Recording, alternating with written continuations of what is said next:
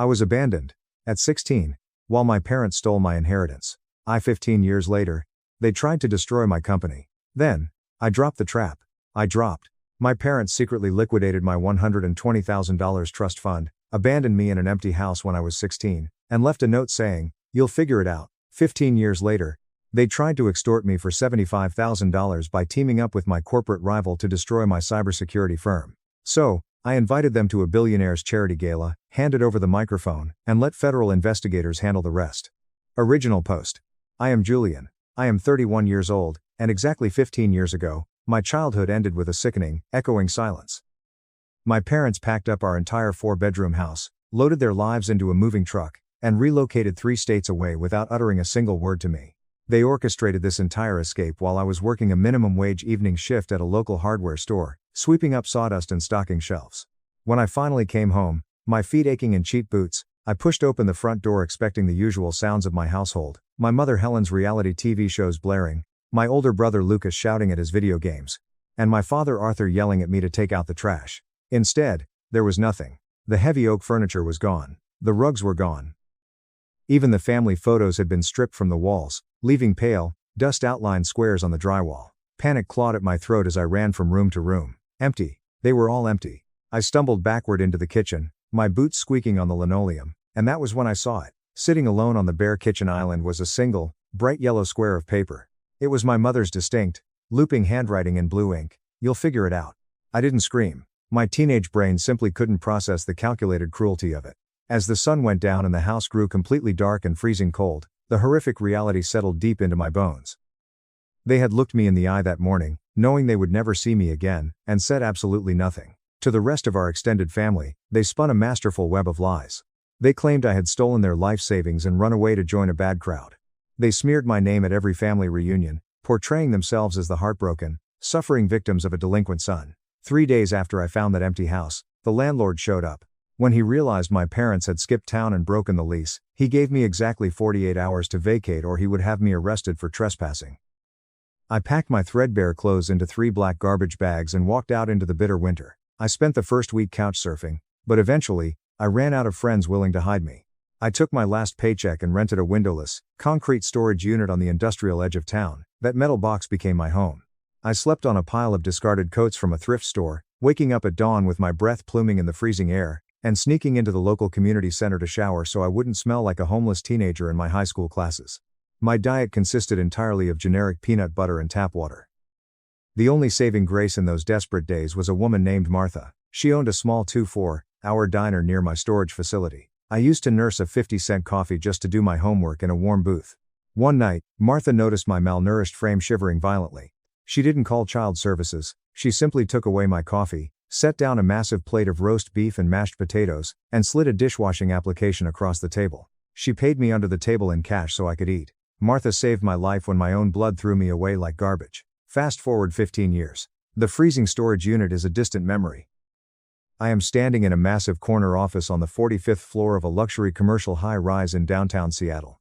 I am the CEO and founder of a highly successful cybersecurity firm. I have a penthouse apartment, a robust investment portfolio, and a life that is secure. I fought through pure hell to get here. Then, the tranquility shattered. An email notification popped up on my custom-built monitor. The sender's name made my blood run instantly cold. Helen. Julian, we saw the feature article about your company in the Seattle Business Journal. We are so incredibly proud of the man you have become. You are still our son, and family belongs together. Let's put the past behind us and meet. I read it 3 times. There was no apology for abandoning a minor. There was no inquiry about how I survived the winters. Just a casual, entitled invitation written as if we had simply lost touch over a busy summer vacation. They saw my success. They saw the valuation of my company, and they thought they could just waltz back into the empire I bled to build. I deleted the email immediately. But a week later, another email arrived. This one was from my older brother, Lucas. Julian, I miss you. I am coming to Seattle next Thursday for a tech conference. Just one coffee. Please give me a chance to explain. Lucas was the undisputed golden child. While I was handed a toolbox at 16 and told to fix the roof, Lucas was given a brand new car with a red bow. Still, he was only 18 when they left. A small, broken part of me wondered if he was a victim too. I agreed to meet him at an upscale cafe across from my office. When he walked in, he looked nervous, dressed in a mid-range suit that looked slightly desperate. He immediately launched into a heavily rehearsed script, wiping away tears that didn't quite fall. Julian, I am so sorry. Mom and Dad told me you wanted to stay behind to live with a friend. I swear I didn't know you were out on the streets. I sat perfectly still, analyzing his face. 15 years, Lucas, I said, my voice completely flat. In 15 years, you never once tried to find out if I was dead or alive. Lucas leaned forward, lowering his voice. That is not true. I worried constantly. I even found your LinkedIn profile about 6 years ago. I saw you were in Seattle starting your business. I was so proud of you. He stopped talking, waiting for absolution, but he had just handed me the rope to hang his entire argument. You found my LinkedIn 6 years ago? I asked slowly. You were 22. A grown man. Why didn't you reach out then? Lucas looked down at his coffee mug, his jaw tightening. The facade melted away, leaving only raw cowardice. Mom and Dad still help me out financially, Julian. They pay for my housing and my car lease. If they found out I contacted you behind their backs, they would have cut me off entirely. I couldn't risk my lifestyle. There it was. Keeping his monthly allowance was vastly more important than checking on his homeless brother. I stood up, buttoning my suit jacket, feeling absolutely nothing but pity. Have a safe flight back home, Lucas, I said, dropping a $20 bill on the table and walking out into the bitter Seattle wind. I thought walking away would be the end of it. I was incredibly wrong. Edit. A lot of you are asking why I didn't just change my name or hide my company. My firm handles high-level government and corporate security contracts. My face and name are public records for transparency. I couldn't hide even if I wanted to, and frankly, I shouldn't have to hide from the people who abused me. Update 1. 2 days after my deeply disappointing meeting with Lucas, open warfare was declared. My personal cell phone buzzed with an unknown out-of-state number. Against my better judgment, I answered. Julian, it's Mom. Helen's voice dripped with practiced, theatrical sorrow. Lucas told us you walked out on him. Why are you being so cruel? We are your family. You lost the right to use that word 15 years ago, I replied coldly. Before I could hang up, there was a scuffling sound, and Arthur snatched the phone. His voice was loud and aggressive, the exact tone that used to make me cower in my bedroom. Listen to me, you ungrateful brat. Arthur barked. We put clothes on your back for 16 years. You owe us. We are facing extreme financial hardships. Your brother Lucas's son, your nephew Sam, needs emergency surgery, and insurance won't cover it. Transfer $75,000 to our account by Friday, or I will personally come to Seattle and teach you respect in front of your employees. I ended the call and blocked the number. My hands shook with pure, unadulterated rage. They were using a phantom surgery for a nephew I had never met to extort me. I immediately called Brenda, the head of my building's security. I gave her detailed descriptions of my parents and explicit instructions. If they showed up, they were not to be let past the lobby, and she was authorized to call the police. That Friday, I was in a highly sensitive board meeting with potential investors when my assistant, Maria, handed me a folded note. Your parents are in the lobby. Your mother is on the floor. They are calling an ambulance. I calmly excused myself, walked into my private office, and pulled up the live security feed. Down in the pristine marble lobby, it was absolute chaos. Helen was lying flat on her back, clutching her chest, eyes squeezed shut in agony. It was a spectacular performance. Arthur was screaming at the security guards, demanding they let him up to my penthouse office because his wife was dying from a broken heart caused by their vicious son. I watched as the paramedics rushed in, checked her vitals, hooked her up to an EKG, and looked extremely confused when they found absolutely nothing wrong with her heart rate or oxygen levels. It was a manufactured panic attack. As they wheeled her out on a stretcher, Arthur glared directly at the security camera mounted in the ceiling and pointed a threatening finger at the lens. That evening, my phone rang again. It was my Uncle Richard, my father's younger brother. Over the years, I had occasionally answered his texts because I genuinely believed he was innocent in my abandonment. Julian, my boy, Richard said, his voice smooth and diplomatic. I heard about the terrible misunderstanding in your lobby. Your mother is in the hospital. She is very distressed. She faked a heart attack to bypass security. Richard, I said, sipping my whiskey, they tried to extort $75,000 from me. Listen to me, Julian. Richard's tone subtly shifted into something sinister. You are a highly successful CEO. Your brand is built on trust and integrity. It would look absolutely terrible for your corporate image if a story leaked to the press about you abandoning your sick, elderly parents. Just give them the money. Protect your brand. It's just the cost of doing business. I froze. That was a thinly veiled threat of corporate blackmail. I hung up the phone. The web was bigger than I thought. The next night, I attended a high-profile industry networking gala. I was approached by Veronica, the CEO of a rival cybersecurity firm who had been actively trying to undercut my business for 3 years. She wore a stunning emerald dress and a wicked, knowing smile. Julian, darling, Veronica purred, sipping her champagne. I was having the most fascinating conversation the other day. Some people from out of state reached out to me. They had very tragic stories about your unethical family values. It would be an absolute shame if those heartbreaking stories made it to the trade publications right before your big merger next quarter. Investors hate scandals, don't they? The pieces violently slammed into place. My parents had meticulously researched my industry, identified my biggest competitor, and were actively conspiring with Veronica to orchestrate a massive smear campaign to destroy my livelihood if I didn't pay the ransom. I left the gala immediately, got into my car, and dialed my lawyer, Elias. Elias was a tailored suit-wearing litigator who genuinely enjoyed dismantling people in court. Elias, I said, gripping the steering wheel. I need you to run a full background check, an asset search, and a complete financial history on my parents, Arthur and Helen. Pull every public record, tax lien, and bank loan from the last 20 years. They are trying to extort me. Consider it done, Julian, Elias replied, excitement in his voice. I will tear their lives down to the studs. I was ready for war, but the next morning, an unexpected visitor arrived at my front door. It was a young woman looking utterly exhausted, holding a sleeping toddler tightly against her chest. The sleeve of her jacket had slipped up, revealing a dark purple bruise forming aggressively on her left forearm.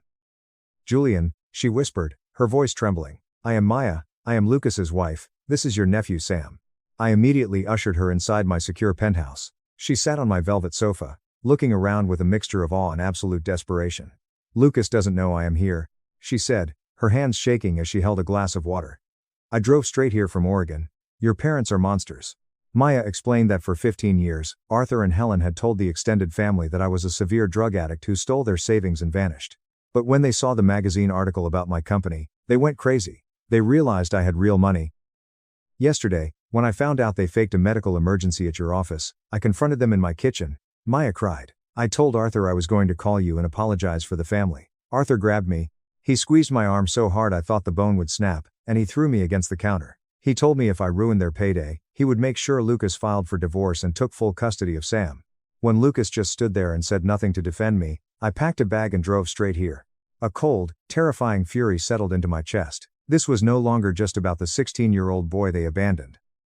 They were physically assaulting a mother and threatening a child. You are safe here, Maya, I promised. An hour later, my phone rang. It was the police in Oregon. Lucas's house had just been completely ransacked, drawers emptied, files destroyed. Neighbors reported seeing Arthur's car speeding away. They had broken into their own son's house to steal passports and documents to intimidate Maya into staying quiet. I had the police send an officer to my apartment to take Maya's official statement regarding the physical assault. Right after the police left, Elias walked into my apartment and threw a thick, heavy manila folder onto my kitchen island. He had a predatory, victorious grin on his face. You were right to be suspicious, Julian, Elias said. Your parents didn't flee the state 15 years ago because they were facing bankruptcy. They fled because they were hiding a massive, undeniable felony. I opened the folder. Inside were dozens of certified bank statements from a high-yield trust account. When your grandfather passed away, he left a substantial trust fund specifically in your name. Elias explained, pointing to the highlighted numbers. Because you were a minor, your parents were the legal custodians. 2 months before they abandoned you, they forged legal documents and liquidated the entire account. Exactly $120,000. They used it to pay off illegal gambling debts your father had racked up, and used the rest to buy an investment property under a shell corporation. Then they vanished before you turned 18 and could legally demand an audit. I stared at the paperwork. They hadn't just left me to starve, they had systematically stolen my future to fund their reckless delusions. But that is not even the best part. Elias tapped a second document. Look at the notary's signature on the withdrawal forms. I looked closely. The signature belonged to Uncle Richard. He had facilitated the entire fraud. That is why he called me, trying to force me to pay them off. He was protecting himself from federal prison. I had the absolute, irrefutable proof. And I knew exactly where and when I was going to use it. Update 2. The Monday morning of our court date arrived with a bitter, biting chill. I stood in front of the mirror, meticulously buttoning a charcoal gray bespoke suit. I was dressing for war. Beside me lay the heavy legal binder Elias had prepared to secure a permanent restraining order. I met Maya, Lucas, and Elias outside the courthouse. Lucas looked like a man walking to his own execution. He had finally realized the depth of his parents' depravity and agreed to testify to protect his wife and son from Arthur's threats. When Arthur, Helen, and Uncle Richard walked down the courthouse hallway, they radiated sickening entitlement. Arthur puffed out his chest, glaring at Maya, silently promising her a vicious divorce. But when his eyes landed on Elias, a flicker of uncertainty crossed his face. Inside the courtroom, the judge was a no-nonsense woman with sharp eyes. Arthur immediately stood up, booming with fake warmth. Your Honor, this is a massive misunderstanding. We are simply trying to reconnect with Julian. My wife has a fragile heart condition, and the stress is unconscionable. The judge didn't blink. Mr. Arthur, you will sit down. According to the certified medical records subpoenaed from the paramedics, your wife's heart condition is entirely non-existent. You orchestrated a fraudulent medical emergency to harass the plaintiff. Helen let out a dramatic, muffled sob. 15 years ago, it would have made me feel guilty. Now, it just made me sick. Elias systematically presented the evidence, the time-stamped security footage, the photographs of Maya's bruised arm, and the police reports of the break-in at Lucas's house. Then, the judge turned her piercing gaze to Lucas. Sir, are you testifying under oath that you feel your wife and child are in physical danger from your own parents? Lucas stood up, his hands shaking violently as he gripped the table. He looked at Arthur, who was silently mouthing the word, "Don't." Lucas took a deep breath. Yes, Your Honor. My father physically assaulted my wife. They have used money and fear to control me my entire life. I am terrified of what they will do to my son. The golden child had just shattered the illusion forever. The judge slammed her gavel down, granting a full, strict 3-year restraining order. If they came within 500 feet of us, they would be jailed without bail. As we walked out, Uncle Richard tried to approach me to negotiate, but Elias threatened to have him arrested on the spot for violating the third-party contact clause. We had the legal protection, but I knew Arthur's massive ego couldn't handle being humiliated. I knew he was going to retaliate, and I knew exactly how. Thursday night was the annual charity gala for the Seattle Children's Foundation. It was the most exclusive corporate event of the year. Every major CEO would be there, including Marcus, the billionaire CEO of my firm's largest client account. My parents knew I would be there, and Veronica, my corporate rival, knew I would be there. I had a cold, unwavering certainty that Veronica had smuggled them onto the guest list to ambush me publicly and force a settlement. They thought they were walking into my worst nightmare. In reality, they were walking blindly into a meticulously designed trap. The grand ballroom of the Ritz-Carlton was a breathtaking sea of crystal chandeliers and bespoke tuxedos. I stood near the main stage with Marcus to my right, and Elias to my left, holding a sleek black briefcase. Suddenly, the heavy mahogany doors at the back of the ballroom violently burst open. The string quartet screeched to a halt, hundreds of heads turned in absolute shock. Standing in the doorway, looking desperate in their cheap formal wear, were Arthur, Helen, and Uncle Richard. Standing slightly behind them was Veronica, wearing a smug, triumphant smile. Arthur marched straight through the crowd of elite guests, shouting at the top of his lungs, "There he is, the great CEO. Look at him living in luxury while the mother who gave him life is facing eviction. He is a cruel, vicious son who abandoned his family. You are going to write us a check for $75,000 tonight, Julian, or I will tell every single person in this room what a monster you are." Helen immediately began her theatrical weeping, collapsing against Uncle Richard's shoulder. Veronica stood near the back, pulling out her smartphone to record my public destruction. Marcus stepped forward, furious. "Security. Remove these people immediately." "No, Marcus," I said, my voice cutting through the tension like a steel blade. I placed my hand gently over his. "Let him speak." Arthur, emboldened and assuming I was terrified of a public scene, stepped right up to the stage, pointing a trembling finger at me. He thought he had won. I simply turned my head and looked at Elias.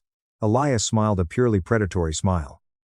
He placed the black briefcase on a cocktail table, unclipped the brass locks, and pulled out a thick stack of legally certified, watermarked financial documents. He handed them directly to Marcus. "What is this?" Marcus asked, adjusting his glasses. "That, Marcus," Elias projected flawlessly across the silent ballroom, "is the documented, irrefutable proof of a Class 2 federal felony." I stepped to the edge of the stage, looking down at my father. The arrogant smirk on his face faltered. 15 years ago, I said, my voice echoing off the chandeliers, when I was 16, working for minimum wage, you didn't leave because you were facing hard times. Shortly after my grandfather's funeral, he left a massive trust fund strictly in my name. 2 months before you abandoned me in an empty house to freeze and starve, you forged legal documents and liquidated the entire account. Exactly $120,000 in cash. The entire ballroom drew a collective, horrified breath. You stole your own son's future to pay off your illegal gambling debts. I hammered the truth into him. Veronica's smug smile instantly vanished, replaced by sheer panic. She lowered her phone, realizing she had just publicly aligned herself with felons in front of the most powerful people in the industry. "That's a lie," Arthur screamed, sweat pouring down his face. "Those documents are fake. They are certified bank records subpoenaed directly from the Federal Reserve," Elias stated loudly. "And the absolute best part? The notary signature authorizing the fraudulent transfer belongs to your brother, Richard." Uncle Richard let out a choked gasp. He stumbled backward, dropping his champagne glass. It shattered on the marble floor like a gunshot. He knew the statute of limitations on federal bank fraud involving a minor had not expired. He knew he was going to federal prison. Helen completely stopped her fake crying, looking at Arthur in unadulterated terror. The mask had completely slipped. Marcus looked at Arthur with pure disgust. In my world, we are ruthless in business. But a man who steals his own child's trust fund and leaves him homeless to cover a gambling debt? That is a parasite. That is a parasite. And I do not allow parasites in my ballroom. Marcus snapped his fingers. The head of hotel security, accompanied by 3 uniformed Seattle police officers whom Elias had called 30 minutes prior, pushed forcefully through the crowd. Officers, Elias said smoothly, these individuals are in direct violation of a court-mandated restraining order. Furthermore, they are attempting extortion. I demand their immediate arrest. No, wait, Julian. Please, Helen shrieked as an officer forcefully pulled her hands behind her back and clicked the heavy metal handcuffs around her wrists. We love you. You love the money, Helen, I said coldly. You never loved me. Arthur tried to fight the cops, swearing violently, his face purple with rage. It took 2 heavily built officers to wrestle him to the floor. Uncle Richard didn't fight at all, he just wept silently. The elite crowd watched in stunned silence as my biological parents and uncle were frog-marched out of the Ritz-Carlton in handcuffs, their dignity entirely shredded. I turned my gaze to Veronica, who was desperately trying to slip out the side door. Veronica, I called out. She froze. I have already forwarded the security footage of you smuggling them in here to your board of directors. Expect a massive lawsuit for corporate sabotage and defamation on your desk by Monday morning. She practically ran out the door, her career entirely over. The fallout was utterly merciless. By Tuesday, Veronica was unceremoniously fired, stripped of her severance, and blacklisted from the tech industry. Uncle Richard, terrified of dying in a federal penitentiary, immediately took a plea deal and flipped on my parents, handing over every email and bank receipt detailing the theft of my inheritance. Arthur and Helen spent the entire weekend in the county jail. Because they were now facing massive civil litigation from me to recoup the stolen $120,000 plus 15 years of compound interest and punitive damages, their bank accounts were instantly frozen. They couldn't post bail. When they were finally released pending federal trial, they returned to Oregon only to find the IRS had audited their shell corporation and placed a massive tax lien on their property. The bank foreclosed on their home. They were forced to pack whatever they could carry into garbage bags of poetic irony and move into a crumbling low-income apartment complex. A week after the gala, Lucas came over to my penthouse. We sat by the fireplace, drinking expensive whiskey. He told me Maya had filed the final paperwork for full custody of Sam to establish a legal barrier against Arthur. He told me our parents had called him crying, begging for grocery money. What did you say to them? I asked. I hung up, blocked the number, and changed my phone plan, Lucas said, his eyes filled with lingering grief. I cut the cord, Julian. I am so deeply sorry for being a coward when we were kids. I looked at my older brother. For 15 years, I had viewed him as the complicit golden child. But seeing him now a man desperately trying to break the chains of psychological abuse to protect his own son, I realized he was a victim too. They had weaponized his comfort and tied his survival to his total obedience. You were a kid trying to survive a toxic household, Lucas. I said softly, I don't need you to live in guilt. I need you to be a good father to Sam so he never has to know what it feels like to be afraid of the people who are supposed to protect him. Lucas nodded rapidly, wiping his eyes, letting out a breath that sounded like years of pressure leaving his lungs. I swear to God, Julian, I will. Good. I raised my glass. Welcome to the family, Lucas.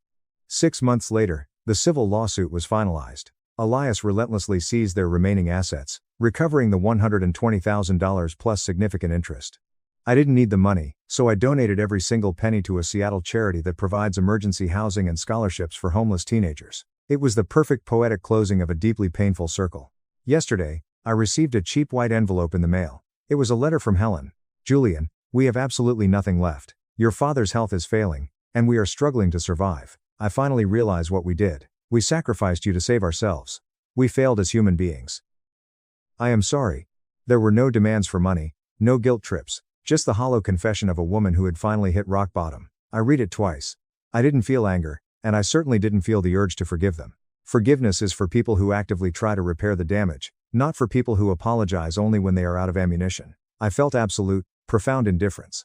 I tore the letter directly in half, threw it in the trash, and walked into my living room, where the real world was waiting for me. My apartment was a chaotic, beautiful explosion of color. Helium balloons floated against the high ceiling. A banner reading "Happy 5th Birthday, Sam" hung across the windows framing the Seattle skyline. Maya was laughing on the sofa. Lucas was playfully arguing over how to slice a massive dinosaur cake with Martha, the diner owner who saved my life 15 years ago, whom I had flown in first class specifically for the party. Even Elias, my ruthless shark of a lawyer, was sitting in an armchair, allowing Sam to stick a bright green dinosaur sticker onto the lapel of his custom suit. I stood in the hallway, just watching them. I thought about that freezing afternoon 15 years ago. You'll figure it out. They meant it as a cruel joke to a boy they assumed would fail. But they were wrong. I did figure it out. I figured out how to survive on spite and build an empire. But more importantly, I figured out that blood does not make a family. Family is the woman who feeds a starving teenager at 2 a.m. Family is the brother who finds the courage to stand up to his abusers. Family is the people who choose to sit in your living room and celebrate life with you simply because they love you without hidden agendas. Sam saw me, dropped his toys, and sprinted across the hardwood floor. "Uncle Julian," he yelled, crashing into my legs. I scooped him up, spinning him around until he squealed with pure, unfiltered laughter. I was 31 years old. I had survived the absolute worst they could throw at me, and for the first time in my entire life, standing in a room full of noise, laughter, and love, I was exactly where I belonged. I was home. Top comments. User 1, the way your lawyer just casually placed the briefcase on the table at a billionaire's gala is the most incredibly satisfying mic drop I have ever read. The fact that their own corporate sabotage plan was the exact stage you used to publicly execute them is pure poetry. User 2, I am so glad you forgave your brother. A lot of people don't realize that the golden child in a narcissistic family dynamic is just as abused, just in a different way. Their survival is entirely dependent on never stepping out of line. He finally broke the cycle for his son. User 3, donating the recovered $120K to a charity for homeless teens actually made me tear up. You took the exact weapon they used to destroy your youth, and used it to save someone else's. You didn't just figure it out, man. You won at life. My girlfriend said, "My ex needs me," and spent the night with him on our anniversary. She didn't know she had lost the $10,000 engagement ring. Now, she begs. How are you, viewers? Before we move on to the video, I would want to make a request of you. If you are interested in viewing other information similar to this, please make sure that you subscribe to the channel and hit the like button. I am grateful to you. No one was able to hear my voice. The vase that she had purchased should not have been tossed into the loom against the wall, as I should have known better. I did not make the request to see her phone, she made the request. At the point where one has reached a certain level of comprehension, rage does not appear to be contributing to anything. It was 7:30 inches the morning. There is a day on Saturday. Charlotte, who had been my girlfriend for the past 4 years, had just walked in through the front door of the house at that precise time. It seemed as though she was in a state of disorder, but in reality, she was not. Recently, I came to the conclusion of spending the night at a hospital, where I was able to save the life of another individual, an absolute disaster. The fact that I had been awake till 4:30 inches the morning seemed to be the situation, damaged by getting together over unpleasant situations while drinking inexpensive wine. Her keys were accidentally dropped on the console table, which she had been using. The boom resonated throughout the apartment, which was otherwise silent, like a shot from a gun. I was sitting on the couch wearing the same clothes that I had worn the night before, which comprised of a tidy button-down shirt and jeans. I was wearing the same clothes since the previous evening. There was no sleep that I had obtained. She made the statement, "Oh, you're awake," as she took off her boots and walked away from her feet. She pretended to have a headache by stroking her temples in an effort to elicit compassion from the audience. She walked alongside me on her way to the kitchen, anticipating that I would follow her like a dog and that I would query as to whether or not she was okay. God, what a nightmare. I am exhausted, she remarked as she walked by me. I am extremely exhausted. When I did not move, she halted what she was doing and spun around to the opposite direction. The atmosphere underwent a shift. She was able to observe the garments. As she stood behind me, she took notice of the candles that were sitting on the dining table but were not lit. A bottle of vintage Cabernet that had not been opened was available for purchase, and the price was $150.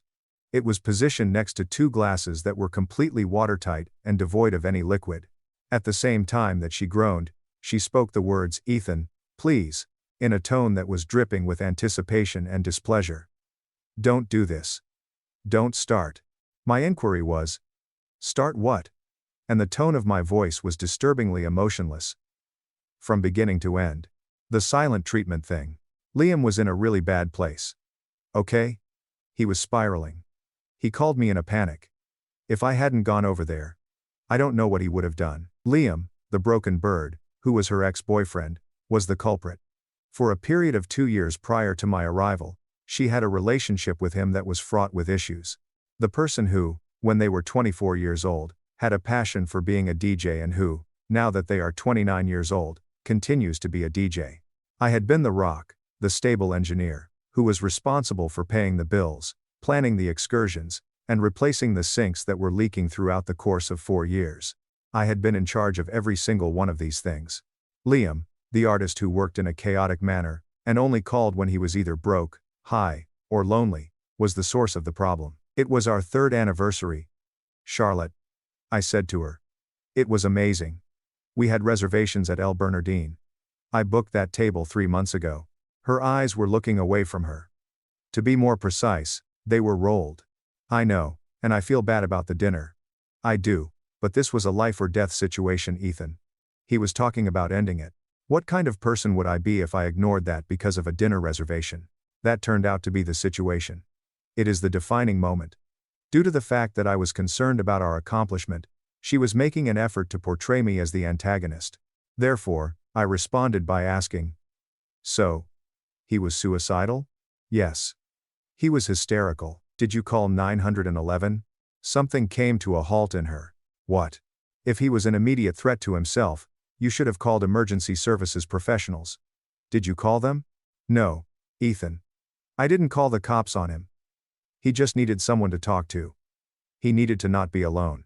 I stood up and approached her in the direction that she was going. Because I was getting closer, I was able to pick up on the smell. It was not the antiseptic odor that one might expect in a crisis center or a hospital waiting room. The aroma was not that. It was a particular instance. Vape smoke that had been sitting about for a while. The sour taste of IPA that had been spilled. And behind all of that, there was the intense and pungent scent of Santal 33, which is Liam's signature fragrance smell. I stated to you, "You smell like a dive bar." And I meant it. She blushed. And her cheeks turned a deep scarlet color as a result of her regret. After he calmed down, we had a drink to settle his nerves. We fell asleep watching a movie on the couch. Nothing happened. You missed our anniversary to get drunk with your ex-boyfriend because he was lonely. Her voice was piercing as she shouted out. He needed me. And her voice was heard breaking. God. You are so insecure. You can't handle that. I care about people. You would have understood if you actually trusted me, instead of being so jealous. Additionally, it was broken in that statement.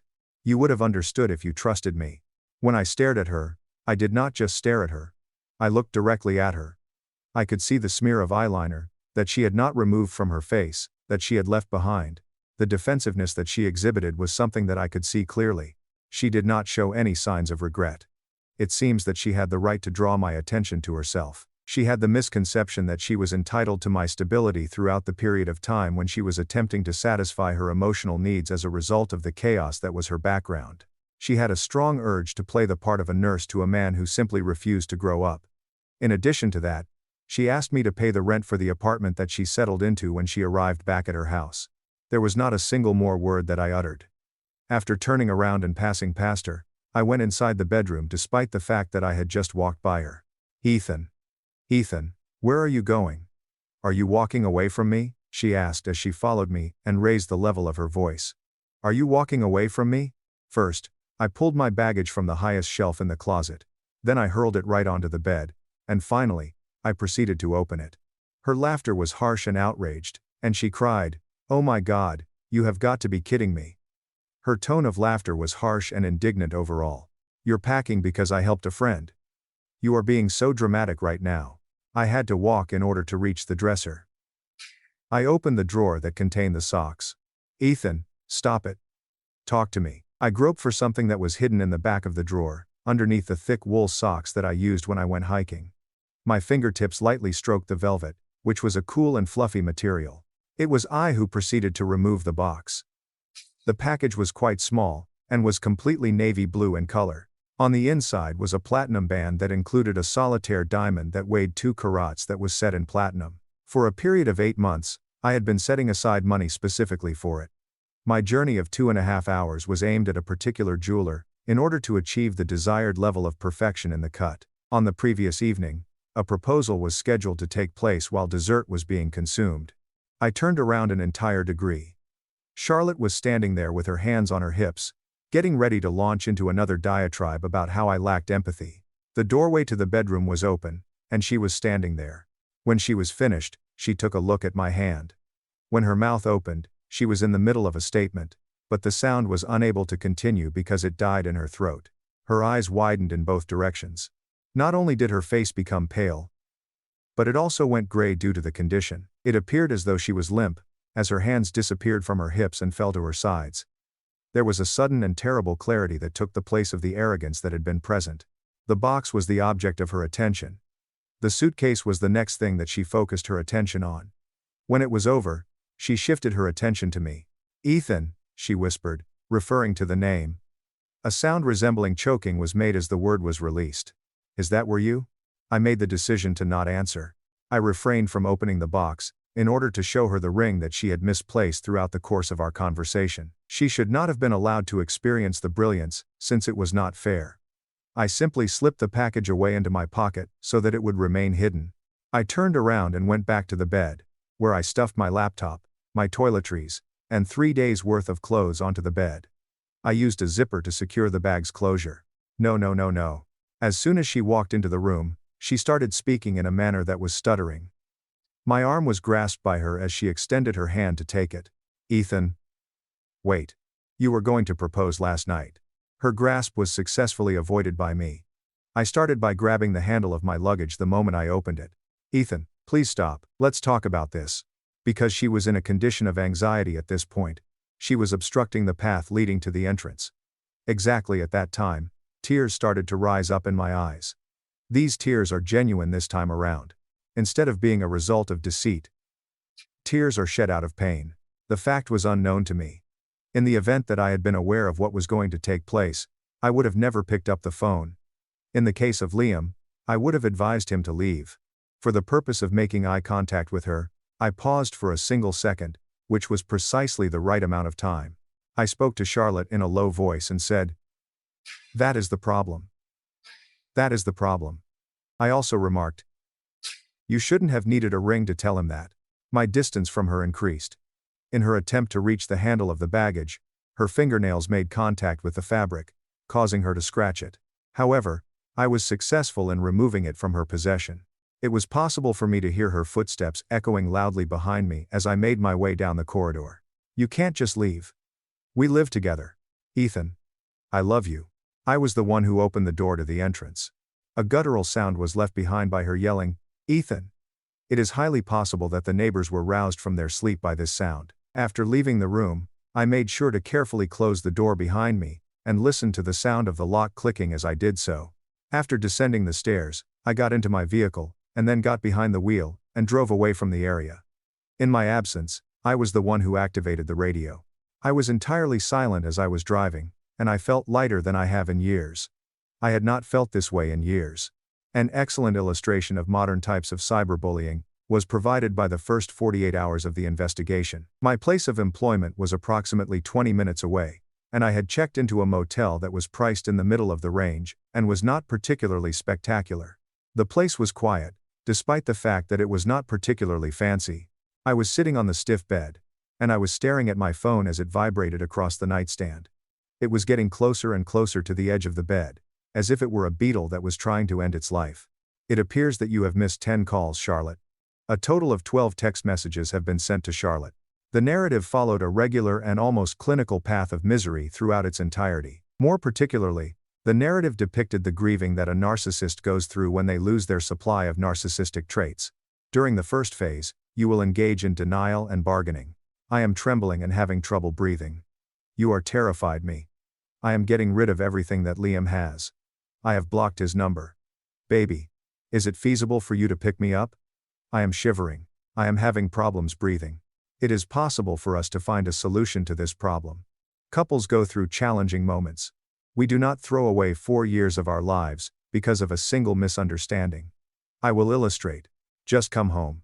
The second stage is the fury phase. It is apparent that you have never loved me if you are able to walk away from me with such ease. You are acting in a very immature manner. After everything I have done for you, you are going to just ghost me? That is a very cowardly thing to do, Ethan. It would appear that the only thing you were looking for was an offense. The third phase is number 3, also known as the flying monkeys. In the afternoon of Sunday, the troops had already been dispatched to their respective locations. A woman named Maya, who was her best friend and believed herself to be an accomplished relationship specialist, blew up my phone. Maya was a woman who had cheated on 2 different husbands, and considered herself to be an expert in the field. I made the mistake of answering one of the calls that came in because I was curious about whether or not Charlotte was going to set fire to the apartment. I wanted to know so that I could make an informed decision. To my amazement, Maya exclaimed, "Ethan, you need to stop this performative cruelty," before I had even had a chance to say hello. Her tone was high and resonated in the receiver as she talked. "She is on the floor, Ethan." Her eyes were watering as she sat on the ground. It is not possible to simply dangle an engagement ring in front of her face, and then walk away from her. This is an example of psychological abuse. While I was sitting by the window of the motel, I found myself observing the slow-moving traffic that was traveling along the freeway.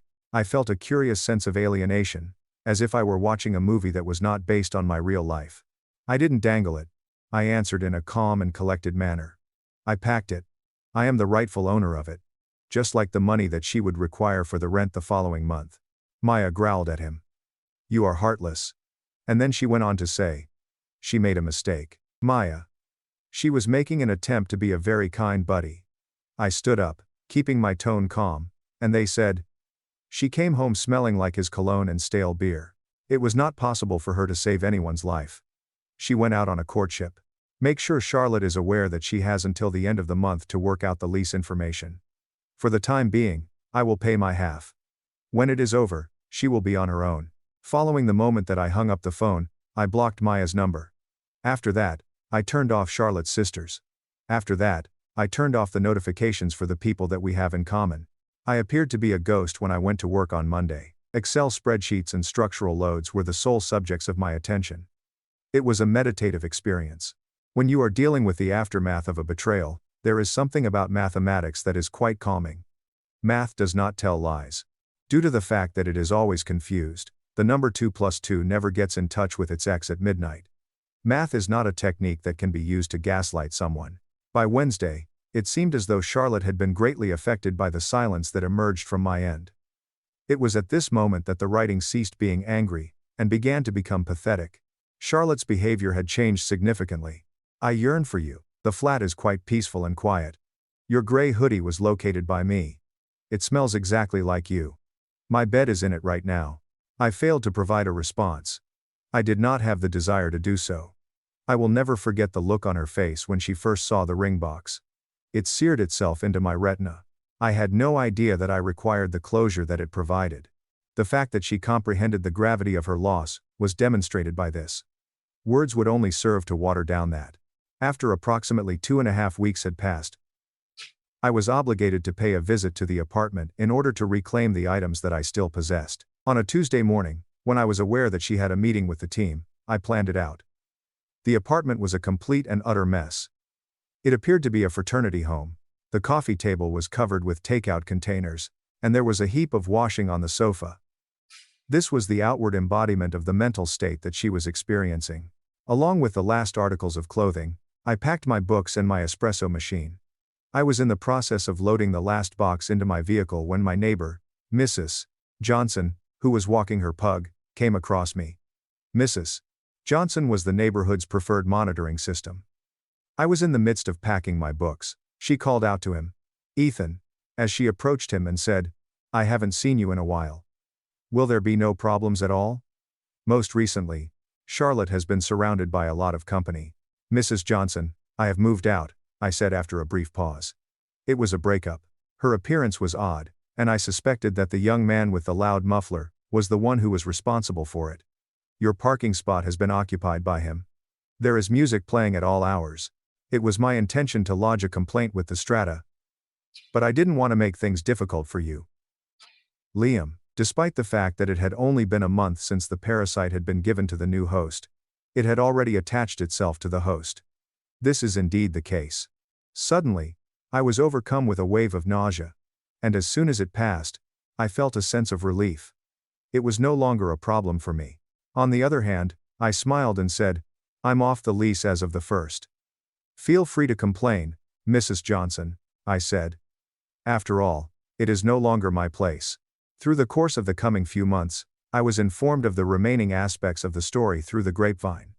It is not a secret to you. You make an attempt to sever links, but friends who are also, you become drunk, and discuss the situation. It would appear that after I had left the picture, Charlotte made an effort to rely on Liam for the emotional and financial security that I had provided through my presence. This happened after I had left the picture. She believed that my presence had hampered their connection, and that now that I was there, they might finally flourish as a result of my presence. He was expected to take the lead. He had no interest in having a girlfriend. He desired to have a supporter. He did not wish to pay 50% of the rent. He was seeking for a room to sleep in. It was as if a freight train had smacked her with the reality check. Liam had no interest in having a girlfriend. He borrowed $2,500 from her in order to buy new DJ equipment. And it took him only 1.5 months to do it.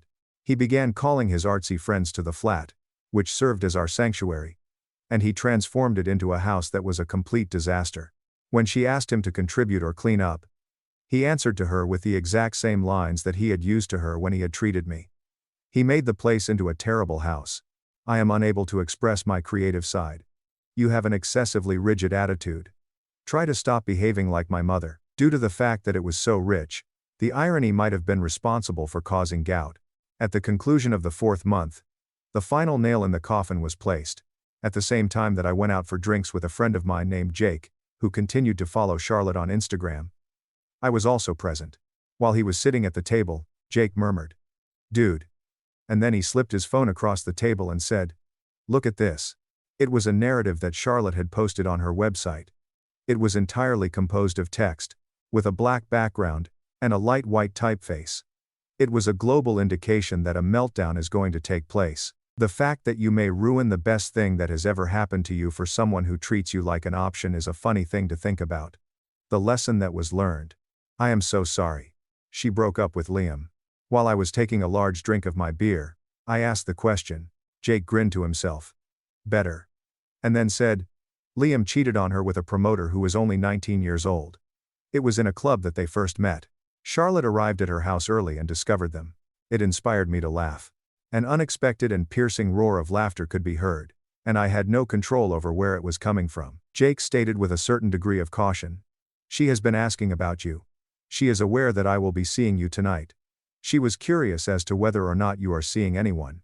I was thinking about Sophia, the woman I had met a few weeks before at the rock climbing club where I was working out. She was a nurse who worked with children. And she was hilarious, forthright, and had her act together. We had gone on 3 dates together throughout our time together. There is no drama, and there are no former partners hiding in the shadows. The chemistry between them is clear and uncomplicated. Tell her that I'm doing great, I informed her of my situation. And tell her I sold the ring. Both of Jake's eyebrows rose in response to it. You got rid of it? It's true. This past week. So, what exactly did you do with the money? I finally got around to purchasing that vintage Ducati that I've been talking about for the past 5 years, I said as I motioned to the waitress for the check. I've been talking about it for like 5 years. Each and every time, Charlotte would insist that riding a motorbike was an unsafe activity, and she would not permit me to take possession of one. I got to my feet and groped for my jacket as soon as I could. I reflected to myself. It seems that she was the one who posed the greatest threat. Let me tell you something. If you have never rebuilt a life from the ground up, you should know that it is addictive. This first month is a living misery. Work is the second factor. At the third point, however, you become aware of the amount of dead weight that you were truly carrying. If you have never done this before, you know that it is addictive. In addition to the fact that I was no longer in Charlotte's presence, the anxiety that she masked as pleasure was no longer a component of my being. I was relieved of the unrelenting need to deal with her feelings, her dilemma, and her doubts. I felt emancipated. I threw myself into everything that I had previously put on hold. Not only did I work harder, but I worked smarter. As a result of my efforts, I was not only awarded a significant rise in income, but I was also promoted to the position of senior project manager. During the weekend travels that I went on the Ducati up the coast, I felt the wind ripping past me, which assisted me in cleaning up the remaining dust from the past. It was during these trips that I started to view Sophia in a more significant sense. The atmosphere was different. And there was silence. She informed me that despite the fact that Sophia had a challenging day at the hospital, she did not become hostile or disappear. I found out about this from her. We ordered Thai food in addition to watching bad science fiction films. It was just two grown-ups working together to build something real. There were no games. And there were no tests of my allegiance for me to take. While I was browsing the inventory on a Tuesday evening, I was at a high-end furniture store located in the downtown area. My condo, which I had acquired with my own money, and had equipped according to my own preferences, was in the process of being furnished with a new sofa, and I was in the process of purchasing it. The use of throw pillows in a beige color, and banners that read "Live, Laugh, Love" are not permitted. When I became aware that eyes were on me, I was assessing the rigidity of a charcoal leather sofa on which I was seated. The sensation caused the hairs on the back of my neck to stand on edge. The ability to identify when you are being viewed is a fundamental instinct. I turned around an entire degree. It was observed that Charlotte was standing close to the entrance, and she appeared to be a specter of the person she had been in the past. Her appearance had diminished, and there is no other way to appropriately explain it. She was wearing vintage yoga pants and a hoodie that had a stain on it. Her hair was tied back into a twisted bun since she was in a hurry. She had aged 5 years in the preceding 6 months, and she given off the impression that she was fatigued. She was staring at me as if I were an apparition, despite the fact that she was holding a low-cost iced coffee in her hand. There was no wave of adrenaline that I experienced, and to put it another way, I was feeling bored. I did not freak out over it. The haughty strut that she used to have was no longer apparent in her gait, which was hesitant. She went over after a moment of doubt, and her walk was hesitant. "Ethan," she said. "Charlotte." I greeted her with a courteous nod. "How are you doing?" She appeared to be put off by my composure, as evident by the fact that she was blinking. When it came to indifference, she was at a loss for what to do because she anticipated both anger and something that could be described as desire. I was wearing a suited jacket and nice boots, and her eyes ran over my attire. It was the costly sofa that I was reclining on that attracted her interest. She lied and said, I'm okay. I was wearing a design jacket and good boots. You look really good. Are you content?" I said, "I am. And I meant it. I really am." She was seeking for an opportunity to make a move, as evidenced by the fact that she had her lips bitten and the gears were working behind her back. "The promotion was brought to my attention," she added. "Dave informed me of such a promotion." "You are very welcome. You always put in a lot of effort. I have always predicted that you would one day be in charge of that establishment. You actually said I work too much, and lack spontaneity." I made a kind of remark that was intended to be a correction. "But thank you," she jerked back in response to it. "Watch out, Ethan. Could we talk for just 5 minutes, please?" "Charlotte, I attempted to send you a text message. But I blocked you." "It is true. Certainly, you did, and I was deserving of it." I was in the middle of my personal space when she stepped closer to me. The aroma of stale coffee and the feeling of despair were extremely evident to me at that moment. "However, I will have to say this. I need you to be aware that I made a significant mistake for you. There was a mistake made by Liam. One of the most heinous errors ever made. The reason I checked my watch was not because I wanted to demonstrate my strength. Rather, it was because I had dinner reservations waiting for me." In response to the question, "I know," I said, I took note. "Ethan. He was a violent person. My feelings were exploited by him. He depleted my savings account. I am currently residing on Maya's couch because I was unable to pay the rent on our previous house on my own." While she continued to speak, she noticed that tears were beginning to form in her eyes. I made a stunning realization. "I thought about you each and every time he treated me like a piece of dirt. When I was with you, I reflected on how secure I felt. The fact that you never caused me to feel anxious was a significant factor in my decision to consider you." At the same time that she extended her hand to me, her hand was still hovering close to my arm. "It's been a while, Ethan. I long for my truest companion. I am aware that I have deceived you. But people develop. I have matured. We are able to begin again cautiously. I am able to make amends to you." Having spent weeks rehearsing in the shower by herself, this was the moment that she finally reached the end of her journey. "This is the pitch." My sight was drawn to her hand. I then proceeded to gaze at her face. I recalled the anniversary of the event. I recalled her telling me that I was insecure for having limitations as she was standing in the hallway looking like him and smelling like him. I replied, "Charlotte, while keeping a steady tone in my voice. "Do you remember what you said to me that morning when you came home on your own?" Bewildered was the expression on her face. I said a lot of things. You said you would have understood if you trusted me." Her expression was one of excitement, as she nodded her head and said, "Yes, and I know I was wrong to say that." I reacted with a no, which cut her off in the middle of her sentence. "You weren't wrong." Something came to a halt in her. "What is it?" "In response to your question, I stated, I was right. If I had trusted you, I would have been a fool. However, I put my faith in myself instead. And I was fully aware of the tasks that were required of me. In order to create some distance between us, I proceeded in the opposite direction. I. You are not someone I despise, Charlotte. When I think about you, I don't find myself despising you. But this is hardly a fresh start for us. In no way are we anything. You made the decision to live a life of disorder. And I made the decision to live a peaceful life. And I'm not going to give up my tranquility in order to mend your errors." The wrinkles appeared on her face. "However, the ring. You have purchased a ring, Ethan.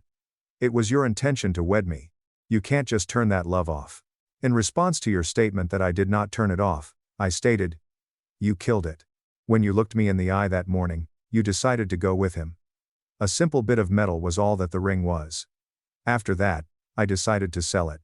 As a conclusion, I stated, it was sufficient to cover the initial payment for this condominium. To put it another way, you did assist me in constructing my future, just not the one that you desired." When she opened her mouth, she did not produce any sound. She stared around the store, at the costly furniture, at the life she could have had, and at the man she had given up for a guy who had cheated on her with a teenager. She was overwhelmed with these thoughts. It was my words that I said, "I have to leave. Here I am, Sophia, waiting for me. Now we are preparing dinner." "Sophia," she mumbled, referring to herself. The word my girlfriend had a delicious tang to it when I said it. "She trusts me and I trust her," I said. "It is pleasant. Should you give it a shot at some point?" I abandoned her and turned my back on her. A response was not something I waited for. Unfortunately, I did not turn around to see if she was weeping. I walked in the direction of the exit, toward the crisp evening air, toward my bike, and toward a future that was finally mine to own. The store was completely silent, and the silence was absolutely breathtaking. The only thing that could be heard was silence. We are grateful that you are watching. You should not only hit the like button, but you should also subscribe to the channel. What are your thoughts on the story that was told? Leave a comment below and share it with all of your friends. "Either trust me or end the relationship," my girlfriend yelled after her ex re-entered her life. The pain led me to pack and move to Australia for a new start. Alright Reddit. Buckle up because this is going to be a ride. It happened around 6 months ago and I'm still absorbing the whole turmoil that ensued. My ex gave me an ultimatum about trusting her with her ex-boyfriend, so I gave her all she asked for. Spoiler alert. She did not genuinely desire what she asked for. For the purposes of this story, I will refer to myself as Daniel, as my real name is irrelevant. And frankly, I'm still paranoid. She'll discover this post somehow. I am 30 and work in logistics and supply chain management for a pharmaceutical company. I've been with the same company for 5 years and worked my way up from entry-level coordinator to senior operations manager. Not flashy, but it pays well, and I am competent at it. The work entails keeping medicine flowing from manufacturers to hospitals and pharmacies while ensuring that no one dies as a result of a supply chain failure. Lots of spreadsheets, coordinating with multinational warehouses, and doing conference calls at odd hours because time zones are a nightmare. But honestly, I enjoy the puzzle part of it. Ensure that a Nebraska hospital receives their insulin shipment while dealing with an Irish producer and a Texas distribution center. It's like playing 3D chess with people's lives on the line, which may sound dramatic, but that's exactly what it is. My flat was a respectable one-bedroom unit around 15 minutes away from the office. I had my own parking space, a balcony that viewed nothing noteworthy, and a kitchen that I used rather than hoarding takeout containers. I set up my office in the second bedroom. Standing desk, dual monitors, the whole 9 yards. I spent a bunch on an ergonomic chair after my back started bothering me from all those conference calls. I'm not going to sit here and claim I was a relationship expert before all this happened. In my 20s, I had a few of significant girlfriends who broke up for a variety of reasons. Someone decided I worked too much. Another person claimed I was emotionally inaccessible, which I still don't really get, but whatever. By the time I was 30, I'd accepted that maybe I was intended to be the person who knew his career, but not his romance. Then I met Emily at my company's annual charity fundraiser in March 2 years ago. Every spring, the firm holds a large fundraising event to support medical research. Typically, it's boring corporate networking with costly wine and people claiming to be concerned about causes they'll forget by Monday. But they do make real donations, so I usually turn up and give a check, even if I despise small talk. The event was held at the downtown convention center, which was outfitted with basic exquisite centerpieces and mood lighting. You know the type. Trying to make a concrete box look nice with carefully placed flowers and dim lighting. I had already made my gift and was contemplating leaving early when I noticed the silent auction table. Emily worked in the finance department for another company that was also supporting the event. She was standing by the silent auction table, staring at a weekend ski trip package with an expression that suggested she was making mental calculations. She had her phone out, most likely checking to see if the current bid was worthwhile compared to booking directly. I cracked a silly joke about whether the package included avalanche insurance. And she laughed instead of giving me the polite grin that folks give when they want you to leave. She mentioned that she'd most likely perish on the bunny slope anyway, so avalanche insurance would be pointless for her. We ended up conversing for around 1.5 hours. I appreciated her straightforwardness. There are no games or tests, only true discussion. She was 28, worked in corporate accounting at a medical device business, had a suburban condo, and held strong views about which coffee chains were overrated. We both despised the arrogant local roster that tried to be excellent simply because it cost $8 for a coffee. She told me about how she bought her condo 2 years ago after putting up a down payment while living with unappealing roommates. She discussed her job studying financial records and dealing with auditors who believed they were God's gift to accounting, laughed at the charity event's pricey wine while sipping it, had a caustic sense of humor that complemented mine well. When I asked for her phone number, she pulled it out and handed it to me so I could enter my information. No. Oh, I will think about it. Nonsense. No, don't make me work for it. So, yeah. Let's get dinner sometime. Later, she told me that she had concluded I was worth her time within the first 10 minutes of our conversation, which was both gratifying and alarming. Dating Emily was simple in ways that previous relationships had not. We were both at the point where we had figured out our careers and lifestyles and just wanted someone to share them with. There was no drama about where things were heading because we both wanted the same thing in the end, just two adults enjoying each other's company and not playing dumb games. Our first actual date was at an Italian restaurant she had been longing to visit. Nothing spectacular, just nice meal and conversation that flowed effortlessly. She requested chicken marsala, while I selected spaghetti carbonara.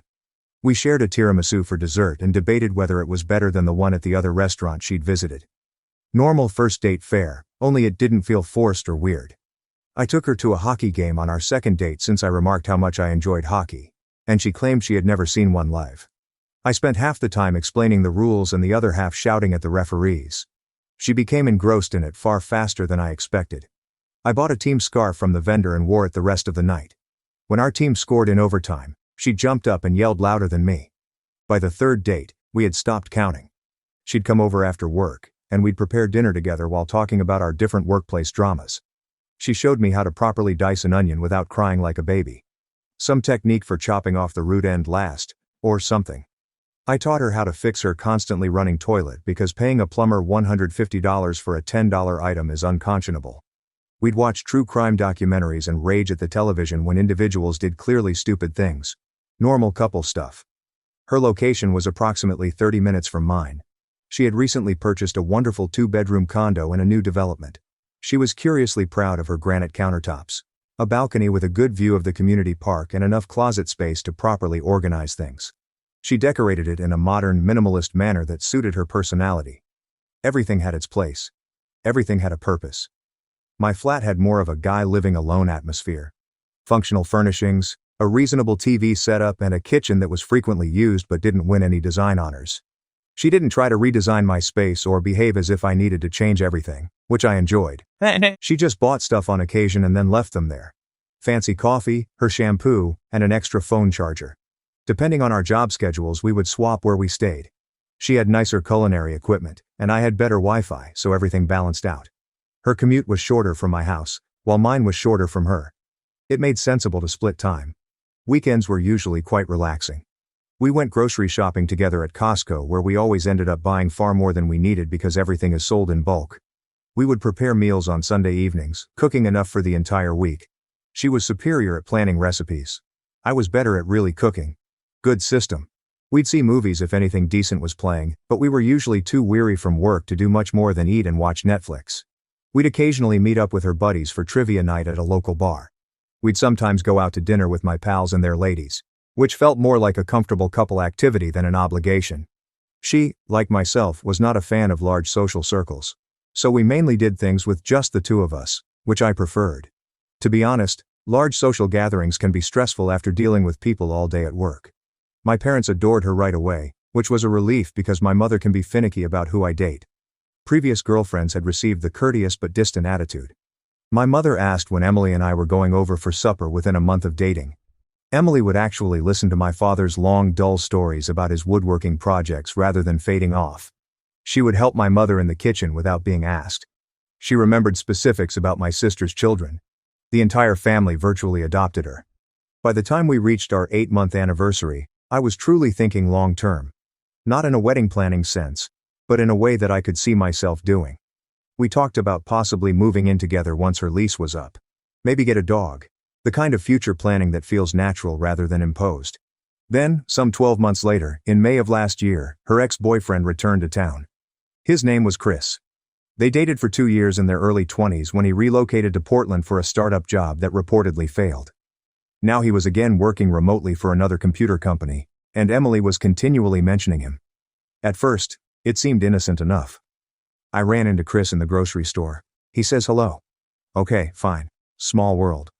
People run into ex-partners. Not a huge deal. I wasn't going to be that insecure guy who freaked out over a random encounter in the vegetable aisle.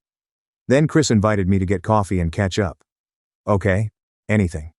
They dated some years ago. They are grown-ups. Catching up is natural. I've had coffee with an ex before. It's what adult people do.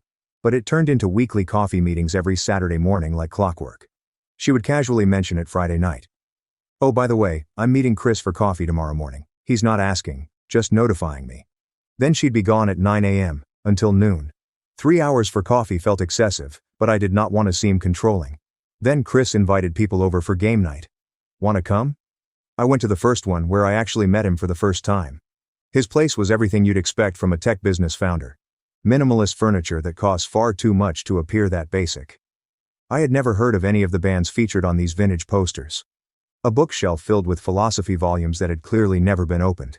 The kind of place that shouted, "I'm interesting and cultured" so loudly it circled back to being boring. Then it was Chris needs help moving some furniture. I said I'd help him out on Sunday, our day off from work that we typically spent together, but she was helping her ex move a couch. I am not generally the jealous type. I don't think I have the personality to be the guy who watches his girlfriend's every move and obsesses over every male buddy. Yet something about the situation felt odd. Not because I didn't trust Emily, but because the guy was plainly testing her limits and she was allowing it. The furniture moving day was really aggravating. She departed around 10 a.m., saying it would take a few hours. Returned at 6 p.m. It takes 8 hours to transport furniture. When I asked, she claimed they had lunch and then just hung out. Cool. Great. I'm glad she had fun with her ex as I cleaned my apartment alone and worried when my girlfriend would return home. Here's the deal with Chris. Dude was one of those men who believes he is far more intriguing than he actually is. Everything was a story. Everything was an experience. He'd make references to obscure bands and independent films as if he were earning social credit points. The type of guy who says, "I don't even own a TV." As if it's a personality attribute, then goes on to tell you about all the streaming series he watches on his laptop. Anyway, at the gaming night, he took 20 minutes to tell everyone about his failing startup. Instead of what it most likely was, a flawed business plan and poor execution, it was portrayed as a tragic story of original genius crushed by capitalism. Everyone was meant to admire his risk-taking, his "I tried and failed but at least I went for it" mentality. When he discovered I worked in logistics, he responded with disdain. "Oh man, logistics and supply chain. That's so practical. I could never do something that corporate," he remarked with a smirk, as if admiring me while labeling me boring. The message was that his 2 years of squandering investor funds on a failed coffee startup was somehow more noble than my steady job assisting people in getting drugs. I simply grinned back. Yeah, someone needs to make sure your Amazon packages arrive on time. But Emily found him amusing. I laughed at all his anecdotes about Portland, his failing startup, and his new remote job, Chris began saying things like, "Chris thinks I should travel more." Or, "Chris says corporate jobs are soul-crushing," which was ironic coming from a guy who had just crawled back to his hometown with his tail between his legs after his dream job exploded. But, obviously, his failure made him clever. But my success made me uninteresting. The travel comments particularly irritated me. Emily never expressed desire to travel more. We'd discussed taking a road trip to the mountains in the fall, but she'd never showed an interest in backpacking through Europe or whatever Chris was supposedly suggesting, but now she's looking at flights to odd cities during her lunch break. Mentioned wanting to visit Portland and see what it was like. Chris recently came from Portland. What a coincidence. The coffee gatherings became a regular Saturday morning ritual. Then she mentioned having supper with him during the week. Wednesday dinners at a Thai restaurant they both enjoyed. She'd explain it was just pals catching up. Why was I acting weirdly about it? I tried to remain cool about it. Adults can be friends with their ex, right? This is what mature people do. I have good relationships with my ex-partners. However, amicable implies running into them and having a pleasant 5-minute talk, not weekly hangout sessions in which you abandon your true relationship. But every time I suggested doing anything just the two of us on weekends, she had already made plans with Chris. "Oh, I can't. I am meeting Chris for coffee tomorrow morning. Perhaps Sunday afternoon. Chris invited several of us to this art gallery thing. You should also come. Always include Chris. Always having him present. It's never just us anymore. We are just pals, Daniel. We began dating when we were very young. It's totally platonic now." "Sure. Completely platonic. This is why he texted you at 11 p.m. about random nonsense. That is why he always makes reasons to see you. That's why you started dressing up on the days you'd meet with him." Meanwhile, my job had become increasingly challenging in ways that would be quite pertinent to this story. Our company has been developing its operations in Australia for almost 2 years. They had purchased this distribution facility outside Sydney and were integrating it into our global network. The entire endeavor was a jumble of regulatory compliance, customs documentation, and employee training. They had dispatched a temporary crew to handle the initial setup, but they needed someone permanent to oversee operations in the long run. My supervisor originally presented the prospect to me in February, shortly before things with Chris began. "Daniel, you'd be ideal for this. It's a promotion with a hefty wage boost. They'd cover your moving expenses. You would oversee the entire Pacific area operation." I inquired about the information. The role was formally named Regional Operations Director for Asia Pacific. I'd be in charge of coordinating with warehouses in Singapore, Hong Kong, and Tokyo, in addition to the Sydney location. My base income was roughly double what I was now earning, plus a $25,000 housing allowance per year and annual airfare back to the United States. They'd pay for my relocation, assist me find an apartment, and even have a firm handle all of the visa procedures. In addition, the benefits package was significantly better. Instead of 2 weeks of paid vacation, I'll get 3. Comprehensive health care, 8% retirement contributions, and a budget for professional development. The catch was that it required a 3-year minimum commitment. They weren't sending someone halfway across the world just in case. They required someone to actually build and execute the operation. I informed my supervisor that I needed time to think about it. The chance was fantastic from a professional sense, but I already had a life here, a partner I was serious about, relatives close, and friends. My entire existence revolved around this metropolis. When I told it to Emily that night, she responded immediately. "Are you really considering it? I mean, it's a fantastic opportunity, but I wouldn't just pack up and leave. We'd need to work things out jointly." She was silent for a minute. "I've just been promoted to senior analyst. I can't simply leave my career and follow you to Australia. I understand. I am not asking you to. I'm just saying it was something they offered. So I think you should say no. We have a fantastic thing going here. Why would you want to mess it up?" So I told my boss, "Thanks but no thanks." I stated that I was here due to personal responsibilities. He was disappointed, but understood. Said to let him know if circumstances changed because the position would most likely be open for a while considering how specific the requirements were. Circumstances were about to shift dramatically. Fast forward to July. By this point, Emily and Chris were spending almost every weekend together, sometimes during the week too. She had ceased pretending to include me in her plans. It was simply their thing now. For the record, I was not sitting around pouting about it. I led my own life. Work was busy. I was going to the gym more and reconnecting with some old college friends I'd forgotten about, but the whole situation was making me feel like I was vying for my own girlfriend's attention. And then I awoke at her house on a Sunday morning to find her not there. I checked my phone and found a text from 7 a.m., having breakfast with Chris. Come back later. They did not ask if I wanted to come. Did not offer we do stuff together later. Just a heads up that she was gone. I made myself some coffee and waited.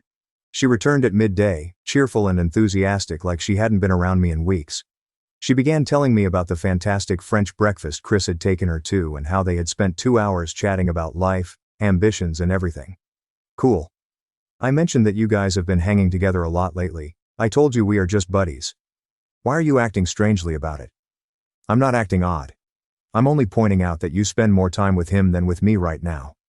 That is not true. You literally departed this morning without waking me up to join him for breakfast. When was the last time we ate breakfast together? Oh my God, are you actually going to be that guy? The insecure lover who cannot tolerate his girlfriend having male friends? I am fine with you having male buddies. I'm not okay with you favoring your ex-boyfriend over your current partner. She crossed her arms. If you don't trust me, we probably shouldn't be together. There it was. An ultimatum. I only gazed at her for a second. You're correct. What? You're correct. If I don't trust you, then we shouldn't be together. She clearly expected me to retreat and say, no, wait. I trust you. I apologize for bringing it up. That's what the script asked for. Wait. What are you saying now? I am saying you are completely correct. I'm skeptical of what's going on between you and Christopher. And instead of respecting it, it makes me uneasy. You're making me the bad guy because I have feelings about it. So maybe we should not be together. Her expression changed from defensive to scared in approximately 2 seconds. Daniel, I did not mean no, you meant it. And, honestly, you're probably correct. You've been quite clear about your priorities lately. I went into her bedroom, got my overnight bag and threw my belongings in. She followed me around, attempting to retrace the entire time. Can we please talk about this as adults? We just did. You offered me an ultimatum, and I accepted it. I was not issuing you an ultimatum. I was simply saying. You mentioned that if I don't trust you hanging out with Chris every weekend, perhaps we shouldn't be together. I agree. We should not. I left her residence, went home and sat in my apartment for nearly an hour trying to understand what had transpired. My phone was constantly ringing with texts from her, but I didn't check them. I needed to think. Here's what I found out while sitting there. I'd passed down a lucrative professional chance for someone who preferred her ex-boyfriend above me. I had put my life on hold for a relationship in which I was clearly no longer the focus. When I finally spoke out, she blamed it on me rather than admitting her mistake. That's ridiculous. Monday morning I entered my boss's office first thing. Is the Australian role still available? He glanced up from his computer. Yes, actually. Why? Tell them I'm in. When do they need me out there? Are you serious? What about personal commitments? These issues should be resolved rather fast this weekend. When will they need me? His entire face brightened up. They have been hoping you might change your mind. The current person begs to return to the States. How soon can you get ready? Give me 2 weeks to handle my lease and ship my belongings. I can start on August 1st. Done. I will start the papers today. I called my folks that afternoon and told them. My mother freaked out, as mothers do when their children move to the other side of the earth, but my father understood. Son, you sometimes have to make your own choices. Good for you. My sister responded that it was time you dumped her. Chris sounds like a tool. Didn't tell Emily. I didn't announce it on social media. I've just started meticulously arranging my getaway from this existence. The company had a relocation consultant who handled everything, located me a furnished apartment in North Sydney, walking distance from the workplace, set up my visa application, arranged shipping for my personal items, scheduled my flights, and provided me a comprehensive orientation material about living in Australia. These guys were professionals. My lease was up in September anyway, so I just sent notice that I would not be renewing. The landlord was nice about it. I started selling furniture and other items that I no longer needed. I gave my television and couch to a friend. I donated a lot of clothes and reduced my entire existence to what could fit in 8 boxes plus 2 luggage. It was actually quite liberating, as if I were performing surgery on my own existence, removing anything that was unnecessary. The majority of my belongings proved to be unnecessary. Emily continued to text throughout this. I responded once, maybe 2 days after the split, simply saying, I meant what I said. Have a happy life. She then silenced her phone number. She stepped it up after that. Long texts about how she overreacted, how she wanted to communicate, and how we should at least have a discussion. Then I received nasty SMS about being immature. Then there were sad texts about missing me. Then there were confusing texts asking why I was blocking her out. I did not respond to any of it. 2 weeks before my flight, she arrived at my residence. I had just returned home from the gym and was soaked in perspiration. I opened the door and there she was. "We need to talk." "No, we do not." "Daniel, come on. I haven't seen you for weeks. You won't respond to my texts. What's happening?" I could have informed her right away. Could have responded with, "Oh, by the way, I'm moving to Australia in 2 weeks because I chose my career over a relationship where I clearly wasn't valued." But that would have given her time to try to talk me out of it or make a scene or whatever. So instead, I just said, "There's nothing to talk about. You wanted to hang out with Chris without feeling insecure about it. You got exactly what you wanted. That is not what I wanted. I wanted you to trust me, but I realized I couldn't do it. So, we are done. You should go." She tried for a few more minutes, but I did not move. She eventually left crying, angry, and confused. I felt awful for about 5 minutes before remembering that every Saturday morning she dumped me for Chris. The past week has been a flurry of logistics. The final day of work felt weird. My staff threw me a farewell meal at this barbecue restaurant near the workplace. Everyone was excited for me but perplexed by the time. I just said that a fantastic chance arose and I had to seize it. My supervisor took me aside at the conclusion. "I have no idea what happened in your personal life and I am not asking, but I am glad you are selecting yourself here. You are going to kill it down there." I spent the recent weekend with my family. My mother cried. My father gave me one of those extended hugs that dads give when they are both proud and sad. My sister made me vow to make a video call every week. I promised to pay them a visit for Christmas. Friday morning, July 28th, I boarded an aircraft to Sydney. 12 hours, including a quick layover in Los Angeles. I brought my laptop and planned to watch movies while mentally preparing to uproot my entire existence. About 2 hours into the journey, I received a text message that arrived while we were still close enough to land for messages to work. "Emily, what are you doing this weekend?" It seemed as if nothing had happened, that we had only taken a little pause. As if she hadn't spent the last month and a half ignoring me in favor of her ex. I could have ignored it. Could have waited until I arrived before responding. But something in that text neatly summed up everything wrong with how she handled our relationship. The nonchalant rejection of my emotions. The presumption was that I'd be accessible whenever she wanted attention. I took a selfie right there in my window seat. The plane was still grounded, but you could see the cabin inside through the window behind me. I typed a message and sent it just as we started taxiing. "Currently boarding an aircraft to Sydney. I accepted the job transfer that you did not want me to take. Enjoy your weekends with Chris." Then I set my phone to airplane mode and settled in for the flight. Arrived in Sydney on Saturday evening local time. The time difference had an effect on my brain. It was Saturday night there, but Saturday morning at home. I felt like I had skipped through time. My firm had dispatched a car to pick me up. The driver was a happy Australian named Bruce, because, well, his name was Bruce. While driving me to my flat, he provided me with an overview of the region. "North Sydney is wonderful, mate. You are going to adore it. Close to everything. Good meal, quick commute to work." My place was tiny yet pleasant. They furnished as promised. 17th story with a balcony overlooking the city. I doubt I'd ever utilize a modern kitchen. The bedroom has genuine blackout curtains. Living area with a comfortable couch and a television already set up. It looked like the kind of place you see in corporate relocation brochures, and that's exactly what it was. I unpacked my baggage, made the bed with the sheets I'd brought, and simply stood on the balcony, gazing at Sydney. I realized then that I had actually done it. I moved halfway across the world based on a decision I made in approximately 30 seconds of wrath and clarity. Around 10 p.m., I turned off my phone's airplane mode. Local time. It quickly burst with alerts. 17 texts from Emily, 4 missed calls, 3 voicemails, a handful of texts from pals asking what was going on, and even one from my mother asking if I had landed safely. I responded to my mother first.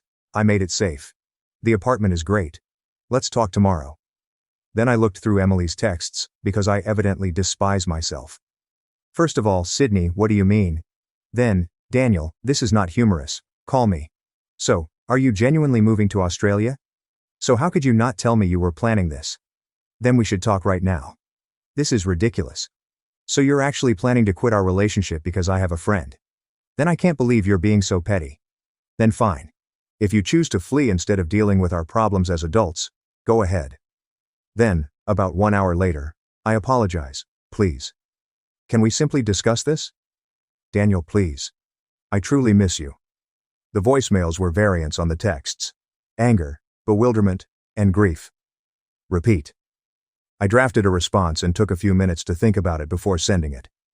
I told you that if I didn't trust what was occurring with Chris, we shouldn't be together. You agreed. So I decided what was best for me and my job. You selected him. I picked myself. I hope it works out for you both. I sent it and banned her number. Then I ordered Chinese food delivery because I discovered the Australian version of DoorDash exists. I sat on my balcony eating noodles and digesting the reality that I had just burned down my entire existence at home and started over in a new hemisphere. I spent Sunday properly setting up the flat, hanging my clothing in the closet, setting up my laptop in the living room, finding the nearest food store, and purchasing necessities. I began learning how Australian light switches work, which appear to be different from American light switches for no discernible reason. Monday was my first day in the Sydney office.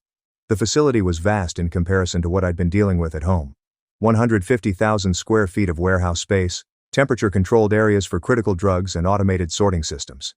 My new team numbered roughly 40 workers and had been operating without effective supervision for 6 months. While the company was deciding on a permanent hire, John was my boss. This older Australian guy has been with the company for 20 years. The first thing he said when I went in was, "So, you're the guy who finally said yes to this madness." It took them a long time to locate someone with the guts, and I spent the first week just learning systems and meeting everyone. The position was tough in unexpected ways. Different legislation, workflows, and business cultures.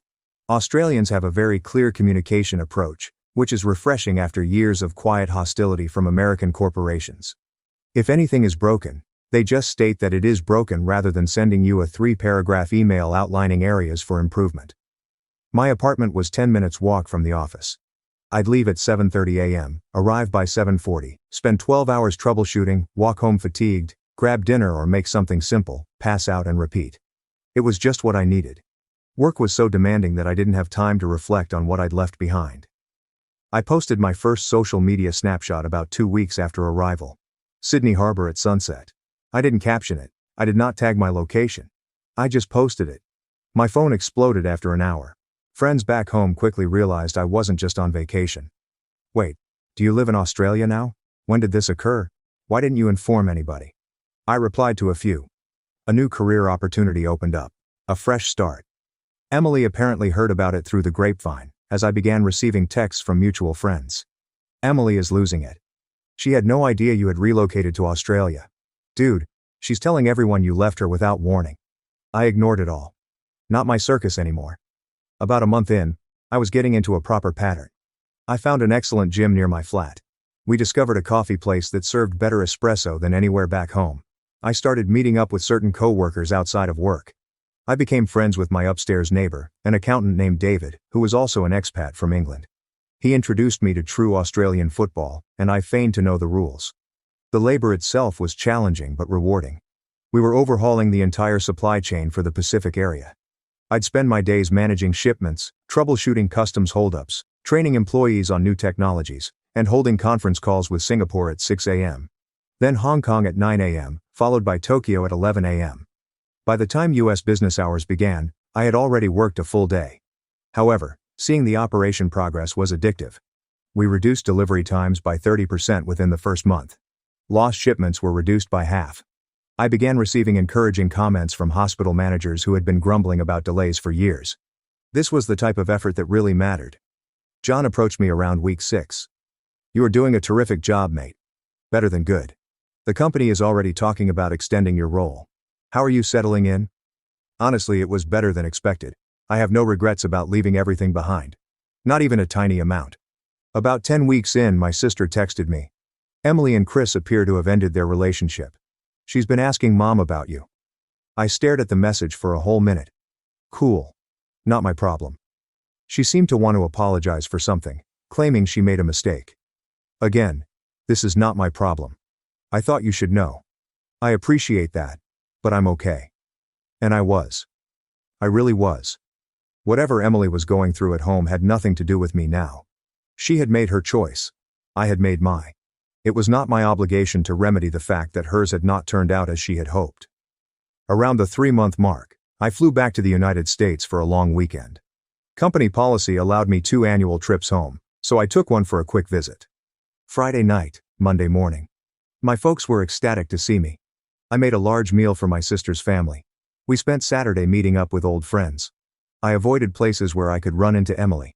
Sunday morning I was having breakfast with my father when he mentioned it. Your mother has started receiving calls from Emily's mother. Has she? Emily is apparently not doing well. Chris's situation rapidly deteriorated after you departed. That is unfortunate. He gave me this look. The paternal stare that looks right through you. You don't feel horrible about anything?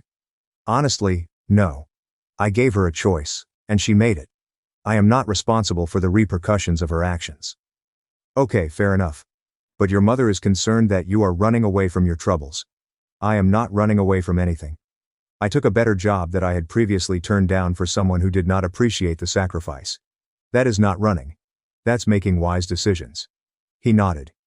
Your mother thinks you should talk to Emily while you're at home. Closure or whatever. I don't need closure. I'm fine where I am. Seriously. All right. Just wanted to be sure. You appear to be happy though. Different from previously. I am different from before. I'm in charge of my own life now, rather than waiting for someone to decide I'm worth their time. Monday morning I flew back to Sydney. I flew for 12 hours to return to a life that felt like mine rather than one in which I simply existed. Work continues to be challenging yet gratifying. By month 4 we had fully rebuilt the distribution system. I'd hired 3 new managers to cover various territories. Created a team that worked efficiently rather than continuously putting out flames. The company promoted me to Vice President of Pacific Operations. Larger title, higher compensation, and increased responsibility. I was 33 years old, leading a multi-million-dollar organization in 5 countries and killing it. I started dating someone fresh around the 5th month. Her name was Sophia.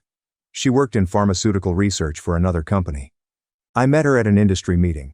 We went for drinks afterward and ended up conversing for 3 hours. No games or drama. Simply 2 people who genuinely liked each other's company. She was aware that I had relocated from the United States, but she did not inquire as to why. She simply accepted that I was here and making a new life for myself. We'd have dinner a few times a week. She'd stay over on weekends, easy and comfortable, free of the anxiety that had marked her relationship with Emily. After about 6 months, my mother stopped forwarding texts from Emily's mother. Emily appeared to have given up attempting to reconnect and was going on with her life. Good for her. 7 months in, I renewed my apartment contract for another 2 years. I officially said that this was not a transitory situation. Sydney was finally at home. That's when the true payout occurred. I was scrolling around social media on a rare idle Sunday morning. Sophia was in my kitchen making breakfast. I had shared another sunset photo from my balcony the night before. Normal stuff. I saw Emily had liked the photo. This is her first interaction in several months. Then I realized she had sent me a DM. Despite my better judgment, I opened it. Hey, I realize you probably don't want to hear from me, but I noticed you're still in Sydney and look happy. I just wanted to apologize for how everything went down. I was stupid, immature, and took you for granted. Chris and I lasted approximately 6 weeks before I learned he was just as superficial as you probably suspected. I understand that this does not change anything, but I wanted you to know that I am sorry for how I handled everything. You deserved better. I read it twice. Sophia called from the kitchen to see if I wanted scrambled or fried eggs. Scrambled eggs are excellent. I called back. I looked at the message again.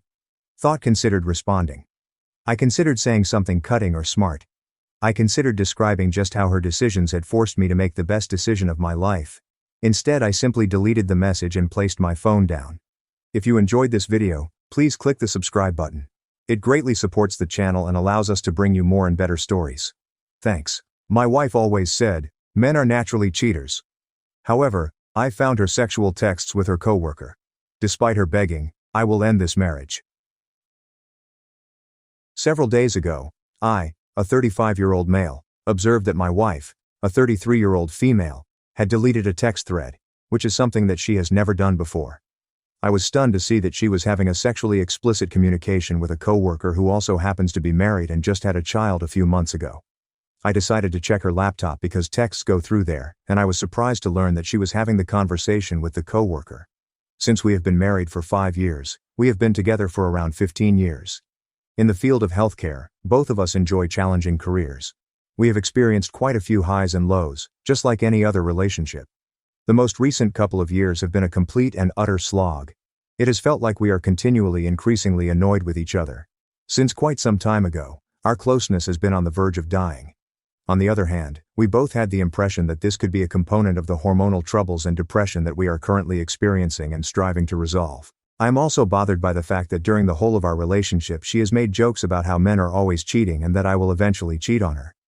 This is another thing that worries me. When she was in a relationship with someone else before I came into her life, her lover ended up living a completely different life with another lady. Whenever she had the impression that I was texting a specific woman an excessive amount, she would look through my phone. On top of everything else, the current scenario is making me really angry. Over the course of the past 4 years, she has maintained a tight friendship with this coworker of hers. In the past, it has been very clear that he has had a crush on my wife. However, I have never experienced any evidence to suggest that this crush was reciprocated. It was in the past that he had sent her suggestive texts, but she had blocked them and stated that he enjoys getting people to become excited about him. Over the course of the past several days I have seen texts in which the two of them have expressed their dissatisfaction with their sexual life, expressed their want to have sexual encounters with each other, sent naked pictures, and so on. In addition to that, he has sent me a sexually explicit photo that contains a portion of his wife's face, indicating that he wishes it was my wife. The fact that we do not satisfy their sexual desires has been the subject of a great deal of criticism, both directed against me and toward his partner. She has been making an effort to keep up with the deletion of threads, but she frequently forgets to delete the content that she has been working on from bedtime till overnight. It is my reasonable belief that there has been no physical incident as of yet. As a result of this, I have a sense of guilt. By no means have I been a perfect husband. I have made mistakes. I have always been the one to take care of all the responsibilities at home, including taking care of the animals, cooking, doing the laundry, and other tasks. However, I will freely acknowledge that I am not the most emotionally available husband in the world. Quite simply, I am not someone who is too sexual or a cuddler. I am aware that she has chosen to have this affair and that it is not mine. Nonetheless, I get the impression that I have coerced her into having it, and I feel guilty about it. The trouble I am having is that I am not sure how to approach this situation. My initial reaction was one of shock and anger. At this moment, I am emotionless and numb. It seems to me that the writing was already on the wall for this marriage quite some time ago, and this is the ultimate blow that has been dealt to it. In addition to the fact that our family lives are inextricably connected, we are practically friends with the same people. I am at a loss to determine if I should just be attempting to move out and figure things out or whether I should just be getting a divorce at this time. I am aware that I will be gaslit when I ultimately approach her, and I am not even sure how to confront her without being gaslit. I'm also not sure if it's appropriate for me to notify the wife of the other guy. In light of the fact that they have recently given birth to a child, I am filled with remorse. When I read this back, I realized that I probably appear like an idiot for not having already left, but I am having a hard time doing so. The most important and pertinent comments. In the words of the commenter, an emotional affair is nothing more than a physical affair that has not yet turned physical. The bargain is as follows, my friend. A choice can be made to cheat. There are two options available to her. Either she could have informed you that the marriage is no longer working for her, or she could have filed for divorce and moved on with her life. Rather than that, she opted to have an emotional affair with someone else and then cheated on you. Come to terms with the fact that this is your fault. The individual who is the victim of cheating is never at blame for the act of cheating. The individual who chooses to step outside of monogamy rather than attempting to fix the problems or simply moving on is the one who is responsible for the decision to cheat, even if the relationship is not as good as it could be. This is because cheating is a choice. If you want to move on with your life and stop beating yourself up, you should file for divorce. There are many different reasons why marriages collapse, but none of those reasons are acceptable to justify adultery. I'm sorry, man, said the second commenter. I can tell you from personal experience that divorce is not only the best option, but it is also the only one available to you. I have experienced it myself. I am aware of how badly you want to find a solution to this problem and make it work. But I'm sorry, it's ended now. You are simply living in denial. Each and every time, the initial stage is denial. Additionally, if your level of intimacy has 0, then her affair has already progressed to a physical level. Emerge from the state of denial and enter the second stage. It's anger. The power to do what needs to be done will be provided to you by anger. It's your luck, man. In his post, the OP has made a change. The only animals that we have are our pets. For a number of years it seemed as though the relationship was heading in the wrong direction, But this was an entirely unexpected development. To tell you the truth, I have no idea whether or not I will be able to forgive and move on from this problem. OP has posted a second edit to his previous post. The amount of disrespect that was directed against me in those conversations that she laughed along with is another significant problem that I have. During the time that he is blowing her back out, I will either wash her pants that he got soaked in or prepare dinner for them. It's hard for me to say whether or not I'll ever be able to see past that. These jokes are really offensive, but I'm the kind of person that doesn't get into arguments and just goes with the flow. Even if I am able to get over the sexually explicit material, it is difficult for me to comprehend how she can laugh along with things like that. 1 week later, an update is provided. By the beginning of the previous week, I found myself in the confrontation. Despite the fact that I had emotionally checked out over the few days preceding up to it, she was aware that something was going on. It was not precisely when I had expected it to happen. Some background information that I discovered, and that was not included in the initial piece. Texting had been going on for around 2 weeks at that point. In retrospect, it appears that I had made the discovery quite early on.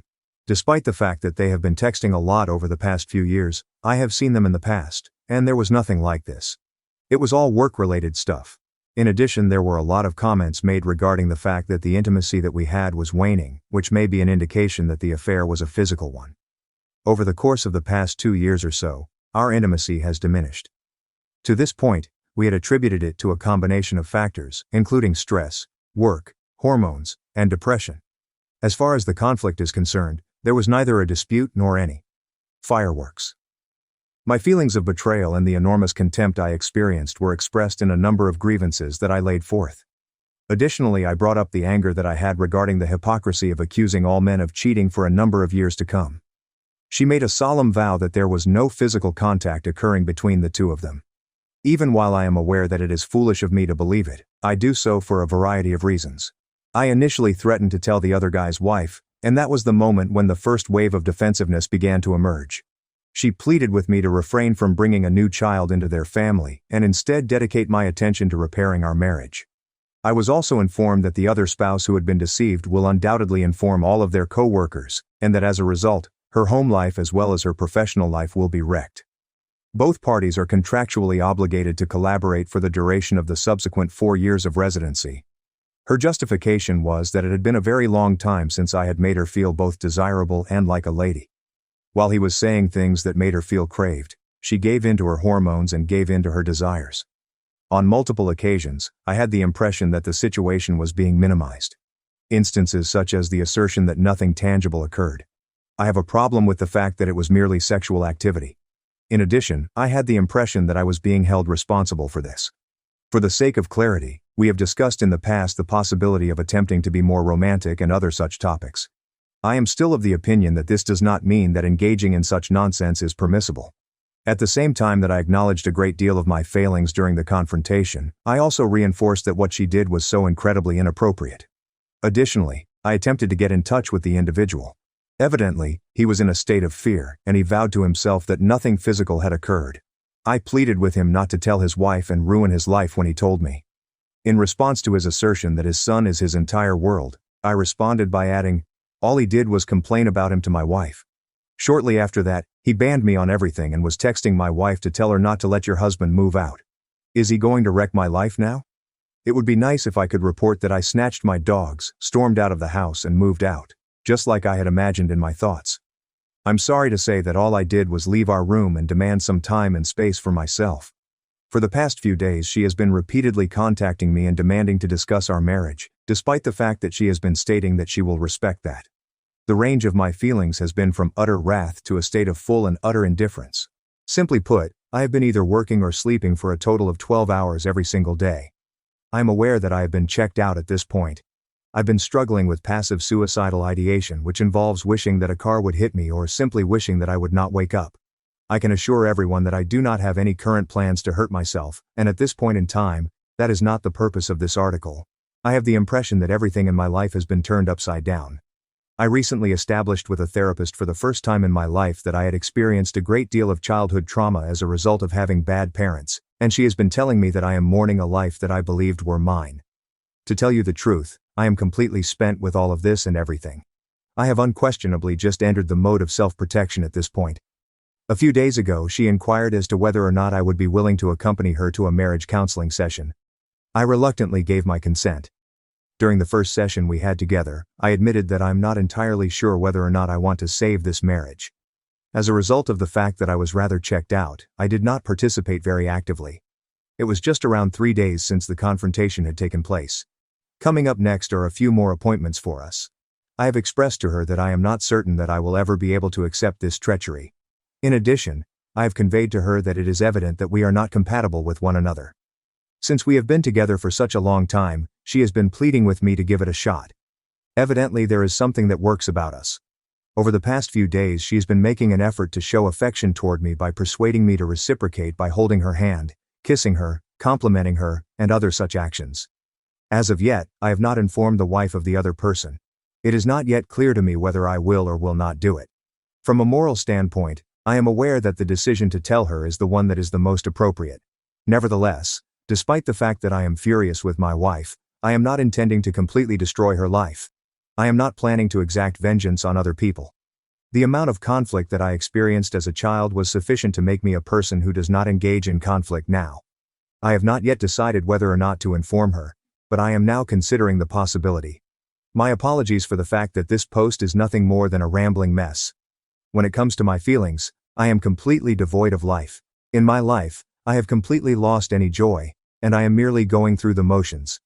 It is not clear to me whether or not I will be able to overcome this in order to save the marriage, and I am also uncertain as to whether or not I want to save the marriage. Due to the fact that our lives are so intricately connected, the process of breaking up will be extremely challenging and distressing. My closest friend is the only person who is aware of this, and they have made it abundantly clear that if they were in my position, the only option available to them would be to get a divorce. I consider myself fortunate to have had them support during this ordeal. Nevertheless, I do feel horrible about simply dumping the situation at this point. I am aware that the majority of responses will be that I ought to have already begun the process of getting a divorce, and I wish that it were that simple. Advice is something that I will value, and I am aware that quite a few individuals have requested updates. I am aware that I have overlooked a great deal of information, and I will make an effort to respond as soon as I am able to. I am grateful to you. The most important and pertinent comments. Observer. Please do not make our lives a living hell. Name the individuals whose activities are the sole reason why their lives would be wrecked if they were to be destroyed. It is clear that you have expressed your uncertainty regarding whether or not you will ever be able to move on from this betrayal. Is it still quite raw? Certainly. On the other hand, I believe that this is more of a compelling argument for you to at least try to get a trial separation from her. I totally agree that it seems more like you are lamenting the life you believed you had, rather than the relationship that you actually had been in. Instead of continuing to go through the motions only to make her happy, you should stop doing that now. The fact that she instigated this whole situation demonstrates that she did not give a damn about how you were feeling. Forget about their pleading and their attempts to guilt you. Their bed was created by them. They are able to lie in it. Moreover, the other spouse who has been betrayed should be informed. Who can say that the guy does not or did not have other connections that would put the health of both her and her kid in jeopardy with regard to their health? You, the second commenter, are really stupid to believe that they have not gotten together either at work or after work. That is a choice that you make. When you keep the affair going without informing the other wife, you are actively contributing to the continuation of the affair. What are you doing to cover for those that cheat? Imagine if the other wife was aware of the situation but chose not to inform you about it. In his post, the OP has made a change. In case you were wondering, the answer is yes. I have a significant portion of these texts documented and archived. I have no idea if I will ever be able to move on from this. When I informed her that I don't know if I'll ever be able to move on from this, she went on to say that she is aware that I harbor resentment toward other people, referring to the strained connection that I have with my parents at the moment. I have the distinct impression that the problem has been minimized, but she presents it as an attempt to move on with life and gain wisdom from the experience with the scenario. OP has posted a second edit to his previous post. I also recently found out that he sent her a text message the night before to express his dissatisfaction with a certain scenario at work. After I confronted him, he blocked me, despite the fact that I was assured that they had entirely finished communicating with each other. It turns out that the only person who is being blocked is him. The third commenter. What exactly did you say? You asked her to block AP, didn't you? The response from the OP is that I brought it up in therapy today. As far as she is concerned, it would be ridiculous to entirely block out someone who she interacts with on a daily basis, with whom she works, and with whom she must communicate in order to provide patient care. Yes, I am aware of it. Massive warning sign up. It was agreed upon by the therapist that it is appropriate to demand that he be disconnected. A third commenter stated that your therapist had taken your side. Also, what was her response to that? She maintained her point of view. This is a red flag that is a mountain high. I hope everything works out for you, dude. Maintain a positive attitude and find a way to navigate through this mayhem. The OP's response was to roll her eyes and reluctantly concur with the statement. It's not absolutely out of the question for me to anticipate that would happen. Additional information from the original poster. I work in the medical industry, which is a field that can be somewhat gloomy. The work I do brings me satisfaction, but it is a never-ending cycle of death. The number of my co-workers who believe that my specialization should not even exist is not trivial. They believe that all we do is hold the hands of patients and listen to them cry.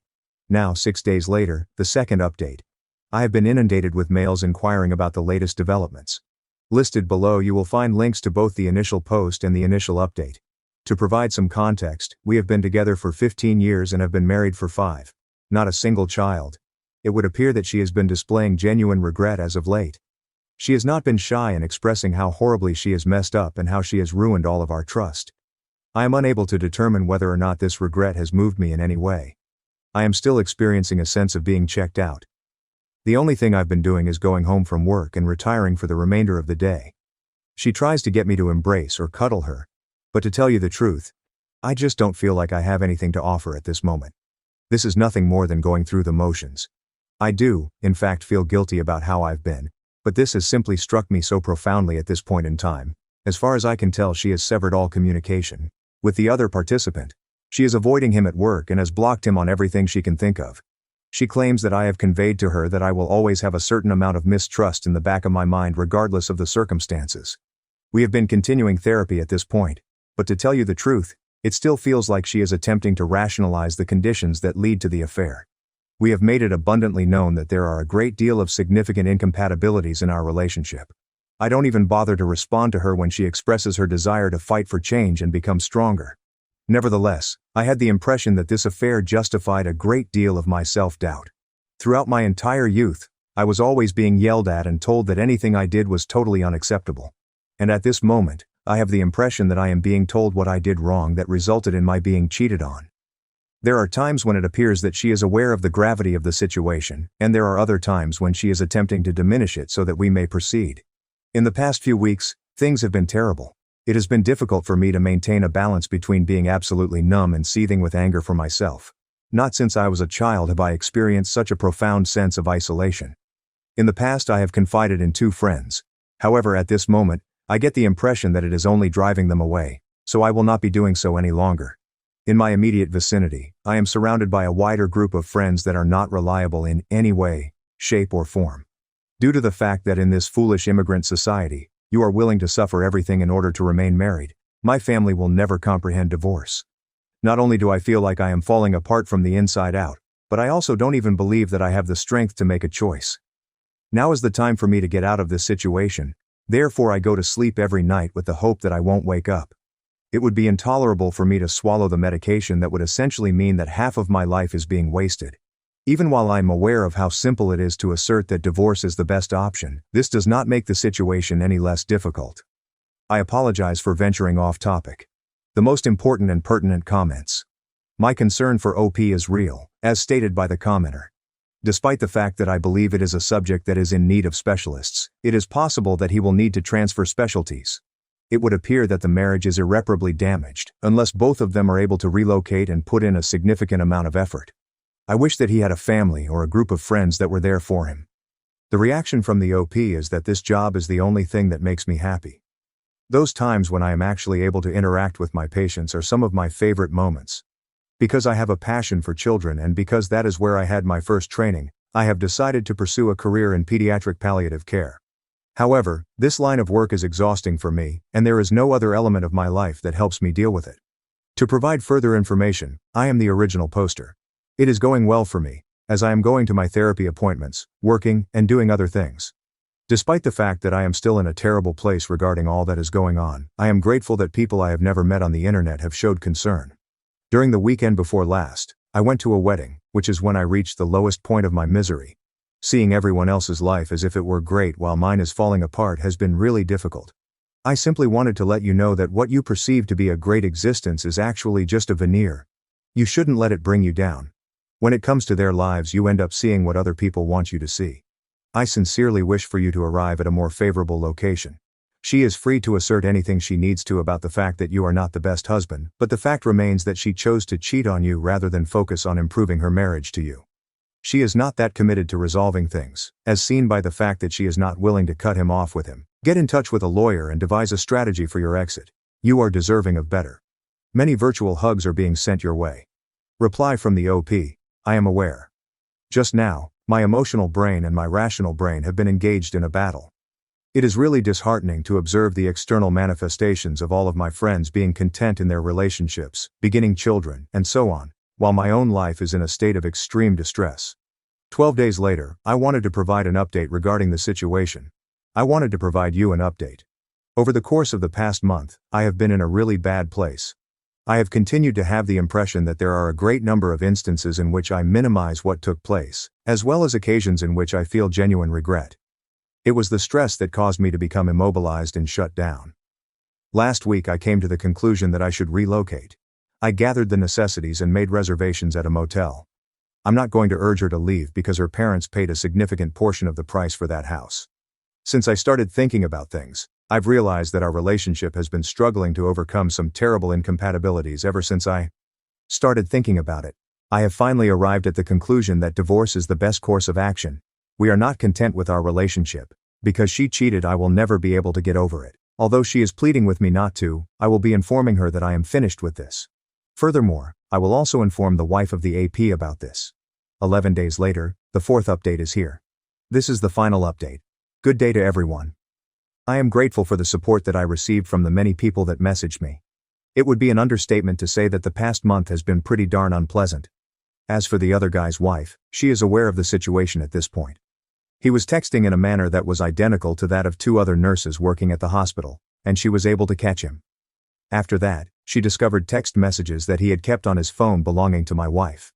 During our brief conversation, I expressed my regret for not informing her earlier. Nevertheless, she is aware of the subject of my marriage. Every single day, I struggle to decide whether or not to get a divorce. While there are days when it seems as though she is being accountable, there are also days when there are arguments that are quite unpleasant. Even when I let her know that there was no physical altercation, she continues to grow angry. The fact that I make it appear as though it is all her fault and that I did not contribute to it is still a source of anger for her. As a joke.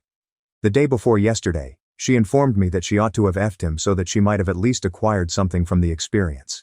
At this moment, she responded to my statement by saying, "I'm not being accountable for what I did to lead to this happening. LOL. She then exploded on me. In that case, you could say that you are not exactly a model of accountability. It was a pretty half-hearted account that she told a few of our friends and her family. It completely disregarded the affair, and it blamed me almost solely. It has to the point where one individual has stated that it feels like a public relations campaign. She has demonstrated her true nature any time I have informed her that we are not going to recover. We see how hateful and vicious she can get in this moment. Instead of listing the innumerable other cases, I will not. In any case, I am aware that a great number of people will consider me to be a coward for not having already departed. I am completely perplexed as to why I am experiencing this ridiculous paralysis with it. As a result of my temporary relocation, our pets were in a condition of complete and utter devastation. Although I am aware that this is not an excuse, I find that every insignificant thing is a burden on me. It is difficult to toss away 15 years in such a manner. But if any of my friends came to me with this information, I would suggest that they get a divorce. It is my hope that I will soon be able to grow a pair of pants and remove the band-aid. I am thankful for the thoughtful messages that I have received from everyone. The most important and pertinent comments. Make a comment about her. She does not feel the slightest bit of regret. In order to leave with your head held high, you should share anything that supports your position with those individuals who would buy her description. You are going to feel considerably better in the long run after you have torn the band-aid into pieces. This is something that a large number of people who have survived infidelity and who are members of Reddit would agree with. There are some individuals who even attempted to reconcile for a period of time ranging from months to years. Put yourself first. Observer 2. This is the final update. Although I am not blaming the individual, he claims that he is still undecided. The third poster was downvoted because, while it is true that his wife is to blame for everything, he is also a cowardly, wishy-washy individual. The fourth commenter. No, you are not a coward. As a son who has been abused in the past, he is now being abused by his wife as well. The disintegration of the one social support he believed he had. Crushing suicidal impulses, an unfair blame game played by a lady who grows nastier. The more he won't let her pretend she did nothing wrong. And a high-stress job are all things that he is attempting to deal with. Caught my husband banging my best friend in the kitchen. I threw a skillet at that hussy and slapped my husband. Now I'm filing a lawsuit against them. Without a doubt, the most heartbreaking year of my life was last year. I unintentionally found out that my best friend Lily was having an affair with my ex-husband Ethan. I spent a few days away on a work trip. Fortunately, the job was completed, so I was able to return home early even though the vacation was meant to last longer. I didn't bother telling Ethan in advance since I wanted to surprise him. I was perplexed to see Lily's car in the driveway when I arrived home. Since our college days, Lily and I had been friends, and throughout the years, my husband, her husband, and I had all grown close. But I had never known her to visit without first informing me. I looked at my phone to see if Lily had called or if my husband had texted me to let me know she was here, but there were no messages. I heard some sounds coming from the kitchen as soon as I walked into the house. I was intrigued and decided to investigate the commotion when I noticed Lily and Ethan kissing and doing the unthinkable on our kitchen counter. They didn't even notice me standing there since they were so focused on each other. The shock of what I was seeing left me stuck in startled stillness. It was like a dagger to the heart to see them together in the location where Ethan and I enjoyed so many family meals and memories. I watched in astonishment as the bag fell from my grasp. The scene before me was difficult for my mind to comprehend. My best friend was being kissed and caressed as if she were his wife by my husband, who had ceased having physical relations with me for 3 months and who had been nasty to me by calling me insults like fat pig and hippo, despite the fact that I wasn't overweight at all. He had been making me feel insecure for months by continuously criticizing my body, urging me to go to the gym, and essentially accusing me of being the reason he no longer finds me attractive. I had been feeling terrible about myself as a result, believing that I was no longer worthy of him, although it wasn't about me at all. He and his new partner were the focus. I was broken by that moment. The cheating wasn't the only thing. It was the knowledge that the person I confided in and the man I had loved had plotted to destroy my heart in the most heinous manner. Over the past few months, all of that rage suddenly surfaced. I snatched up my phone without thinking and began recording them. Even though my hands were shaking, I knew I needed proof of what I was seeing. Then, driven by sheer fury, I entered the kitchen, where they remained intertwined. I immediately picked up a skillet that was on the counter and hurled it at my husband to gain their attention. They both jerked in surprise when the pan thudded loudly on him. The expressions on their faces were invaluable as their heads whirled around.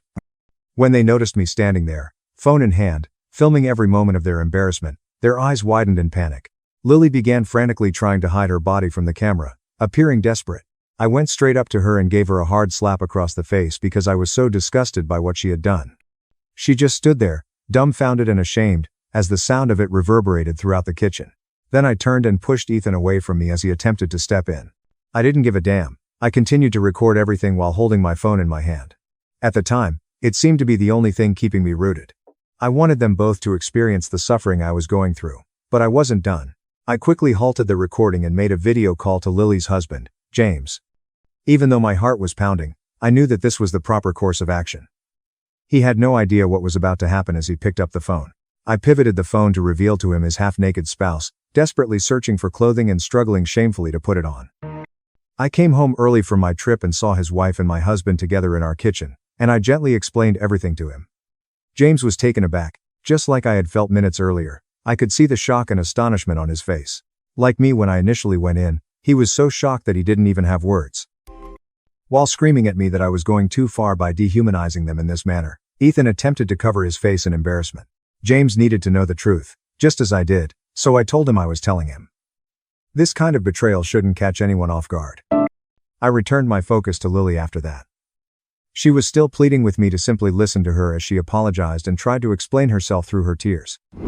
But before I hurt her anymore, I urged her to leave my house immediately. The betrayal I had just discovered could never be made up for by an apology from her or my ex-husband. I saw Ethan stand there, looking defeated and powerless, as Lily raced out, humiliated and ashamed.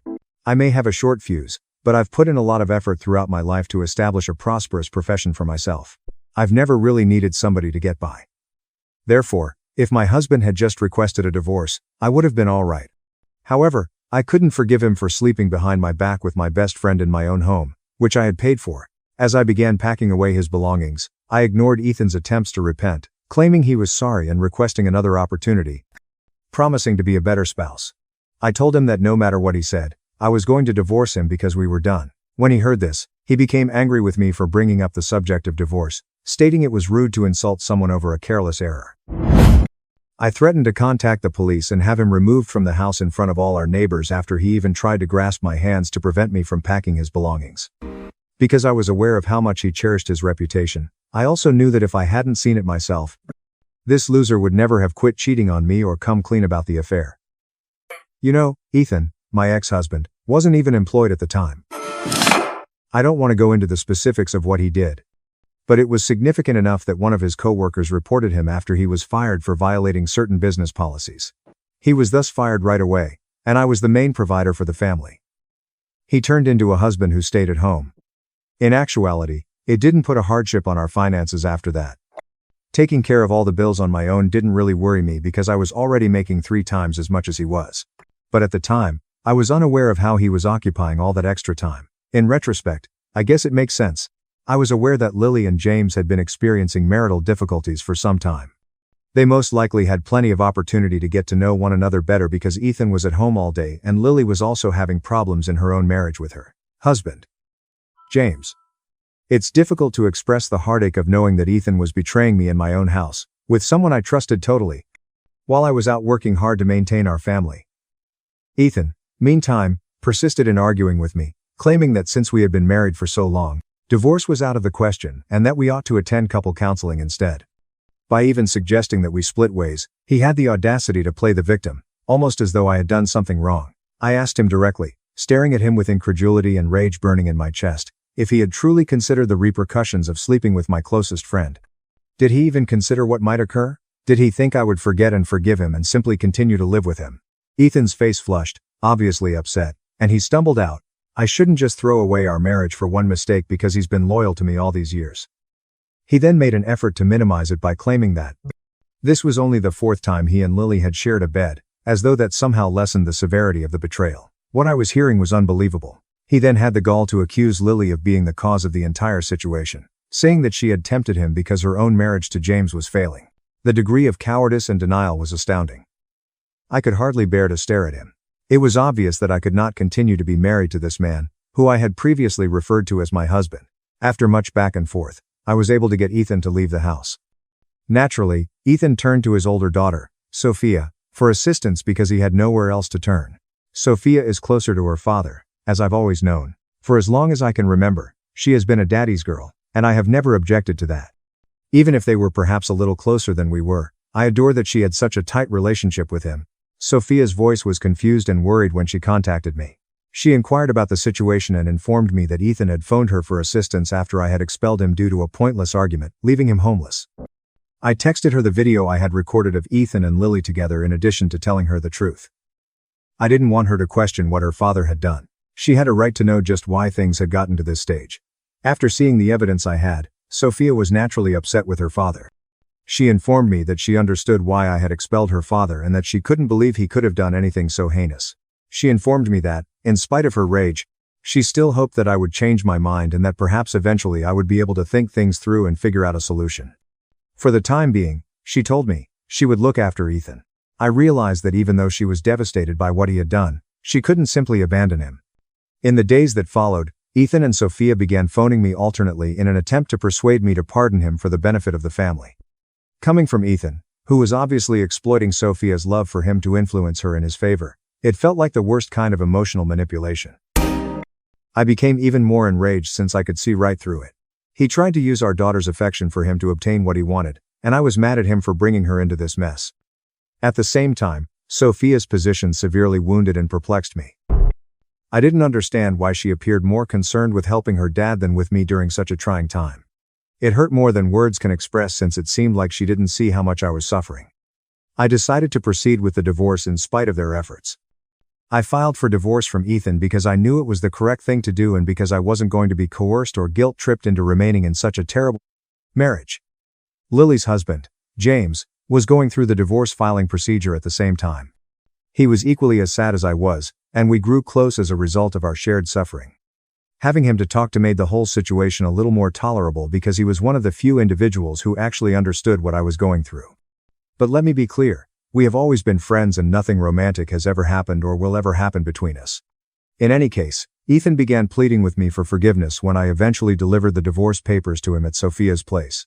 He made numerous assurances that he would never, ever look at another woman again and that he was prepared to permanently cut Lily out of our life.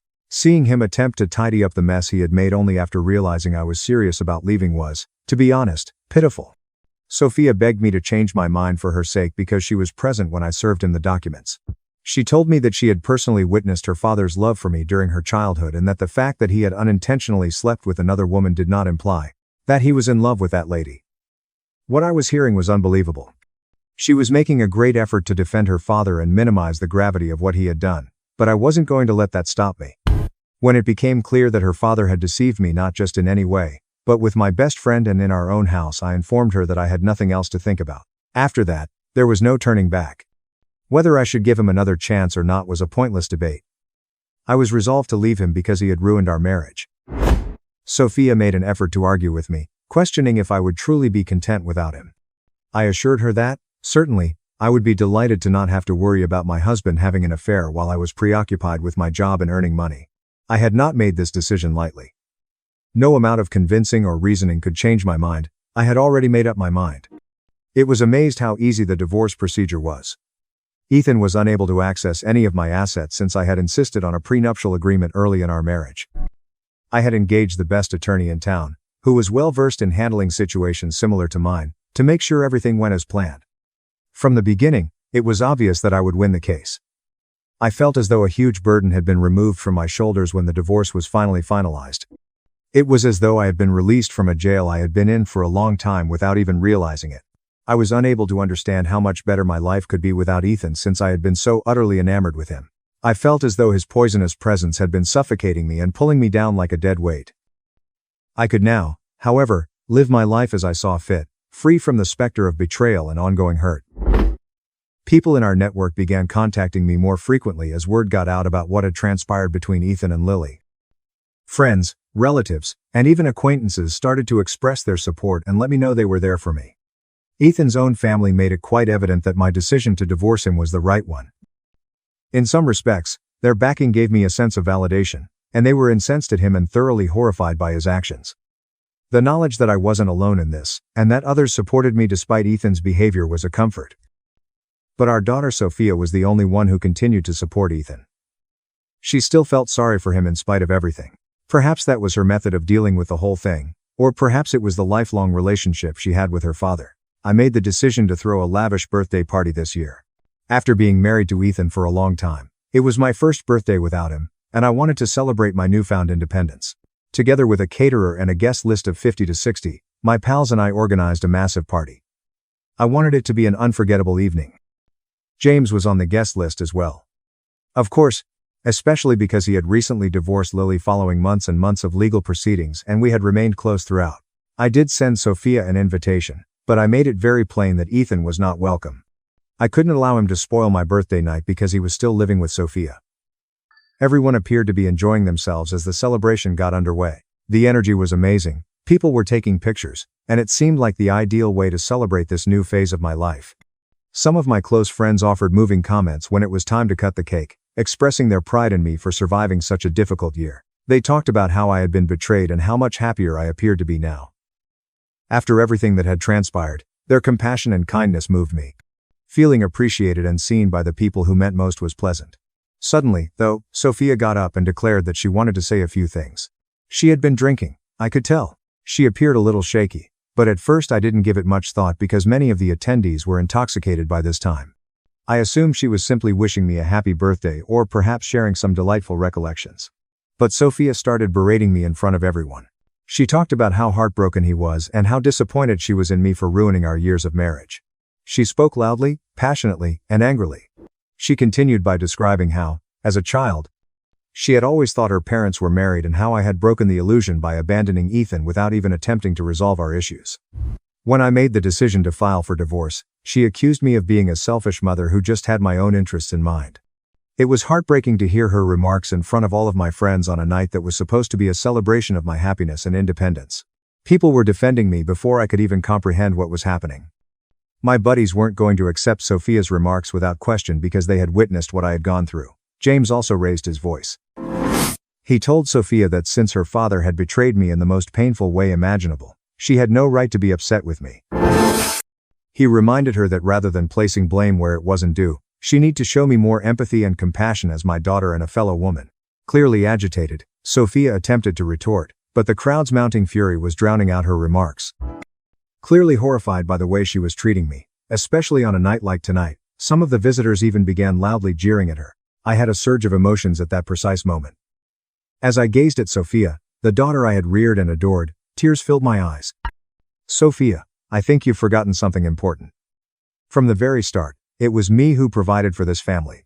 Your father, Ethan, moved into my house after we got married, and while I was pregnant with you, he never truly stepped up as a parent. When I went into labor, it was me who endured hours of pain to bring you into this world. And when it came to raising you, I was the one who stayed home, took care of you, and made sure you had everything you needed.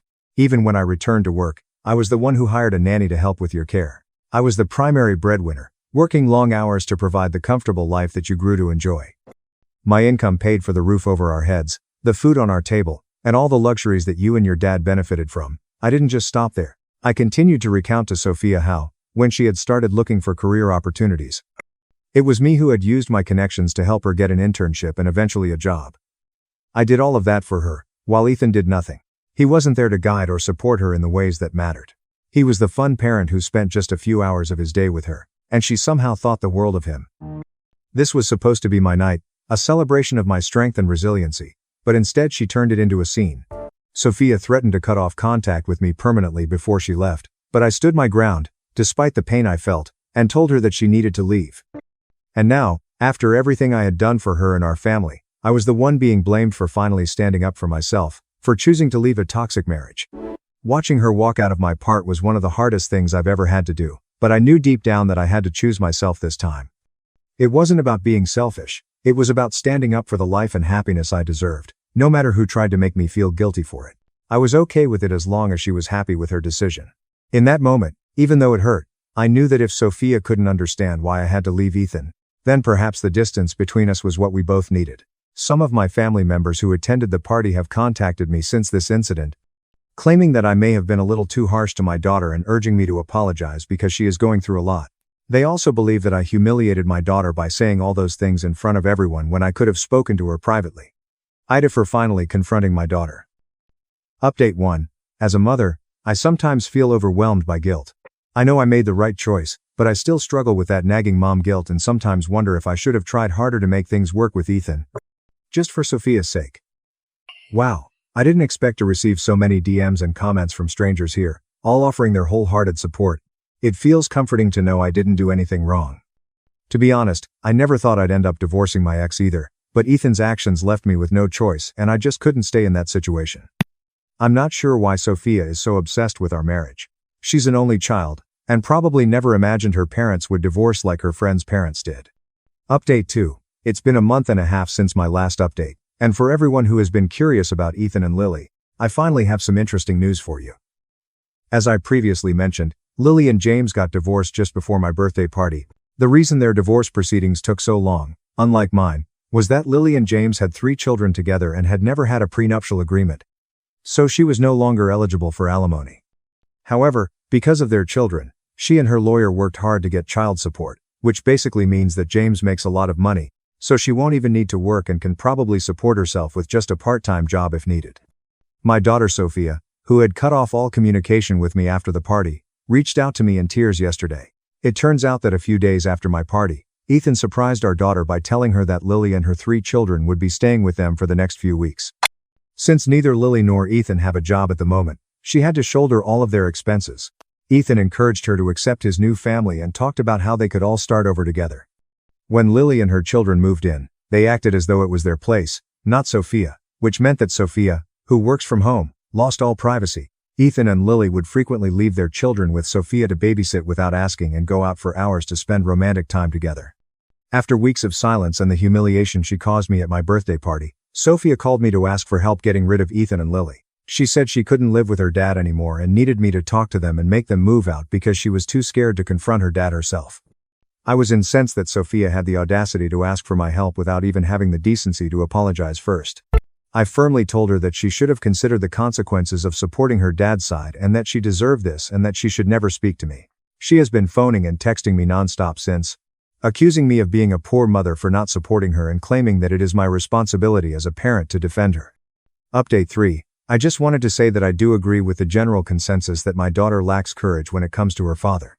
I'm not sure why she is so blinded by him, but I do not intend to assist her in any way. It's clear that Ethan and Lily are using her as a free babysitter and will continue to do so until she stands up for herself and kicks them out. It's really disgusting and disappointing that Ethan allowed Lily to move in with them, especially considering how vehemently defended him at my birthday party. It's obvious that my decision to divorce Ethan was the right one. Following several of your suggestions, I finally sent my daughter an email, and here is what I wrote. Hey Sophia, even if I'm still angry with you for how you treated me, you still need to advocate for yourself. You shouldn't have to put up with Ethan and Lily acting like they own your house. Telling them they can't stay there is time to take charge. You must be firm and establish clear boundaries. They will keep using you as a cash cow indefinitely if you don't. You are not responsible for Ethan. In the future, I wish you the fortitude to act in your own best interests. I'll be here if you ever genuinely recognize your mistakes and wish to express regret. Till then, be careful.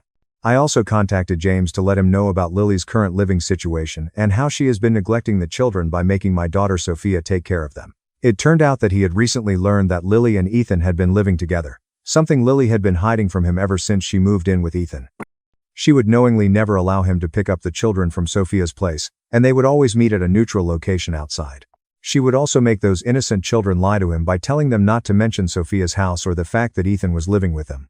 When he finally learned from mutual friends that Lily was staying at Sophia's place, he was shocked and doubted the veracity of the information because he had no proof yet. But after I checked with him, he has made up his mind and he and his lawyer intend to fight for custody of his children to take them away from Lily's custody permanently. If James wins, Lily will lose the child support she has been receiving, and since both Lily and Ethan are currently unemployed, their financial situation would become even more dire without that support. They may encounter serious difficulties, and if Sophia decides to evict them, they may also wind up on the streets. I just hope that my daughter does the right thing. What would you have done in this story? Listen closely as I walk you through it, and then share your thoughts below. Let's dive into it. My girlfriend said, "You don't own me." Then gave her number to the bartender. I grabbed everything I paid for and left abruptly. Now, she keeps texting me. Hello, viewers. Before we move on to the video, I would like to ask you to please make sure that you subscribe to the channel and hit the like button if you are interested in seeing more information like to this. Thank you. It is imperative that I jot this down since I still find it hard to comprehend that I made it happen. Despite the fact that it has been 2 days, my hands continue to shake somewhat. It is Saturday evening, and we are at Murphy's with the same bunch that we always are. In addition to me, my girlfriend Sophia, her friend Olivia, my friend Jake, and a few other people were present. On a typical Saturday, you are aware. Nothing out of the ordinary, just a couple of drinks and some wings. At the moment, Sophia is taking another drink at the bar. I am keeping an eye on her because, to be told, I have no idea. Just recently, I've started focusing on viewing. The bartender is laughing so loudly that she is stroking his arm and flipping her hair. She is laughing with him. While leaning in close, the guy is consuming it with gusto. Upon her return, she is shown beaming at the screen of her phone while holding the drinks in her hand. The question I ask is not even accusing, rather, it is conversational in nature. New friend? She does not raise her head. Just the bartender. He's funny. Cool, I respond to myself. She glances up at him now and asks, "What's his name? Why?" Just asking. His name is Ethan. Why does it matter? Mike is looking at his phone with a considerable amount of concentration. The cocktail that Olivia is drinking has suddenly piqued her curiosity. Now that she is talking loudly, she says, "It doesn't. Oh my God, here we go." At the adjacent table, there are people who look over. "We're not married, okay? You don't own me." I can talk to whoever I want. My face begins to become really hot. I didn't say you couldn't. You're doing that thing, that controlling thing where you ask questions like you're my dad or something. I asked his name, Sophia. Yeah, well, it's weird. She takes a sip of her beverage. You do not have any say in who I talk to or who I give my number to because we are not married. The table becomes silent as a result of this statement. The question is, you gave him your number? Oh my God. She laughs, but it is a cruel chuckle. Yes. I gave him my number because we're not married and you don't own me. Okay, we're just dating. Olivia bursts into nervous laughter. Maybe. No, I'm serious. I'm so tired of this. He acts like we're married when it's convenient for him, but then when I want to move in together or talk about the future, suddenly he's all, let's not rush things. And she knows it. I'm the one who's been asking about moving in together. She's the one who said she needed space and didn't want to feel tied down, but I don't say any of that. To finish my beer, I simply pick it up and drink it. I carefully set the empty glass down on the table and asked, you know what? You are correct. She gives a blink. What? You're right. We're not married. You can do whatever you want. I get up and respond. I'm going to head out. Are you serious right now? I inquired. Yeah, I'm tired. I then took out my wallet and placed $35 on the table, according to Jake, who is also standing. That ought to cover my half. He asked, hey man, are you okay? I responded, I'm good. I'm just going to call it a night. Sophia is staring at me as if I had just spoken Greek. Are you seriously leaving because I had a conversation with a bartender? I respond by saying, I'm leaving because I'm tired. I'll see you later. I leave before she has the opportunity to say anything else. The rapid beating of my heart is so intense that I can feel it in my throat. It's the urge. For approximately 10 minutes, I wait in my car before I start the engine. The shaking in my hands would not stop. It is not the man behind the bar. Despite the fact that it is not. It's the manner in which she said it in front of everyone, as if I were insane for even recognizing what she was saying. The reason for this is because she has pulled something similar to this for the third time in the past month. In the past 2 weeks, she failed to remember that we had dinner plans since she had gone to happy hour with people from work and had neglected to check her phone. In 2 o'clock in the morning, she uploaded a tale to Instagram when she was in the apartment of a male. I asked her if she would want to meet my parents for their anniversary dinner, and she responded by saying, that's so much pressure. She also stated, labels are weird. However, when her car required new tires, we suddenly became serious enough that I could chip in half. Just friends. Stop being paranoid. We were serious enough to provide her with a dog sitter for a week when she needed someone to watch her dogs. The fact that she was short on rent when it was due demonstrated that we were clearly serious enough. As I make my way back to our flat, which we have been sharing for the past half a year, I notice that she is not yet there. She sent a message to the group chat informing everyone that she would be staying out and going to the loft to meet some individuals. Obviously, she is the one. Just sitting on the couch with another drink in my hand, I take in the surroundings. This couch belongs to me.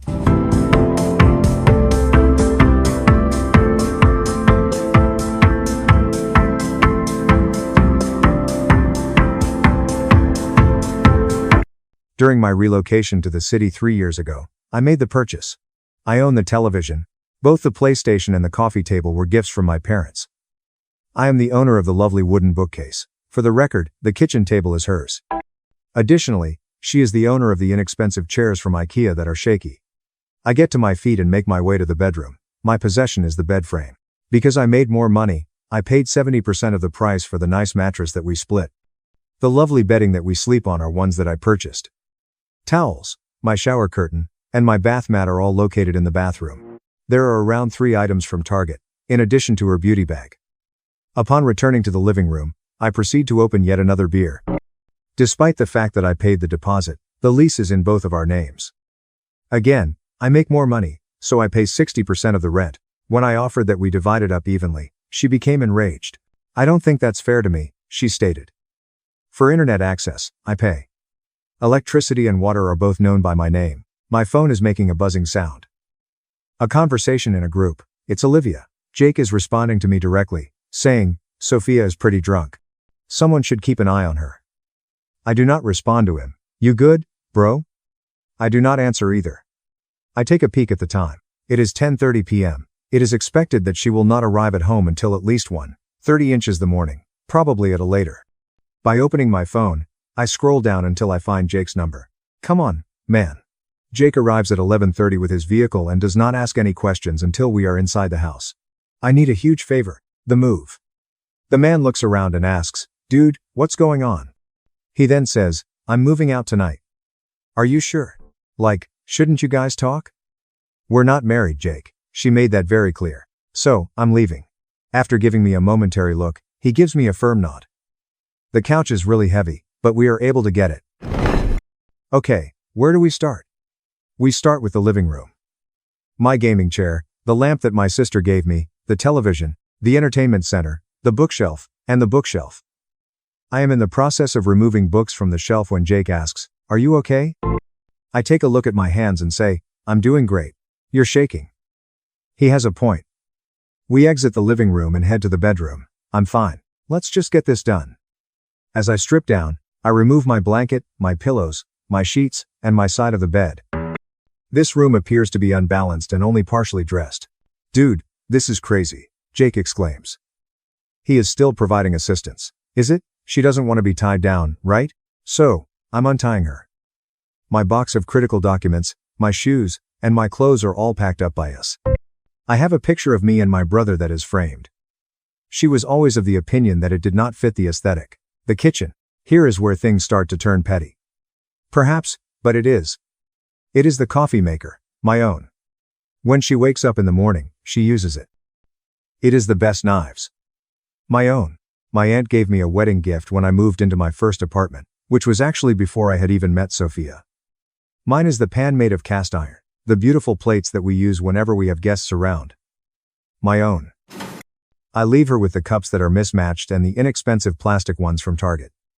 Jake asks, are you going to take the coffee maker with you? I paid for it. She's going to be pissed. She can buy her own. Every single one of them. Including the bathroom and my towels. My lovely shampoo, which she has been using recently. Babe, we share everything. My electric toothbrush, my razor, and the bath mat are all things that we share. The inexpensive hand towels and her belongings are left behind. As we are loading the final portion of it, Jake brings up the question, what about bills and shit? The floor is where I take a seat. For my floor, it is impossible to find anything to sit on. And access my phone, internet account, energy bill, and water bill, all of which are in my name. I am sending her the details on the account. It is necessary for you to move these. The next week, I will be terminating service on my end. They are not turned off by me. It's not that I'm a complete and utter jerk. It won't be a problem for her. You have a bank account. They are never combined by us. We praise God. But we have a history of Venmo that goes back several months. Just in case, I take a screenshot of it. Dude, you're being so methodical about this. Jake responds to Jake. At 1:15 inches the morning, I'm saying, learn from my dad's divorce. Document everything. We are at the end of the line. The flat appears to have been bombarded. There are her pieces of furniture and her belongings, but there are now a lot of empty spots where my things were. It reverberates at this moment. Please allow me to write a note. A piece of paper and a pen are discovered by me. I am standing at the kitchen counter, which is the spot where the coffee maker used to be, and it feels quite natural to me. I'm a writer. I do not own you, and we are not married to each other. You have a point. One too many. I crumple it up. Don't give up. You were absolutely correct. We do not have a marriage. Consequently, I departed. Still not quite right. At long last, you are correct. Not at all. I fix my gaze on it. Because there is nothing to it, it is flawless. Everything that she's mentioned is true. Entirely in agreement with this. My key is placed on top of it, and I leave it on the counter. I tell Jake, let's go, and we leave. At 1:25 inches the morning we go out. I don't want to look back. At 2:50 inches the morning, her phone has begun to ring. I am not sleeping on Jake's couch at the moment. I am holding a beer when my phone starts to light up. It's Sophia dialing. I put an end to it. In a text message, another asked, where are you? Someone else asked, what the hell? Another person asked, did you take the couch? I switch my phone over and ask, are you kidding me right now? As I do so, I say, it is Jake who emerges from his chamber.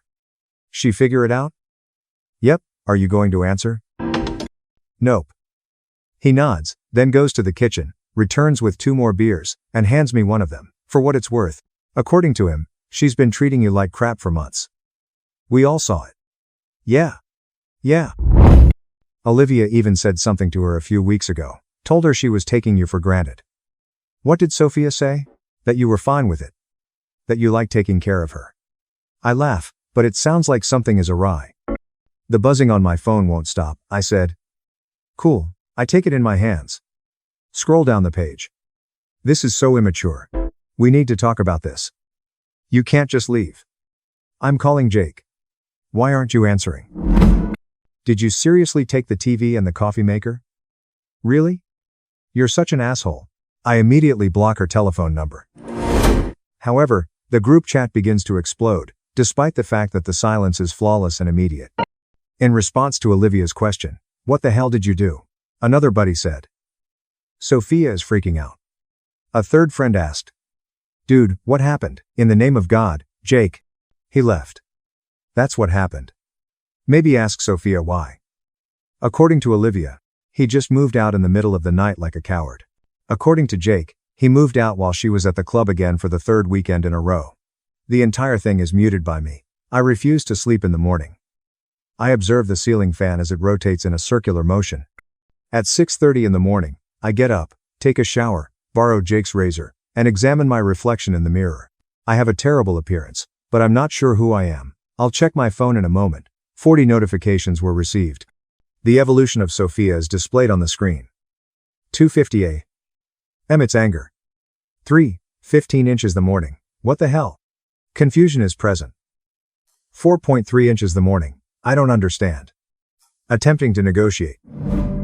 It was 5:12 inches the morning when I asked, "Can we please just talk?" There is even more rage.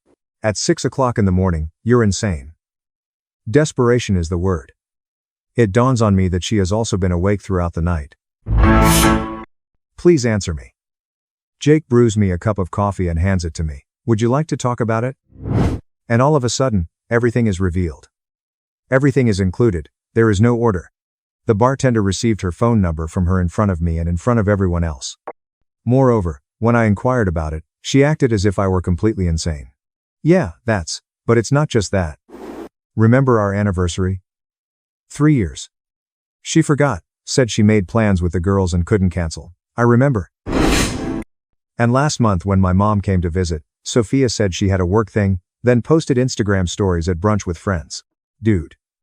And she's always saying I'm controlling when I ask basic stuff like where she is at 2 a.m., or who's texting her. But if I don't text her back within an hour, I get 20 messages about how I'm ignoring her. That's manipulative as hell. And the money thing. I pay for everything, most of rent, all the utilities, groceries, dates, her car insurance that one time. But when I suggested we split rent evenly based on our incomes, she said I was being unfair. That relationships aren't about keeping score, but she kept score when it benefited her. Exactly. When she needed help, we were serious. When I needed, I don't know, basic respect suddenly, we're just dating and I'm being too intense. Jake gives a slight nod. You did the right thing, man. Then why do I feel like crap? Because you're not an asshole. You actually cared about her. My phone is beeping. Not known to anyone. I choose to disregard it. Once more, it rings. The same number. Jake explains that it is most likely her calling from a phone belonging to someone person. I respond to it. What? You can't just block me, Sophia. The woman has been crying. It is audible to me. I can't actually. We need to talk about what about? About you leaving? About you taking everything? I took my stuff, Sophia. You took the couch. My couch that I bought 3 years ago. We share everything. No, you use my stuff. There's a difference. Then there was silence. I can't believe you're being like this. Being like what? So cold. So mean over one stupid comment. It wasn't one comment. I was drunk. You gave your number to another guy, sober or drunk, that's pretty clear. I didn't.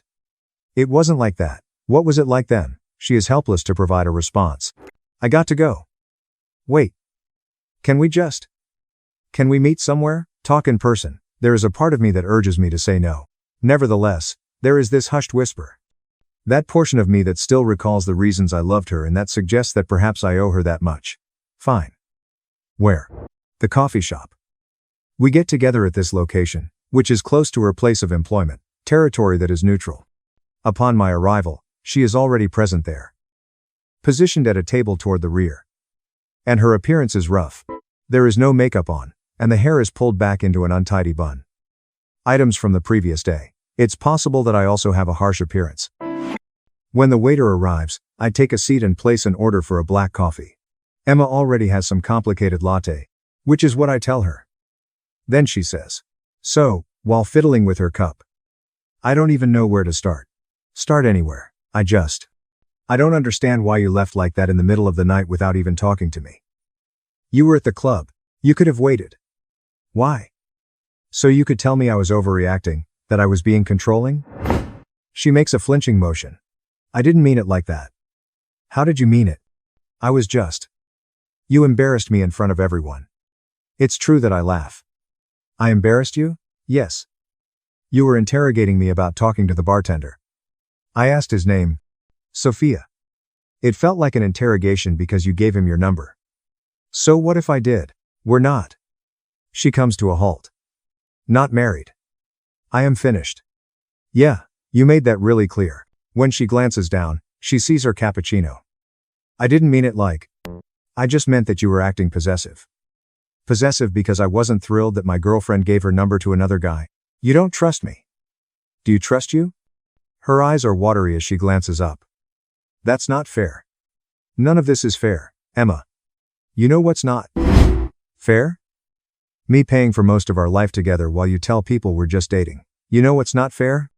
Me rearranging my schedule to meet yours while you forget our anniversary. You know what's not fair? Me being called controlling for asking where you are at 3 a.m. I have friends. I am a living being. I am not requesting that you refrain from doing so. I'm requesting that you show me enough respect that you won't let it get in my face. A small bit of silence falls over the coffee shop. We are receiving stares. Already, she is crying. I do hold you in high regard. You do not, in fact. What I am able to do for you is respected by you. The difference is significant. That is not the case. Sophia, when is my birthday tomorrow? What is it? When is my birthday? When is it going to happen? Her gaze is fixed on me. Whatever it is, July 12th of August. We have been at this for 3 years. So, I'm not very good at going on dates. Which of my middle names is it? I am. What is it that I am allergic to? How come you are? What is the name of my mother? Put a stop to it. Now she is bawling her eyes out. I am aware that I am an idiot, yet at the same time, I believe that I am correct. There is a simultaneous truth to both of these statements. The volume of my voice has lowered. Sophie, you are not familiar with me. You know the version of me that is helpful. The one who pays for and provides you with a place to stay and doesn't ask too many questions. That's not the version of me who says, I love you, do you? Or do you love having me around? It is not answered by her. My coffee is now finished. Even though it is sour and extremely spicy, and I end up burning my tongue, I still manage to finish it. At this point, I believe we are finished. So, that's it? Her voice is trembling. 3 years and you just quit. I'm not quitting. I'm just done being treated like I don't matter. You do matter. Then why do I feel like I don't? It appears as though she is going to take my hand, but I draw back from her as she reaches across the table. Sophia, you've been checking out of this relationship for months, maybe longer. I just finally caught up. I haven't. You have? Every time I tried to talk about the future, you shut down. Every time I asked for basic consideration, you call me controlling. You wanted all the benefits of a relationship without any of the commitment. And that's fine. That's your choice. But it's not what I want. What do you want? I want someone who's sure about me. Someone who doesn't make me feel crazy for having expectations. Someone who doesn't humiliate me in front of our friends because I dared to notice when something was off. At this moment, she is crying uncontrollably right into her palms. And there is no doubt that people are staring. In my heart, I want to provide her some solace. I have a part of me that wants to apologize, take everything back, and act as if Saturday night never took place altogether. A larger portion of me, the portion that has been progressively deteriorating over the course of several months, simply desires to depart. That is what I do. After dropping a gratuity on the table for my coffee, I rise up and leave the establishment. She is not following me at all. I've been in my new place for 3 weeks now. It's a studio apartment, not much to look at, but it belongs to me. Here, my couch is looking very nice. My television, as well as my coffee machine. I am sleeping well, eating well, and working out once more. which I had stopped doing since Sophia had told me that I was having an unhealthy obsession with going to the gym. Jake arrives at your house with a beer and pizza. We watched the game, and she was in contact with us. It was during a commercial that he inquired. I received a couple texts from her. Requested that we give it another shot. What did you say? Nothing. I think saying nothing says enough. Olivia's still pissed at you, by the way. Yeah, I figured. She says you blindsided Sophia. That you didn't even try to work on things. I tried for months. She wasn't interested in working on anything. She was interested in doing whatever she wanted while I shut up and paid for it. Jake gives a slight nod. That's what I told her. What did she say? That I was taking your side because we're friends. Aren't you supposed to take your friend's side? That's what I said. We have a good time. My phone is making a buzzing sound. The notification from Instagram. A photograph was uploaded by Sophia. It is not opened by me. It is not necessary for me to. The question that Jake poses is, you miss her? I give it some thought. Think about it in great detail. I miss who I thought she was. To which I respond, finally, I miss the idea of us. However, what about the real woman, the one who treated me like a piece of trash? No, I don't miss that at all. That's healthy as hell, dude. Is it? I still feel guilty about what? The fact that she left in such a manner and moved out while she was gone is a mystery to me. It was a trivial matter about the coffee machine. Dude. She gave another guy her number to his face in front of you. You think you're the petty one? I guess not. We are watching the game. It doesn't really matter to me that my team is defeated. It is over. In a sense, already. It has been 2 months. I am doing well. It's not fantastic, but it's good. I've started dating once more. No major issues at all. I was asked to get drinks by a female from my workplace, and I said yes, with no problems whatsoever. Even so, nice. Before I could even reach for my wallet, she picked up the check, laughed at my jokes, and inquired about my family. She also asked about my family. We can split it. I responded by saying, I asked you out. According to her, the next one is on you. There was going to be another one in the future. That was a pleasant experience. The previous week, I had a meeting with Sophia. Celebrate the birthday of a mutual friend. Her presence was already accompanied by a new person. Tall man with a beard. It appeared as though he was probably doing a podcast about craft beer or some other nonsense. Upon seeing me, she made this expression on her face. Shock, followed by rage, and finally a feeling similar to melancholy. I gave a slight nod. Her response was a nod. It was unnoticed by her new crush. An individual was listening to him talk about his podcast. When Jake inquired, "Are you okay?" Suddenly, he appeared next to me with a beer in his hand. "Yeah, I'm good. You look good. I feel good. Lighter. You know. That's what leaving dead weight does." After a moment of standing there, we watched Sophia laugh out loud in response to something that the podcast guy had said. This prompted me to question, do you think she picked up anything from this?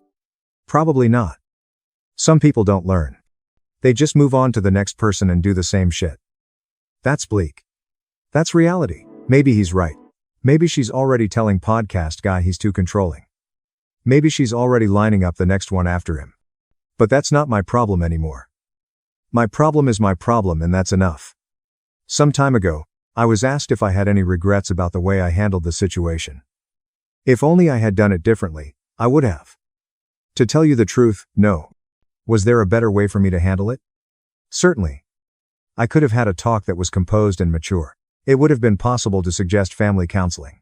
The opportunity to apologize, to change, and to make things right may have been afforded to her. As for what I discovered, here it is. If someone does not believe that they are broken, it is impossible to fix them. As for me, I was so exhausted from trying. I left in the middle of the night with my dignity, my coffee machine, and my couch. I also took my coffee maker with me. What else is there to say? Due to the fact that she was correct about one thing, I would do it once more. We did not have a marriage. Also, I did not possess her. However, I was not familiar with her. Get up to date. A few individuals are inquiring about the apartment and what transpired with it. She was unable to pay it on her own. Astonishment. As a result, she relocated back to her parents' home. Attempts were made by her to convince me to pay the remaining portion of the lease. I forwarded her a copy of the leasing agreement, which makes it abundantly plain that each of us is to be held personally accountable for our respective amounts. No longer did she inquire. The utilities were moved to a new location. As time goes on, we will no longer have any friends in common. Each individual chose a side. Jake and the others who were reasonable were mine. Olivia, as well as the people who believe that I am a jerk for abandoning her, were left in her hands. That is just fine with me. Our bartender's name is Ryan. They dated for a period of 3 weeks. According to Jake, who heard from someone who heard from Olivia, then he broke up with her because, and I quote, "She was too much drama." When I heard it, I chuckled for a good 5 minutes. She was too much drama. A balcony is included with my new flat. At times, I enjoy sitting outside with my coffee, which I have brewed in my coffee machine, and watching the sunrise. Also, I no longer have any feelings of guilt. The couch, the coffee machine, and the decision to leave are not relevant to this discussion. To put it simply, here's the deal. When it comes to leaving, they don't tell you anything. On occasion, the individual you are attempting to save is yourself. Not only is that not selfish, but it is also survival. If you feel that this narrative speaks to you, you should remain here and pay close attention. In the comments section, don't forget to give the post a like and share your own experiences. My husband cheated on me by pushing me to have a child despite our mutual vow to remain child-free. Then, I kicked him out and took back all his assets. I've been married to my spouse, David, for 7 years. It all began when I was a 30-year-old personal assistant dealing with my father's passing. Anyone who has experienced the loss of a parent knows how lonely and empty it can make you feel. I was in a very difficult emotional situation. Then David appeared, an endearing elderly man who seemed to know just what to say to make me feel better. We did have a corny tale at first, and perhaps that's why I fell deeply in love with him. He was safe, dependable, and affectionate, everything I was searching for at the time. He always treated me like a real gentleman when we went on these incredible outings. My mother adored him from the beginning. Because we are from different ethnic backgrounds, there was some initial awkwardness when I met his parents, but they have since warmed up to me. I immediately clicked with his sister Chloe, and we grew very close. We frequently go shopping or have lunch together, and we converse frequently. I feel like Chloe is the sister I've always wanted but never had. She and I share everything, and there are moments when I am so thankful that my spouse brought her into my life. When David chose to pop the question on his own, we were still in the middle of our romantic phase. He invited all of our loved ones to a surprise engagement party, which totally took me off guard. I said yes without much doubt. I still clearly remember our family's beaming grins as they continued to extol the virtues of David and me being a match made in heaven. Admittedly, I also firmly believed that for a very long period, our honeymoon was spent in Mexico for 2 weeks, and our wedding went off without a hitch. We didn't really face reality till we got back home. He was quite fussy about his possessions, and didn't want me to add my own touch to anything in his living room or bedroom. So moving into his apartment became pretty difficult. In an attempt to reach a compromise, I proposed that I gradually introduce my style across the house to give him time to get used to it. But then he complained about how big my wardrobe was, saying that no one in their right mind needed that many clothing. Like any other woman, I'm not a fashion influencer, but I did have a wardrobe that I didn't want to part with. Because he didn't want me to occupy half of his wardrobe, he urged that I reduce my wardrobe as much as possible. I acknowledged that I didn't want him to feel confined in his own place, and acknowledged his worries. I made the decision to store my clothes in the guest room rather than in our bedroom. He then had a problem with the magnets on my refrigerator. I always wanted to travel when I was younger, so when I eventually found a job, I made it a point to save money and take as many trips as I could. As a small custom, I would gather fridge magnets from every new place I traveled to and proudly put them on my fridge as keepsakes of my travels. But David always thought they were cheap and gaudy. He was adamant about not letting any of my magnets on our refrigerator. I reluctantly agreed to let it go after we got into some hot disputes about it, but he ultimately persuaded us not to start our marriage on a rough note. I spent a lot of time with my family and friends throughout the first 4 years of my marriage. David, however, was more of a homebody, particularly because he worked long hours and frequently felt exhausted. I didn't mind going out by myself because I liked to mingle and go out with my pals. David would occasionally advise me to stay at home, but we still managed to have 2 date nights a week, which I loved. I liked hanging out with him most evenings, but sometimes I also enjoyed going out with other people. In a similar vein, I never objected to him having his own hobbies, such as spending Sundays with his golf friends. However, I became aware of a change in David's behavior during the 5th year of our marriage. We were quite explicit when we got married that we didn't want kids, but all of a sudden, David began telling me that he wanted to have a child and that he would adore having a child with me. This caught me off guard and reminded me that we both decided not to have children. David, however, dismissed it, stating that he preferred to see me with a growing tummy. I was rather uneasy with what he said. He would repeatedly insist on not wearing a condom, which increased my anxiety that he was attempting to coerce me into being pregnant. He had been claiming up until last year that he appreciated the fact that we didn't have any more duties from having kids. So I had a number of chats with him to try to figure out why he wanted to become a parent so quickly. David persisted in his belief that our marriage would be ideal once I became pregnant and could quit my job. I was afraid of the prospect of losing my job. I know many of you may disagree, but after scheduling a visit with my physician, I made the decision to begin using birth control pills. Fortunately, it was successful, and I never became pregnant. David, meantime, kept acting in an unpredictable manner. Every time I wanted to spend time with my friends, he even began asking me who I was hanging out with and where we were going.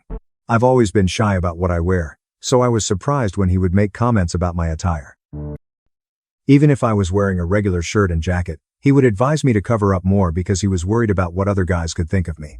I dismissed it at first, but he became increasingly combative and insisted that I always change before leaving the house.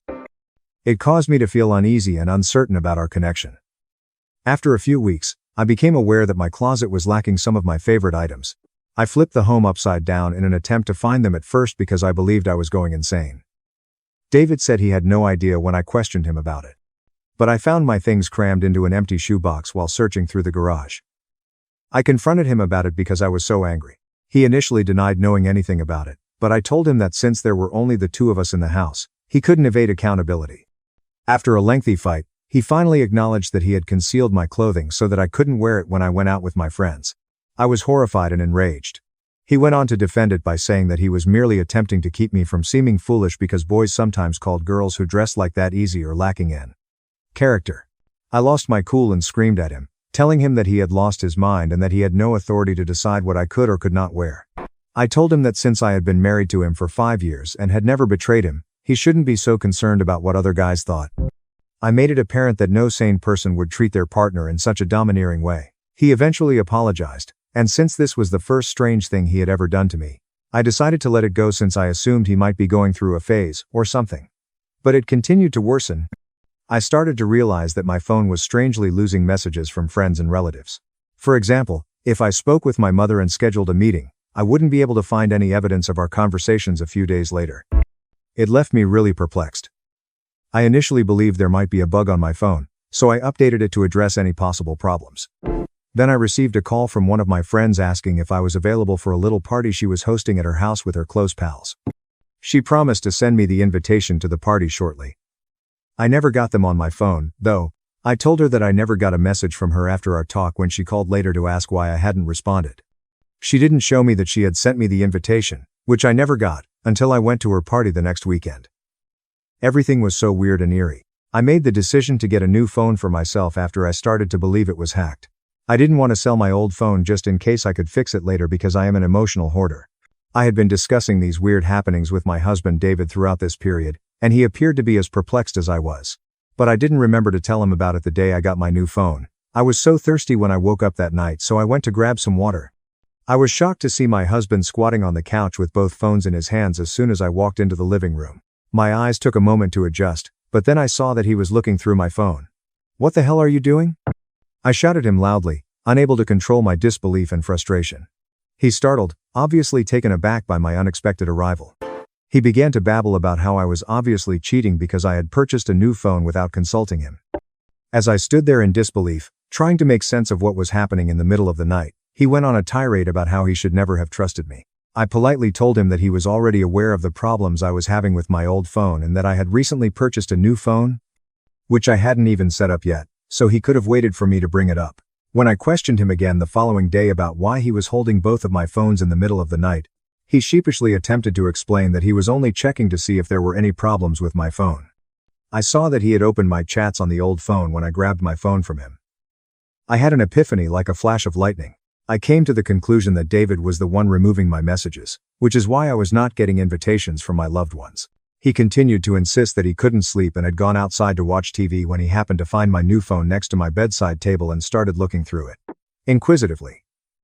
According to him, he was also looking through my old phone to see if there were any bugs I might have overlooked.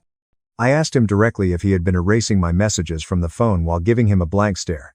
David became upset upon hearing this and angrily disputed everything, telling me that it was ridiculous to even ask him. He was adamant that he would never act in such a manner. But even though he denied it, I couldn't get rid of the uneasy sensation that something wasn't quite right. He had no defense when I pointed out that he was obviously reading my texts in the middle of the night. I couldn't understand why in the world he would harm me in that way. I informed him that I couldn't see my friends or family because he was deleting my texts. I couldn't understand why he would so subtly undermine my relationships with my loved ones, and it seemed like a betrayal on many levels. I was no longer even able to look him in the eyes. I chose to follow my instincts since I was so appalled. I informed him that I needed some distance since he had gone too far this time. With the intention of moving in with my mother for a bit, I started packing my luggage. Finally acknowledging that he had been erasing my texts in order to spend more time with me, he begged me to stay. I previously spent a lot of time with him, so I couldn't understand how he could defend such a privacy invasion. When I told my mother about it later, she acknowledged that what he had done was unusual. But she also said that even though his acts were incorrect, I was lucky to have a husband who still loved me so much after all these years. She may have said that, but I still felt uneasy and betrayed. My spouse was always messaging me and calling me like a crazy person. He sent me messages ranging from an apology to accusations that I was unfaithful to him. I kept my phone off for the following few days and attempted to divert my attention by assisting my mom around the house. I'm not sure why, but I knew there was a problem with David, but I was unsure of how to address it. It seemed as though I was too naive to acknowledge the reality to myself. Fortunately, Chloe arrived to console me. Knowing what her brother had been doing to me upset her just as much as it did me. Now, since Chloe and her brother are related by blood, I know many of you would assume that she would naturally stand by him. However, Chloe is a girl's girl. Since I had never done anything to warrant David's suspicion, she reassured me that my feelings were entirely normal and that no spouse should wake up in the middle of the night to check on his wife's phone and act in such a manner. She acknowledged that something was wrong and said she would speak with him to find out more. After speaking with her, I did feel a lot better, and I hoped she could help David understand. After speaking with Chloe, I did turn on my phone since I felt much better. But David sent me a ton of irate texts. In some of his texts, he even threatened to divorce me and leave me penniless, just like my father had done. He sounded like a completely different person. This was very out of character for him, and I couldn't figure out what I had done to anger him. There were no fresh messages that day, too, so I assumed that perhaps he had realized his error and was feeling sorry. I was hoping that one day he would give me a call so we could work things out. But 3 days later, Chloe called to inform me that she had some news that I might not be happy about. She was irate when she arrived and showed me photos she had shot outside David's house on her phone. A young blonde woman was seen entering our house in the photos. When Chloe revealed that David had been unfaithful to me, I was unable to comprehend what it meant. My breath seemed to have been forced out of my lungs. As Chloe went on to tell me that she had been observing this girl entering and leaving David's house for the last 2 days and that she thought her brother was having an affair. I simply shook my head. I felt like throwing up and my entire body was trembling. I shrugged Chloe off her attempt to embrace me and hurried into my bathroom. I could feel a dull throb in my brain, and the world around me was whirling. I couldn't stop thinking that this couldn't be true and that there might be a more straightforward explanation. Chloe had a troubled look on her face when I emerged from the restroom. My mother gave me a furious look after learning about my husband's actions from Chloe. The more I tried to explain to them why a young woman like that was going to meet my husband while he and I were fighting, the more I could see my mom and Chloe staring at me with a pitiful expression that nearly made me sick. I tried to laugh it off and tell them that it was probably a housekeeper or one of David's co-workers. I continued to stare at the floor even after my mother gently forced me to sit down. Chloe informed me how, despite the proof, she too wished to think her brother wasn't cheating. I shook my head when she inquired if David had gotten in touch with me in the previous 3 days. She remained silent, and I started crying uncontrollably after that. The immense anguish you experience upon learning that your marriage is over is beyond words. I will admit that Mom and Chloe were sitting on the floor with me, each providing me with their own form of consolation. My mother apologized for believing that my cowardly husband would ever change and promised to assist me in finding a divorce attorney once I began to feel a little better. Chloe concurred and informed me that she would look into this mystery woman further, which would be useful to me throughout my divorce from my husband. All I did was nod. They left me to climb into my bed and act as though everything was just a big, bad nightmare because all I wanted to do was go to sleep. But I woke up with a dull hurt in my chest, just like everyone else who had been cheated on, and it dawned on me gradually that the person I loved had cheated on me. I zoomed in as much as I could to see how young the woman appeared in the photos that Chloe had provided me of her entering our house. It infuriated me even more that my pitiful spouse had chosen to hook up with a stranger rather than speak to me like a rational person. My husband was in for a major surprise if he believed that he could do anything he wanted and that I would simply return to him. I intended to file for divorce and seize all of his possessions. I did speak with my mother, and we began looking up local divorce attorneys so we could schedule consultations. When I found a divorce attorney, Chloe would call me anytime she could to see how I was doing. My lawyer told me right away that in order to get the most out of my divorce, we needed to employ a private investigator to collect as much evidence as possible. As long as David learned his lesson and never messed with me again, I didn't care that hiring a PI was expensive. David only sent me 2 messages throughout this period, both of which asked if I was prepared to apologize. I wanted to say a lot of things, but I knew that doing so would alert him to the divorce, and I wanted to witness his reaction when I gave him the divorce papers. The text simply made me more irate.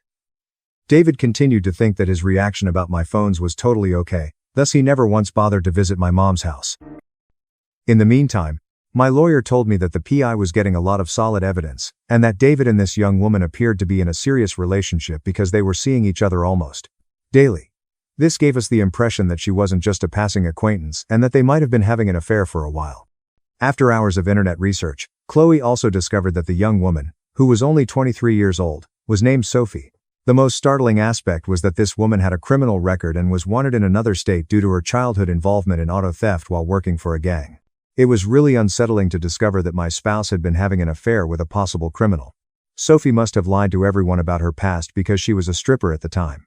After speaking with Chloe, we both decided that David needed to know the truth about this critical issue. We made the decision to meet in secret with my in-laws so that I could tell them all that had been happening without David finding out. David's parents were initially taken aback by this, as they were unaware that we were experiencing marital issues. They informed me that David had been deceiving them for weeks by claiming that everything was good at home. We had more proof of what the PI had discovered after Chloe also showed them images of Sophie. The fact that their own kid could conduct something so heinous infuriated David's parents. David's mother gave me a hug and told me that they were completely outraged that their son had chosen to have an affair with a criminal stripper and that they had my back. We all devised a scheme to apprehend him so that I could give him the divorce papers and his parents could intervene.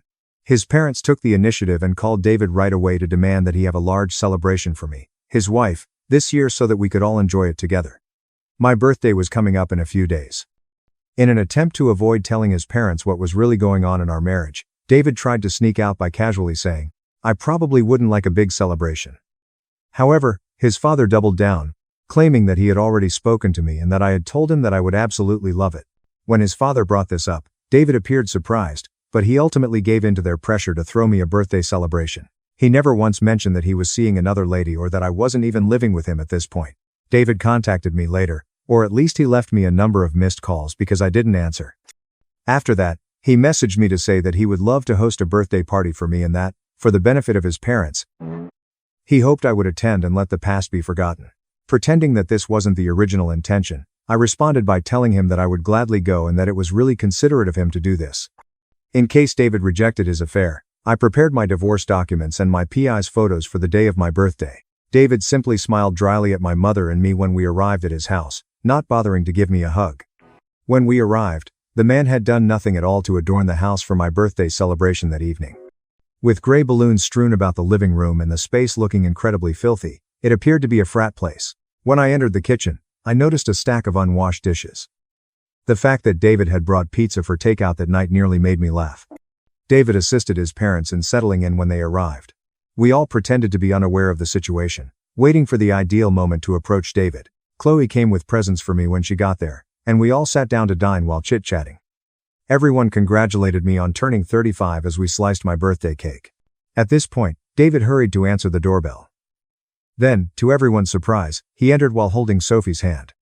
Sophie was wearing the sparkling, tiny dress and high heels. David disregarded me entirely and approached his parents, introducing Sophie and stating that this would be the ideal time to make an announcement he had been meaning to make for a while. David then started talking loudly about how no one knew that he had been unhappy in his marriage to me because I had mistreated him emotionally, ignored his feelings, gaslighted and manipulated him, and was never a nice wife to him. He went on to describe how he had recently discovered that I had cheated on him by catching me using a different phone, and how I had left him after he confronted me about it. For dramatic effect, he stopped and went on to add that he could not have made it through the final months of our failing marriage if it weren't for Sophie. He described how, after meeting her 6 months prior, he became aware of how poorly I had been treating him. He went on to say that he and Sophie had been spending more time together ever since I left, and that he had lately discovered that she was even 2 months pregnant. I was not prepared to discover this new information, so my eyes widened in disbelief. Chloe's mouth was agape with disbelief, too, when I turned to face her. David went on to claim that I had failed as a woman by not being a good wife to him during our marriage. But he was fortunate enough to meet Sophie, and he hoped her parents would welcome her. My mother finally gave in to her unwanted thoughts, even though it was obvious that she had been fighting to contain her wrath up until this point. Screaming that David was a piece of trash, she sprang from her chair and flung a full glass of Sprite in his face. Sophie was frightened, and David appeared shocked. Then, Chloe yelled at David, telling him that we all knew he had been having an affair with this woman and that his game was over. She went on to tell him all she had learned about Sophie, including the fact that she was sought for auto theft in another state. You have no idea how pleasant it was to see my hubby start to worry and lose all color. At that moment, I realized that this was my ideal opportunity to serve him with divorce papers. I handed him the papers after removing them from my coat and moving across the table. Now that he had come clean about having an affair, I declared triumphantly that I was done with him and that I was going to take all he possessed. As his parents and Chloe continued to yell at him, my mother and I excused ourselves. I had no intention of staying there any longer since I was tired of him and his theatrics. My mother continued telling me how proud she was to have raised a strong woman like me during the automobile ride. David kept phoning and messaging me, pleading with me to talk, so I'm not sure what Chloe and her parents said to him, but it must have been something negative. When I woke up this morning, I saw nearly 70 messages from David pleading with me to go back to him and promising that he will change. He claims that if I truly loved him, I wouldn't give up so easy and that he is prepared to attend couple counseling. Normally, I wouldn't have hesitated, but if you had asked me last year if I would ever get a divorce from David, I would have said no. But now that things have changed, I am certain that I am headed in the correct direction. My heart still feels bad for him even though my head understands what's right, especially after receiving his heartbreaking messages about how he can't live without me and how he's always wanted to age with me. Reddit AITA exposed my husband's secret life to his family and ultimately led to his divorce because I can't trust my love. Update 1. Whoa, I didn't think so many people would be so critical when I uploaded this. I've had hundreds of direct messages criticizing me for ever considering forgiving this terrible man. I understand, folks. I will not return to David. Now, please stop being so cruel to me. I'll admit that I got carried away when I posted this because I was feeling a little bad. But now that I'm free of all that guilt, I won't ever be influenced by my husband's foolish remarks. Furthermore, my lawyer has encouraged me to keep all lines of communication open until the divorce is official, so I am unable to stop him as some have suggested. I agree with many of you who have pointed out to me that David is still lying and that he must have had an affair with Sophie or another woman in the past, which is why he has become so possessive and controlling in our relationship. I simply want this chapter of my life to be over, so I have no interest in learning the truth, whether it is real or not. Update 2. My last update was a couple months ago. For those who are curious, I did get tested for sexually transmitted diseases, and I am delighted to say that I am clean. At least I have escaped a crisis. My divorce is still dragging on at this point. It is quite annoying that David's attorney continues coming up with ways to delay it, but my attorney and I are determined not to give up. Although I paid for all of the house improvements during the 3 years I was married to David, his attorney does not want me to make any claims against him. In order to provide him a man cave, I painted and organized his basement. We'll make sure I get my share because I was the one who brought in food every week and paid for half of his auto loan. The parents of David and Chloe have stayed in contact with me. When we met last month, Chloe happily informed me that she was engaged. She has already invited me to her wedding, which will take place in the upcoming months. She has stated that she wants me to be there to support her on her special day, but I'm not sure if I should go because I don't want to meet David. Additionally, Chloe told me that David and Sophie are no longer together. Sophie apparently told him that there was no assurance that she was even carrying his child after that major incident on my birthday, since she had actually been having affairs with several men. After that, she left with another man. God knows where, maybe afraid we would report her to the police. Since then, David has been distraught and has been blaming me, but his parents reminded him that it was all his fault and gave him another earful. To be honest, I don't give a damn about his sentiments or his breakup. Hopefully, I will have better news in my next report. In order to move on from all of this, I intend to speak with David's parents in the hopes that they will be able to assist me in finding a method to get David to divorce me as quickly as possible. Update 3. Alright, folks, I succeeded. I'm no longer married. The fact that I am at last free is unbelievable. The judge simply had enough of David and his attorney's efforts to prolong extending our case. David ultimately consented to grant me all of my requests. As it happens, David's parents spoke with him once again and threatened to withhold their inheritance from him if he didn't ultimately file for divorce from me and put an end to these endless arguments. I'm ecstatic, and tonight I'm going to finally go out with my pals and have the time of my life. We're all going to have a great time because I've invited Chloe as well. I want to express my gratitude to everyone who has followed along and sent me encouraging direct messages along this journey. If this story resonates with you, stick around and listen closely. Don't forget to like and share your own experiences in the comments. I spent $1,450 on VIP tickets for my girlfriend's birthday, but she went with her ex. I took back everything and left a note, check your bank balance. Before we continue with the video, viewers, if you would like to see more stories like this, please hit the like button and subscribe to the channel. Thank you. Supporting her didn't bother me. When you love someone, you do that, don't you? You lay the groundwork for them to pursue their goals. Or at least that's what I told myself each time I made the minimal payments on her college loans as she discovered her artistic voice, as well as the rent, utilities, and grocery bill. I am 30 years old. I work for a mid-sized manufacturing company in supply chain management and logistics. The labor isn't sexy. My days are spent tracking shipping containers, pouring at spreadsheets, and fighting fires between wholesalers in Shenzhen and warehouses in Ohio. It involves a lot of stress and long hours, but the compensation is good enough for me to save a respectable amount each month and buy a great 2-bedroom apartment in the city. The 27-year-old Lena Carter painted in her spare time after working 18 hours a week at a small coffee shop. I respected it, you see. I really did. I wanted her to be successful. I believed that I was becoming her pillar of support. However, the money wasn't the issue. Miles Reed was the issue. Lena Carter's college best buddy was Miles Reed.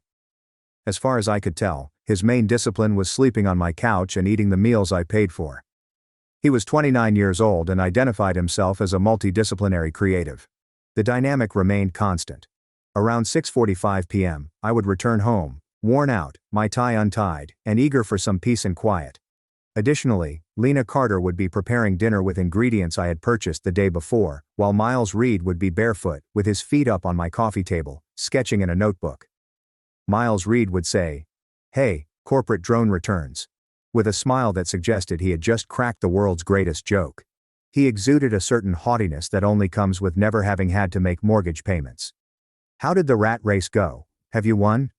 I would say, "Hello, Miles Reed," attempting to avoid sounding harsh. Lena Carter would typically give me a distracted cheek kiss since she was too preoccupied laughing at something Miles Reed had just said. 3 weeks prior to her birthday, the event that truly established the tone occurred. On the way home, I indulged in some delicious ribeyes since I wanted to treat myself on a Tuesday. I cooked them to perfection. Naturally, Miles Reed stayed for supper. He simply picked up a dish without asking. Miles Reed began one of his talks while we were eating. With a fork full of my steak, he gestured, "I just don't know how you do it, man. Exchanging your life's hours for a wage. It's really transactional. Like, every time you check in, don't you feel like your soul is a tiny bit weaker?" Keeping my eyes on the platter, I chopped a piece of pork.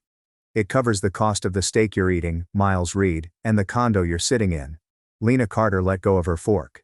In the abrupt calm, the clatter was loud. "Don't be impolite, OP," she yelled. I was quite perplexed when I looked up. "I'm being impolite." While he was eating my food, he attacked every decision I had made in my life. "You are not being insulted by him."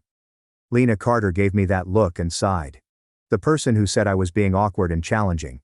He is merely discussing systems and society. You take things very personally. You're so defensive all the time." Miles Reed leaned back and took a sip of the wine I had been saving for a special occasion. "It's a philosophical observation, bro," he continued. "All I'm saying is that I value independence more than comfort." "I couldn't be in that kind of cage, could I?" I remarked, setting down my fork. "When someone else is paying for your comfort, it's simple to put freedom first." Lena Carter got to her feet. "All right, that's sufficient. Go to the bedroom if you're going to be upset because you had a difficult day. Avoid taking your frustrations out on Miles Reed. Due to the rejection of his gallery submission, he has had a really difficult week." I gave her all of my attention. She was standing up for the man who was making fun of me in my own house. However, I was worn out. I was exhausted. I knew that if we got into a disagreement, I would have to apologize for not being supportive, and I didn't have the energy for that. "All right," I replied. I got up and went to the bedroom, leaving my half-eaten steak there. After 10 minutes or so, I could hear them laughing. That's when I ought to have stopped. Now I am aware of that. However, I was engrossed with the sunk cost fallacy. We had spent nearly 4 years together. I cherished her. I kept hoping she would realize how much I did for us when she finally got her chance and grew up a bit. I assumed I would have to wait it out. I so chose to throw a lavish birthday party for her rather than ending our relationship. The Midnight Echo was a band that captivated Lena Carter. They were an indie synth pop band that had just gained a lot of popularity. They were performing at the largest arena in our city on a single night. It was impossible to obtain tickets. A grand a pop was what scalpers were demanding. I asked a coworker who was a vendor and had a connection at the arena for a favor. I coordinated it for a week. For 2 VIP floor seats, front section, early entrance, and everything else, I spent a total of $1,450. I wanted to make a point, even if it was a ridiculous sum of money. Even though I was merely a corporate drone, I wanted to let her know that I was paying attention and that I cared about the things she valued. I can still clearly recall the day I received the digital confirmation. A wave of real joy swept over me. This was going to be the turning point. A night she will never forget. Just the two of us. There would be no Miles Reed. We'd remember it. Since the actual tickets were QR codes on my phone, I printed out a fake one and placed it on a card. I held off on giving it to her until 4 days prior to the concert and her birthday. I arrived home early. For once, Miles Reed wasn't present. In the living room, Lena Carter was painting. I slid the envelope across the coffee table and replied, "Hey." She opened it and said, "Happy early birthday." Her eyes widened. She covered her mouth with paint-stained palms as she gasped. "No way," she said.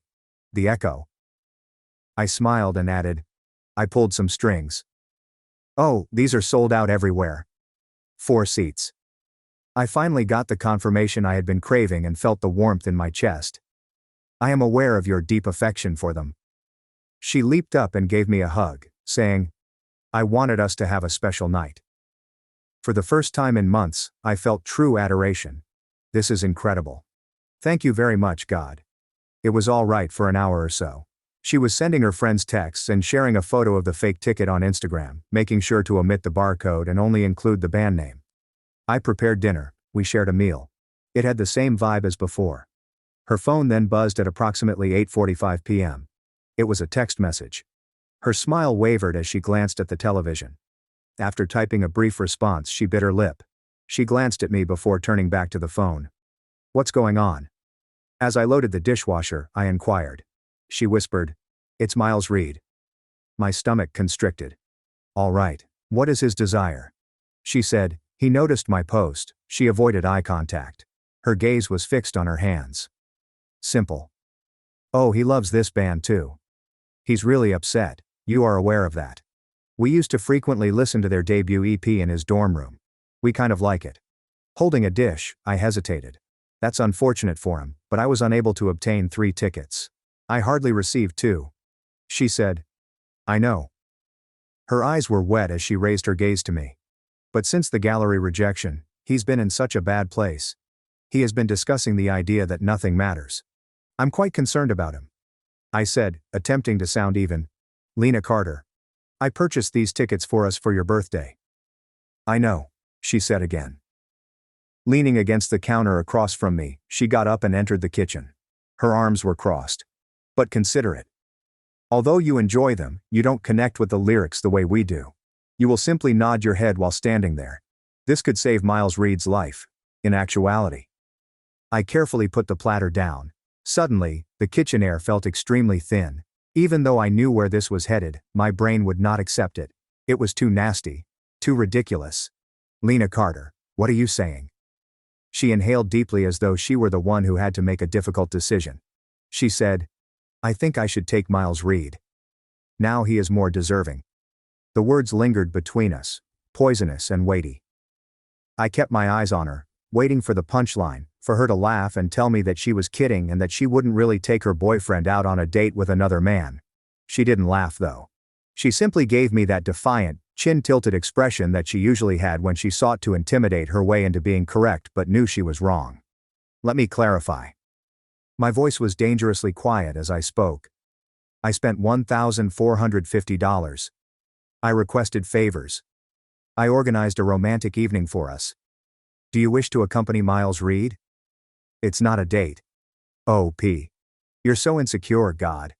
She rolled her eyes and moaned. It has to do with the music. This band have a mystical significance for both Miles Reed and me. The only reason you like them is that they're catchy. It's not the same. When Miles Reed is depressed, he needs this. How about me? I inquired. Am I only the wallet in this equation, or do I have any significance? Her expression stiffened. Didn't you purchase those for my birthday? In a sense, they belong to me.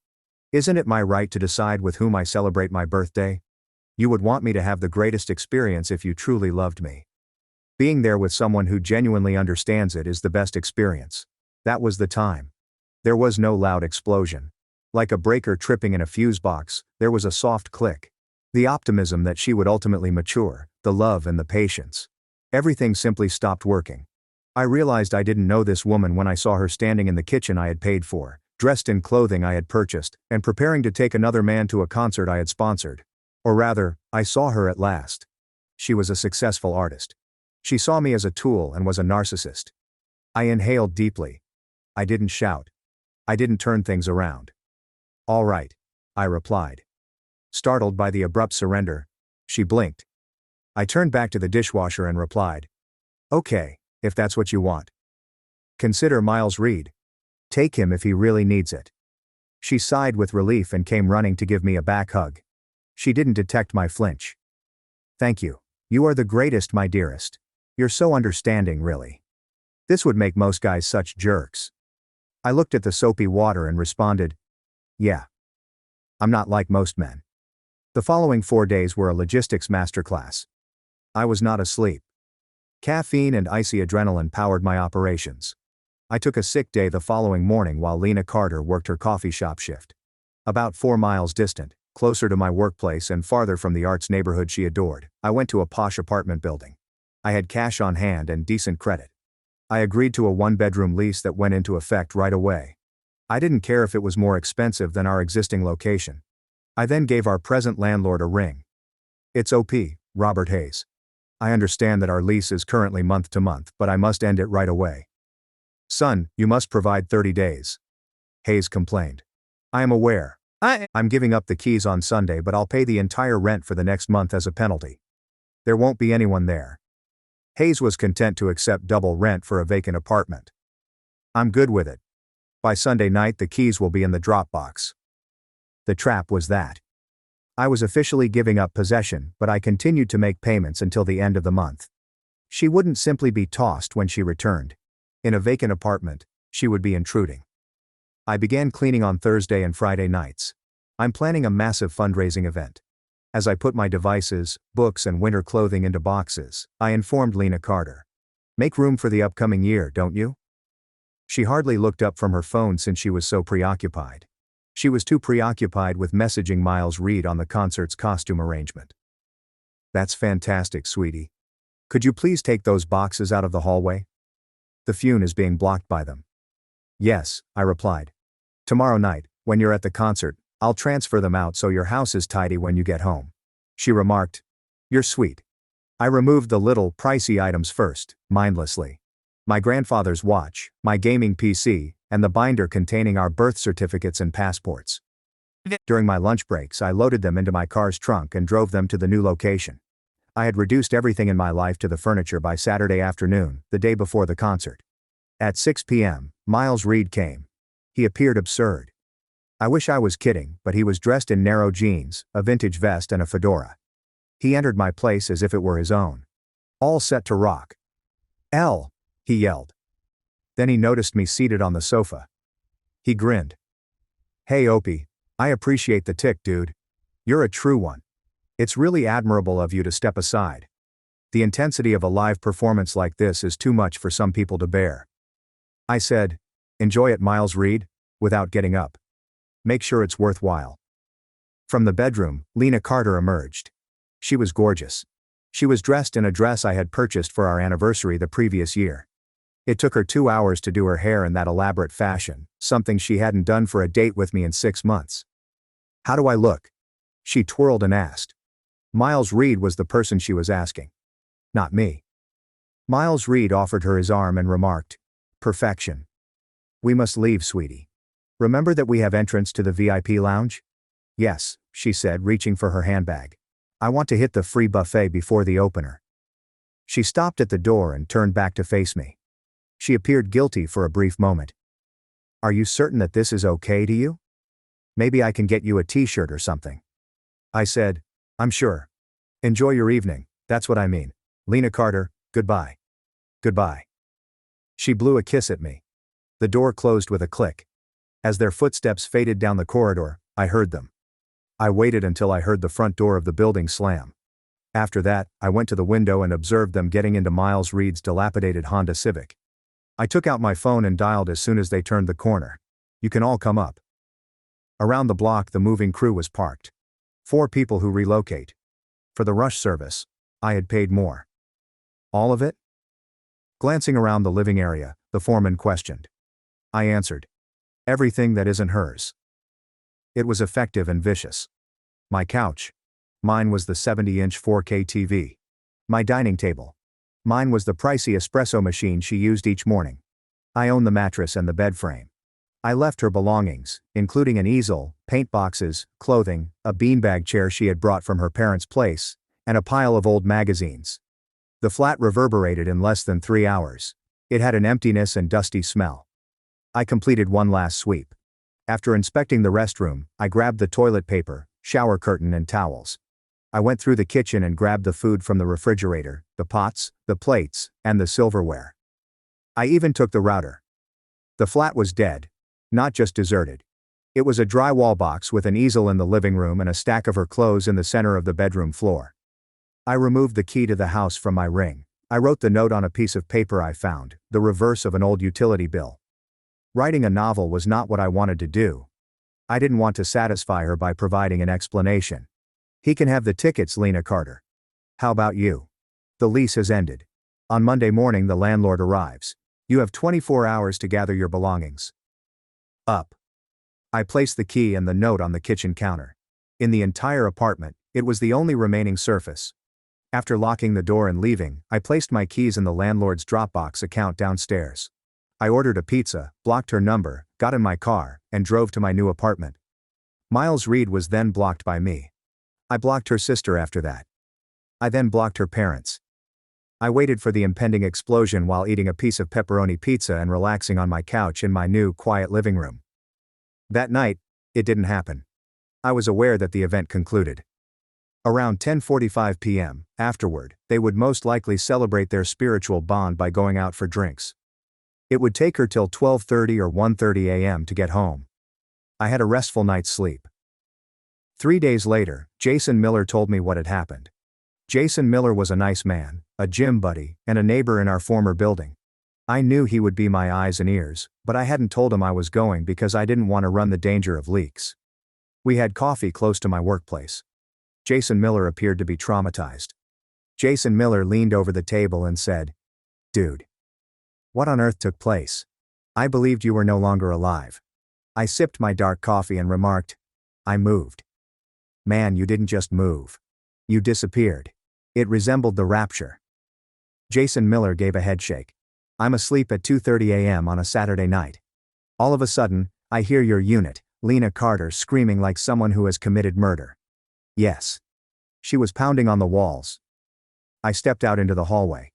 She is holding a piece of paper while standing there in this elegant dress with mascara streaming down her cheeks. The door is ajar. It's vacant when I glance inside. Simply empty. I gave a nod. "Proceed." She freaked out when she saw me. She was yelling that you had been robbed. She wanted to dial 911. I had to inform her. "Lena Carter, thieves leave the paintbrushes and do not remove the shower curtain." She then displayed the note to me. Jason Miller stopped and gave me a respectful but scared look. It was chili. Ice chili, OP. She handed her boyfriend my birthday gift. "I just gave her the remainder of the package," I said. Jason Miller responded, "Well, it gets worse. Or, depending on your point of view, better. She made an effort to remain there. However, you turned off the electricity, correct? Early on Monday morning, I moved the service to my new address. I attested to it. She is sitting in the dark then. Hayes arrives for the inspection early on Monday morning. He loses it and threatens to call the sheriff if she doesn't go right away since she is trespassing. When she tries to phone you while sobbing, the notice "Number not in service" appears. Where had she disappeared to? I inquired. I was a little guilty, but then I thought about Miles Reed's smile. Man, thanks for the tick. The guilt vanished. According to Jason Miller, she called Miles Reed. He smiled. I assisted her in moving her boxes to his vehicle. Miles Reed is a Civic Coupe driver, dude. The easel needed to be strapped to the roof. The entire time, she was in tears. Miles Reed appeared to be furious. Where was the TV? He kept asking. I chuckled. It was a brief, dry sound. The TV was what he desired. You left the furnishings, he thought. He appeared to want to drive away and leave the girl there when he learned he was only receiving her and her luggage without the subsidies. They are worthy of one another. Yeah, about that, I replied, and Jason Miller grimaced.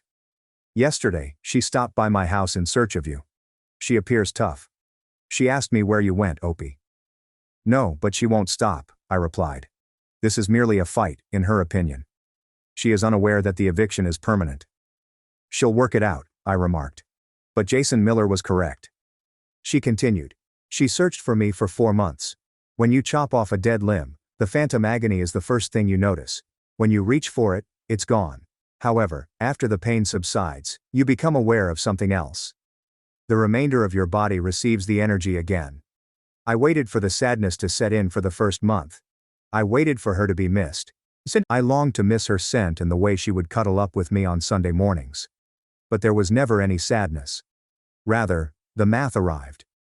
5 weeks or so following the move, I recall sitting down with my banking app. I believed there was a malfunction when I glanced at my checking account. The figure was excessively high. It dawned on me then that I had neglected to pay Lena Carter's $550 monthly food. Her art supplies cost $180 a month, and I hadn't paid for them.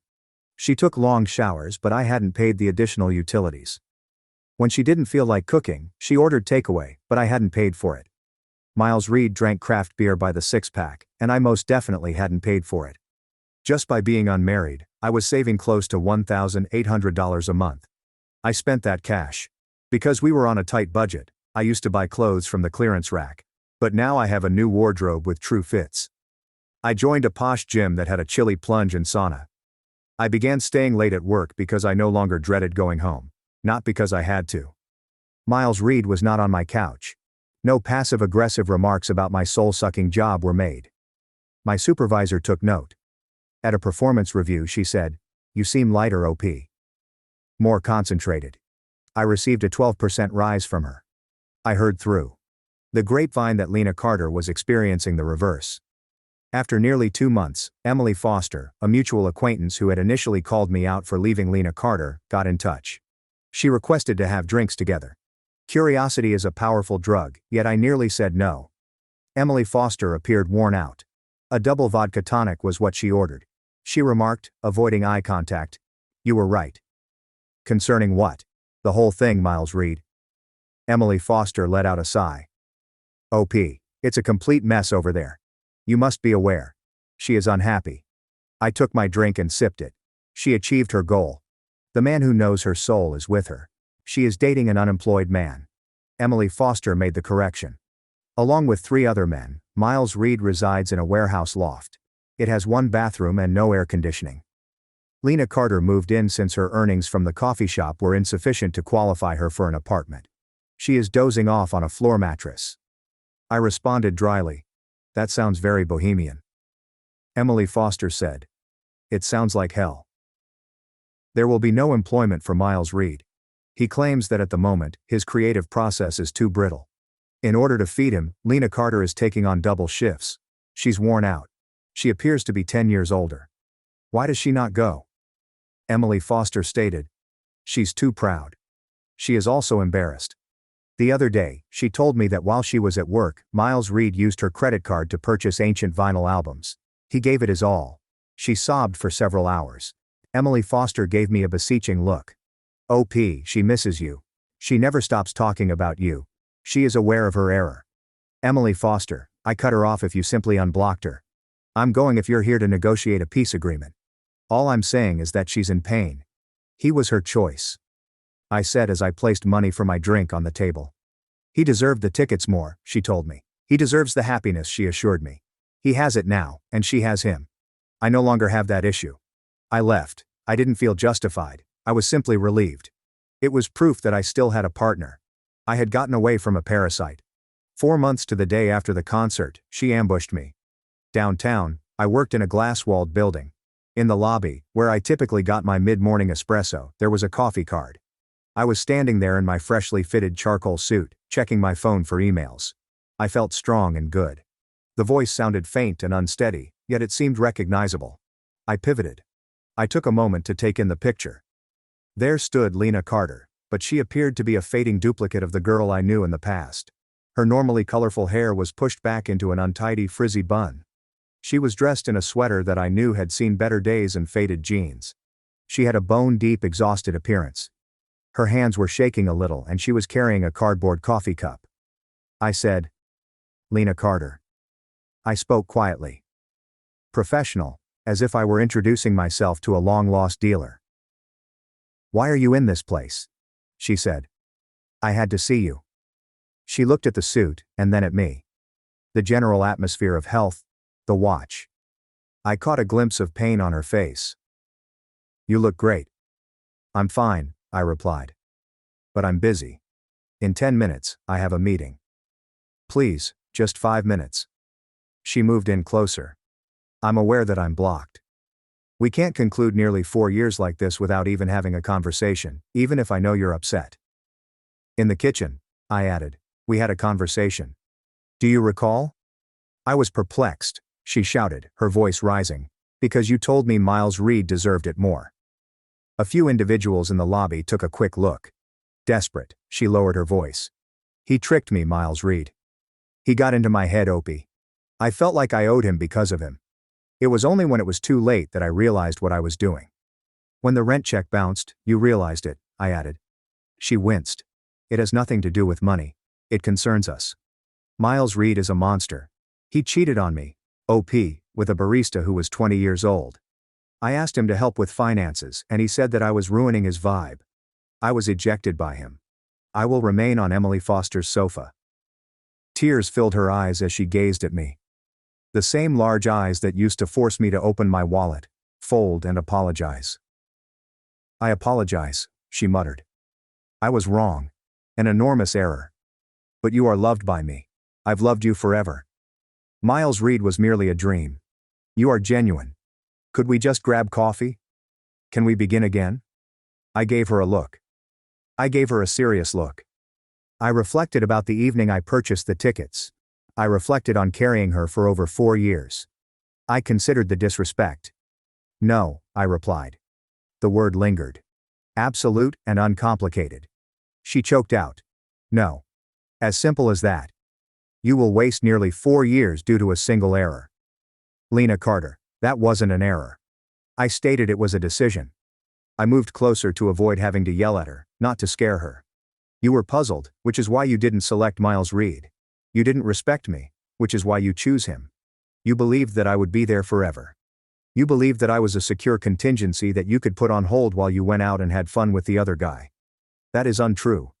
It's accurate. I didn't understand the music, you said. He deserved it more, you told me." I looked at my watch. "You were correct on one point though. You were deserved by him. You two were a match made in heaven. Both of you desired a life that you were unwilling to strive for." "I have nothing."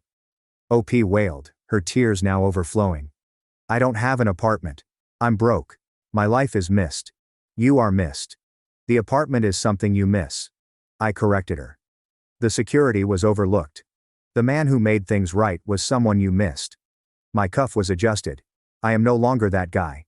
The instant you left that door with him, that guy passed away. Please, OP." She grabbed hold of my arm. I moved away from her grasp. I had to leave for work. "Good luck, Lena Carter," I said. I turned around and headed for the elevators, saying, "I hope you find what you're looking for, but it's not me." Her voice cracked as she yelled, "OP.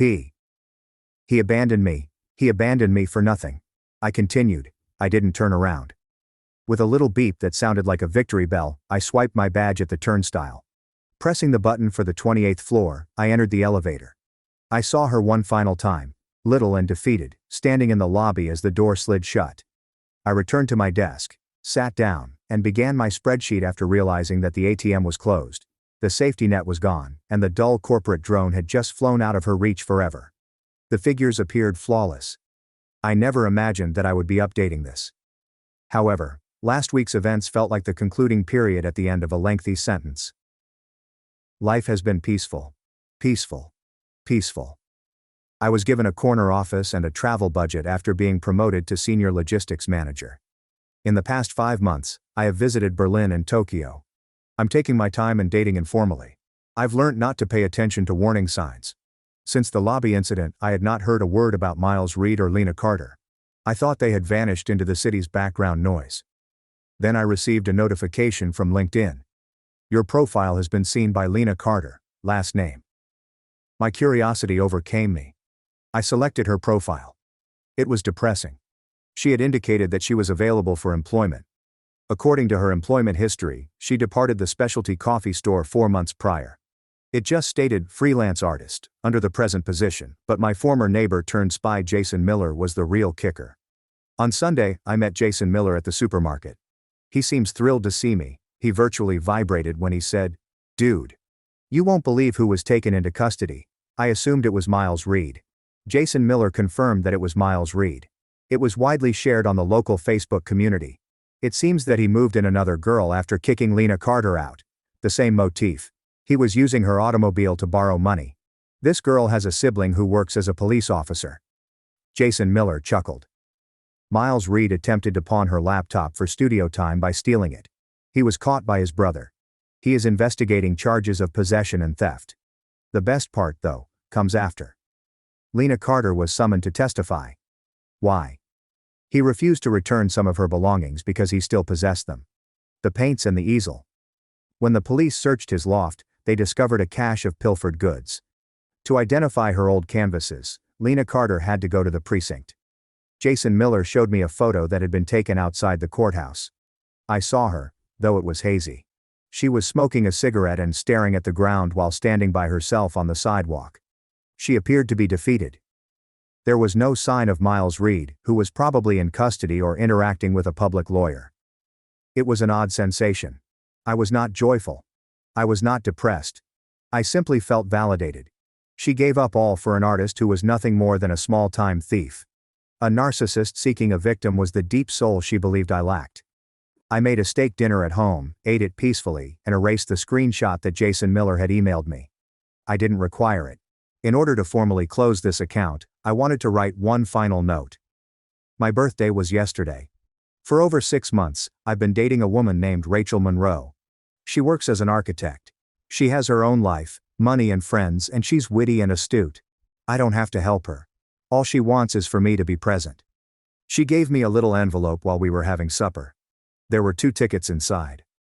She said, "I know you like that band, the Midnight Echo. They are touring as a reunion." I was able to secure 4 seats. I froze. I looked intently at the tickets. I could practically taste the irony. "Is there a problem?" With a worried expression, Rachel Monroe inquired. "We don't have to go if you don't want to. I just came to these on your playlist on Spotify." I gave her a look. Credit was not what she sought. I wasn't being tested by her. She had no intention of giving her best buddy the ticket. All she wanted to do was be kind to me. "No," I replied, grinning. "It's ideal. I would adore going." "Excellent," she smiled.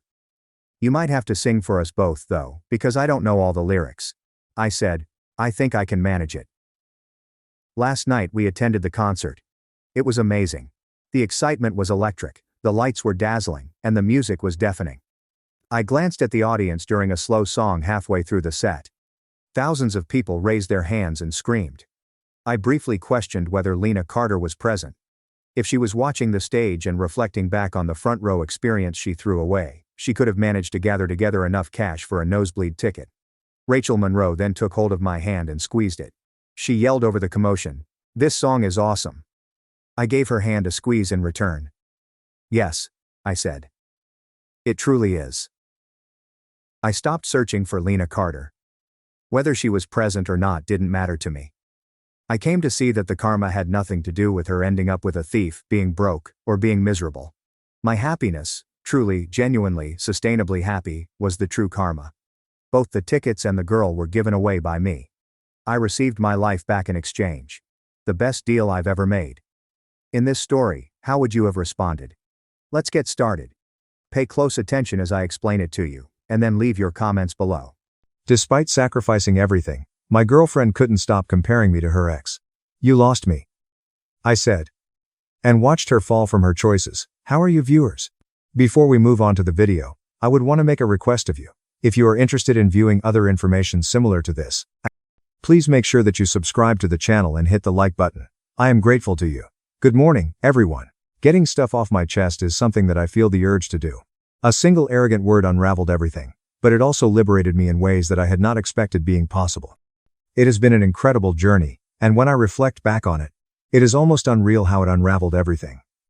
If you have ever been likened to an ex, or if you have ever felt as though you needed a backup plan, this may resonate with you, despite the fact that it is quite lengthy. It was only natural that the names were altered. Sophia is the name we will use to refer to her, and Ryan is the name of her ex-boyfriend. Our relationship had lasted for a little more than 4 years at that point.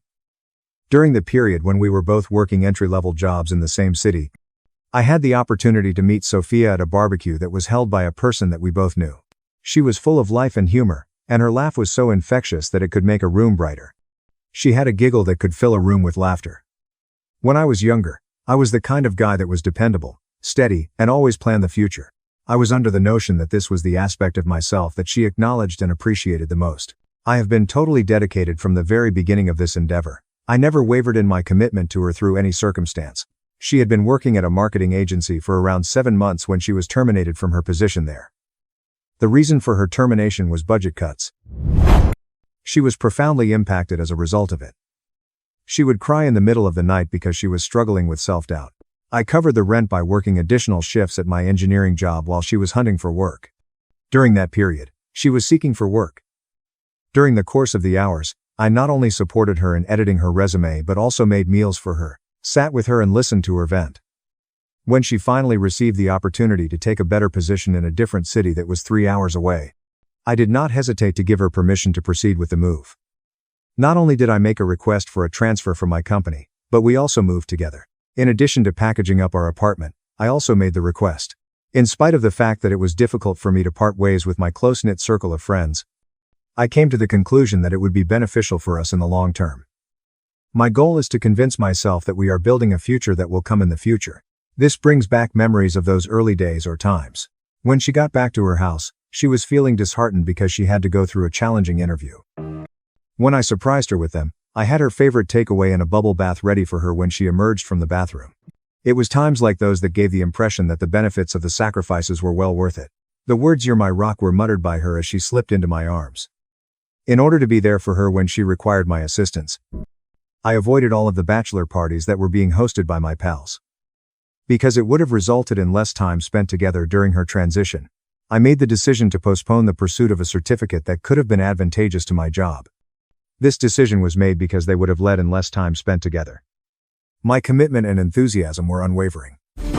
In spite of the fact that I was putting money aside for a ring and that I intended to propose to her over a quiet weekend getaway, I began to notice that my finances were beginning to show signs of weakness. In the beginning, Sophia had a habit of bringing up Ryan, her ex-boyfriend, in a manner that was not particularly serious.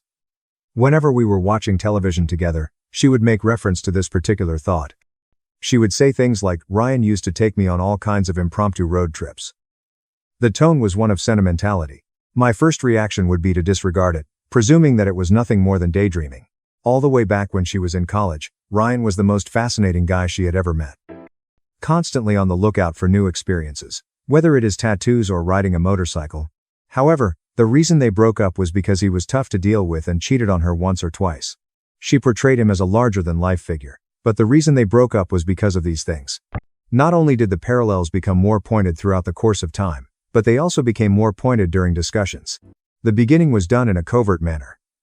In light of the fact that we were having difficulties making ends meet after the relocation, she would do nothing but roll her eyes if I suggested that we make a budget for food. There was never a time in Ryan's life when he was concerned about money. Simply put, he was a creature of the present moment. Alternately, when I had planned a romantic evening out with you, but instead of going to a club, you were so predictable, I was disappointed. In the event that Ryan had given me concert tickets, I would have been taken aback by the gesture. Despite the fact that I was conscious of the agony, I was able to swallow it. She felt apprehensive. I would make an effort to defend it. There have been difficulties at work. I made some further efforts. Despite the fact that we splurged on presents and made arrangements for a surprise weekend break to a cabin, it never seemed as though these things were sufficient. Subsequent to that, there was a disconnection between the feelings. When she got home after work events, she would be glued to her phone and chuckle at the texts she received. She would do this after staying late at work gatherings. The event consisted of little more than old friends getting together, and Ryan sent me sneak peeks and texts during the event. Should I inquire of her, she would react with a tone that was characterized by disdain. She published a foggy tale on social media when she was younger. It was a meme about how she was missing out on the spark with someone who understood her. She talked about how she was losing out on the spark. Several of my close friends wrote me a note wondering about how we are doing. I made an effort to confront her in a sensitive manner, but she responded by saying, "You're being paranoid." There is no bearing on it. Due to the fact that I did not like to give the impression of being dominant, I withdrew. In retrospect, I am able to see that I was subjected to manipulation. While she was playing with the idea of Ryan, she kept me around as a safe bet. I was her constant companion. When I would discover her searching through his profiles and liking old pictures, it was late in the evening. It was difficult for her to concentrate when she was engaging in sexual activity. There was also an occasion when she murmured the incorrect name, stating that it was an accident. She did this for a specific reason. Due to the fact that I was such an idiot, I decided to forgive myself. Despite this, it was a factor that led to the ongoing feeling of being lacking in comparison to other people. Despite the fact that I was pouring everything I had into us, she was treating me as if I were being substituted for something else. It was on a Thursday evening that the point of no return was reached. I had a tough day at work before I went home since I had to cope with a project deadline that forced me to put in extra hours. I had to work until I was exhausted. I started making dinner as soon as I got home in the hopes of enjoying a quiet evening. I was hoping to have a tranquil evening. As she entered the room, she slammed the door shut with a loud bang. It was at that moment that she yelled, "Why didn't you text me back earlier?" I'd been in meetings, but apparently that wasn't good enough. The situation quickly escalated over nothing, despite the fact that I hadn't done anything wrong. The failure to remember to pick up the dry cleaning or any other minor inconveniences that may have occurred. "You are always so engrossed in your safe little routine," she exclaimed to herself before continuing on with her day. I was able to keep my cool and say, "Ryan would have dropped everything for me." I then asked Sophia, "Sophia, is it possible for us to talk about this without bringing him up?" She reacted with laughing. This laugh, which is both haughty and cruel. It appeared as though she had been keeping that information to herself for a considerable amount of time, as seen by the frigid look in her eyes. I felt like I was being punched in the stomach when I heard this. "Why? You're not competing with him. You already lost." I was seen by her in this manner because of the sacrifices I had made and the loyalty I had demonstrated. A person who came in last place in a AITA made-up tournament. I did not yell back, nor did I beg or dispute with them. My response was silence. During the time that the words hung in the air, I saw that something within me started to click incorrectly. I climbed to my feet, went to the bedroom, and started packing a suitcase immediately as I arrived there. The manner in which I approached it was very thorough, as if I were getting ready for a trip for work. I packed my toiletries, shirts, and pants in my suitcase. The smugness that she had been feeling was replaced by a sense of perplexity when she arrived within 2 minutes. I asked, "What are you doing?" as I unzipped the duffel bag halfway, so allowing the winner to take possession of you. "What are you doing?" The wrinkles appeared on her face. The tears started to fall out of nowhere. I finished packing and grabbed my keys before saying, "Wait, no, I didn't mean it like that. It was just an argument. Come on. Don't be so dramatic." The sound of her weeping reverberated behind me as I went out of the room and said, "Goodbye, Sophia." The night before, I slept on the couches of 2 friends in the ancient city, and then I crashed at a hotel. A fresh start, her phone number, and her social media accounts have been blocked. A great deal of confusion prevailed during the first few days of the conflict. Why had I stayed for such a significant amount of time? With regard to me, the injustice made a demonstration. On the other hand, despite the fact that I had sacrificed a great deal, I did not make any attempt to get in touch with them. On the other hand, I focused my attention on myself, went to the gym, reconnected with old acquaintances, and started working on the certification that I had put off for so long. After the constant comparisons were removed, life started to feel like it was less of a burden. Over the course of a few weeks, months went by. The information was provided to me without any prompting from our shared friends. At a time that was almost immediately subsequent to that, Sophia had re-established contact with Ryan. Online, photographs were uploaded that showed them on dates, appearing to be happy. However, it disintegrated in a relatively short amount of time. It was the same unstable person, Ryan, who was responsible. Jealous rages disappeared without a trace after a period of several days. It even claims that they were involved in a physical altercation at one point. After having an affair with his own ex-girlfriend, he then proceeded to ghost her after the affair was over. Friends were the ones who were able to see through her bullshit and help her lose. After learning that they had been guarding me behind the scenes, I was taken aback by the information. The situation with her employment was not favorable. As a consequence of her failure to meet specified deadlines in the midst of the drama, she was demoted. Following that, the project was put into motion. A text message came in first, and it was from a new number. She chose to disregard the person who called her and said, "Hey, can we talk? I miss you." The call came from her sister. His arms were hanging up as he said, "You are acting like a child. She needs you." It was at the place of employment that I had previously held that she eventually made her presence. I will be forever grateful that I was able to transfer back. Increasing the severity of her desperation, she revealed her true character to the entire world. But we'll discuss that at a later time. At this very moment, I am doing perfectly fine. There is a new city, a new career, and a new aura. So much so that I am dating someone who acknowledges and appreciates the authentic version of myself, Sophia. It does not matter to her at all. That drive seemed to go on for an indefinite amount of time after we left the apartment. Over the course of the time that I was holding the steering wheel, my thoughts were continually wandering back to the words that she had made. It was difficult to make out the city lights through the glass. It wasn't only the arrogance in her voice that made her sound like she was saying, "You're not competing with him. You already lost." Not only was it the casual cruelty, but it was also as if she had been mentally calculating points the whole time.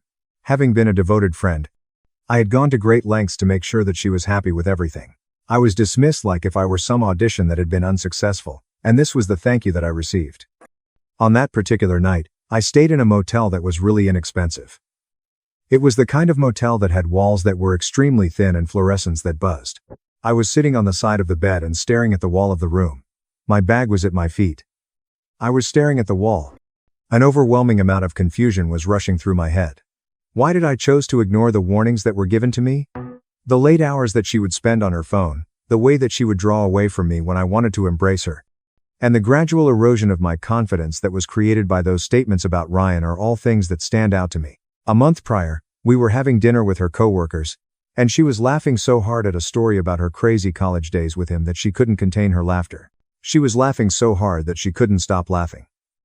I managed to grin and grab her hand under the table, despite the fact that I could feel eyes looking at me with pity. I was able to do this at the same time.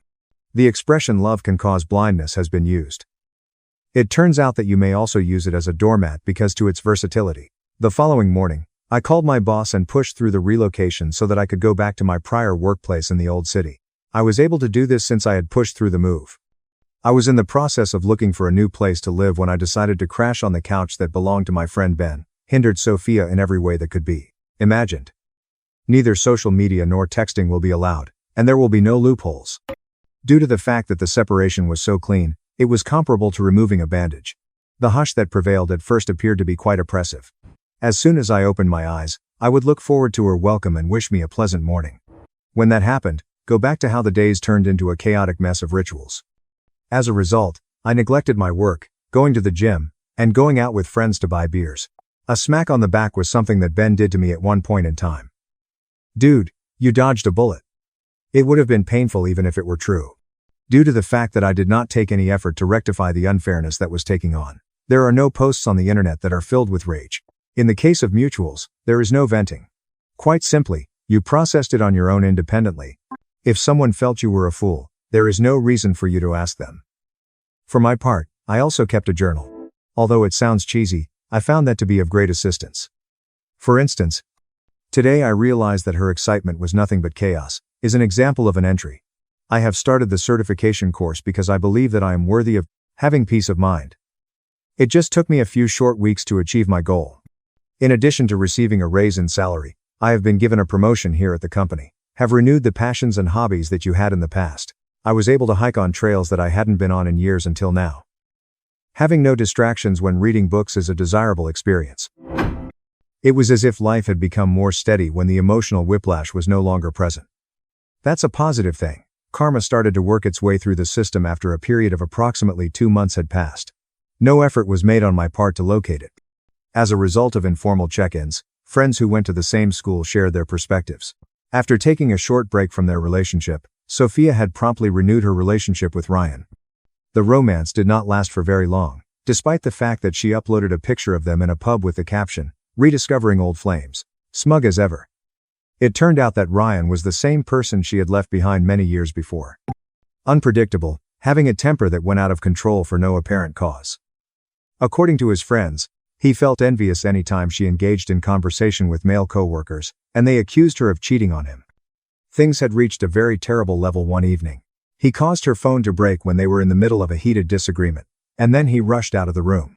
Her greatest efforts were not enough to prevent the news from spreading quickly about it.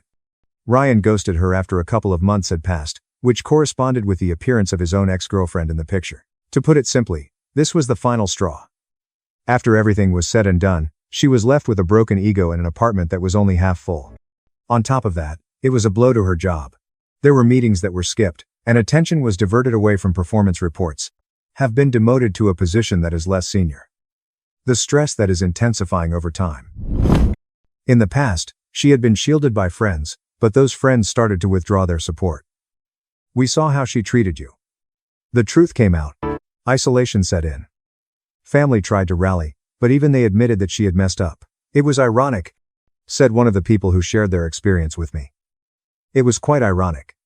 She pursued more effectively, yet she ended up with fewer. I didn't take pride in it, rather, I wrote it down as the universe rebalancing the scales.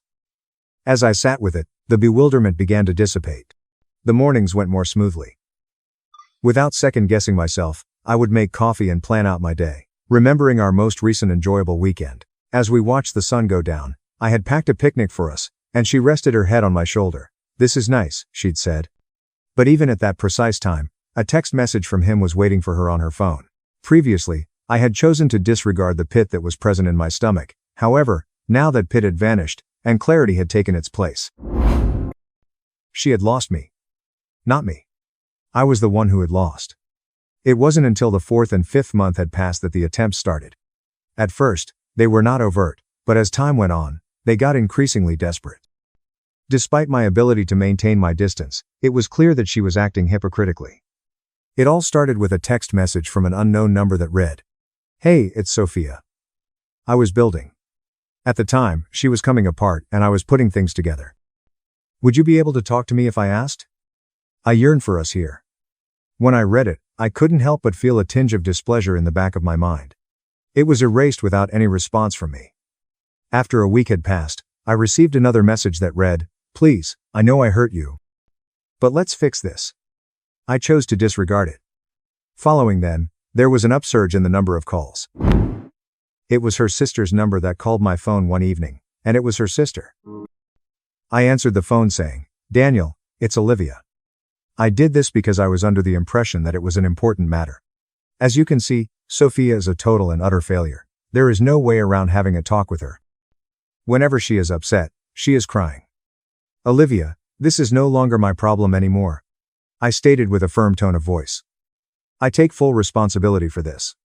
She claims that she did not intend to say those things about Ryan.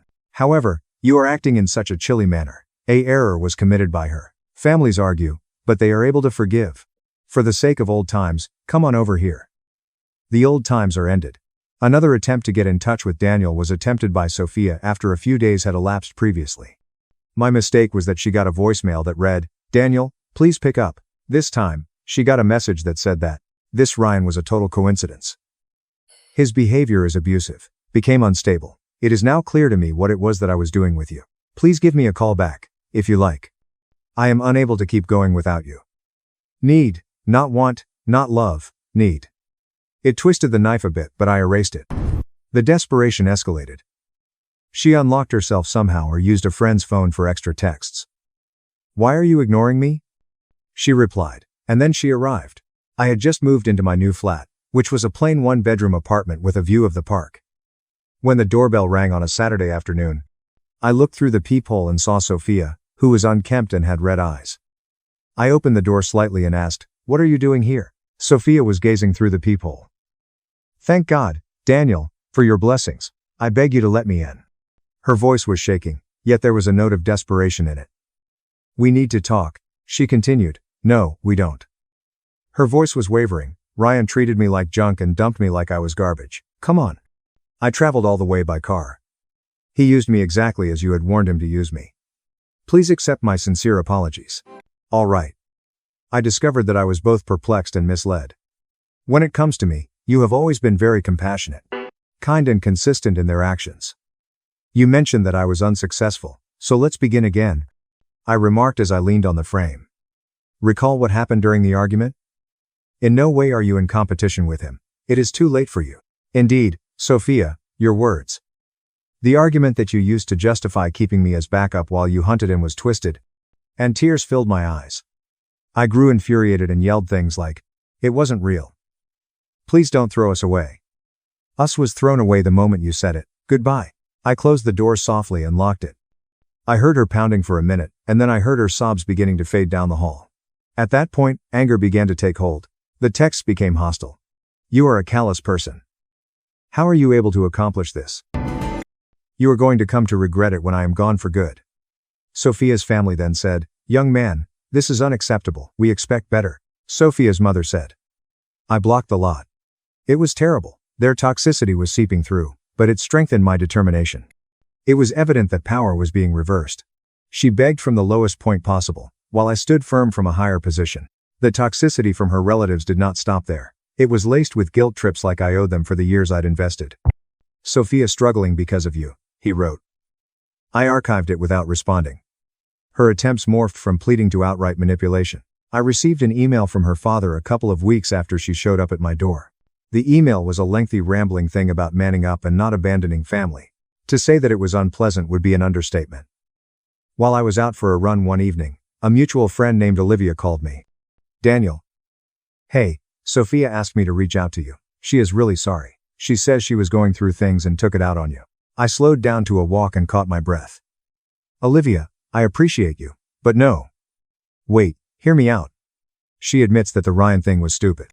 He is no longer with us. Total mess. She's alone, depressed.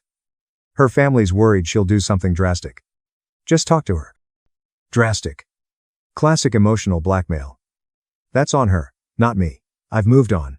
Olivia's tone shifted. Toxic edge creeping in. Wow. Cold. I thought you were better than this. She's your ex for a reason. But blocking everyone? That's low. Olivia hung up on her and blocked her as well. It was painful to lose that connection. We had been friends before Sophia, but loyalty has its limits. Sophia's final push came via voicemail a day later, with her voice being raw and angry. "Fine, ignore me.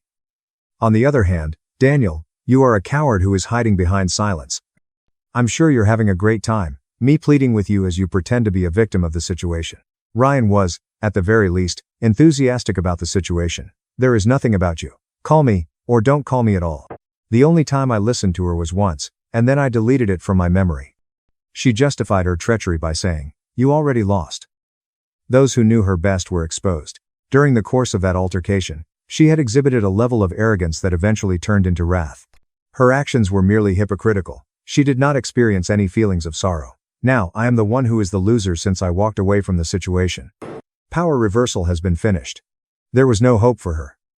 I did not care whatsoever. On the inside, I was nowhere near the bewildered individual who had drove away earlier that evening. Therapy was helpful in unpacking it. Yes, I did begin sessions with the purpose of deconstructing the manipulation. In the quiet moments that followed the split, I was sitting in my new apartment, looking through job advertisements, and I came to the realization that I had sacrificed my professional development for her. I was now heading projects, traveling for conferences, dating in a casual manner, and I met Olivia at a networking event. All of these things were happening because of the promotion. Not only was she intelligent and lovely, but there was also no drama between us. While we were out on walks together, we became friends. Things had gotten better. The final nail in the coffin was delivered during the birthday party of our mutual buddy Ben, which took place 6 months after the separation. Because he was aware of the past, he extended an invitation to me, but he promised me that Sophia would not be present. At a rooftop bar, there was a small gathering.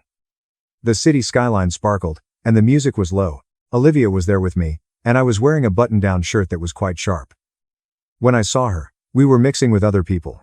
Across the room, Sophia is seen holding a drink in her hand and seems worn out with her hair untidy and her eyes clouded.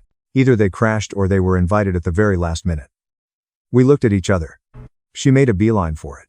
"Daniel," she responded with a voice that was shaking but with a hint of edge. "Didn't expect you here." I gave Olivia a polite nod and put my arm around her for company. First, she looked at Olivia, and then she looked back at Sophia. Sophia.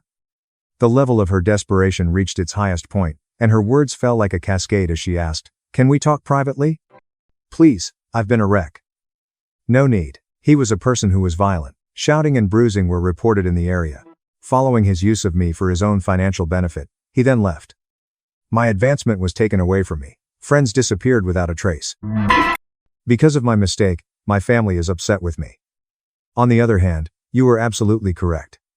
Now I can see it. I had a haughty attitude. What a terrible thing. Have another go at it. Despite the fact that you admitted your shortcomings, you continued to rely on me as if I were a safety net. Olivia gently gripped my palm, but I maintained my composure and mirrored her argument. Do you remember the discussion that followed? You are in no way challenging him in terms of competition. For you, it is already too late. Your strange reason for pursuing him while also maintaining my presence in the situation. The fact that I left gives the impression that I was successful. She responded. I didn't mean it. As tears started to form in her eyes. I should have known better. I was confused and misled by the fact that he had approached me first. I built a life without the comparisons, the gaslighting. I'd established a life without the comparisons. Would you be able to, Daniel? I'm sorry, but no. Olivia, the view, I remarked as I nodded toward the party. Your relevance ended that night. It is my peace and my future. A flush of wrath came across her face as she added, so that's it. Sophia is a person who believes that the facts are the facts. Showcase your upgrade while I go through the pain. I shrugged my shoulders in a casual manner and said, enjoy the party. I then turned away and dragged Olivia to the bar. Sophia waited for a small period of time before leaving early with her head sunk forward. I stated this while I was going through the pain. Mutuals muttered, her demise on display, my growth evident. That night reinforced it. No lingering anxiety. She was inconsequential to my happiness. I've blocked the past, embraced the moment. Olivia and I preparing a trip. No ex-shadows. Karma's poetry. She wanted better, got worse. Me. Totally upgraded. Ever been in a crazy situation like this? As I tell you the story, drop your thoughts in the comments. We'd love to hear your take. At Thanksgiving, I showed the families a video of my husband and my best friend forever sleeping together.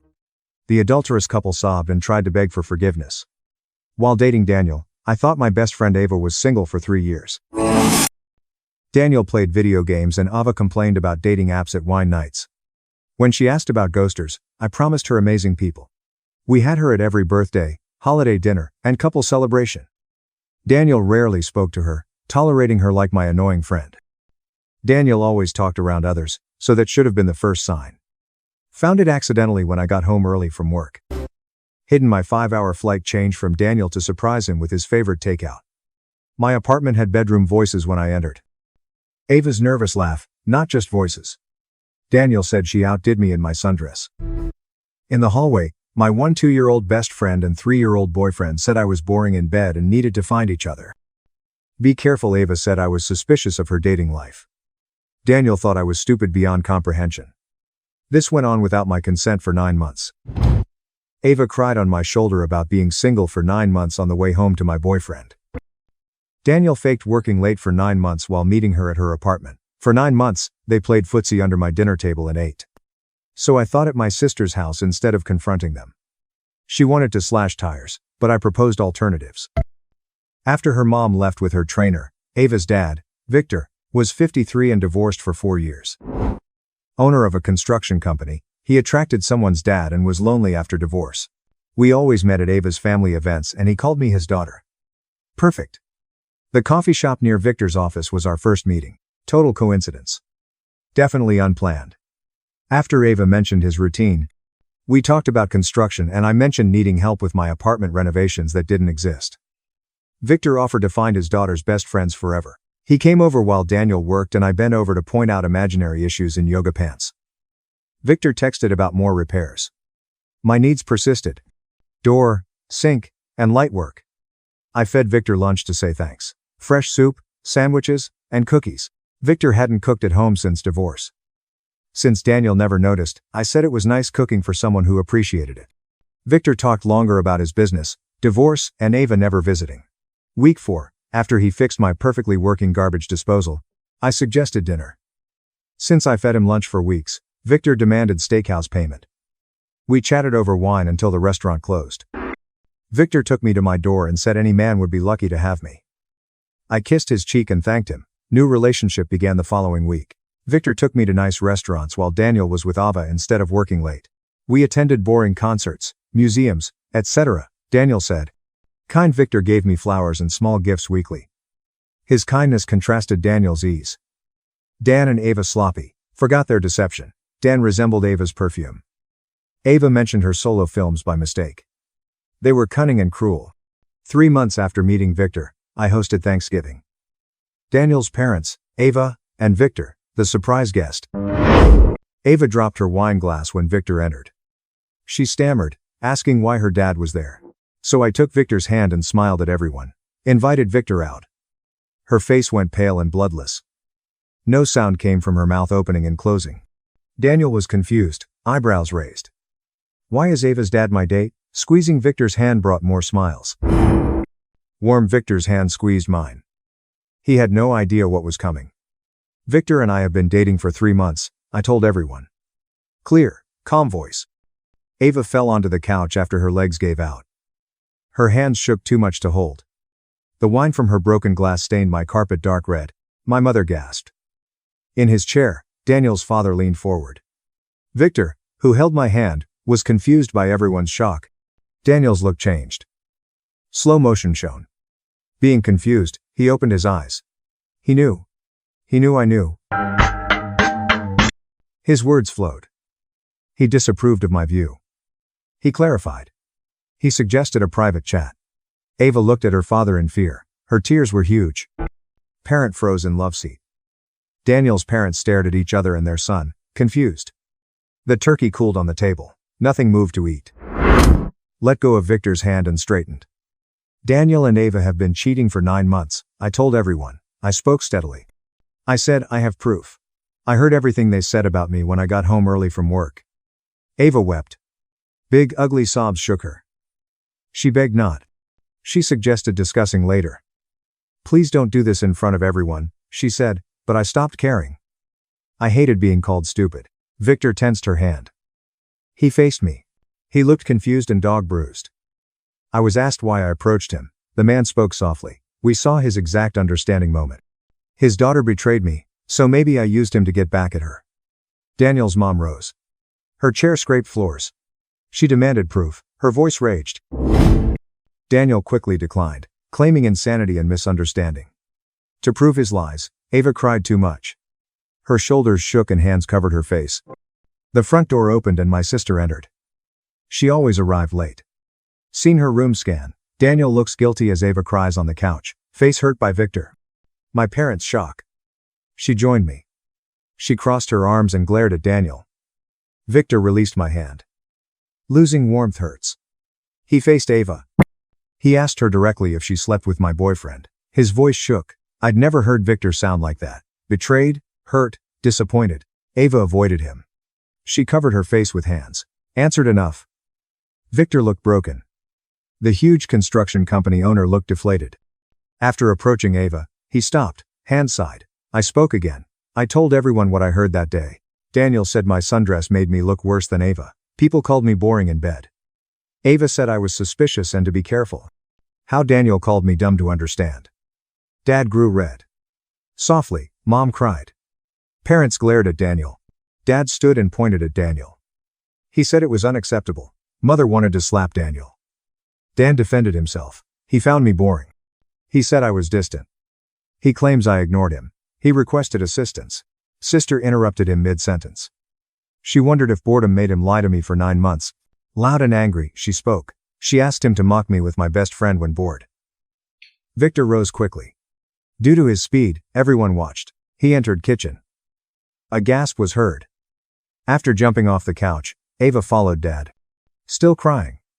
Dad, please. Victor faced the sink with his back to everyone. He had tight shoulders. Ava reached for him, but he ran. Her explanation. Not her goal. In love, she said. She never intended harm. The Victor faced his daughter. His shame surfaced. He gasped at ashamed. She betrayed her family. He claimed I gave her only good times for 12 years. The pain in his voice twisted my stomach. He suffered greatly from my abuse, I realized. His good character shouldn't have been used for revenge. Her chair tipped back when Daniel's mother stood quickly. While pointing at Daniel, she spoke sharply. She suggested packing and leaving the apartment. She denied teaching him cruelty. Daniel's father nodded and declared this unacceptable. Daniel gazed at his mother. She stopped him. Disappointed and ashamed, she said. Daniel watched Ava on the couch. Not looking around, Ava stared at her hands. Still crying, she froze when Daniel approached. She didn't answer his call. Victor panted in the kitchen. His father grabbed Daniel's arm. His order was to pack bags immediately. Dan gestured, we should all calm down. My dad stood up and told Daniel to obey his parents. Everyone standing made the room feel small. My mom hugged. Hugs and praise greeted me. For defending myself, she called me brave. Her comments were rude. Feeling empty, like I gained but lost. Sister crossed arms with me. She watched Daniel. From the kitchen, Victor returned. His face looked old and tired. He stopped and stared at me from several feet away. His eye pain tightened my chest. The quiet question asked if our time together was real. Breaking it real. Silence. Ava briefly stopped crying. I searched for words. I told him revenge began. It happened, I admit. I realized I liked him. He mattered to me. Victor shook his head slowly. Watching the floor. He requested time to think. Our reliability was important to him. Turning, he approached the door. Ava leapt from the sofa. She called. She said, Dad, please wait. Victor continued, ignoring her. Opening the door and leaving. It ended definitively. Ava regarded the closed door. She challenged me. Sadness became anger in seconds. She shouted I broke her father-daughter bond. Loud and raw, she spoke. My abuse of him was wrong, she said. Heat rose in my chest. I shouted she ruined our 12-year friendship. I laughed at my stupidity for saying she slept with my boyfriend. I claimed she lied at my table. Ava opened her mouth but said nothing. My sis approached. Daniel approached. He suggested a private chat. We could fix this, he said. Sister rushed. She separated Daniel and me. She expelled him from my apartment. Mom grabbed Daniel's other arm. She ordered him to pack. Invited to stay tonight. Daddy entered the bedroom. Drawers opened and bags filled. Mom looked at Daniel. Sorry, she said. She had no idea her son could. I thought she'd cry. Mom held me. The focus was Ava. She seemed lost and confused. Daniel brought a bag. Dad had another bag. Daniel tried to get my attention but failed. He was expelled by parents. I ignored his whispered name. The doors closed. Ava looked at me again. Her face was red and damp. She began speaking. Shaking her head, she left. The apartment was quiet with just me, my parents, and my sister. Weak legs. I joined Ava on the couch. Dark wine carpet stain. My mother sat beside me. A father stood by the kitchen. Door locked by sister. I was hit by everything. Revenge hurt. A hollow feeling. Crying began. Not pretty crying. I shook from ugly crying. In the other seat was my sister. Her arm held me. I worried about Victor. He was vital to me. I regretted hurting him. Mom rubbed my back. Sis hugged me. I cried until my eyes and throat hurt. Thanksgiving food cooled on the counter. Nobody ate. I woke up in bed the next morning. My phone was on the nightstand. Got it. Ava missed 17 calls. Scrolled through. Her calls were midnight, 2, and 4. Victor texted once. It simply said speak when ready. My stomach sank reading it. Up into the kitchen. The apartment smelled like stuffing and turkey. Food ran out. No one saved it. I felt uneasy seeing it. Unfinished dinner. I keep my containers in the fridge. My hands shook. 4 days. Ava often calls.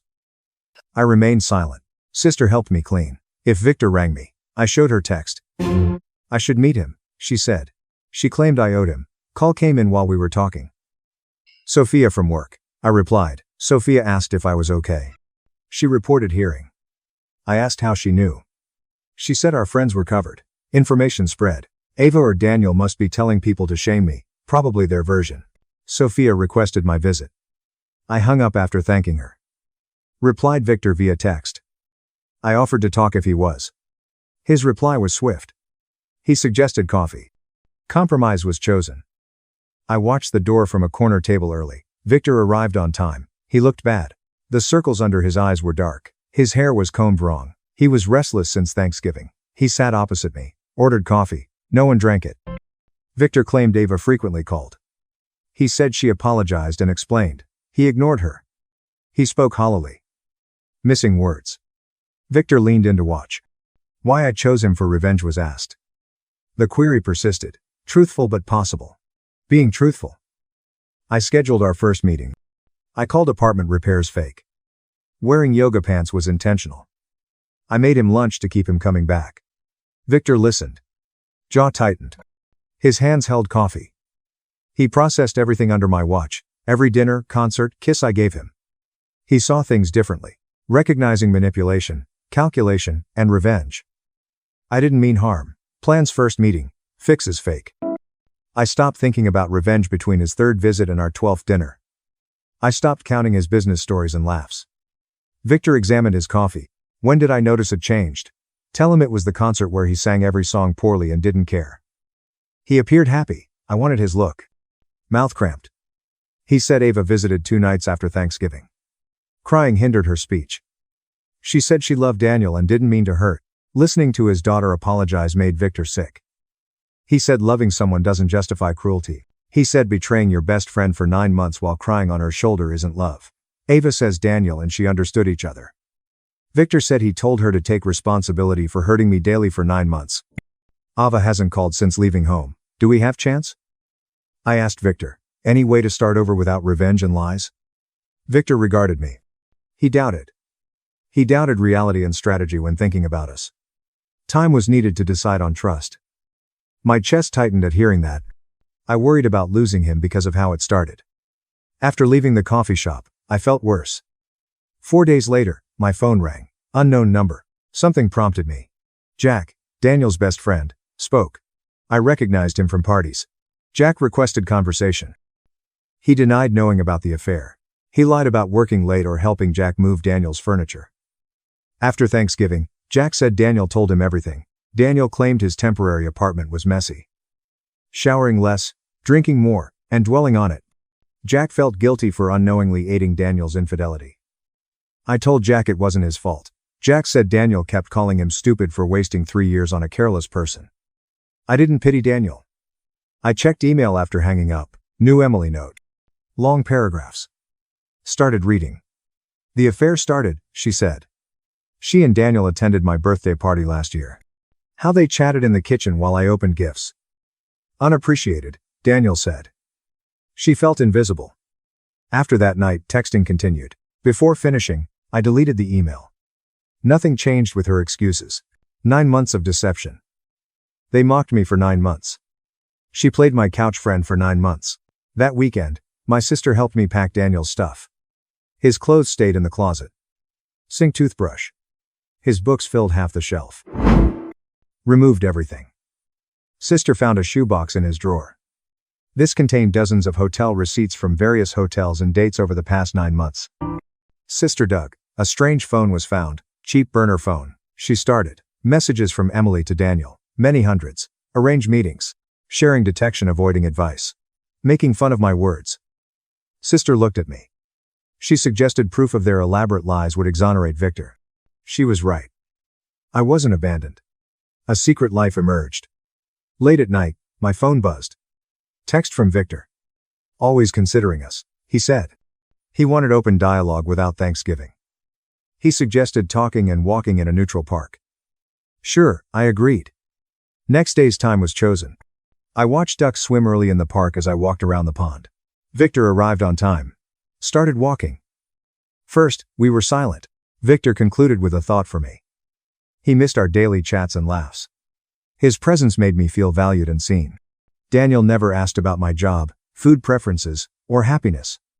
Victor did everything without my consent. Victor stopped walking. I said they are real. He said those feelings sound real. Maybe they started fake, but they became real somewhere along the way. Victor trod. He said Ava called yesterday.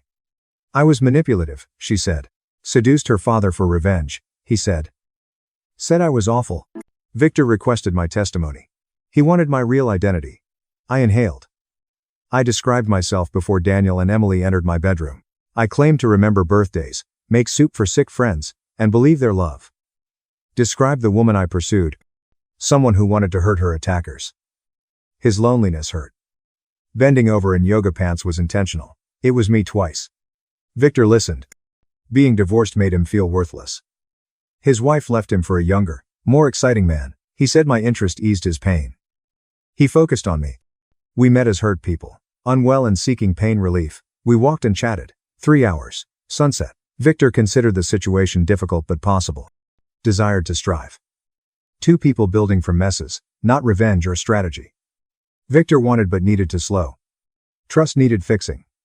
I said slow was fine. Slow was better than none. We silently returned to his truck. Victor let me in and drove me home without the radio. Faced my apartment door. He wanted time to decide if we got revenge or pretty dates. I nodded. Stuffy throat. He left after touching my cheek. I entered and sat on Daniel's gaming couch. The apartment felt empty. I worried about Victor after Daniel left. Ringing phone. A text from my sister asking how it went. Victor wanted space, I told her. She thought it was smart despite failing. Sure, I agreed. A slow 4 days followed. Work felt odd. Normal tasks seemed pointless. I kept checking my phone. Victor free messages. Many Daniel-related blocked numbers. They were deleted blindly. Friday night door knock. Firmly repeated. Looking through the hole. Daniel shifted. Wrinkled shirt, messy hair. He knocked again. The chain remained on when I opened the door. He stank of whiskey. He had red eyes. Admitting fault, he spoke quickly. Big mistake. That man loved me always. A fling with Emily. Trying to fix everything at home. Watched him. This 3-year boyfriend called me boring and stupid to my best friend and lied for 9 months. Door opening attempt. The chain held. No, I said. Said please. He was homeless after losing his job, apartment and everything. Not my problem. He called me mean. One laugh. Actually laughed. Cruel mocked me in bed. Cruel was 9 months of lies. Cruel made me cook dinner while he played footsie with Ava under my table. Daniel wept. He cried. Sorry, he said. I'm sorry. His error was terrible. I said his error lasted 9 months. Not a typo, a choice. He pleaded louder. I'm calling Jack. His response came on the second ring. I told him get Daniel. He arrived drunk at my door. Jack promised to arrive. 10 minutes max. Daniel heard me. He shouted he didn't need Jack. He only needed my forgiveness. Locked door. Daniel kept knocking, saying he changed through the door. He changed. Recognized loss. I listened to him ramble on the couch. Jack knocked 15 minutes later. A gentler knock. The door opens. Jack looked embarrassed. Daniel slumped against the wall. Jack grabbed Daniel's arm. Daniel tried to fire him. Jack persisted. He apologized again, looking at me. He discovered the affair at Thanksgiving. I didn't know Daniel lied about work. I told him it wasn't his fault. Jack nods. More was added. Said Daniel was fired 4 weeks prior. Too many sick calls. He saw Emily always. Company fired him for excessive absences. I felt cold. Good. True effects followed. Jack dragged Daniel up. Daniel looked at me. His face was messy. Snort, sob. He claimed love. Closed door. Mom invited me to family dinner the next morning. Yes, I said. Got there 6. Dad embraced me at the door. My favorite pot roast is Mom's. At the table, we discussed work, my sister's new job, and their neighbor's annoying dog. Mom inquired about Victor. She spoke softly. She said they worried. Worried about injury. I praised Victor and dropped my fork. Excellent man. In revenge, I caught him. He deserved less. Hemply. Give him space was my goal. Let him decide. Dad asked Victor to pick me. I accepted more than expected. Mom grabbed my hand across the table and said, "Messy is good. Sometimes we have to dig through the mess to find the truth." I nodded. Father liked Victor at Thanksgiving. He said Victor prioritized me before the explosion. I stopped crying. Mom endorsed my choice. Victor, what happened? My happiness was their goal. Genuinely pleased. A convenient person rejected. Just finished dinner. Did dishes. Got home lighter and less alone. A social media message arrived Monday morning. Uncle Miles, Ava. From family parties, I remembered him. Tall guy. Never joked well. He heard. Tell me Ava's behavior didn't represent their family. She was better raised. He said Victor was devastated and struggling. She was beginning to understand her actions. Realizing its weight. Studying message. Unsure how to respond. Miles liked me always. Thought I helped Ava. Supported her. He regretted her discard. Simple thanks were typed. Sent. Put my phone away. Letter folded into envelope. It was in my nightstand drawer with old receipts and a random phone charger. It was crucial to demonstrate responsibility. My sister brought Chinese takeout that night. Eating on the couch while watching reality. If Ava told me. Notified her of the letter. Dropping her chopsticks. She asked me to speak. No, I said. She nods. Said I owed Ava nothing. Not forgiven, acknowledged, or answered. She said some people think forgiveness is necessary to move on, which is false. Allowing people to process their actions is sometimes best. I asked if I was bad. I was insane. Definitely not. Said Ava betrayed 12 years of friendship and mocked my stupidity. Said that deserves real consequences, not just a nice letter to boost her self-esteem. Finished eating. She talked about nothing important until midnight. Normal stuff, her new job, our parents, the loud neighbor. Not thinking about betrayal and revenge made me feel normal again. After 4 days, Victor texted for coffee. I stared at the message for 10 minutes before responding. Thursday afternoon at the coffee shop where we met, we agreed. I saw the irony. I had my usual order and window seat when I arrived early. Victor arrived on time. He looked fresher than at the park, less shoulder stress. With coffee, he sat across from me. We chatted briefly. Nothing real. Traffic, weather. Victor put his cup down. He discussed everything with Ava. My stomach twisted, but I stayed calm. He said her apology was profound, troubled by her actions. I nodded rather than say she should struggle and deserve guilt. Victor said they had difficult conversations about the affair, me, and her decisions.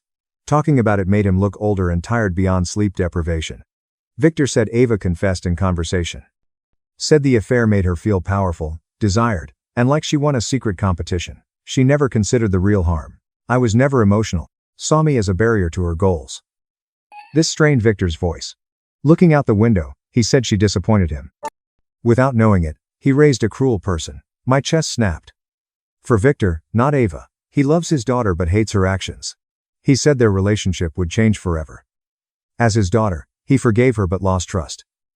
Maybe forever. Easy closeness was gone. Touching his hand across the table. He regarded me. He had wet eyes. Hand goes away. This was too personal. He had decided what he wanted from us. Victor inhaled deeply. It dominated his thoughts for weeks. Important to him was I. Genuinely cared. He worried our foundation couldn't support anything real.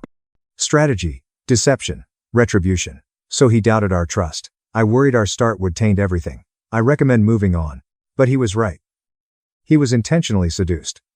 All moves calculated. Used loneliness against him. Preserving feelings. I caught them later. Victor didn't want me gone. Though our foundation was broken, we kept working. He needed time. We should check our health. I nodded. Stuffy throat. Victor suggested friendship. No romance, no pressure, just slowly rebuilding trust and getting to know each other without secrets or revenge.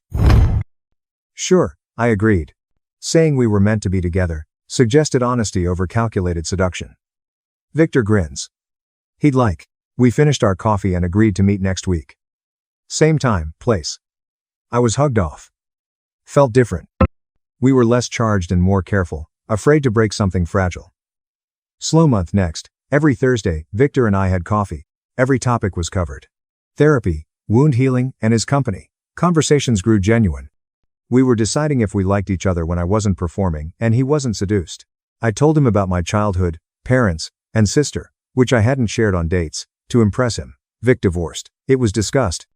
Not the surface he mentioned. He felt worthless and unlovable after his ex-wife left. That emphasized my focus.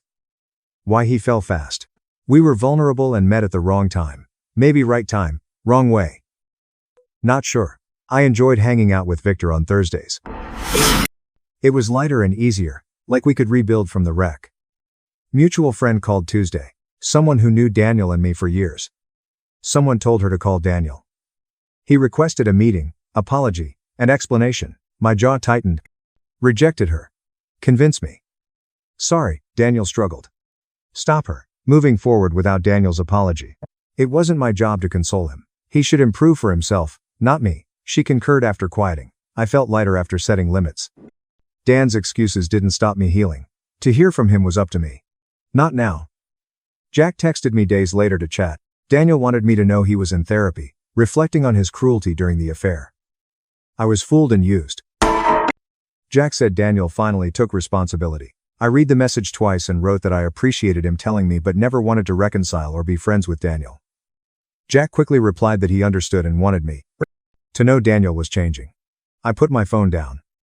Part of me liked Daniel getting help. Some didn't care. His healing differed from mine. I didn't need to forgive or acknowledge his growth to move on. Like taking his power. Emily wrote another page. Moving to another city, she said. Must restart. Let everyone heal comfortably. She wrote that she hoped I would forgive her but understood. She said she was leaving without reason. Letter initially felt odd. Allowing consequences, not comforting. It was in my nightstand drawer with another. Maybe I'll trash them both. Maybe I'd keep them forever. Support for change despite broken relationships. Thursday returned. Victor and I had coffee. He seemed preoccupied. Shook his drink without drinking. Was everything okay? Victor said Ava was moving to Portland. She worked there. Needed event separation. The suggestion was partial. Her space would heal all, he said. Let them rebuild without her actions slowing them. Victor looked sad but relieved, like he needed space. She betrayed someone he cared about, so avoid her. Asking his opinion. Shrugging, Victor called her dad. He'd always love her. He needed space like her. Many reminders, too much pain. Perhaps time and distance will unite them. Their romance ended. They wanted something new and honest. It could be smaller and safer than what they lost. Mom called Wednesday afternoon. She suggested Victor and I have a weekend dinner with the four of us. No drama. She wanted to know him better. When asked, Victor agreed immediately. His eagerness suggested he wanted my parents to see him as more than my revenge plan's victim. We stayed with my parents Saturday night. Victor gave my parents wine and flowers. His gesture tightened my chest because he wanted to impress. Mom hugged him like family at the door. Dad took him to the living room to discuss construction after shaking his hand. I assisted my mother in the kitchen while Victor and my father discussed renovations and building codes. My mom smiled softly at the living room. Victor seemed kind, genuine, and would treat me well, she whispered. He made me feel valued like Daniel never did, I told her. She squeezed my hand and said she was glad the pain was worthwhile. Dinner went well. Victor told construction company and job site stories. Dad laughed when necessary. Mom inquired about Victor's hobbies. We liked concerts and museums, so he talked about them. My parents looked at me knowingly across the table, like they knew this was genuine connection, not revenge or manipulation. My dad showed Victor his deck design after dessert. Mom called me into the kitchen to help with dishes. We were washing up when my sister arrived. An earlier text requested a visit. I knew she wanted dinner updates. She briefly hugged me before joining Victor and Dad outside. Through the window, I saw her talking to Victor. She probably asked him to confirm his goodwill. After they entered, my sister pulled me down the hallway to my old bedroom. She looked at me gravely after closing the door. Victor's loving look at me during dinner showed he cared, she said. I might hurt Victor and myself in this revenge plot, she worried. She changed her mind after seeing us. She thought the mess could be useful. Perhaps Victor and I could create something lasting. I cried on my old bed. I told her I was hopeful, scared, and wanted this to work. Terrified of being hurt again after Daniel, I worried using Victor earlier would hurt him more. Next, my sister hugged my shoulders. He said, relationships that start messy can still become beautiful if both people are willing to work at it. As did I. It mattered now. Victor surprised me with concert tickets 4 weeks later. We both liked this band on our first coffee date. I was impressed by his memory. We drove Friday night to the venue. The place was packed. Victor guided me to our seats through the crowd. Music began as lights dimmed. Felt new there. Two people having fun voluntarily. Famous Victor songs. Leaning on his shoulder was fun, not my Daniel forced late-night happiness. I enjoyed being with kind people. After the concert, we approached Victor's truck slowly. We didn't want night to end either. Victor took both my hands under a streetlight. He wanted serious dating again. Being truthful. No more origin, purpose queries. Together progressing. Emotional throat tightening. I requested that. Worried about failing. When this started, I cared more than expected for him. Thinking about losing him because I erred or hurt him again hurt my chest. Victor hugged me and offered aid. Caring people do that. They persist. Coffee was served at Victor's kitchen table the following week as we discussed relationships. Success required rules. Honest everywhere. Do not hide emotions. Frequently checked in. Addressing issues. Victor advised actions, not words, to rebuild trust. He wanted my consistency. Proof of my dedication. Totally agreed. I swore to honesty. Daniel, Emily, therapy, hesitations, fears. Victor also pledged. He told me his issues rather than burying them. We shook hands like business people across the table. Forming a relationship was silly, so we laughed. Clear expectations and limits were needed by both. I properly introduced Victor to coworkers. True, it was my boyfriend. Sophia, 2 coworkers, and I went to a downtown bar for happy hour. Victor arrived post-work. He looked nervous in a nice shirt. I recounted our meeting. Real version, no secrets. She looks and shakes his hand. She inquired about his interests and business. Victor was honest and made guests laugh at construction mistakes. Sophia stopped me near the bathroom at night.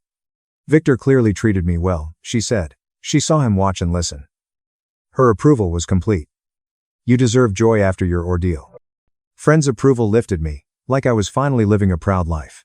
Bruce invited me to his construction company's family and employee barbecue, introducing me as his girlfriend. His pride in his voice made me feel special and welcome. His coworkers said he was happier than ever after his divorce. One elderly man said Bruce focused on work and kept his personal life private for years. He was happier, took more time off, and enjoyed life again. Comments confirmed we were making something real that others could see and recognize. A stranger called 4 months after Thanksgiving. Something prompted me. Mother of Ethan spoke through line. She apologized immediately for calling. Said she'd like to contact for months. Mother apologized for son's behavior. Evil was his treatment of me. Her and Ethan's father financially isolated him until he changed. They forced him to leave, work, and start therapy. She still wanted me to be happy. I liked her call. I appreciate her contact but have moved on. Person treated me well. Hearing that calmed her. She'd like my success. After hanging up, I forgot Ethan. The only feeling was apathy. My past included him. Bruce was my present and future. Close morning email. I pondered, sorry. Before opening. The message was brief. She said she was in therapy to understand her actions. Happy I found someone who treated me well, she wrote. Jerome posted Bruce and my family event photo. She accepted everything after seeing us happy. She wanted neither forgiveness nor friendship.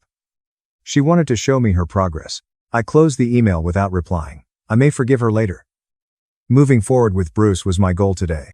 Bruce and I fought on a random Tuesday night. We cooked dinner at his house. Something bothered me, so I asked. Sometimes he avoided tough topics. Switched topics when uncomfortable. Bruce reacted defensively. He called me pushy and demanding. I said communication was needed. Although uncomfortable topics had to be discussed. Heat and frustration grew in our argument. Bruce took a deep breath and said we were avoiding discussion as promised. The issue was discussed at the kitchen table. Bruce reportedly avoided marital conflict. He learned to stay quiet because his ex-wife exploded during arguments. Despite the difficulty, I needed him to tell me what bothered him. Communicating fixed it. No yelling or leaving, just honest conversation until we understood. After we resolved everything, I was almost proud. Our fight ended well. So we were making something strong. My therapist's leather chairs squeaked when I moved. I picked my cuticles while confessing my nighttime guilt. About Bruce, what made me guilty? I said it was his face when he realized I'd used him. His eyes hurt when he pulled my hand at Thanksgiving. I managed every interaction before our first meeting. She asked in her notebook if I regretted dating him. His fake repairs and real dinners made me fall for him, so I declined. She noted that Bruce was with me despite knowing the truth. Working through it was his choice. Maybe I should forgive myself like him. I drove to Bruce's after another appointment. He was organizing garage tools when I arrived. I watched him from the doorway before speaking. I told him I'd finished therapy and felt guilty. Bruce set down the wrench and faced me. I directly asked if he hurt thinking about how we started. He paused before admitting that sometimes it hurt, knowing I'd approached him with a plan, not genuine interest. He said something that tightened my chest.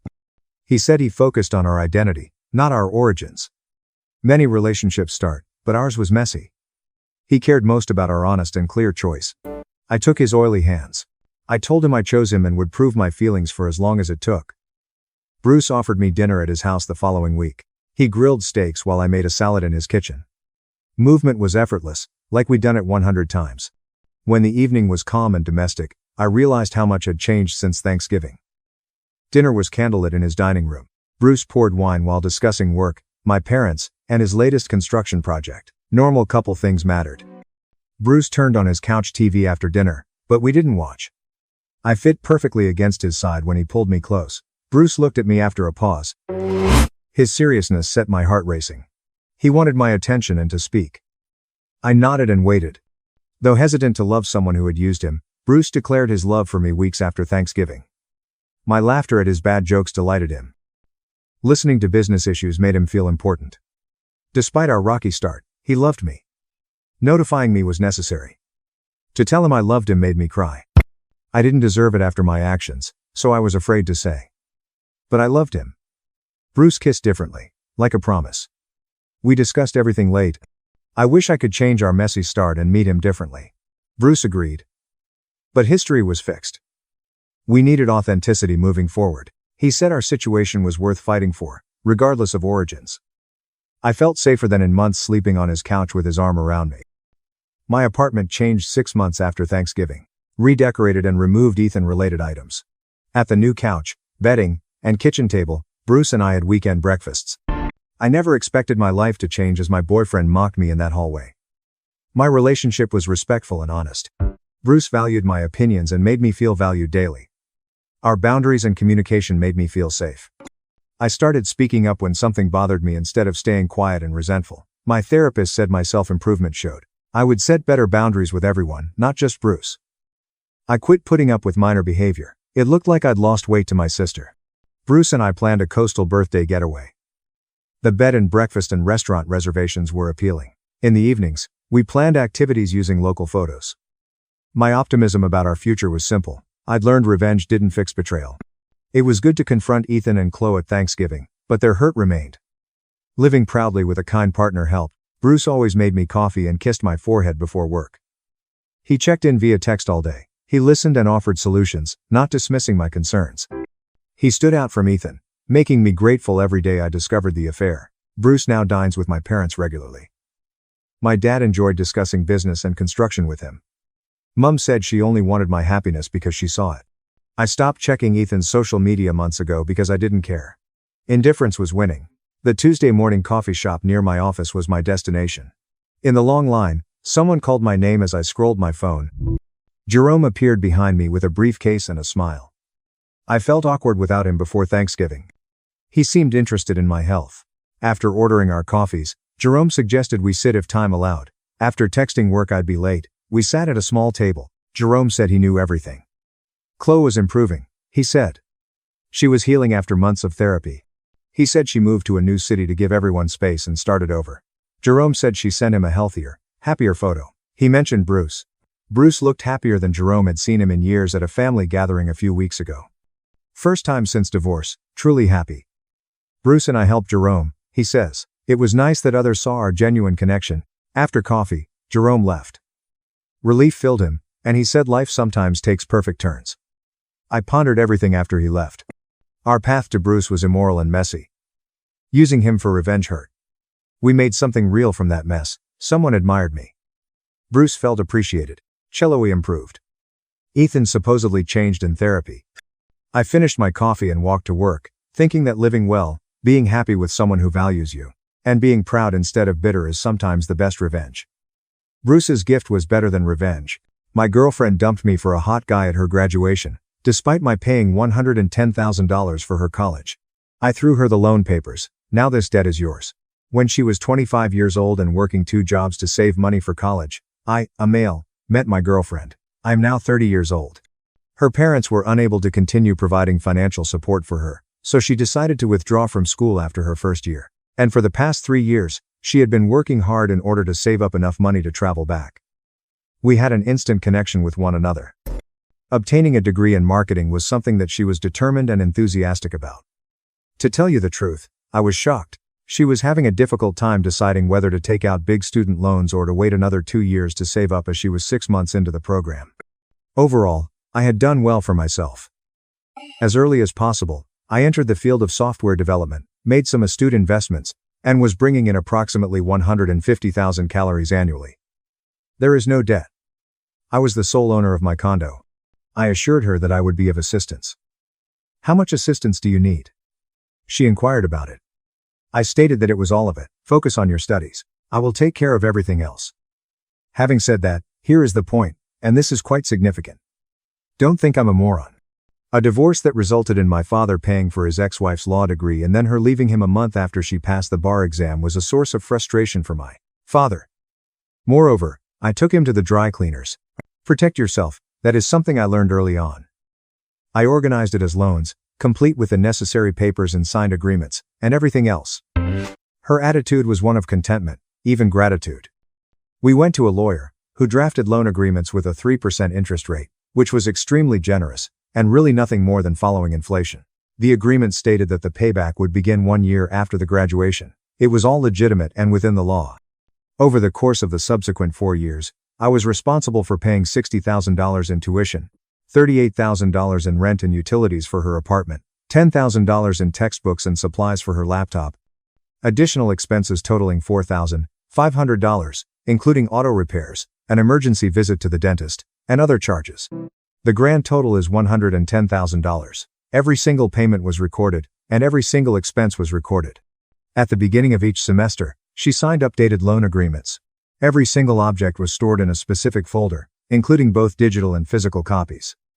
Had I ever loved her? It's true. Did I have any plans for the future with her? In a word, yes. My assumption was that because we were going to get married, the loans wouldn't be a problem. Still, I am not my father. As a precaution, I carried the receipts with me. It was a pleasant 4 years of life. Her academic performance was outstanding.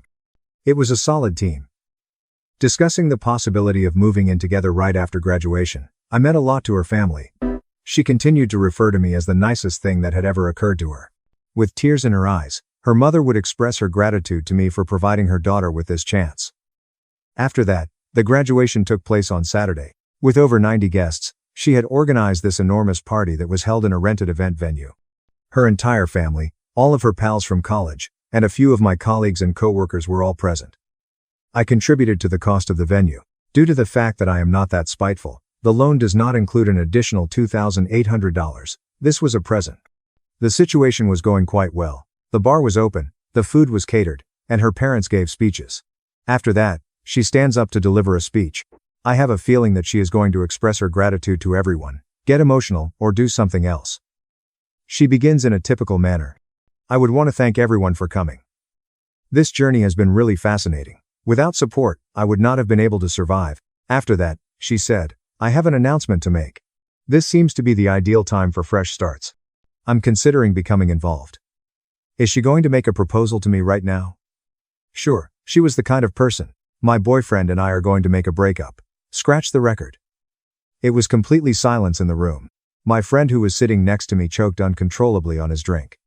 When she proceeded, she said, he's been wonderful, but I need to be honest with myself and all of you. He's holding me back. I'm about to start my career, and I need someone who is on my level, someone who challenges me intellectually. She then made a gesture toward a man who was present in the audience and said, I need to spread my wings. The man rose up, appearing to be in a state of extreme discomfort. This is my study partner for my senior year. We've been connecting on a deeper level, and we're going to see where this goes. A few individuals began to clap in an odd manner. The majority of individuals simply gazed in shock. On the other hand, her mother was grinning. It appears that she was aware. For a whole 10 seconds, I remained seated there. This is how it comes to an end, and the pain came first, 4 years ago.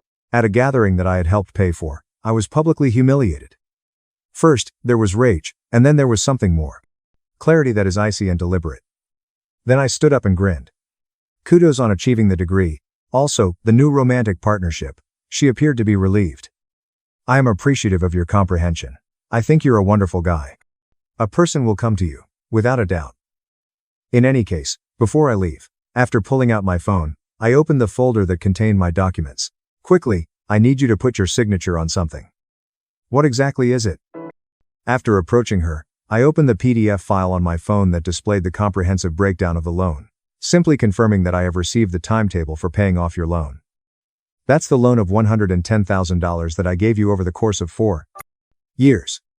In accordance with our arrangement, the repayment will begin 1 year from now. Installments of $1,500 per month for a period of 7 years. She had a pale appearance. What exactly are you referring to then? It is the loans. Every semester, you signed off on various agreements. There is a fairly generous interest rate of 3%. An exhaustive accounting is shown here. After I airdropped the paper into her phone, I saw her open it and watched the color drain from her face as she browsed through 4 years' worth of documented payments, signed agreements, and loan stipulations. Her phone was taken by the guy who was her study partner. Sacred. Is this going to happen? True to life. They are all legally binding. I have the contact information for my attorney right here in case you need to verify it. It was my attorney's business card that I presented to him. Urgently. Her mother arrived. You are unable to accomplish this. The money was given to her by you. Loaned out.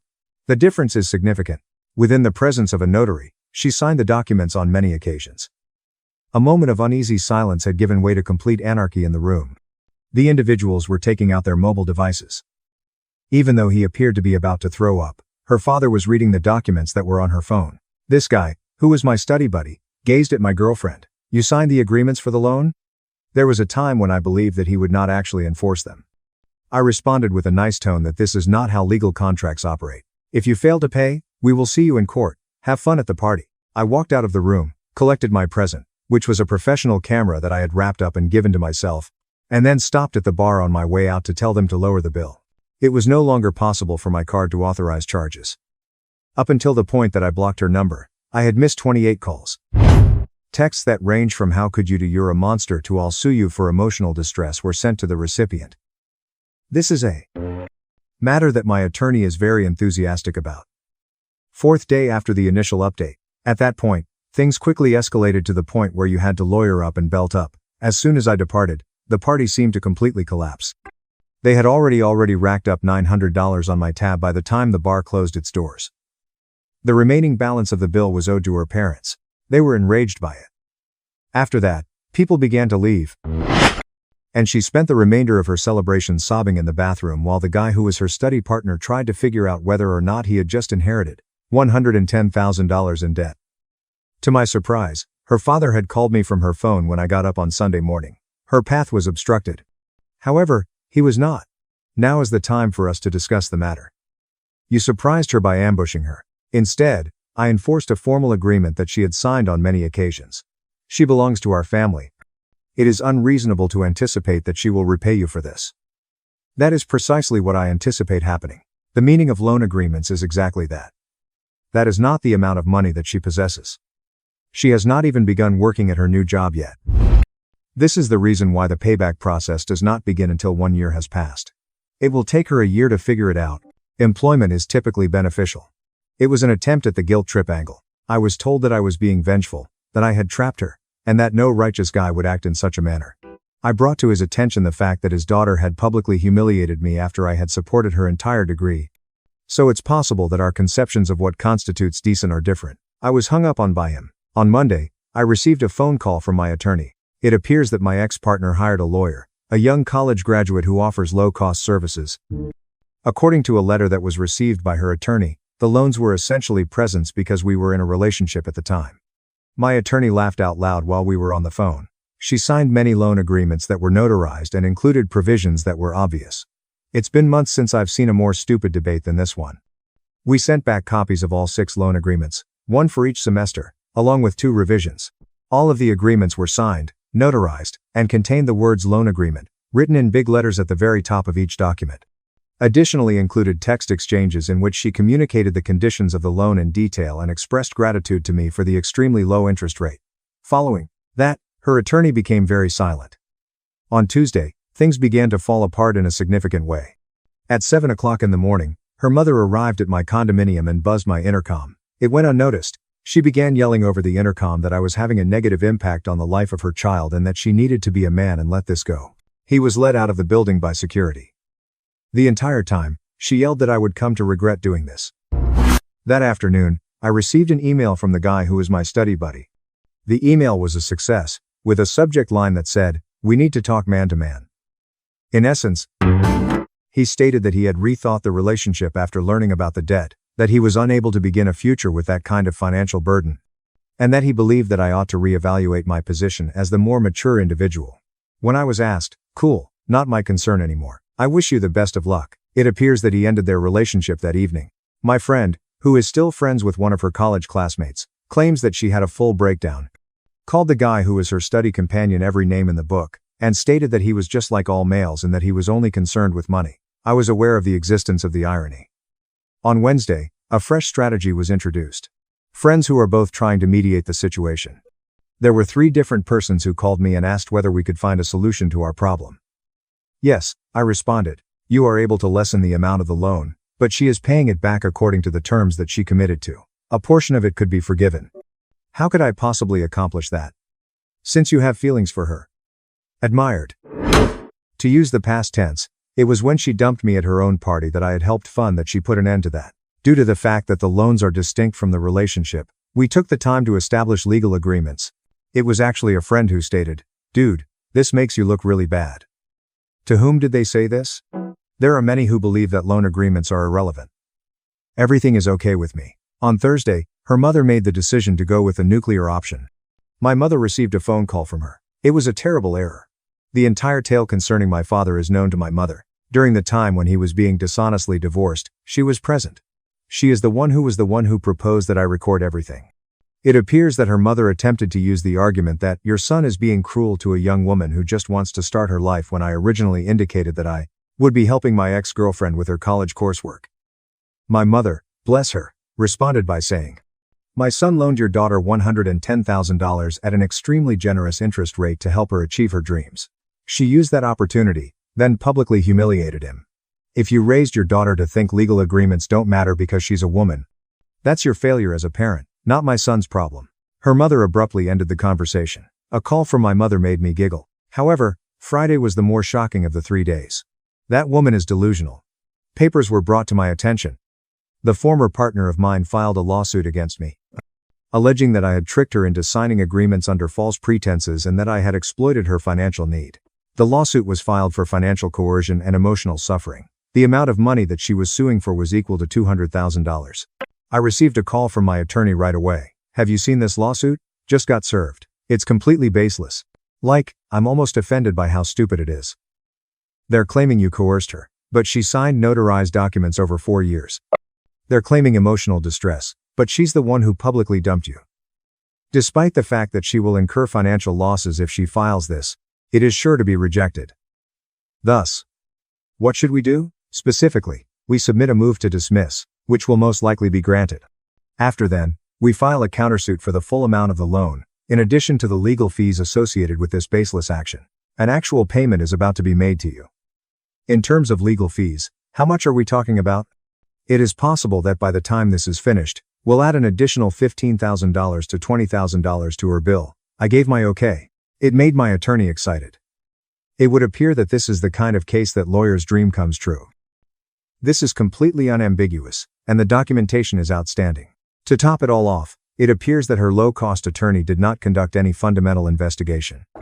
The fact that notarized loan agreements between adults who are not married are perfectly enforceable is something that they would have known if they had actually looked into contract law.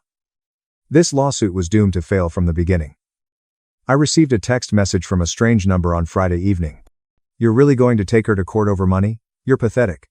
I responded by saying, "She's the one who sued me, genius." I was happy to just collect monthly payments. Blocked from proceeding. I was asked on Saturday by a friend if I had any feelings of guilt about any of this. Answer that is honest, not even a little bit. In order to embarrass me in front of others, she took a deliberate decision. I held the belief that she could use the degree that I had funded to get away with it. She is now gaining an understanding that her actions have repercussions. The next update will be provided after the court hearing about the dismissal of her lawsuit. Should be enjoyable. This is the second update. After 3 weeks, the court was precisely what I had hoped for and even more. However, I would want to explain that the 3 weeks that passed between updates were incredibly crazy. 1 week after I had provided the most recent information, her case began to fall apart almost quickly. The complaint was filed by her attorney, and my attorney filed a petition to dismiss with prejudice, which meant that she was unable to refile the case. The judge put together a hearing schedule. During that week, her father used a different strategy by sending me an email in which he offered to handle this matter in a reasonable manner. The deal they made: I will forgive the entire loan, she will not continue her case, and we will all move on with our lives. The letter of response from my attorney. Refute the offer.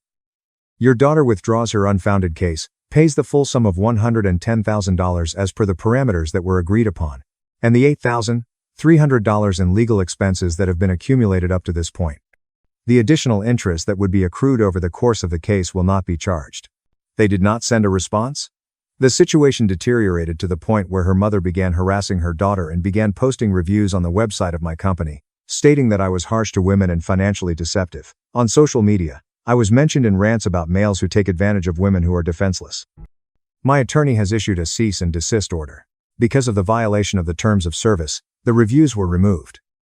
It is necessary for you to truly be a customer. In an attempt to silence her right to free expression, she threatened to sue me. It never took place. It is the second week.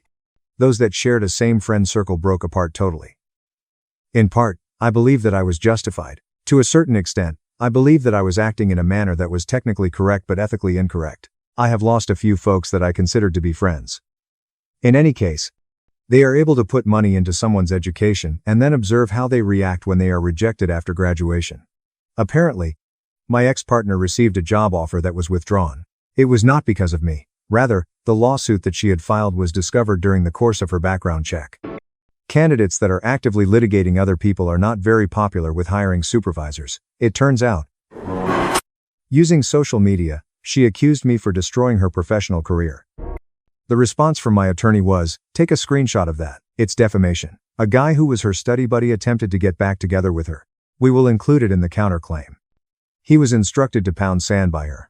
It appears that he reached out to friends with whom he shared a common acquaintance, stating that he had dodged a bullet there. Week 3. The day of the court arrived. The hearing was slated to take place at 2 o'clock in the afternoon, which is a Wednesday. In the presence of my attorney, I appeared in a suit. My ex-girlfriend showed up wearing jeans, accompanied by her budget attorney, who appeared to be more interested in being somewhere else. The judge ruled upon the case. Our motion to dismiss was presented to the court. It was laid out by my attorney. Your Honor, the plaintiff claims financial coercion, but signed 6 separate notarized loan agreements over 4 years.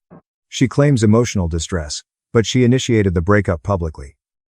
She claims false pretenses, but text message evidence shows she understood and agreed to the loan terms explicitly.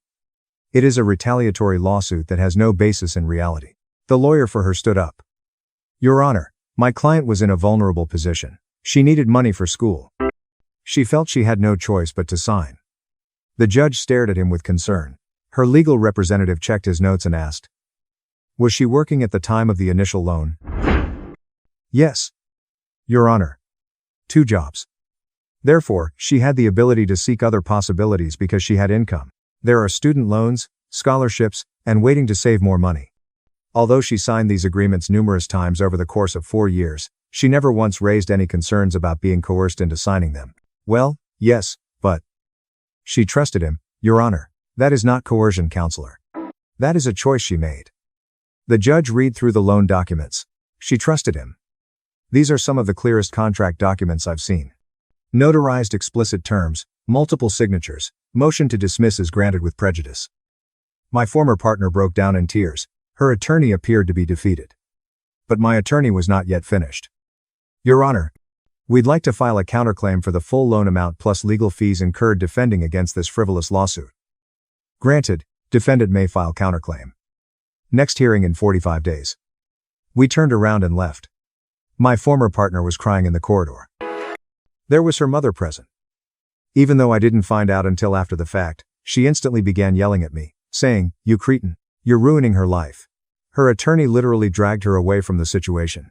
"Ma'am, you need to stop. You're making this worse." The documentation for the counterclaim was immediately given over to her attorney by my attorney. "Hopefully, we will see you in 45 days with payment." My attorney was hyped up as we drove away after the event. That turned out even better than I had anticipated. Clearly, the judge was able to see through the absurdity. Now, she either agrees to a settlement or we take the counterclaim to court, which will result in the counterclaim being successful and she will owe even more money. Following that, what are the possibilities that she would settle down? Quite a bit high. Her attorney is aware that he does not have a case. He will suggest seeking a settlement. I bided my time. I was contacted by the phone 5 days later. Her attorney asked for a conference to discuss the settlement. They made a settlement offer of $70,000, which was significantly lower than the initial loan amount and significantly lower than the loan plus legal fees. In response, I countered with $142,000, which included the initial loan amount as well as all legal fees. The lawsuit was initiated by her. For wasting everyone's time, she is the one who pays. At a cost of $95,000, they returned. Our response was $135,000 in total. A sum of $110,000 was offered. My legal counsel was consulted by me. Do you have any thoughts? In all honesty, we would most likely be awarded the full amount if we went to court. However, litigation is both costly and time-consuming. The recovery of $110,000 is a significant amount. In your hands. The idea crossed my mind. I entertained the idea of lagging this out for several months. Imagined her being buried under a mountain of legal bills. I entertained the idea of putting an end to this whole situation altogether. Give in to it. She is required to sign a non-disparagement agreement, but only under one condition. There will be no more harassment campaigns, no more public comments, and no more posts anywhere on social media. They were in agreement. The settlement was signed on Friday of last week. A down payment of $15,000 is required. For a period of 5 years, her parents paid it, which was then $1,583 per month. In the event that she fails to make 2 payments, the total amount has to be paid immediately. It was necessary for her parents to co-sign. Despite the fact that they were angry, they went ahead and did it because their daughter's credit was about to be ruined otherwise. The agreement to not be dissatisfied is completely foolproof. In the event that she violates it, she is immediately on the hook for the remaining balance, in addition to $25,000 in penalties. Yesterday, I received the initial confirmation of the payment. The sum of $15,000 was deposited into my account. It seems unreal. Due to the fact that she believed she would be able to ride off into the sunset with her new boyfriend and her degree, she decided to dump me. Rather than that, she is going to repay me over the course of the next 5 years. Her mother and father are irate with her. Her study partner guy has been gone for a long time, and she is currently working at a job that pays less because she turned down a better offer. A friend of mine asked me last night, was it worth it? To tell you the truth, yes, it was. Because of the principle, not because of the money. She had the idea that she could make use of me and then discard me. Didn't realize that the degree I funded was only for her.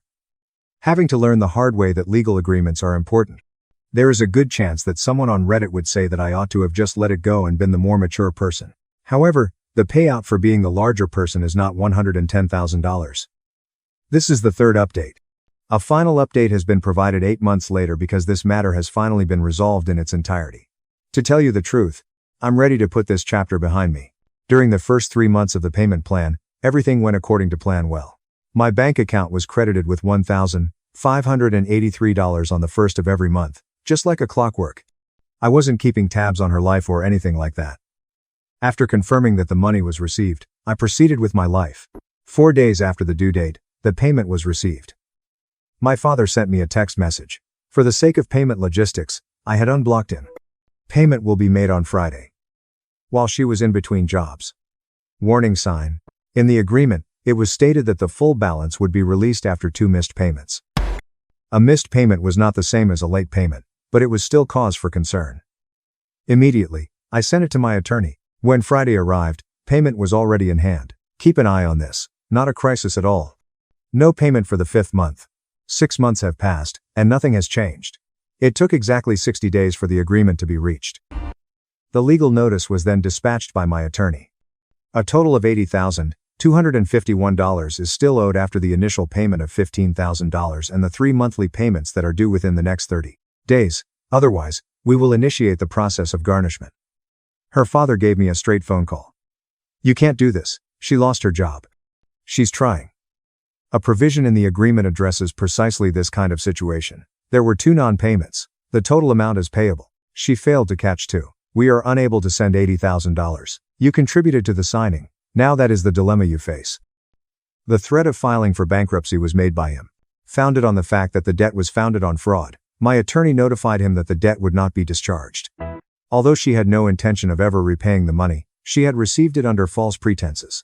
Unfortunately, such was not the case. Initially, she had the intention of repaying him, but he was enough frightened by it to negotiate. New settlement, a flat sum payment of $65,000, to be made within 60 days, and we are finished for good. They were in a hurry. They obtained a loan against the equity in their property. Their family reportedly got into a major argument as a result of this. Her father held her mother responsible for persuading her to pursue a more suitable partner. From what I gathered from our shared friends, their words were as follows. Rather than teaching their daughter about the repercussions of her actions, her mother blamed her father. While this was going on, my ex-boyfriend was reportedly living in a small apartment, working in retail, and coping with the fact that having a degree in marketing does not guarantee a job in marketing, particularly when you have drama behind you. The payment of $65,000 was received this past month. Immediately, the settlement was officially terminated and closed out. Recovered totals amount to $80,000, with a down payment and a lump sum. I lost approximately $47,000 from the initial payment, in addition to the legal fees that I spent out of my own money, roughly $11,000. Out of the $110,000 that was borrowed, the net recovery after my legal expenses was around $69,000. I did not receive the full amount, but it was significantly higher than the zero that I would have received if I had simply accepted being dumped and humiliated without any penalties. The nicest thing is that I ran into the guy who would be my study companion at a coffee shop 2 months ago, before the final settlement was reached. After recognizing me, he became pale and attempted to escape. Peace out, dude, I told him. He came to a halt and said, I don't care about you. While she was still my girlfriend, I began having sexual encounters with her. Look, I didn't know about the loans when you what? He became red in the face. In an uneasy manner, he nodded and then went. It wasn't like that. Don't care, you did me a favor. Showed me who she really was before I wasted more time. The last time I saw my ex was around 3 months ago. Within the shopping center, she was employed at a phone store. Eye contact was established between us. Within a moment, she averted her gaze. I continued to amble. Had no feelings of anger. Lacked a sense of contentment. Not even a penny. That's when I realized I was completely done with it. I, on the other hand, am doing well. Actually, it's even better than fine. Taken the money that was recovered and invested it in several businesses. Over the past few months, I have begun seeing a new person. A financial analyst is what she does. Surprisingly, we find ourselves laughing over the entire thing. In her opinion, the documentation for the loan was quite astute. If it were up to most individuals, they would have just handed up the money and said their prayers. An attempt at a final guilt trip was made by my ex-girlfriend's mother approximately 6 weeks ago. She stated, "My dad taught me better." Your dad sounds smart. He learned the hard way. I learned from watching him. I received an email from them stating that I had ruined their family's money and that they hoped I would be able to live by myself. I sent it to my attorney and inquired as to whether or not it was in violation of the non-disparagement agreement. Technically speaking, the answer is no because it was a private discussion, but my attorney did send a letter to remind me about the terms all the same. Since the final payment was approved 28 days ago, I have not received any communication from them. In an official letter of closure, my attorney confirmed that all of the terms had been satisfied and that the matter had been concluded. I moved the letter to a folder that had all of the loan agreements, and then I placed it away in the appropriate location. At some point in the future, I could get a feeling from looking at it. At the moment, it is nothing more than papers from a period of my life that has come to an end. Last week, someone inquired as to whether or not I would be willing to go through it all once more. Loan agreements can be used to provide funding for someone's education. No way. I responded by saying, I just won't fund someone's education at all. Lesson learned. Are you sorry that you assisted her? Exactly, that is the question, isn't it? To tell you the truth, I am sorry for the person she became. I feel terrible that I would have wasted 4 years on someone who did not see me as a companion but rather as a resource. My regret is that I did not recognize the warning signs sooner. Nevertheless, should I regret protecting myself by entering into legal agreements? Not for even an instant. When she was at that graduation celebration, she made her decision, refused to engage in private conversation in favor of public shaming. After 4 years of working together, I decided to hire a new guy. I made the decision to presume that the degree I paid for was entirely hers. Just now, I made certain that there would be repercussions for that decision. And I have no problem with that at all. Ever been in a crazy situation like this?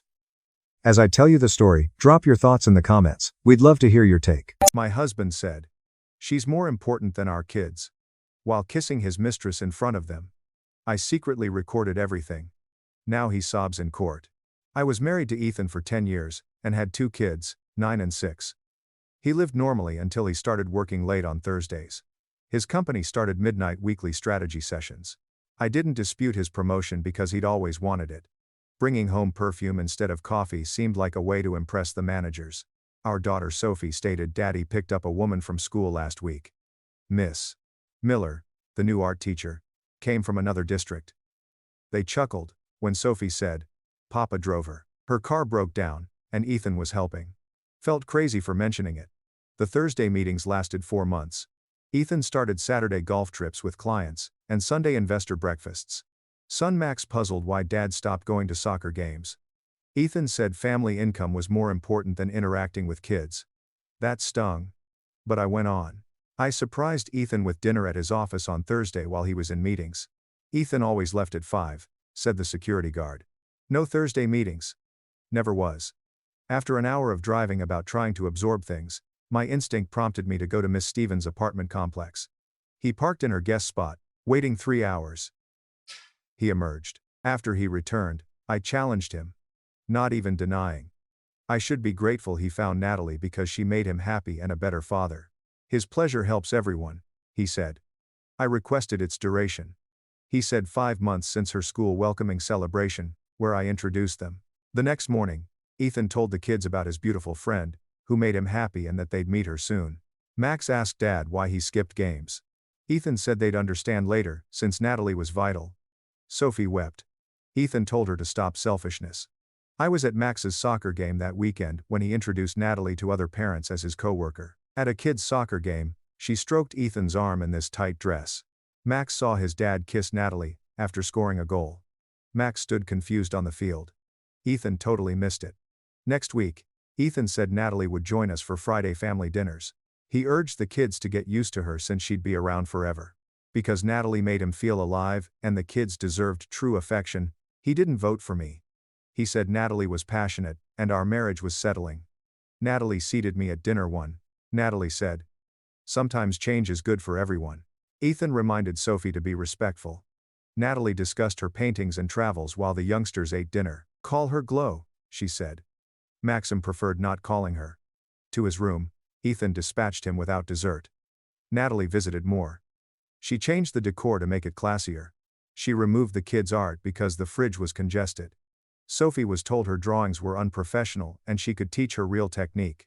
When Sophie liked her pictures, Natalie told Ethan I raised mean kids. Sophia apologies to Ethan. Max's birthday followed. I planned a trampoline park party for his class. Ethan said Natalie thought it was too busy and they prepared better the morning of. They took youngsters to an art museum. Max spent his 9th birthday staring at paintings he didn't understand as Natalie taught brush strokes. Friend went to trampoline park without him. He fell asleep from weeping. Ethan said it. He said Natalie's cultural enrichment was more important than Max's birthday party. I valued kids' happiness. He stared me down and said Natalie was more important than the kids because she made him a provider. He'd be miserable and useless without her. He promised gratitude from the kids. So I knew what to do. Spotify has requested Reds. See link in comments or description. That night at the kitchen table, I scribbled down my memories in an old notebook. Max's soccer games without Ethan since March. Sophie's dad never arrived to her school art show, when she stared at the door. Natalie throwing out Max's fridge drawing made Sophie scream for an hour. Everything Natalie said about my kids' painting being amateur was harsh. Ethan consistently favored Natalie, told them to honor her. and sent them to their rooms to defend themselves. Anger made my hands shake while writing, shredding words and squeezing the pen hard. I wrote 12 pages with dates, times, and exact words. Ethan said worst was capitalized on its own page. Natalie is more important than the kids because she makes me a provider. Written 3 times to remember his expression when he said it. Next morning, I couldn't sleep and woke up at 5. Ethan slept, snoring like he hadn't destroyed our family. I went to his home office after hearing the shower. Not even the filing cabinet was locked. Bank records, credit card bills, investment accounts, and his work calendar without Thursday meetings were found. A strategy stabilized my phone camera as I took photos. I photographed everything and sent it to a new phone-created email address around 4 a.m. He couldn't remove, explain, or excite me about proof. Best was the job schedule, printed from his workplace portal, with the official logo saying he left at 5 every Thursday for 5 months. No encounters. Only lies. At 6, I contacted Rachel, my college best buddy. She answered the second ring sleepily. I asked if the kids and I could stay with her for a few days to decide. She said to pack bags and come over without asking. I cried in my kitchen at 6 a.m. because someone cared about my kids. I hastily packed 3 luggage with clothes, toothbrushes, and kids' favorite stuffed animals. Sophie's painting supplies, Max's soccer ball, safety gear. Ethan came downstairs at 7:30, hair wet, checking his phone before looking at me. I explained that the kids and I were staying at Rachel's for the weekend, because we needed space. He barely looked up as his thumbs moved across his screen. I said we were going to the grocery store instead of leaving him, and he said that was fine because he had plans with Natalie. He went without asking why we needed space, checking on the kids, or looking at me. I showed the kids hilarious cartoons in Rachel's living room. They seemed comfortable where Natalie wasn't. On Rachel's kitchen table, I Googled divorce lawyers on my laptop. Read 2 hours of reviews, compared prices, and highlighted custody expertise. 5 women lawyers with courtroom harshness reviews were chosen. One evaluation said Lila Turner helped a mother show parental estrangement and primary custody. 3 times I highlighted that name. Leaving the kids at school Monday morning, I hugged them extra, and promised to pick them up early. I drove to Lila's downtown office, with her name on a bronze plate. My receptionist showed me a huge conference room with windows. 5 minutes later, tall Lila with silver hair and piercing eyes, sat down and told me to start. I told her everything for 40 minutes, while she took neat handwritten notes. After I finished, she put her pen down, looked me in the eye, and said, "We can protect your children."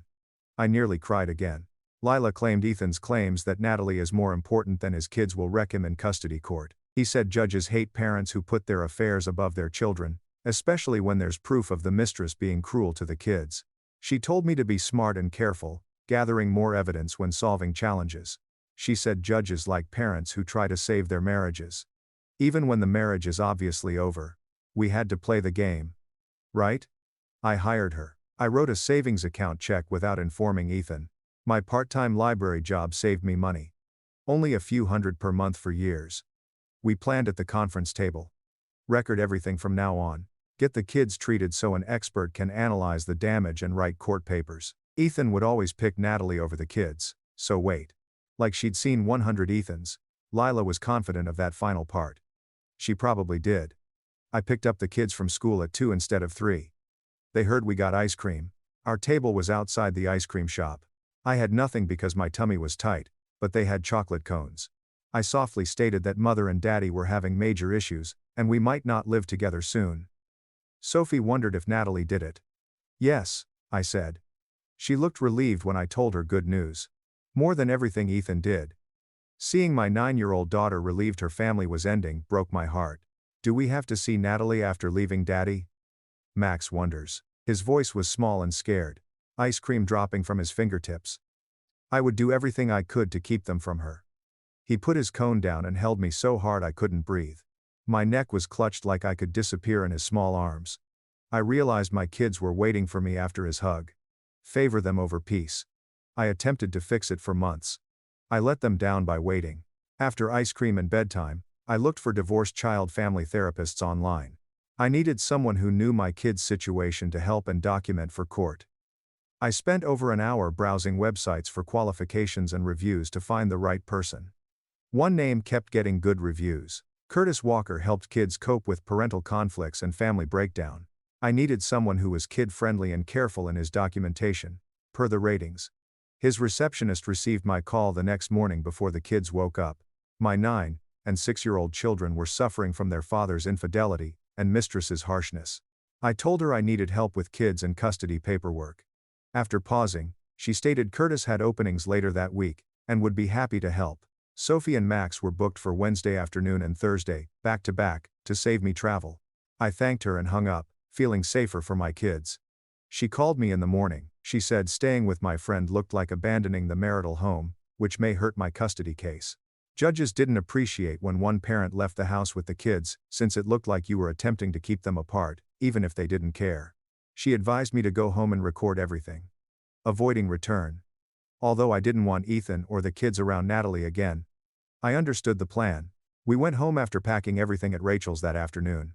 We found Ethan's automobile in the driveway about 3 p.m. on Tuesday. Shocking me.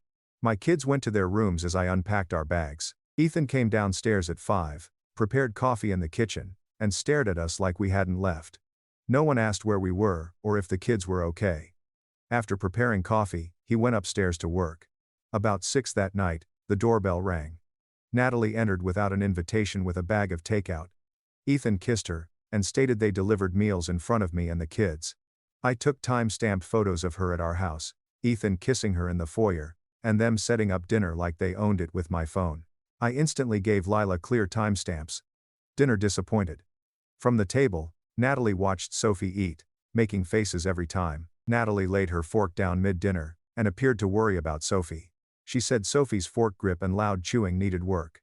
She said Sophie, my 9-year-old daughter, needed etiquette lessons like a project. Ethan nodded in agreement with Natalie, believing her. Sophie was told that Natalie was making her more sophisticated and to enjoy the attention. My daughter's face crumpled, and her eyes filled with tears. She was trying to fight back. Sophie put her fork down and looked at her plate, trying not to cry. Sweetly smiling at Natalie, I whispered something neutral about how every family has distinct styles and mentally logged every word for Lila. I noted the time, what was stated, Ethan's unwavering support for Natalie, and Sophie's reaction. I recorded everything after the kids went to bed. After dinner, I read to Max and tucked Sophie down, despite knowing they weren't safe. So I went downstairs after closing their doors and hearing their breathing fall asleep. Natalie watched TV with Ethan on the couch. I informed him Natalie was no longer allowed in our home until we sorted our marriage issues from the threshold. My speech was calm and reasonable, as Lila recommended. Ethan laughed at me like I joked. He was fine with Natalie, and I needed to embrace her into our lives. Our marriage and kids seemed inconsequential to him, as he casually mentioned the weather. Natalie smiled at me from the couch as Ethan held her. My pocketed phone captured everything. Microphone pointed at them. He told me Natalie made him happy, and I had to embrace the new reality. After capturing every phrase, I excused myself and went upstairs to email Lila the audio file before bed. Next day, I drove to Lila's job with my phone recording. In her conference room, I played it for her, and watched her expression as Ethan divorced me and instructed me to take his mistress. Lila smiled, but not pleasantly. When done, she said Ethan was supporting us by prioritizing Natalie over anything else. She told me to let him keep bringing Natalie around and saying these things, since every word and action was evidence. She advised letting him continue while we discreetly built our case, and gathered evidence to demonstrate the judge who Ethan had become. I felt relieved and outraged. I was relieved we had a good case but upset I had to record my spouse hurting our family. A professional assessment of the kids would verify Ethan's injury, Lila argued, making Curtis's therapy visits ideal. Sophie was taken to Curtis Walker's office early Wednesday afternoon from school. The quiet facility has a waiting room with toys and literature. Curtis, in his 40 seconds, greeted us with warm eyes and a calm voice. He shook Sophie's hand and said they'd draw and talk. Nothing dangerous or difficult. I checked my phone and tried not to panic while waiting in the foyer as they entered his office. After 45 minutes, Curtis brought Sophie out. She appeared fatigued but calm. Curtis requested a private meeting, so I followed him to his office while Sophie waited with the receptionist. He said Sophie spoke up about Natalie replacing her and her papa ignoring her throughout the session. She told him Natalie threw away her paintings and criticized everything she produced, but Ethan always backed her. Curtis said the emotional abuse was alarming and will be documented for court. He asked me to bring Max tomorrow to complete the picture of these kids' challenges. Max and I worked Thursday. More nervous than Sophie, he asked about Daddy and Natalie. I assured him Curtis was there to reassure him and talk about anything. Max, small and scared, entered the office holding Curtis's hand. They finished after almost an hour, and Max looked exhausted. Curtis demanded a more serious meeting. Max, 6, couldn't articulate his feelings, making his session harder. Curtis showed me Max's sketch of our family with Ethan and Natalie holding hands on one side and the three of us on the other, separated by a thick black line. Max continually drew a dark, thick line between his father and us. Curtis said Max understood how his father picked Natalie over him, his sister, and me, and saved the painting for his files to follow both kids' progress and misery. From then on, I recorded every interaction. Ethan missed Max's soccer session on Saturday to accompany Natalie to supper downtown. Ethan couldn't attend Natalie's gallery opening because Sophie's school art display was the same night. Natalie's event mattered more. I taped his and Sophie's comments. I documented every detail when Ethan volunteered to take the kids to the park on Sunday, but spent the day with Natalie, leaving them waiting by the door until I told them he wasn't coming. I photographed the kids' sad faces, Ethan's text messages canceling plans, and his 6-hour late arrival smelling like Natalie's perfume. In a computer file, I dated every broken promise and every decision Dad made that hurt our kids. Leela promised this evidence would show a pattern of neglect and broken trust no court could ignore. Curtis summoned me to his office without the kids after 2 weeks of treatment. I was sat down and told both children were in emotional turmoil, due to their father's actions and Natalie's presence. He said Sophie was afraid Natalie would criticize or throw away anything when she returned home. Max struggled to sleep and fought with other kids at school for the first time. Curtis claimed the injury was measurable and worsened over time. He offered to write a full custody review report on Ethan's actions and their effects on his children. I immediately agreed, thanking him for assisting us. He promised to finish the evaluation in a week and say the kids' mental health or well-being necessitated removal. Ethan's big news came that weekend. He brought Natalie home Friday night and told us important news in the living room. He said Natalie's lease expired next month and she shouldn't relocate since she's staying with us. Said we had to accept her permanent move into our home. My stomach sank as rage swelled. I assured him Natalie wouldn't move in with our kids. Ethan gazed at me coldly and said I didn't control his life anymore. That this was his house, and he could live with anyone. I knew Natalie planned, pushed for, and wanted to take over our home as she grinned at me from behind him. I quit battling that night because it didn't matter. I called Lila upstairs to give her Ethan's news. She argued that we should let Ethan proceed, while we filed for divorce and emergency custody because it demonstrated him preferring his mistress over his children's mental well-being at home. I phone Lila, shaking hands. Second ring. She answers. And I inform her. Ethan announced Natalie moving in. A break. She says, this is actually perfect for our case. Ethan moving his mistress into the family home while the kids are there shows he puts his relationship before their emotional well-being. Her instructions are to contact her tonight to express my opposition to Natalie coming in and that Ethan is doing it anyhow, she says. We let him proceed with this terrible decision, while we file for divorce and emergency custody. She's calm and strategic, like she's seen this before. I thank her and hang up, calmer now that I have a plan. I seat both kids at the kitchen table after Ethan goes to bed. Max picks at a shirt thread while Sophie holds a toy bunny. Natalie will live with us next month, per Daddy. Sophie frowns as Max looks at the table. I take their hands and promise to make adjustments to keep them safe and happy. Sophie cries and asks if we can leave without Natalie. I hold her hand and swear, we'll soon have our own apartment with just the three of us. I tell Max Natalie won't throw away more of our belongings, since we're leaving before she can hurt them.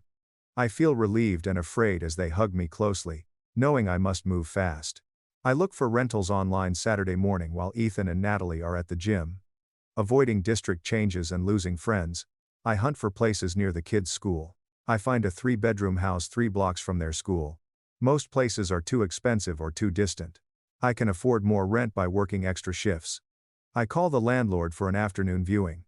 The house needs remodeling, but Max can play soccer in the backyard, and Sophie can use a spare room for art. I fill out the application and deposit money from my savings account. The landlord says a month to move in offers me hope for the first time in weeks. Ethan leaves early Tuesday morning for work, and Natalie comes 3 hours later with boxes and bags. She enters without knocking using Ethan's key and acts like she owns it. From the kitchen, I watch her organize the guest room closet and bathroom. Then she rearranges the living room furniture without asking. The couch is relocated to another wall, and the coffee table centered. She dumps the kids' proudly displayed drawings and paintings in a garbage bag. She presents her abstract works with cold, unwelcoming colors. Sophie screams as she finds her butterfly drawing in the trash after school. Since she lives here, Natalie says the house should look more sophisticated, and that children's art is good for the fridge, but not for display. When Natalie goes upstairs, my closet hides the sketches from the trash. Max comes home from school Thursday afternoon with red eyes and tears. What's wrong? He claims several kids teased him about his dad's girlfriend. Their parents reported witnessing Ethan and Natalie kissing in parking lots and holding hands at restaurants. Other kids called Max's family weird and asked if his mom knew his dad remarried. Max assaulted a boy during recess, after ignoring them failed. I shoulder him while he cries. Ethan barely looks up from his phone when I tell him what happened when he gets home. He says kids can be cruel, and Max should toughen up and not let others' opinions bother him. Max cries harder and runs to his room. Shrugging, Ethan finds Natalie. That night, I type out Max's entire ordeal on my laptop. I noted the kids who teased him, what they said, and how Ethan ignored his agony. Max's tears and hesitation about returning to school are described. I write Lila with the subject line reputational harm to children. She responds within an hour, saying, "This is exactly what we need. Proof that Ethan's public affair is damaging the kids' social lives and emotional health, and is ready to divorce. Please give me another week to prepare the rental house to move things carefully so Ethan doesn't notice." She recommends documenting until then. Natalie suggests Sophie take art classes Saturday afternoon. She calls Sophie downstairs after organizing dining room items. Sophie is confined to her room. Natalie knocks to say she's helping and Sophie has talent but needs guidance. Sophie yells through the door that Natalie shouldn't teach her. Natalie blushes and runs for Ethan. Ethan arrives upstairs 20 minutes later and tells Sophie she's disrespecting a mentor helping her. Sophie likes her present art. Ethan says she can't use painting supplies for a week to learn gratitude and respect. Sophie shouts, "I hate Natalie," and closes her door. Recording the talk with my phone in my pocket in the corridor. After Ethan leaves, Sophie tears on her bed without her art supplies. Monday morning, Curtis treats both kids. He calls me into his office alone after talking with them separately. He sounds sincere when he says both kids are worried and depressed about the family. He believes Sophie fears going home because of what Natalie may say or throw away. Max had trouble sleeping and started acting out at school for the first time. Curtis says the damage is real and worsening.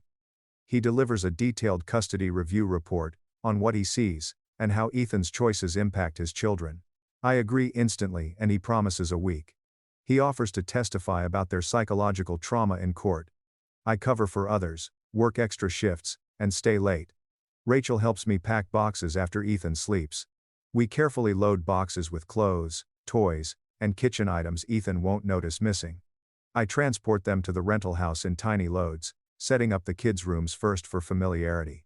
Rachel keeps telling me how thrilled she is that I'm protecting my kids and doing the right thing despite the fear. She moves my clothes, books, picture frames, and dishes home's essentials.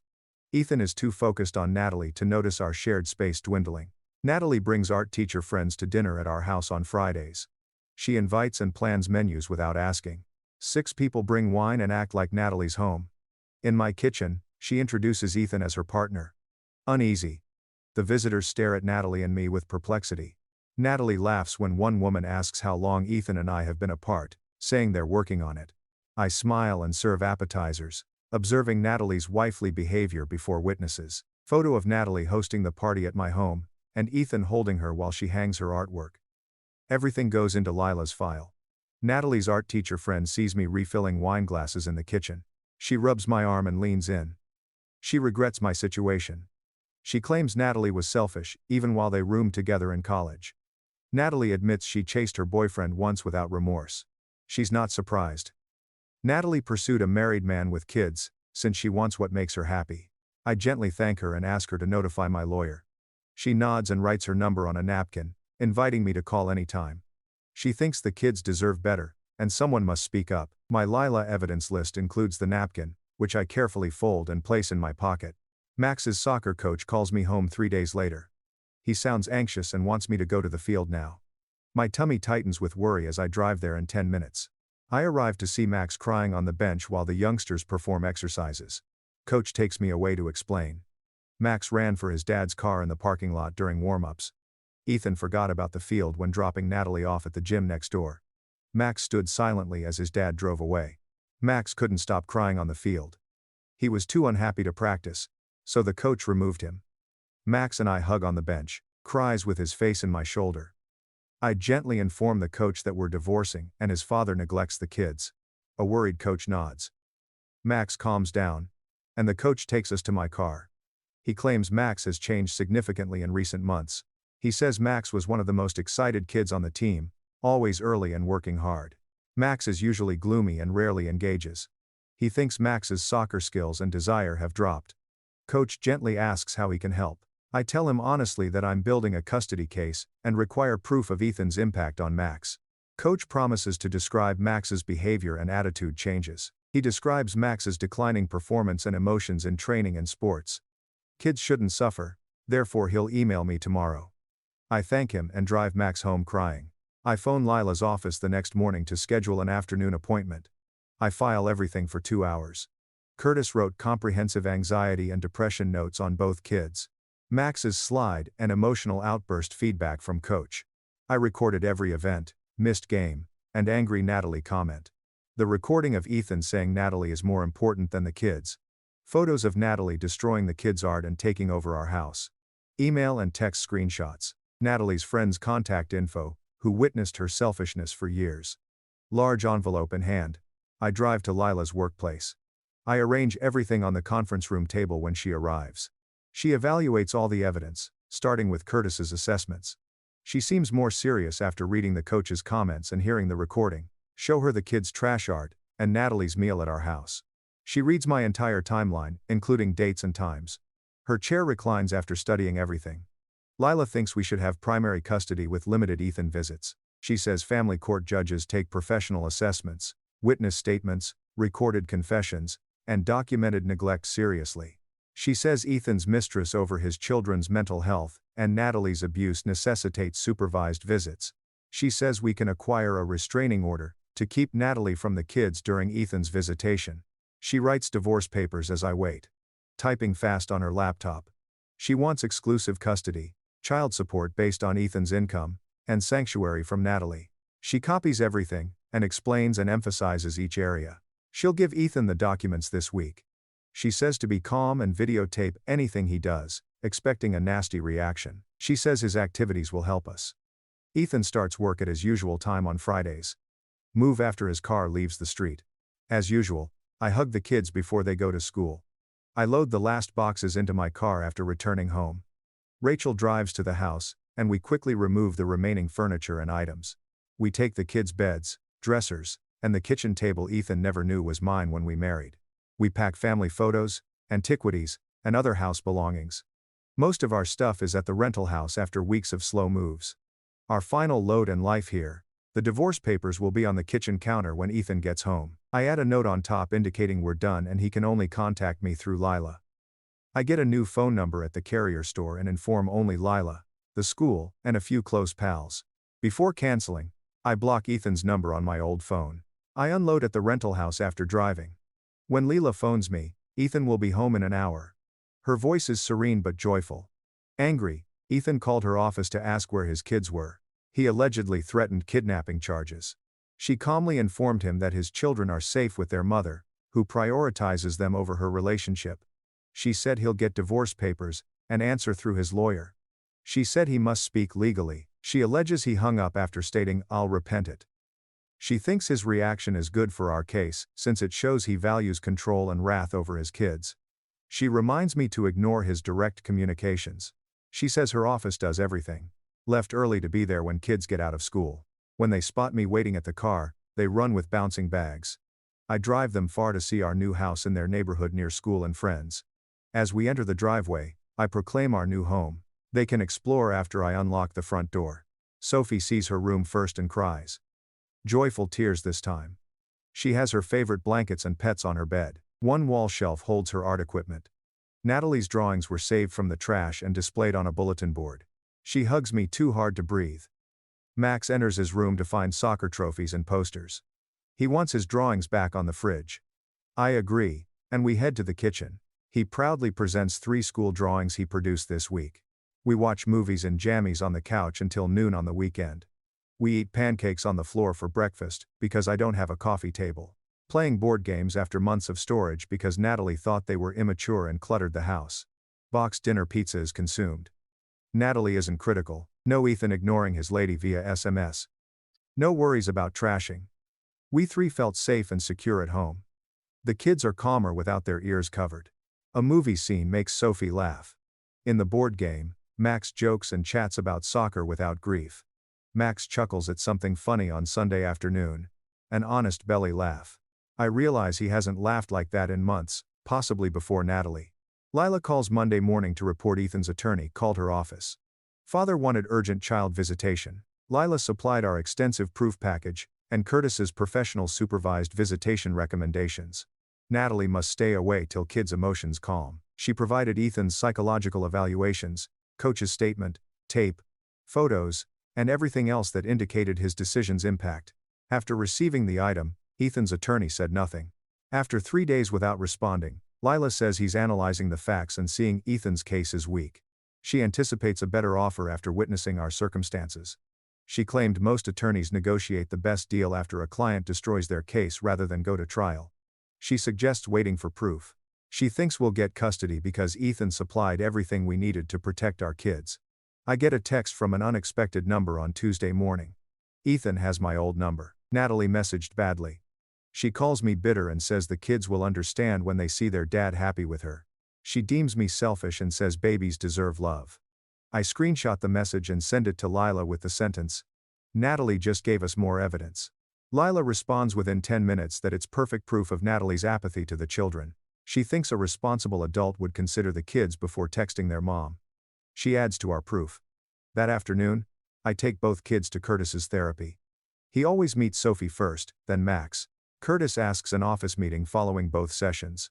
He stated both kids are improving after a week away from the hazardous environment. Sophie now draws happy pictures instead of sad ones. Max finally sleeps through the night without nightmares after months. Given its briefness, Curtis deems the alteration notable. He feels separating from Natalie's pain, and Ethan's rejection helped them heal. For court, he notes everything. He says I removed them correctly. The school principal calls me Wednesday morning to meet. I worry after dropping the kids off at school and heading to work. The principal checks on students after the system address update.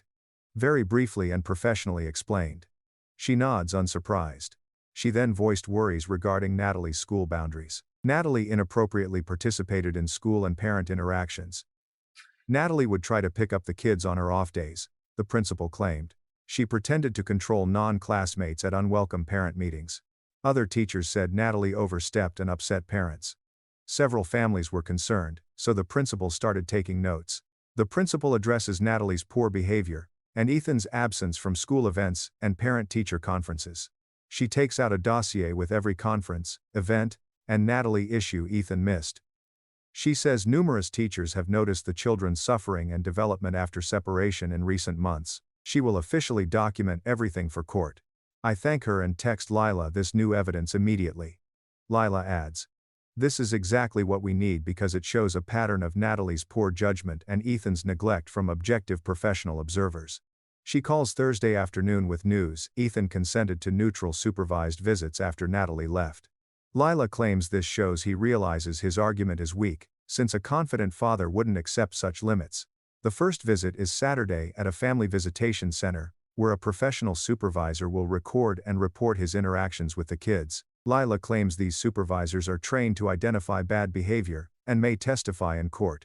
I should prepare the kids without pressing them, she argues. The supervisor will note their refusal. After dinner on Friday, I prepare both kids for Dad's visit.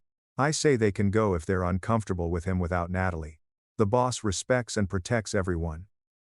Sophie stares at her hands before saying she wants to leave because she misses her abusive dad. Her saying that breaks my heart, but I tell her it's good to mourn Dad, and admire her kindness.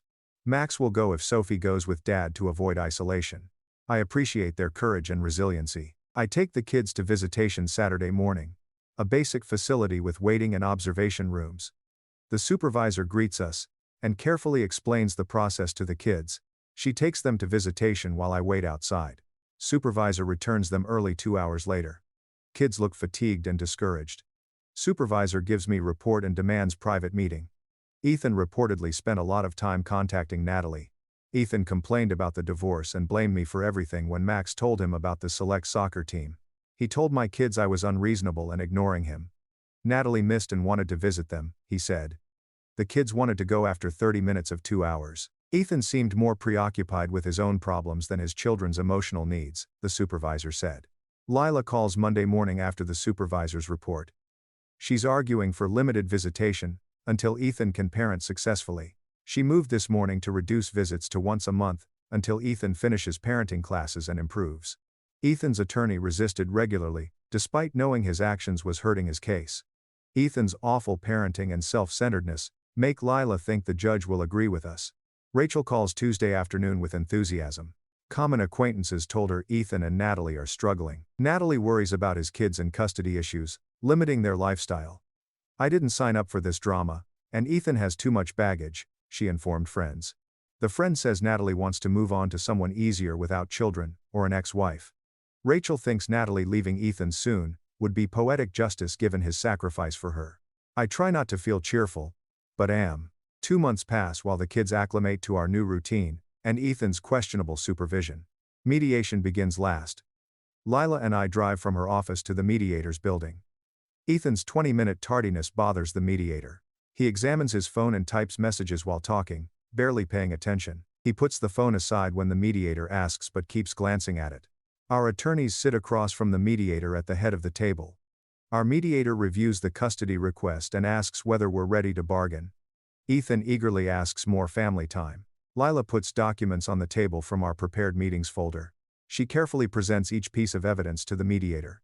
After the visiting center supervisor's reports, Curtis's psychiatric assessments of both kids and the soccer coach's remark about Max's mental and performance decline are read.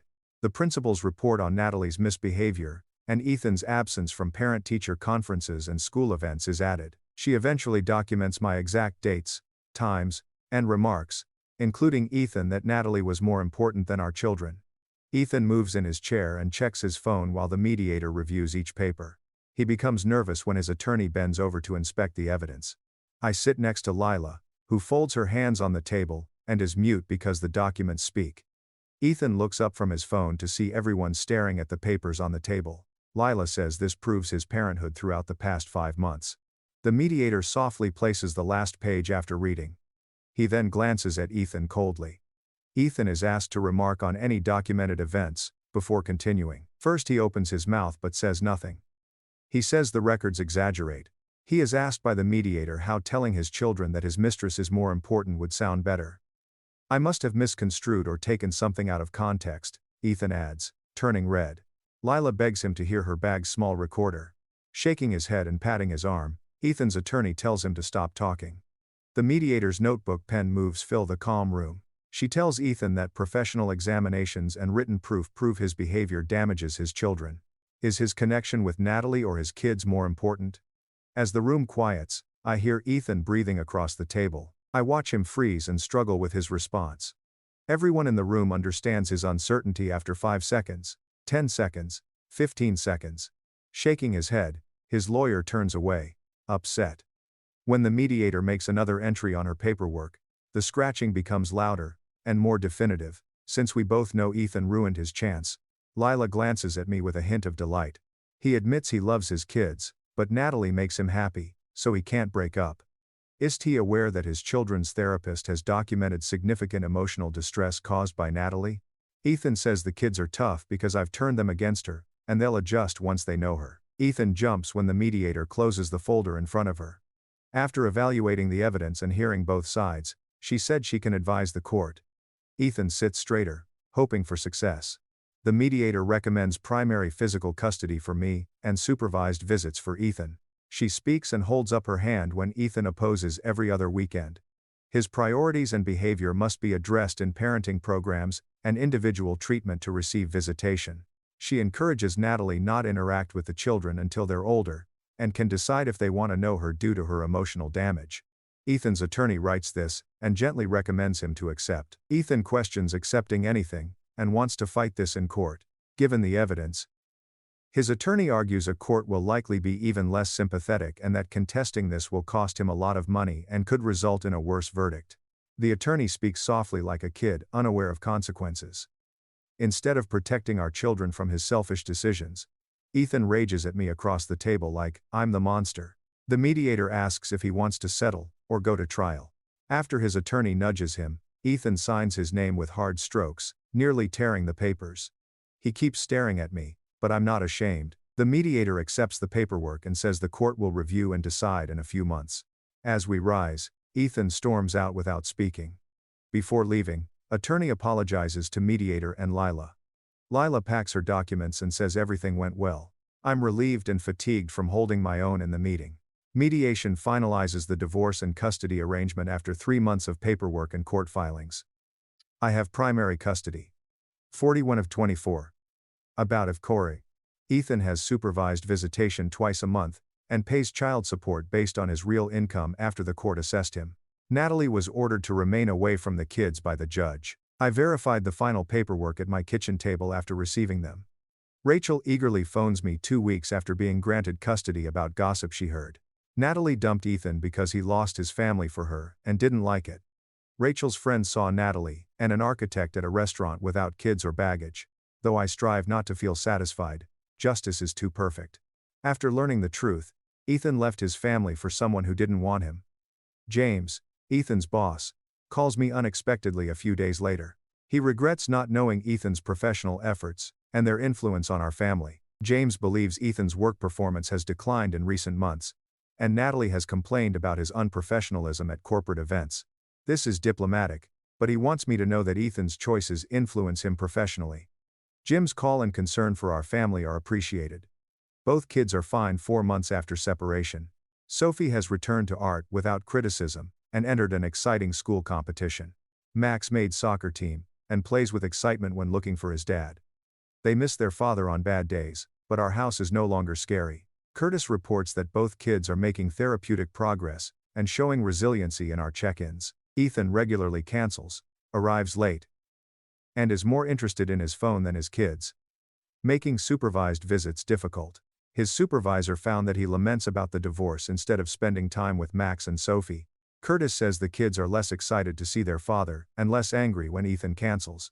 2 months after my last visit report, my boss calls me into her office, to promote me to senior coordinator, with a 20% pay boost, and improved benefits. I sign the form instantly, considering the kids' implications. Sophie chose professional paints and brushes at the art supply store that weekend, which Natalie thought she wasn't ready for. Max gets new cleats and joins his ideal travel soccer team. Rachel says, I'm glowing now that the weight of that terrible marriage is off my shoulders. She's accurate. This is my lightest sensation in years. I can breathe without chest discomfort. As the kids laugh over their Sundays, I realize this is normal, what our lives should have been. Sophie puts down her fork and says she's pleased we left breakfast 6 months after the divorce. She feels free to be herself, without Natalie evaluating her work, or worrying it's not good enough or sophisticated. Max nods and says he prefers our house because it seems like home, not a museum where he must be quiet and careful. My kids are happy in their pajamas with syrup on their faces, and messy hair.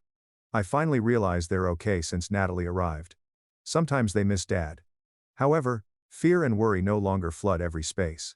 Lila calls me 3 weeks later about Ethan's attorney's paperwork. Having trouble meeting the schedule, Ethan wants to renegotiate his custody arrangement to reduce his visitation.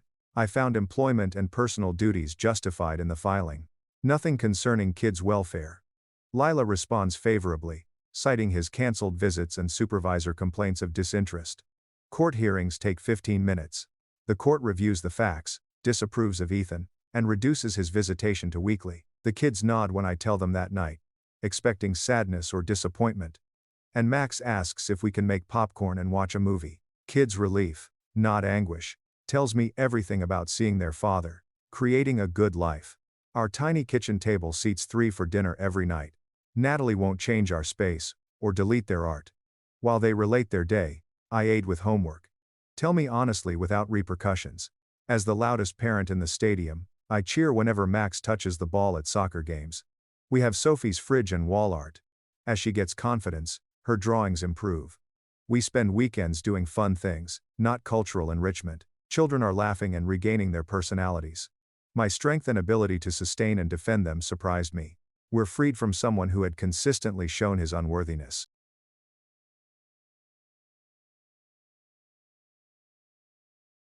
Caught my wife in bed with my father. She said, "I love you and your dad." I spat on them, took my stuff and left. Hope they're ready for what's coming. The system went down, and it indicated that we would be down for the remainder of the day. So I left work early. I recall being quite joyful when I picked up takeaway from our favorite Thai restaurant with the intention of surprising my wife with lunch. After 3 years of marriage, I felt that we were doing well, despite the fact that things weren't always ideal. There was never any reason for me to believe differently. However, something didn't feel right as soon as I pulled into the driveway. Richard, my father, had his car parked a block away. He had recently had it detailed and maintained it immaculately clean. So I knew it was his. The engine was off, so at first I thought maybe he had dropped something off. He was nowhere to be seen. Everything was a bit too quiet when I entered the house. The TV was on, but it was hardly loud enough to hear. The living room did not contain my wife, Emily. 3 half-full coffee mugs were on the table. I didn't yell her name. I have no idea why. I believe my instincts were already aware. I heard muted sounds coming from the bedroom as I gently made my way up the stairs. Richard's voice and hers. I was standing in the hallway outside our room when I initially froze. Perhaps they were watching a movie or discussing something important, I told myself. But I was powerless to stop myself. They were there when I pushed the door open. It was intimate, but they weren't doing it. With their hands entwined, and their foreheads touching as if in a slow, gentle embrace, they were seated close to one another on the bed. Even as the door cracked open, they did not respond. They seemed to anticipate my early return home. Emily was the first to look up. There was a strange calmness on her face instead of dread or shame. Richard then gave me a look as though I had interrupted something unpleasant but not surprising. They did not scurry. They gave no explanation. I remained silent as Richard slowly got to his feet and stated, "We need to sit down." I was unable to. Like a sleepwalker, I followed them into the dining room. I still held my food and my purse. Emily began. She claimed that although what I saw wasn't what it appeared to be, she still owed me candor. She acknowledged that Richard and she had been acquainted for a long time prior to my meeting. They had been pals, close companions. Too near.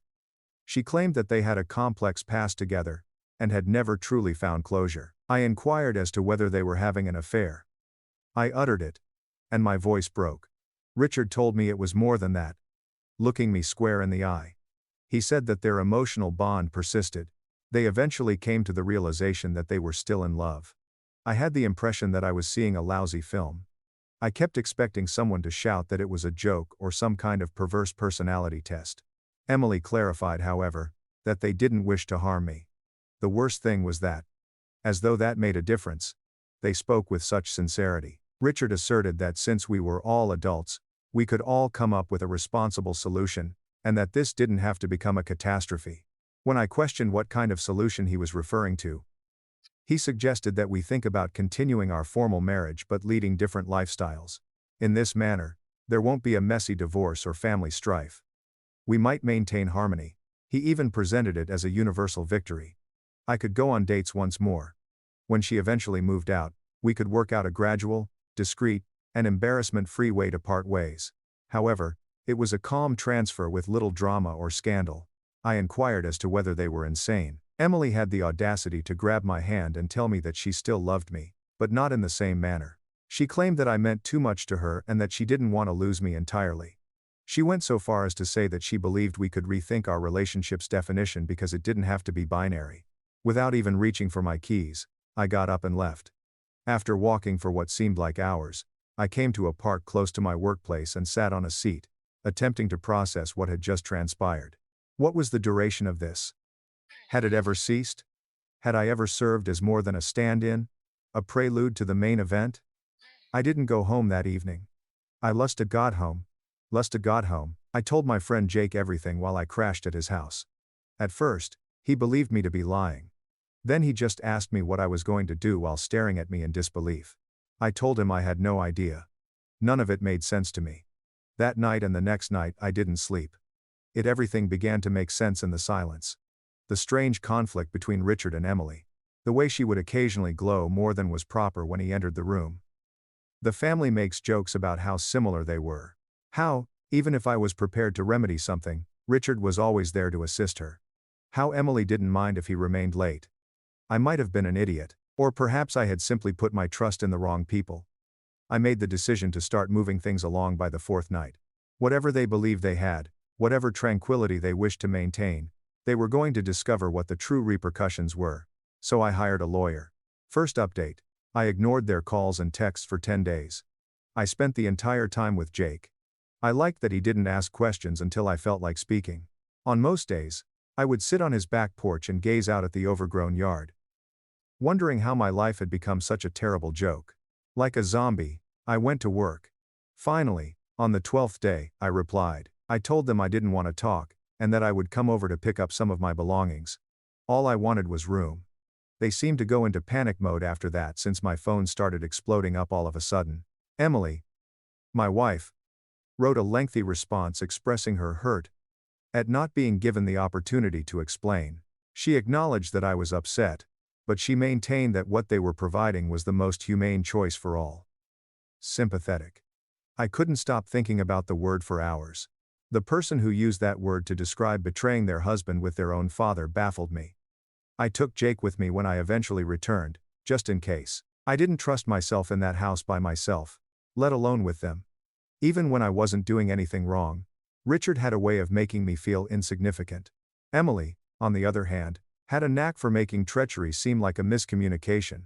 It seemed like entering a stage set as soon as I came through the door. Emily had thoroughly cleaned the space. Even made cookies as if it were an apology for a sitcom. Richard appeared to be hosting Sunday dinner, rather than the aftermath of a total collapse, as he sat in the recliner with an obnoxious relaxed demeanor. Emily asked to speak with me. Naturally, they couldn't help themselves, even though I informed her I wasn't here for a conversation but rather to pick up some paperwork and necessities. Richard got up and started talking about how he hadn't anticipated things turning out this way. He claimed that it was difficult and unpleasant for him as well, and that he didn't anticipate falling in love with her once more. He expressed his desire for me to remain in his life, and expressed his hope that I would give their request some thought. Instead of stabbing me in the back, their proposition amounted to a business partnership merger. Emily added, "This arrangement didn't have to change our legal status immediately. If we just stayed civil and respected each other's boundaries, we could avoid costly lawyers and public messes. We should be proud because we would be living our truth," she remarked. At that, Jake genuinely burst out laughing. He made no effort to conceal it. I said very little.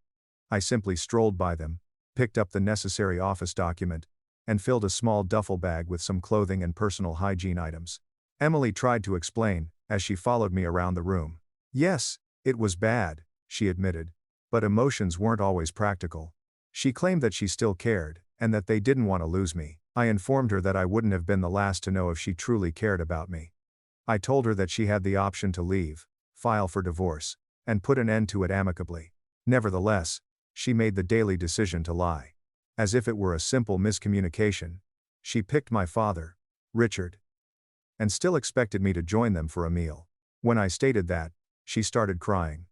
Just peaceful tears. Not the kind of loud crying. And I had no sympathy at all. I turned to them both before I left, and told them that I didn't want to be a part of whatever fantasy they had created together. They didn't deserve me, but they did deserve each other, I remarked. After that, I left. Jake and I headed to a pub later that evening. I needed something denser than his living room, and more potent than coffee.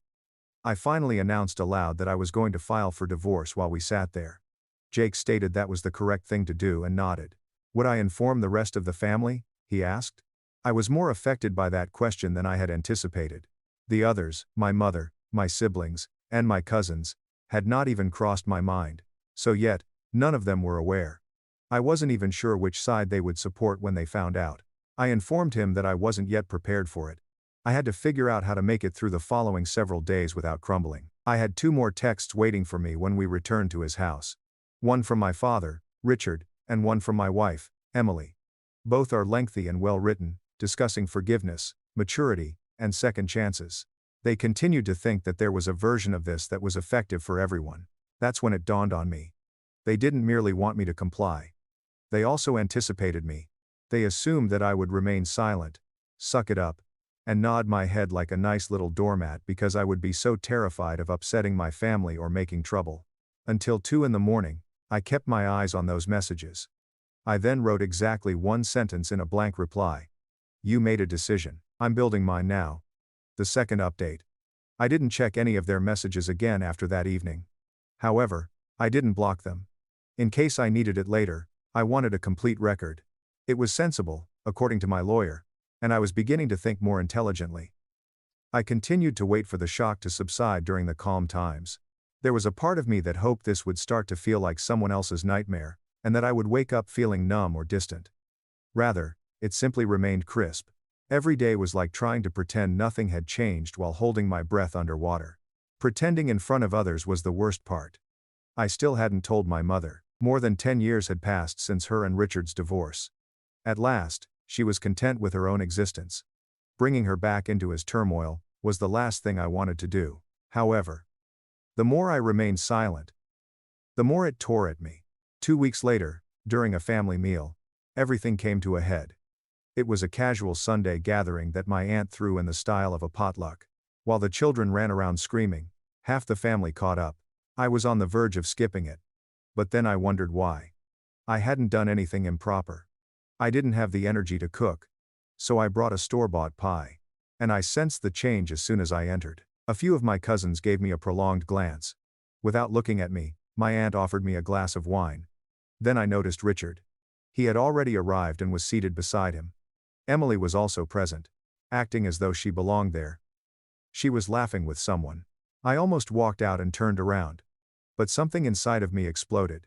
I wasn't going to just disappear into the background and let them control the story if this was their strategy. This public unveiling as if nothing had occurred. I approached the table directly, pulled up a chair across from them, and expressed my amazement at seeing them both. Richard grinned as if we were having coffee together. He claimed he decided it was time to tell the family the truth. Everyone would be able to move forward with such openness. Emily was unsure if she should say something, so she just sat there appearing stiff, as if she had practiced for this moment. I therefore completed it for them. I got up, glanced around, and informed everyone at the table that I had discovered their cheating. I claimed that Richard and Emily had been seeing each other for an unknown amount of time behind my back.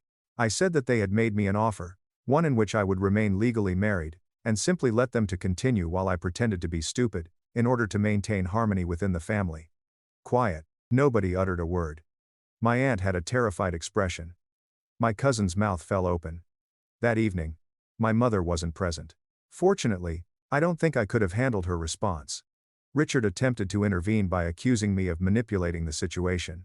He claimed that although he and Emily had emotionally reconnected and hadn't intended to harm me, adults ought to be able to manage mature relationships. What kind of mature relationship involves sneaking around and sleeping with your son's wife? I interrupted him. The room began to move once more at that point. Some stood up. Emily was asked if that was real by one of my uncles. She merely nodded and muttered something about how complicated things became. Difficult. She blew up 2 relationships and completely upended a family with that word. Then I went out. I had stated what I had to.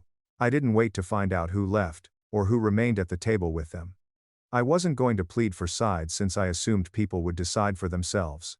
Waves of repercussions followed. Later that evening, a few family members texted and contacted me to express their disbelief. Some expressed regret for not noticing it earlier. Others remained eerily silent, presumably attempting to determine the direction of the wind. The following morning, Richard sent me another lengthy note claiming that I had handled the situation badly, and that my dramatic outburst had embarrassed the family. I laughed out loud at it. Embarrassed the family by acting as though what I revealed was worse than what they had done. Emily, on the other hand, wrote me a brief message. She stated she hoped I would one day appreciate how difficult it had been for her to choose between 2 people she loved and expressed regret that things had to be this way. I didn't answer. I authorized my attorney to begin the divorce process. Since we hadn't been married long and didn't have a prenuptial agreement, he cautioned me that things could get sticky. I informed him that the furnishings, the bank account, and anything else didn't matter to me. All I wanted was for my name to be removed from the documents. I desired to regain my life. I made a lengthy drive to the coast that weekend. I needed air without any sense of contamination. I contemplated how I had been tricked into thinking that peace was worth sacrificing myself as I strolled beside the water until the sun set. Silence, however, does not bring about peace. Truth is the source of it, and if I'm the antagonist in their tale because I told the truth, then so be it. They weren't heroes in the first place. The third update. After that dinner, my phone continued to buzz for a week. Some brief messages expressed shock or regret. A few came from far-off cousins I hadn't spoken to in years, who were suddenly eager to lend me their support. The majority of the family, however, said nothing. Those who did not remain silent also expressed their opinions. One of Richard's more outspoken brothers, my uncle, bombarded me with texts telling me to keep things private. He claimed that everyone had secrets, and that it was immature to discuss private matters at a family get-together. He said that I had pushed his hand. But he didn't want to pick sides. I didn't even try to respond. Allow him to remain neutral. I wasn't searching for people to follow me. Simply put, I was not going to accept the notion that maturity equates with silence. But hearing from my mother was what truly broke my heart. After one of my cousins informed her, she gave me a call. She said she wasn't shocked, but she did wish I had told her directly rather than through them. She claimed to have spent years persuading herself that she was the insane one, and to have lived with that version of Richard for decades. She did not inquire about specifics. She simply told me that I needed to look after myself and that she loved me. I didn't realize how much that call helped me at the time. In the meantime, Richard and Emily, my soon-to-be ex-wife, were working non-stop on whatever fantasy world they were attempting to create. They shared a picture of themselves at a family-friendly outdoor gathering. The caption discussed forgiveness and fresh starts. It was disgusting, akin to witnessing people embellish a home situated on a cemetery. I was aware that they were attempting to manipulate the story so that it appeared as though they were the ones who were resilient and overcoming hardship as a group. I didn't participate, but I also wasn't going to allow them to change the course of events. She attempted to call after receiving the divorce papers. I didn't answer. She then sent a message expressing her hope that we could discuss the situation, and perhaps put it on hold until the feelings subsided. I sent it to my attorney and instructed him to move forward. She had posed as someone else while I was living there for months. Someone who called me her husband while presumably secretly texting my father, laughed at my jokes, and gave me a goodnight kiss. Betrayal like that never goes away. It simply burns through the parts of you that are still tender. She persisted in trying. There were more messages, a few lengthy ones outlining how she was confused for a while but ultimately followed her heart, and that she never intended to hurt me. She expressed her hope that one day, I would be able to forgive her, even though she knew this was difficult for me. I realized then how profoundly she didn't understand. She believed this to be a triangle of love. A sad emotional blunder that could be attributed to fate, chemistry, or timing. The complete wreckage that was left behind was invisible to her. The power dynamics, manipulation, and their attempt to coerce me into accepting their fantasy, so they wouldn't have to bear the guilt, are all examples of the broken trust. It was not a tale of love. The betrayal was laced with conceit. Richard also made another attempt at that time. I still want to find a way forward, he said in his voicemail. He declared that he would not allow this to permanently split us apart because we were still blood, regardless of what had happened. I didn't listen to the message all the way through. To be clear, this had nothing to do with retaliation. I didn't want to ruin their lives or expose them for amusement. All I wanted to do was quit acting, sitting across the table from two people who had thrown me under the bus, and then pretended that I should thank them for it. I wanted to take back my place in the family without having to put on a front. Nevertheless, a part of me continued to wait for the guilt to surface despite everything. I was worried that I might feel guilty about how public everything became, and how my choice to speak up caused all of these repercussions. But guilt never came, not in the way I expected. What had come were moments of peace. I'd wake up and realize I didn't have to second-guess the way my wife, Emily, looked at her phone.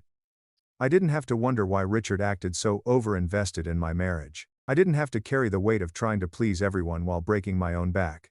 One afternoon, I sat outside a coffee shop with a friend, Jake, I hadn't seen in a while. He asked how I was doing genuinely, not the small talk kind of check-in. I told him the truth, that some days were ugly and quiet and lonely, but that every day also felt a little more mine. He said that sounded like healing. I think he was right. But the thing about healing is that it's not always graceful. Sometimes it looks like blocking numbers.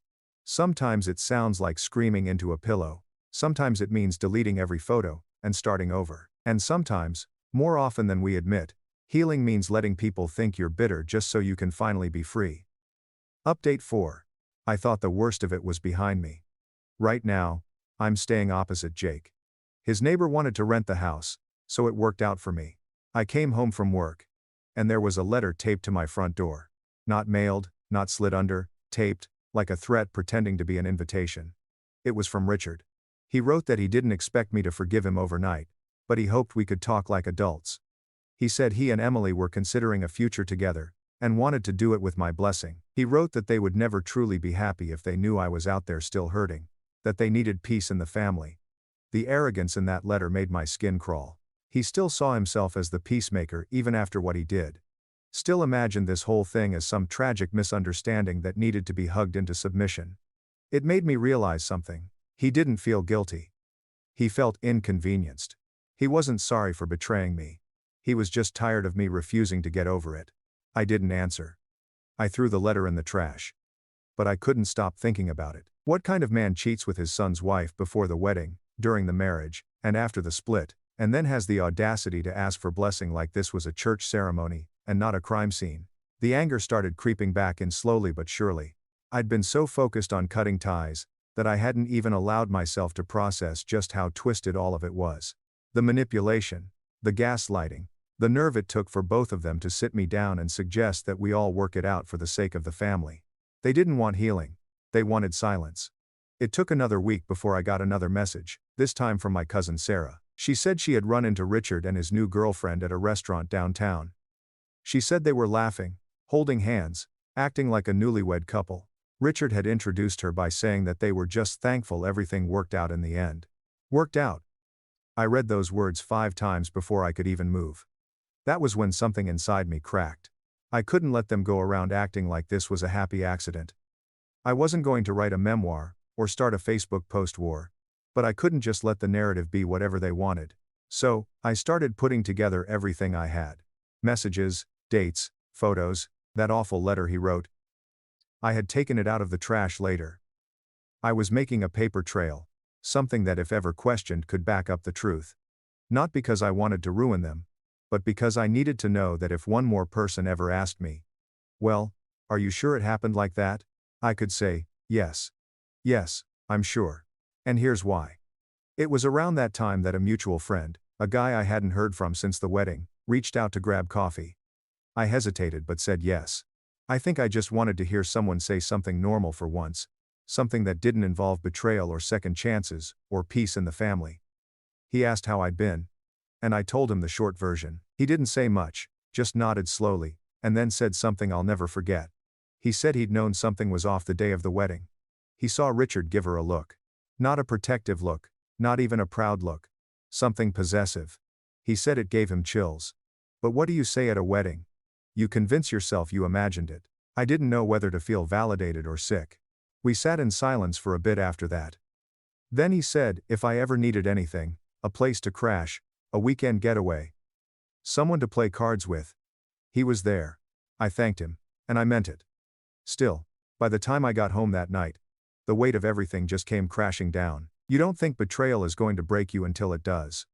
You imagine yourself rising above it, walking away with your head high, becoming the bigger person.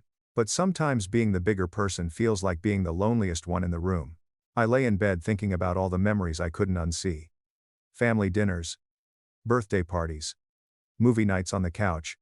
All the moments they probably shared long before I caught on. All the smiles that now felt rotten from the inside out.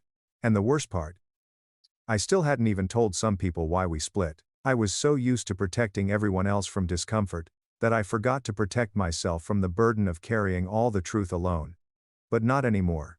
The next morning, I drafted a letter, not public, just for close family and friends who deserve to know what really happened.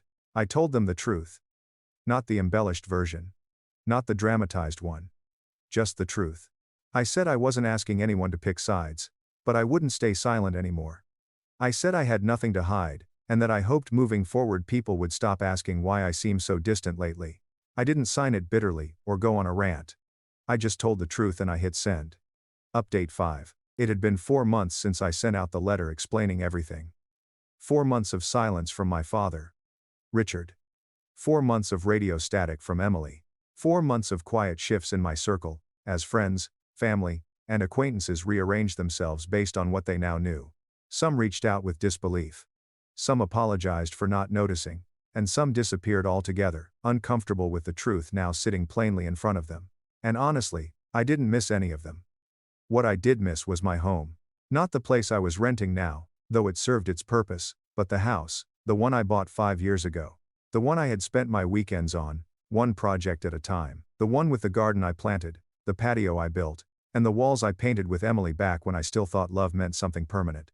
When I left after that night, the night they sat me down like it was some family meeting and not a complete betrayal, I hadn't even packed a full bag. I just walked out, not trusting myself to stay calm if I spent one more minute inside that space we once called ours. I figured I'd come back for the rest once the dust settled. But then it hit me. It was my house bought under my name, my money, my down payment, my everything. The only reason Emily was still staying there comfortably was because I hadn't reclaimed the property. I had been too stunned, too heartbroken, too busy surviving to fight for it. But not anymore. I called my lawyer the next day and asked what it would take to secure the house. He asked if I had any documents proving it was mine. I told him the house was bought before the marriage. I had the mortgage, title, and everything solely in my name.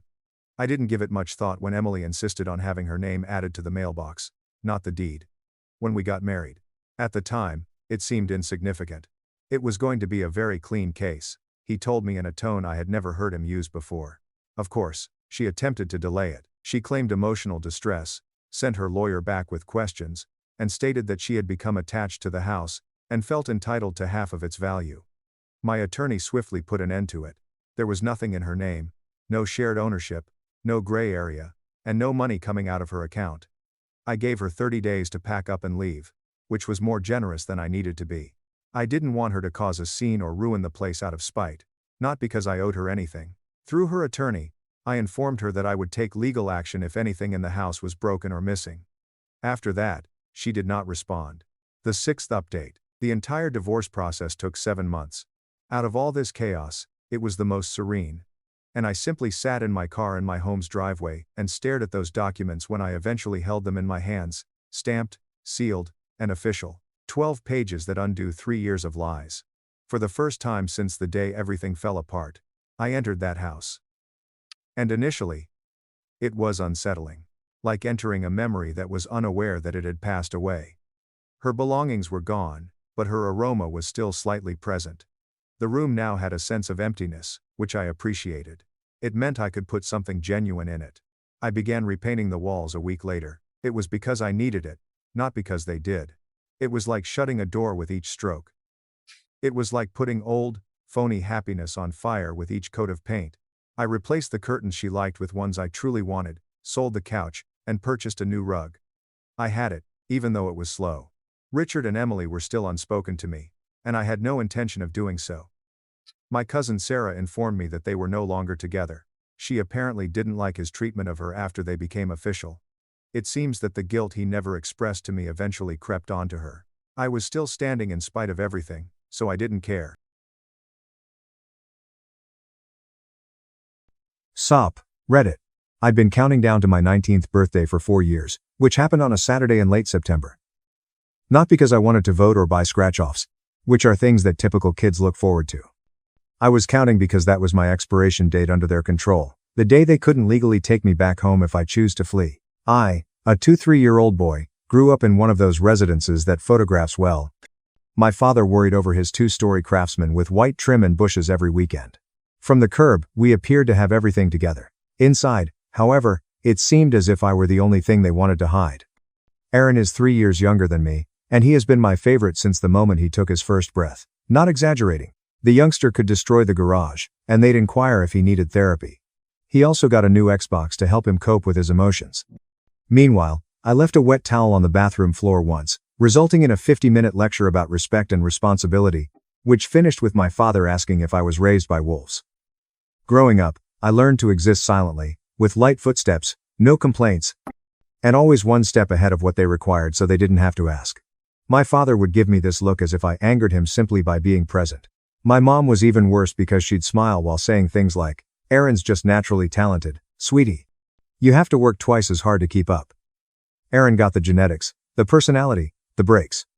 After my mom lost 4 pregnancies before him, he became their miracle baby, their second chance, and I was just the kid they had before they figured out what they really wanted. I tried, nevertheless. I received good grades and worked part-time at a local hardware shop, loading bags of mulch and concrete mix after school. Never caused any difficulties. I saved every penny since I knew they wouldn't be able to afford education. When my father discussed my future, he would grunt something like, "You'll figure it out. You're resourceful." At 17, Aaron purchased a brand new gaming laptop for school. He primarily used it to watch videos and play games till 3 a.m. When I asked to borrow it for college study, my mother told me to ask Aaron first. He instructed me to get my own. This concludes the conversation. So, when my 19th birthday arrived, I didn't have high expectations. Maybe a card with $25 inside, perhaps a sheet cake from the supermarket, something that acknowledged my existence.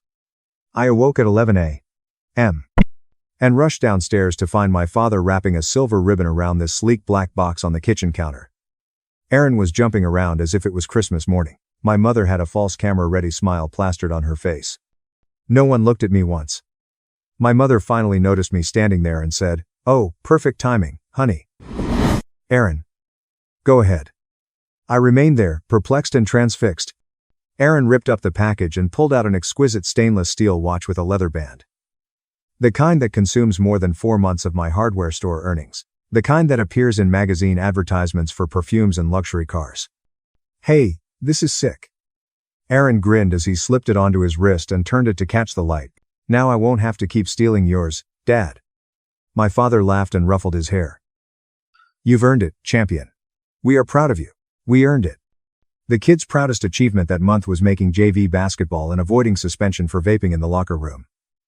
I stood there expecting for someone to remember, to look at me, to speak the 2 words that were most important today. My mother looked over and must have noticed something in my expression because she remarked, "Don't look so bitter, Liam. Life isn't about material things. When you're older, you'll realize that character is more important than gifts." I felt as if I had been punched. She spoke in that silky, condescending tone she uses when she wants to appear intelligent, as if I were a spoiled brat throwing a fit over a toy. "Thought we were having cake," I remarked gently.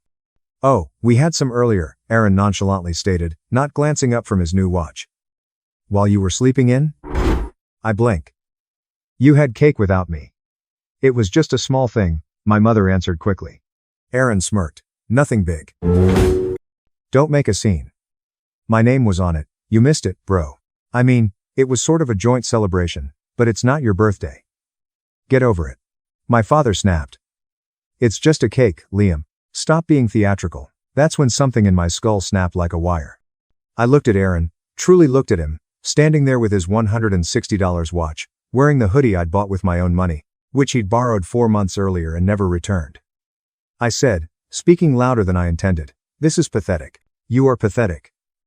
You have not earned anything in your entire life. You simply coast while they give you everything and pretend you're special." Aaron's face flushed.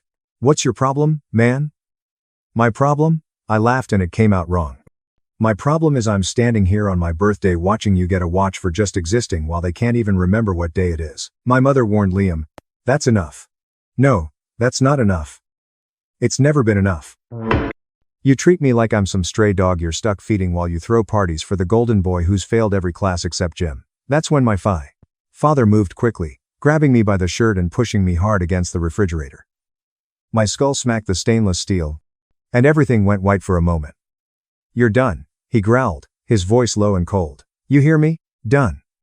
I shoved him back so forcefully that he tripped, and his eyes widened with surprise. I had never pushed back before, never raised my voice, never fought. "Touch me again," I murmured quietly, "and I'll make you regret it." He came at me again, this time with his fist, caught me in the ribs once, twice. I slumped over, gasping for air. My mother screamed. Aaron simply stood there watching. My father grabbed my face and forced me to look at him.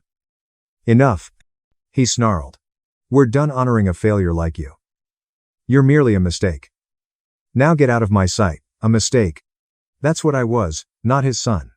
I straightened up, ribs screaming, tasted blood in my mouth, looked at all three of them, my mom crying fake tears, Aaron still holding his watch, my father breathing hard, fists clenched, and realized something, they were never going to love me.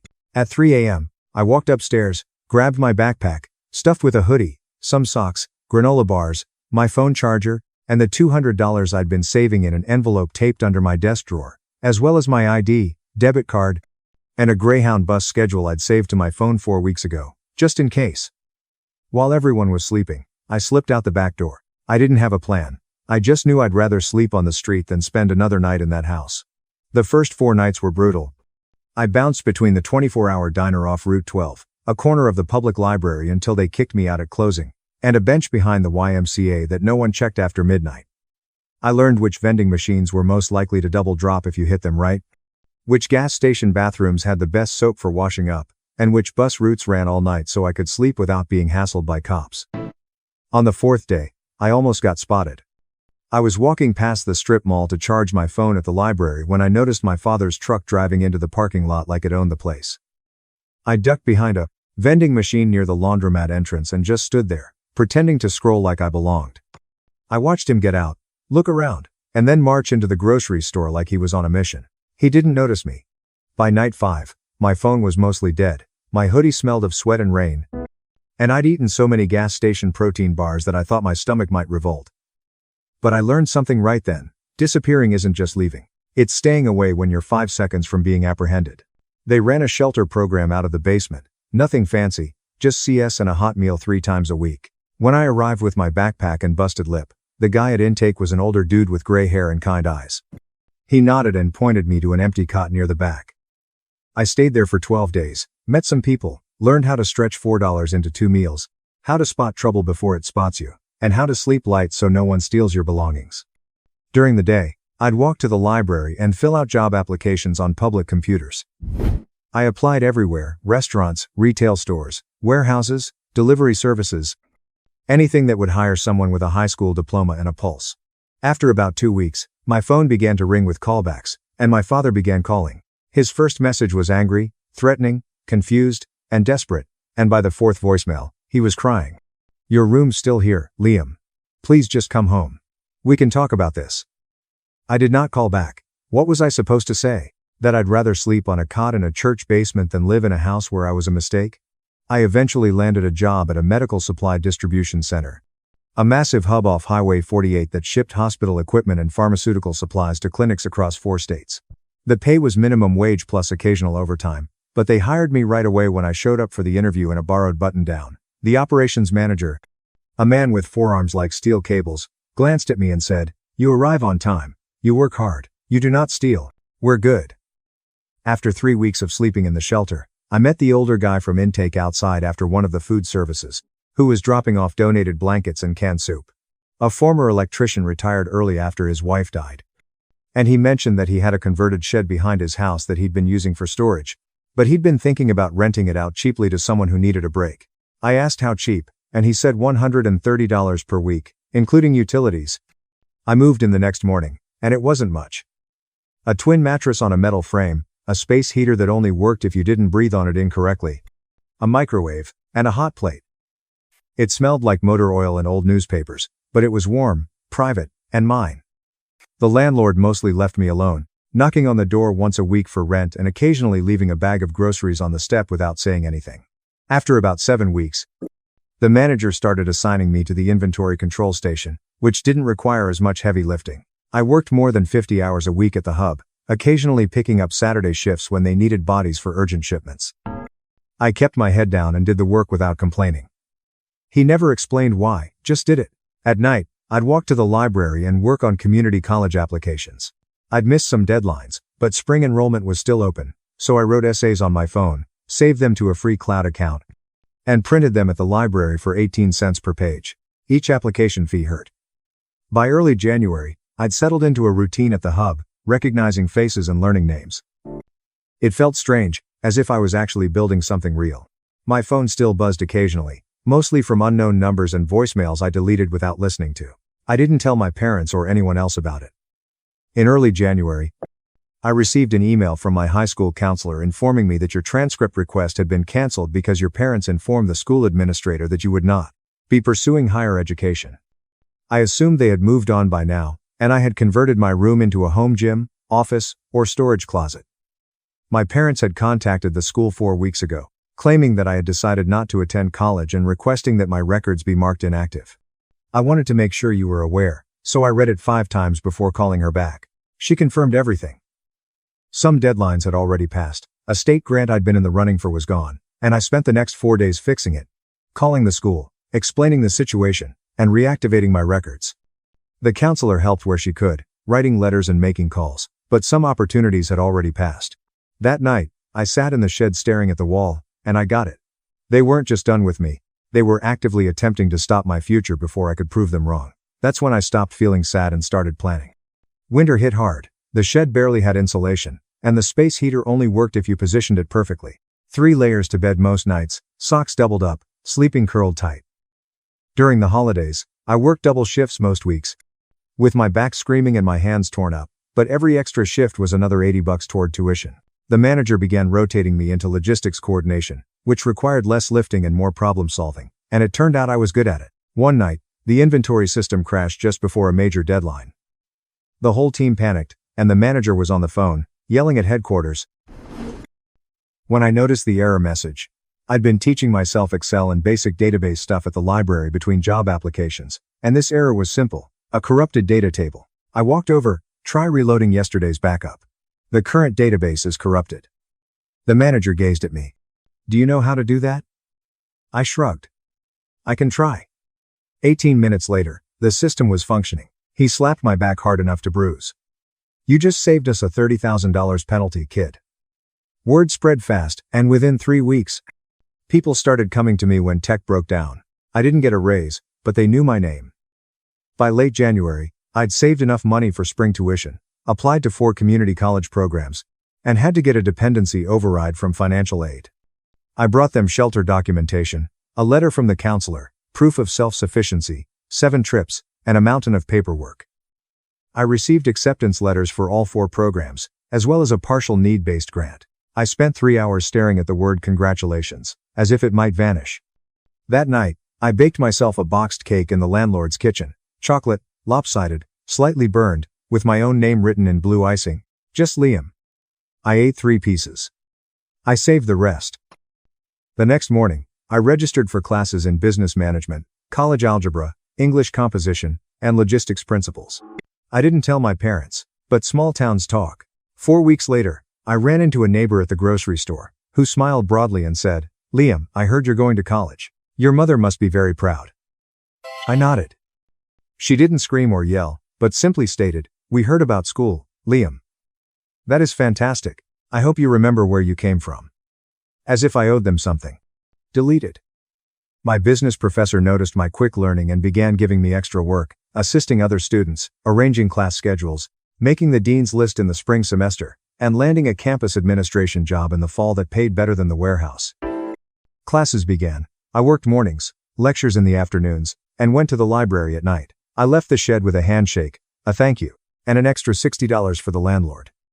After completing my 2-year associate degree and transferring to the state university for my bachelor's degree, I had been away from home for nearly 4 years, which felt like a lifetime. My first year was rough but steady, but my second year was smoother, with a better apartment, a better routine, and better grades. Then, one night in mid-November, I received a LinkedIn message from a former neighbor. Hey Liam, I wasn't sure if I should mention this, but I thought you had a right to know. Your parents just listed the house for sale. The sign went up yesterday. I hope you're doing well. I stared at the message. The house was for sale. At first, nothing. Then something else happened, something cold and focused. I opened Zillow and found an easy-to-find listing with professional photos, staged furniture, and generic descriptions.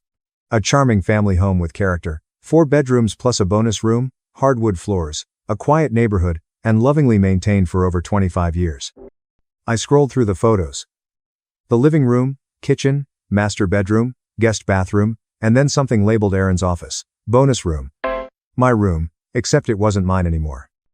Beige walls, neutral bedding, generic landscape prints, not a single trace of the 19 years I spent in that space. No posters, no desk, no books, nothing. They didn't just erase me, they renovated me. I sat there for a long time, phone in hand, staring at the listing. The asking price was high, way too high for a house that aged in that neighborhood. They were clearly desperate, probably needed to sell quickly, so I dug deeper. Public property records are surprisingly easy to find if you know where to look. I looked up the mortgage history, tax records, and past sales. And I discovered something interesting. The mortgage wasn't even close to being paid off, and they were 4 months, if not 5, behind, according to public lien records. That's when the idea came to me. I wanted to see the house one last time before it was sold. So, I did something slightly insane.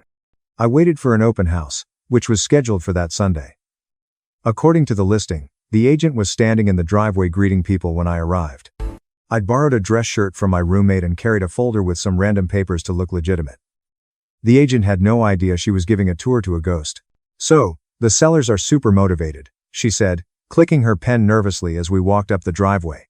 "They've already relocated most of their personal items and are looking for a quick close. Their youngest, Aaron, of course, just started college out of state." I nodded and followed her inside, where she talked non-stop about crown molding, updated appliances, and energy-efficient windows. My attention was drawn to the spaces, the walls, and the fact that I wasn't there anymore. The kitchen and living room looked the same, and my parents' bedroom was staged with rented furniture. When we arrived at my former room, I stood in the doorway feeling nothing but chilly. The agent gestured around like she was showing off a prize. This was their son's gaming and study room, and it got amazing natural light. It was the perfect flexible space, and I'd become Aaron's overflow. I stepped inside, and it was staged like a college prep station, with a sleek desk with a lamp and a bulletin board with a dorm checklist neatly pinned. We moved through Aaron's actual room next, which was still decorated and had his stuff.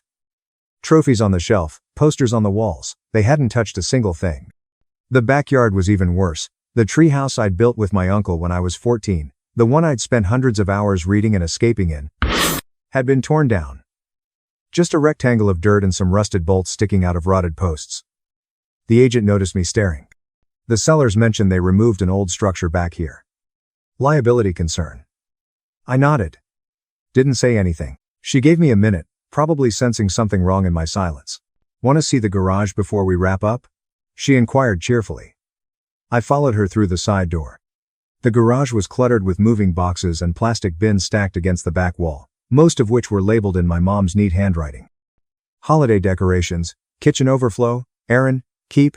Then I saw the corner, 3 bins shoved behind a broken treadmill, masking tape labels in that same handwriting, and old room junk to donate. And the last one, smallest, like an afterthought. Trash. Guess whose things this trash was? Mine, of course. I stared at that bin for a long time, but the agent didn't notice because she was already heading back inside, talking about square footage. I walked to the back fence, hands in my pockets, breathing steady. This was the yard where I learned to ride a bike, where I buried a time capsule in 4th grade that was probably still under the oak tree, where I had lived for 19 years, and now it was just another listing. Another transaction. That night, sitting in my car after the showing, I made a decision. If they wanted to erase me, fine, but I was going to make sure the world knew exactly who I was, and they were going to watch from the wreckage. I didn't want revenge that screamed. I wanted revenge that burned slowly, quietly, and left no trace. Then the text came about 3 months after I started at the community college. "Aaron, it was the first time I'd heard from him since I left. I heard you're working at a grocery store and attending community college. Lamio."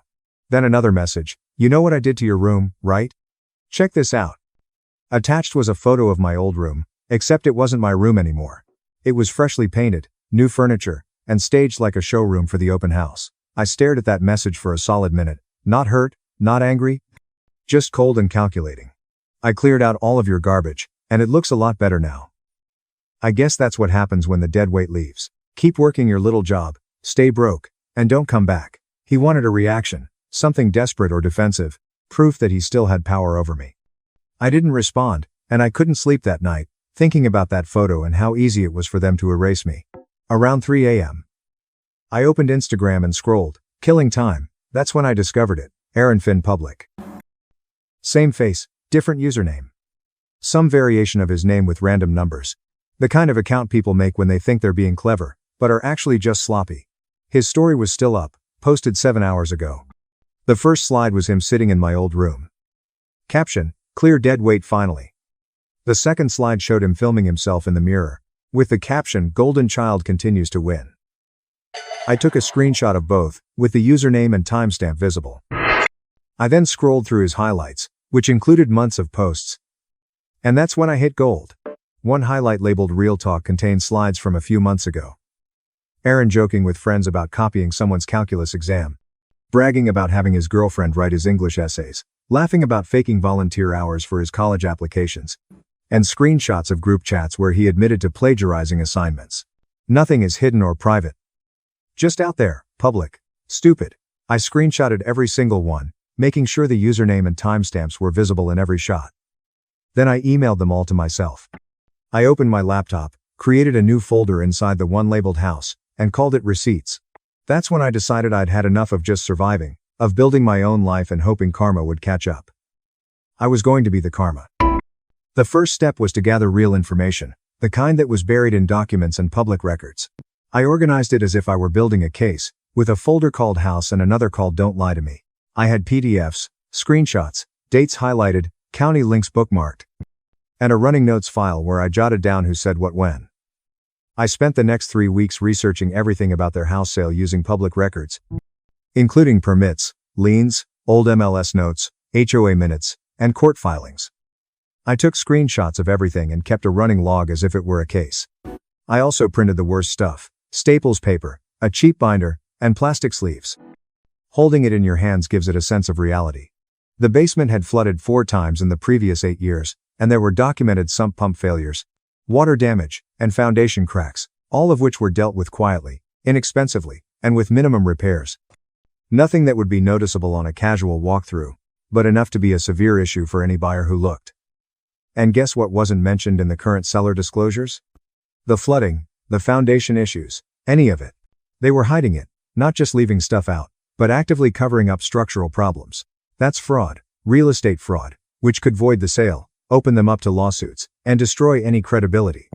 I saved every document, printed copies, and uploaded backups to 4 separate cloud accounts. But evidence alone wasn't enough. I needed timing and strategy. I reached out to someone I hadn't spoken to in years, an old friend from high school. We went to high school together, ran track on the same team, he'd gone into data analytics, and now worked freelance doing background research for small law offices.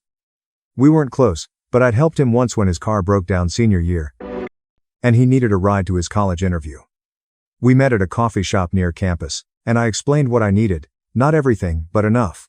I need to know what's buried in the public records, property history, permits, insurance claims, things a normal buyer wouldn't dig for. He cracked his knuckles, grinning, and said, "Give me 4 days." He delivered in 48 hours. My friend didn't hack anything. He simply knew how to access permits, old listings, and insurance breadcrumbs that most people never look at.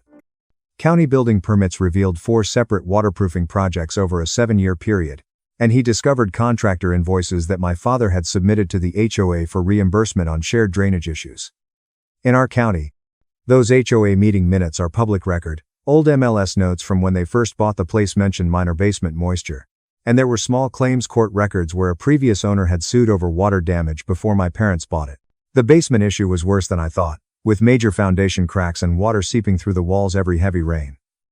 The sump pump was a temporary fix. The real solution would cost at least $40,000, and my parents knew.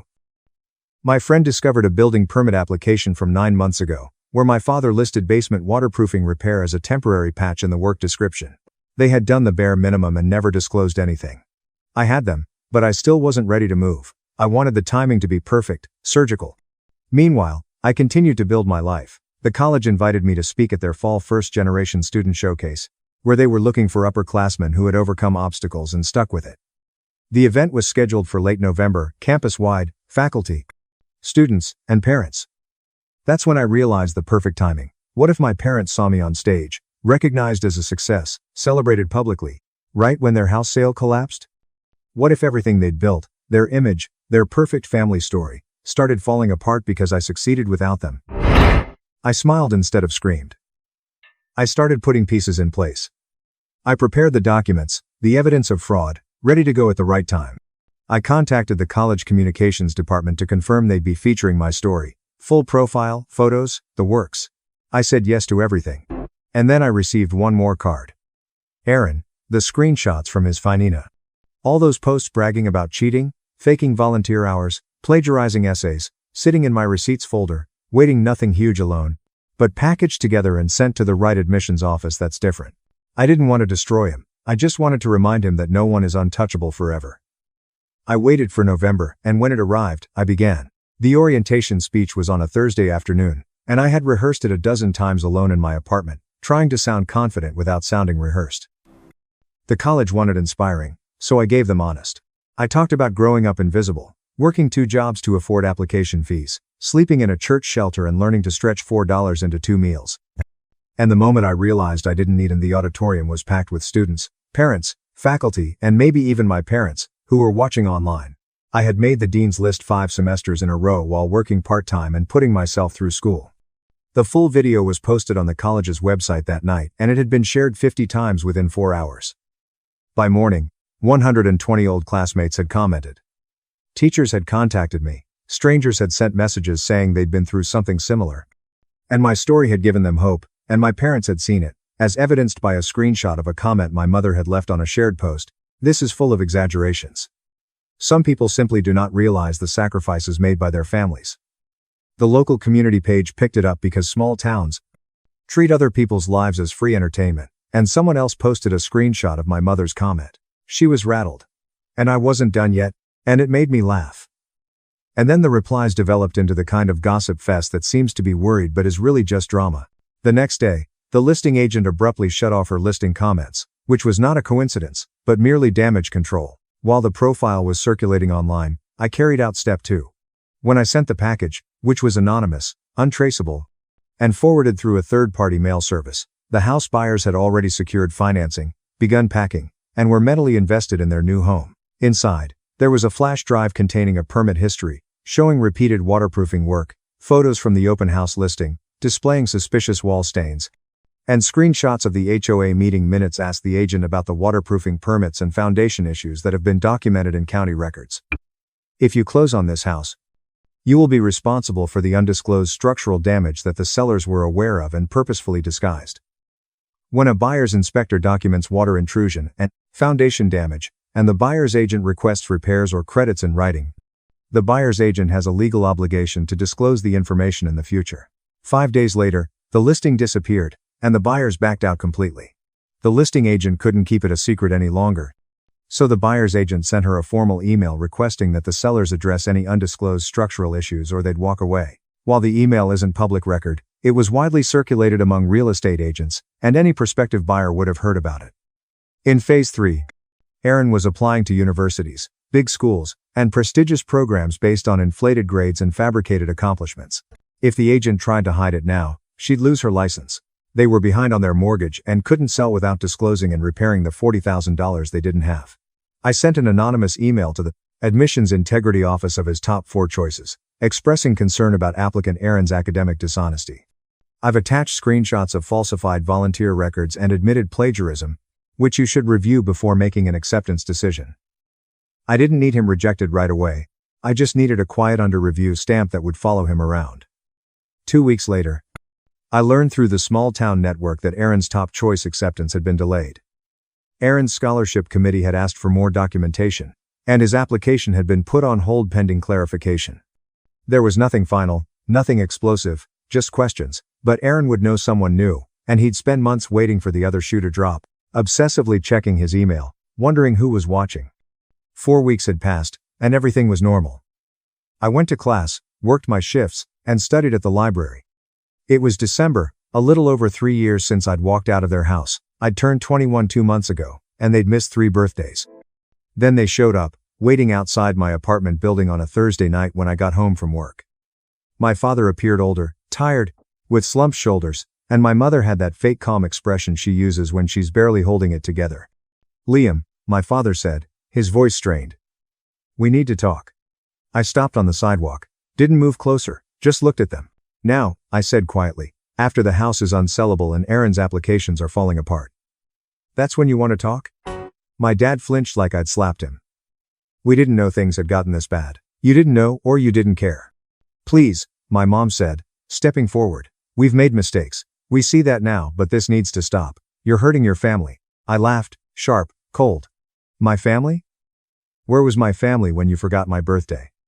Where was my family when you sabotaged my college applications? Where was my family when Dad beat me and called me a me? Mom's eyes welled up with those fake tears she's so good at producing. We're losing everything, she said softly. The house is going into foreclosure. Aaron lost his scholarship offers. We had to take out loans just to cover his tuition, and we're barely surviving. Good, I said, without hesitation. You should know what that feels like, Liam, my father said, his voice breaking slightly. We're sorry. Okay, we're sorry. We were wrong. But you have to understand, we were under a lot of stress. We made mistakes. I cut him off. You didn't make mistakes. You made choices. Every single day for 19 years, you chose Aaron over me. You chose to make me feel small, worthless, and as if I didn't exist. And now you're here because you need something from me, not because you miss me. Not because you regret what you did, but because you need help. My mother tried again, and we thought you might be able to help us temporarily. We know you're doing well at work and school, and if you could just, what I said, loan you money, co-sign something, bail you out, I guess. You heard I got a promotion at work. You thought I'd be an easy prey. They didn't dispute it. We're your parents, my father cried anxiously. Does it mean anything? You stopped being my parents the day you had that viewing party for Aaron and forgot I existed. I responded. You stopped being my parents when you beat me and branded me a failure. You ceased being my parents when you attempted to damage my future. So, no, it means nothing. My mother tried once more. Liam, please, we implore you. We'll lose everything. I took out my phone, unlocked my photographs, and showed them the picture from orientation. Me on stage, clutching my trophy and smiling. This, I explained, is what I made without you. This is what happened when you flung me away. And you know what? I am better for it. So, anything you are about to lose is referred to as repercussions. Welcome to the club. I moved past them toward my building, and my father grabbed my arm, not firmly, but desperate. Don't, I whispered quietly, jerking away. Don't ever touch me again. He let go, and I looked at each of them once more. You wanted me gone. You received your wish. Now keep away. I entered, locked the door, and that was the last time I saw them in person. Over the next year, elements of their narrative emerged, and the house went into foreclosure. They moved into a modest rental across town, and my father took on weekend shifts delivering packages to make ends meet. Aaron switched to a state school without a scholarship and worked part-time at a contact center to help cover costs. They attempted to contact them several times, sending birthday texts and holiday cards, but they were always brief and superficial, with no genuine apologies. I never replied to their poor attempts at reconnection, which failed to acknowledge their actions. I graduated with honors at the age of 23, was promoted twice at my university job, and my true family is the ones I selected, the ones who never forced me to beg for a seat at the table. Ever been in a crazy situation like this? As I tell you the story, drop your thoughts in the comments. We'd love to hear your take. I missed my husband's entitled daughter's anniversary dinner for my mother's funeral. My husband kicked me out, accusing me of disrespecting his family. Hello Reddit. I've been married to David, 44, for 3 years, but we dated for 2 years before getting married. He has a daughter from his former marriage, Sophie, 23F. Sophie was in college at the time David and I started dating. While we were not very close, I thought we had a decent relationship. She'd come home during school breaks and we'd have family dinners. Everything appeared perfect. There was no drama or tension, only routine, pleasant encounters. Sophie lost her mother when she was 16. David's ex-wife died unexpectedly, and I've always been careful not to intrude on her life. I didn't want her to think I was attempting to replace her mother. So, rather than acting like a stepmother, I attempted to be a more welcoming presence in her life, especially because she was already an adult when I arrived. David has always been quite protective of Sophie, and I understand that. She has been through a lot, including losing her mother at such a young age. Over the years, I've seen how much he values her, whether it's dropping everything to help her move residences, spending hours on the phone when she's stressed, or ensuring she has everything she needs for major life events like exams or job changes. To be honest, I liked how committed he was to becoming a good father, and I wanted to help him without violating any boundaries. 6 months ago, Sophie married her college lover, Luke, 24M. It was a lovely wedding, and I was overjoyed for her. I was quite helpful with the planning, willing to jump in wherever she needed. I didn't want to go overboard, but I did want to show her that I cared and was there for her. At the wedding, she hugged me and expressed her joy that her father had met someone who cared about his family. That moment felt big to me, like if we had turned a corner in our relationship. I hoped it would only get better from there. However, after the wedding, things began to alter. Sophie got increasingly distant. She began canceling arrangements we had arranged or simply ignored my texts when we did see each other. She scarcely spoke with me. At first, I attributed it to her being preoccupied with wedding life. Perhaps adjusting to marriage took up all of her time and energy. But after a while, it was difficult not to feel hurt. David didn't appear to notice, and if he did, he said nothing. Whenever I mentioned it, he'd advise me to be patient and remind me that Sophie had gone through a lot in her life. Then, around a month ago, Sophie revealed that she and Luke would be celebrating their 6-month wedding anniversary. She described it as a modest, private family supper to commemorate their unique bond.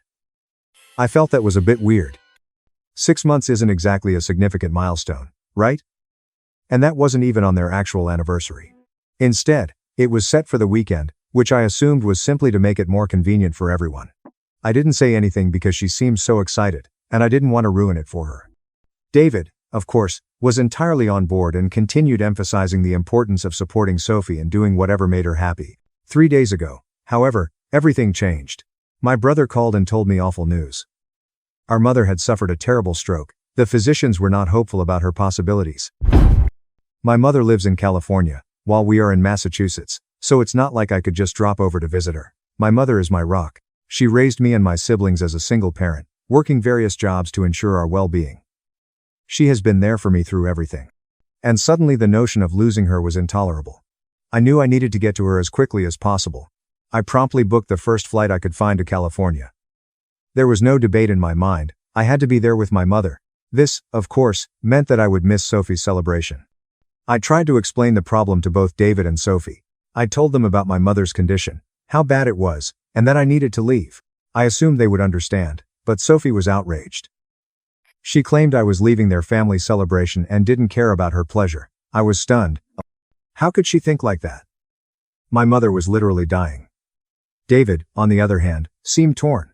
I could sense he didn't want to take sides. But then he said something that surprised me. You should think carefully about your priorities. My mother's life was fading away, and they were upset about a 6-month wedding anniversary meal. It seemed weird.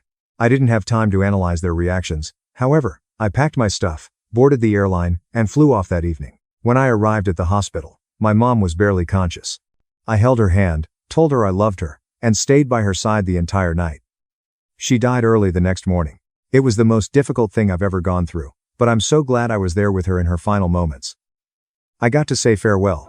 That is something I will never let go of. The next day, I flew home exhausted physically and emotionally. I scarcely slept, and I was still trying to process the reality that my mother had left. When I walked through the door, David was waiting for me. He did not give me a hug or inquire how I was doing. Instead, he handed me the divorce papers. I was shocked. He informed me my true colors had shown and that I plainly did not prioritize his family. He said he couldn't be with someone who didn't prioritize Sophie's happiness. He did say, Sophie needs stability and support, and you've shown you can't provide that. I couldn't believe what I heard. My mother had recently died, and now my marriage was crumbling because I had skipped a celebration. I felt as if I was in an alternate reality. David did not stop there. He went on about how I'd always been aloof from Sophie, and how this was the final straw. He even brought up things I hardly recalled, like the time I forgot to text Sophie happy birthday despite having contacted her and sending her a present. He suggested I had never genuinely embraced Sophie into my life, which felt extremely unfair. I had done so much to establish a friendship with her. I assisted in the planning of her wedding, listened to her complaints about work, and even served as a mediator when she and Luke had a major disagreement early in their marriage. But none of that seemed to matter now. David begged me to give him space, so I'm sitting in a hotel room right now. My mother has gone.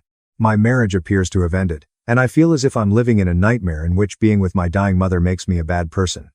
I'm repeating everything in my thoughts, wondering whether I missed anything. Were there any indicators that I ignored? Was I wrong to leave?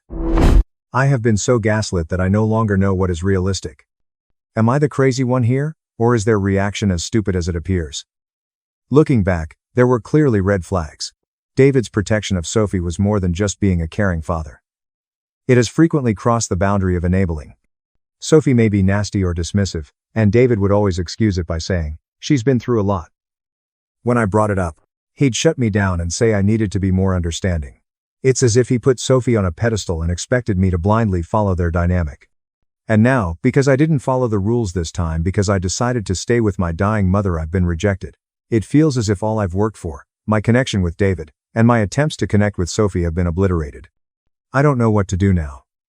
I lost my mother, my marriage, and any sense of security I had. I feel like I'm losing my mind. Should I have handled it differently? Was I really in the wrong, or is this as bizarre as it seems? Update 1. First and foremost, I'd like to thank everyone for their encouragement and nice words. I've read through every read David and DM, and it's been truly overwhelming in the greatest way. Many of you have reminded me that I am not crazy, which means a lot to me right now. Many people have asked for more information, so I wanted to fill in some of the gaps and keep you up to date on what has been going on. After reading your advice, I contacted my brother and a few close friends who have been quite supportive throughout this ordeal.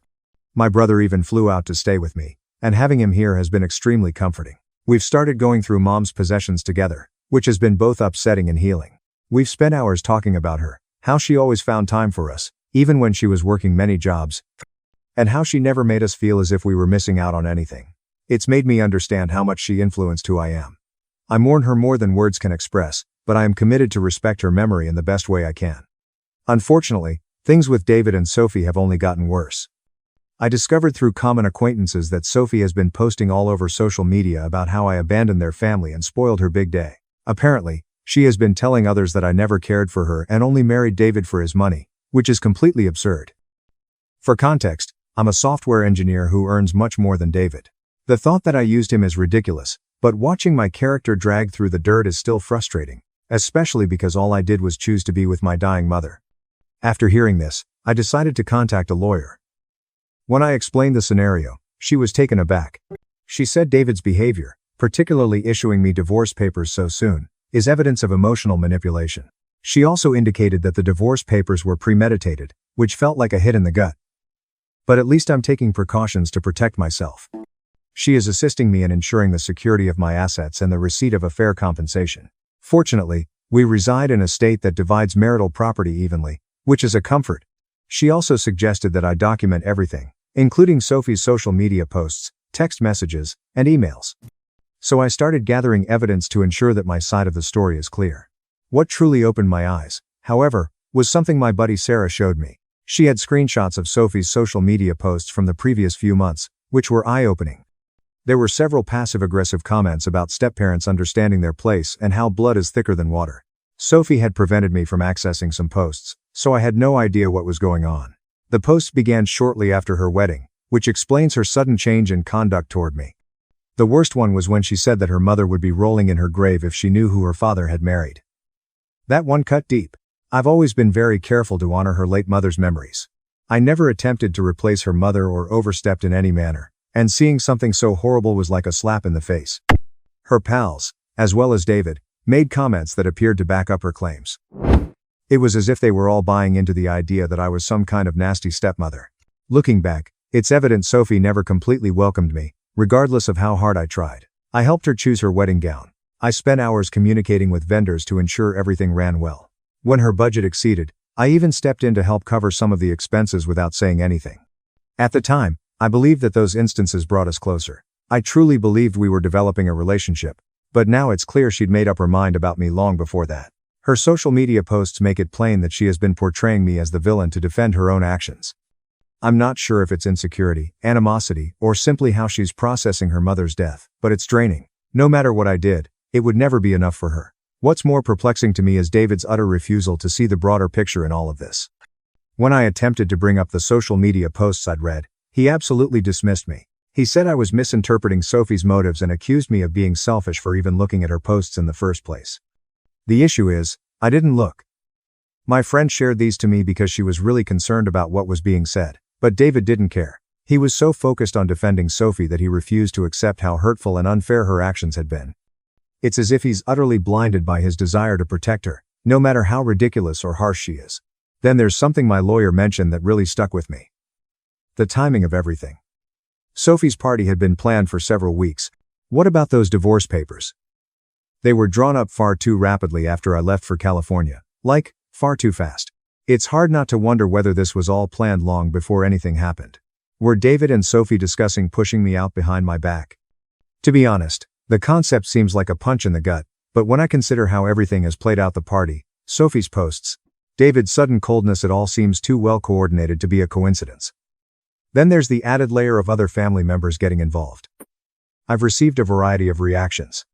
Some folks have reached out to express their condolences and support, which I greatly appreciate. However, others, largely on David's side, have supported him and Sophie. One of his sisters even contacted me to express her disappointment with how I handled the situation. According to her, family is putting each other's happiness ahead of anything else. I'm not sure what kind of family values they follow, but in my opinion, abandoning everything to be with a dying parent is not only appropriate, but the correct thing to do. I can't believe anyone would expect me to prioritize a 6-month anniversary meal over my mother's final moments. Despite the commotion, I'm trying to stay grounded and focused on what's important. My brother has been a rock throughout this. He continues reminding me that I did the right thing and that I should take care of myself now. We've been discussing holding a small memorial service for Mom in a few weeks, something intimate with only close friends and relatives who truly loved her. The idea of honoring her memory in a meaningful way gives me something to grasp on amid the storm. Honestly, the entire experience has been eye-opening. It's difficult to discover that the person I believed was my partner, the person I intended to spend my life with, could turn on me so swiftly over something so insignificant. I've been examining everything, trying to determine whether I missed any red flags or warning indicators. But, at this point, I believe it is evident that it was never about me missing one supper. This was about control, David and Sophie's relationship, and my being punished for not meeting their expectations. I don't know what the future holds right now, but I'm trying to take things one step at a time. For the time being, my priorities are reconstructing my life, surrounding myself with people who genuinely care, and respecting my mother's legacy. She raised me to be strong, and even though I am absolutely devastated right now, I know she would want me to stand tall and move on.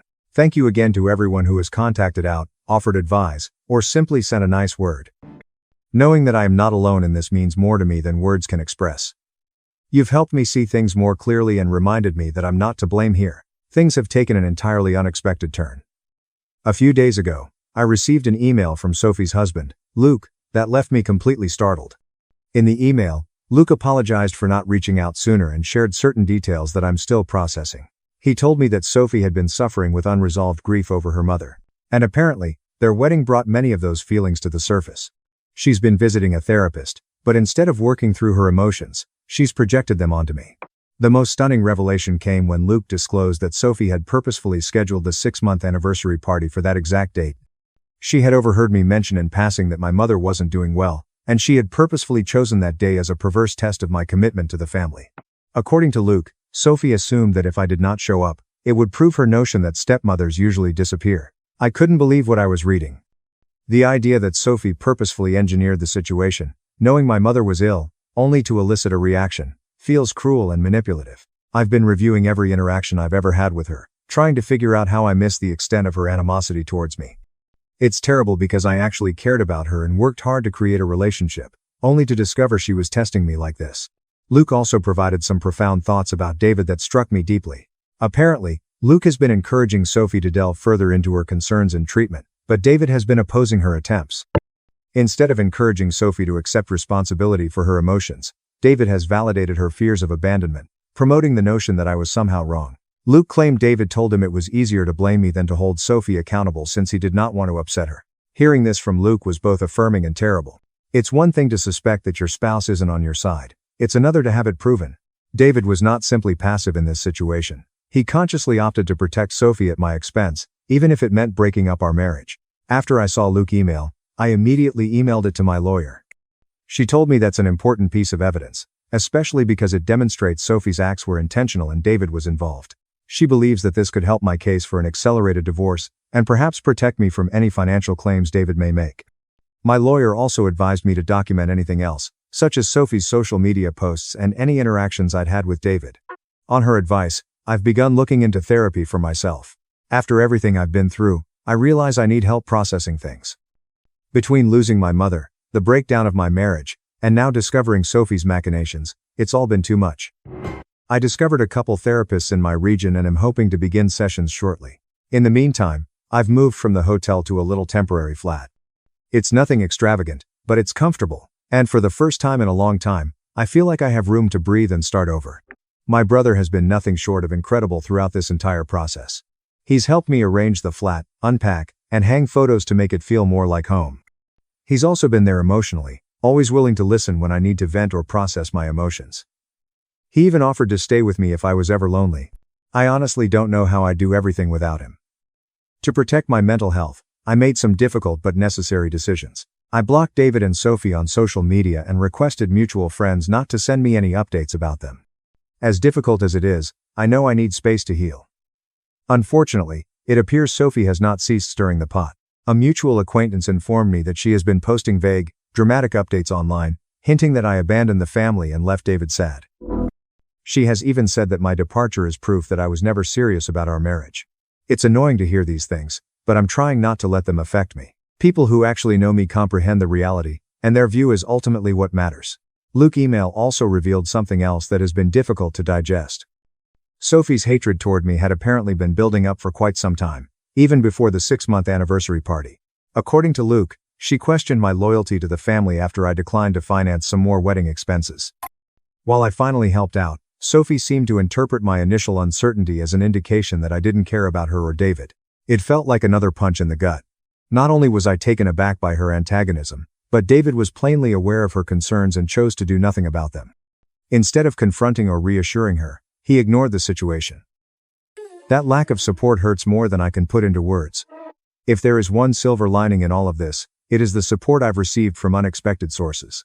Following my mother's death and the breakup with David, a few old pals contacted me. Their compassion and understanding have been a breath of fresh air. It has reminded me that not everyone is selfish or manipulative, and that there are those who truly care. I've even started making plans to meet with some of them in the coming weeks, giving me something to look forward to during this difficult time. This entire experience has been tremendously difficult, but I am beginning to see it as an opportunity for growth. I've understood how crucial it is to create boundaries and prioritize yourself, which was something I struggled with in the past. While there are still moments of loss and doubt, I'm beginning to feel that this chapter of my life is the beginning of something greater. My mother always wanted me to be surrounded by love and respect, and I owe it to her and myself to create that sort of future. For the time being, I'm taking each day as it comes. I'm working on healing, rebuilding, and learning to enjoy this new beginning. It's not easy, but I know I'm headed in the right direction. Update 3. This will most likely be the last update I provide. Clarity has been supplied in abundance throughout the course of the past few days. Eventually, David made contact with me, but he did not apologize. Instead, he favored the practice of bargaining. It would appear that he has come to the conclusion that it was not a prudent choice to file for divorce so quickly, particularly during the time when I was grieving the loss of my mother. It was suggested by my attorney that his timing and actions during this entire process could make him appear to be in a very poor position in court. It is my belief that David is making an effort to avoid legal repercussions as well as any embarrassment that may result from his impulsive behavior. At this point, he desires to achieve a calm and speedy calm. I also made it clear that my health was the most important thing to me, even if I consented to talk about it. I was contacted personally by Sophie's therapist regarding another matter, and she gave her permission to do so. The fact that she wanted to explain a few things let me see things from a more holistic perspective. During the time when Sophie was getting married, it appears that the unresolved grief she felt about her mother had a significant impact on her. It has been reported by the therapist that Sophie has been struggling for years with feelings of abandonment and guilt, but, rather than working through these feelings, she has misdirected them into hatred toward me. Another thing that I found out was that Sophie's therapist had advised her not to organize the party celebrating the 6-month anniversary because she considered it to be an unhealthy way of coping with problems. David, however, went along with it as he often does in order to avoid upsetting Sophie. In spite of the fact that this background does not justify Sophie's actions, it does assist me in comprehending the reasons behind her behavior on that end. To tell you the truth, it is tragic because it seems as like she is stuck in a cycle of despair and anger that is misplaced, and David has been feeding it rather than helping her to truly heal. I've come to the conclusion that I will accept David's settlement offer, but only under specific conditions. This decision was reached after lengthy thought. Both monetarily and in terms of providing me with a clean split, my attorney has made certain that the terms are fair with regard to the situation. It is my intention to retain my personal assets, in addition to receiving recompense for the emotional hardship and anxiety that this procedure has caused me. I have insisted on a complete breakup, which means that I have no communication with David or Sophie, no social media ties, and no residual connections that could encourage me to return to their harmful dynamic. This is the most important thing I have done. The documents are currently being finalized by my attorney, and I am hopeful that this chapter will be finished in the near future. We have received communication from a few members of David's family, and their feelings have been mixed about the situation. His sister, who reached out to him to convey her disbelief and dissatisfaction with David's actions, was the most surprising of all. She went so far as to say that his indulgence of Sophie had been a source of contention in the past. It would appear that his late ex-wife had similar concerns about their relationship prior to her passing away. Hearing it was a painful experience that was also empowering. This realization let me realize that despite my best efforts, I was unable to find a solution to this problem. Their troubled relationship had been going on for a very long time before I came into the picture. Luke, who is married to Sophie, was the one who surprised everyone the most. During our conversation, he reached out to me and requested that we meet for coffee. He explained that he had some information regarding David's behavior patterns that he believed I ought to be aware of given the divorce. In order to guarantee that whatever information he supplied might be appropriately documented and utilized in the event that it was required, I gave my assent, but only when my attorney was there. When it comes to what Luke intends to convey, I'm still a little bit uncertain. His willingness to speak up, on the other hand, gives me optimism that someone in Sophie's life is making an effort to steer her toward decisions that are better for her health. I am grateful to everyone who has shown their support and assisted me in understanding that I am not nuts. When I was going through one of the most difficult times in my life, the kindness and affirmation that I received from friends, family, and even complete strangers acted as a ray of light that made me feel hopeful. When it comes to figuring out what the problem was with the picture in the first place, it is often necessary for the entire cosmos to start falling apart. In the closing moments of my mother's life, I made the decision to be present with her, and I will never regret that choice. It would not have been necessary for me to make a different decision in order to have a healthy relationship. Right now, I'm concentrating on getting better, working through my sadness, and putting my life back together again. I learned from my mother to be courageous and self-reliant, and to never compromise my principles for the sake of another person. Despite the fact that it would mean losing everything else, I am confident that Mom would be proud of me for keeping my ground. Am I feeling down? Indeed. Do I feel remorse for the choice I made? In no way, shape, or form. Not only was my mother there for me throughout my entire life, but I was also there for her when she passed away. It is the way that true families behave. It is impossible for there to be a more momentous anniversary party than that. This path has been challenging, but it has also taught me about the need of establishing boundaries and the significance of valuing myself. This is the beginning of a new chapter in which I will place an emphasis on my own enjoyment and well-being, and I have chosen to regard it as such. My experience is meant to serve as a reminder to anyone who is going through something similar that it is acceptable to make a decision for themselves. I was accused of stealing my sister's fiancé, and my family sided with her. After months of manipulation, I walked away, refusing to be their scapegoat. Hello everyone, my name is Lily, and I am 21 years old. I truly need your feedback. My older sister, Sophie, 26F, is supposed to marry David, 26M, and everything seemed perfect between them.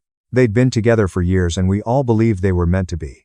But recently, things have taken a bizarre and unexpected turn, putting their wedding in peril.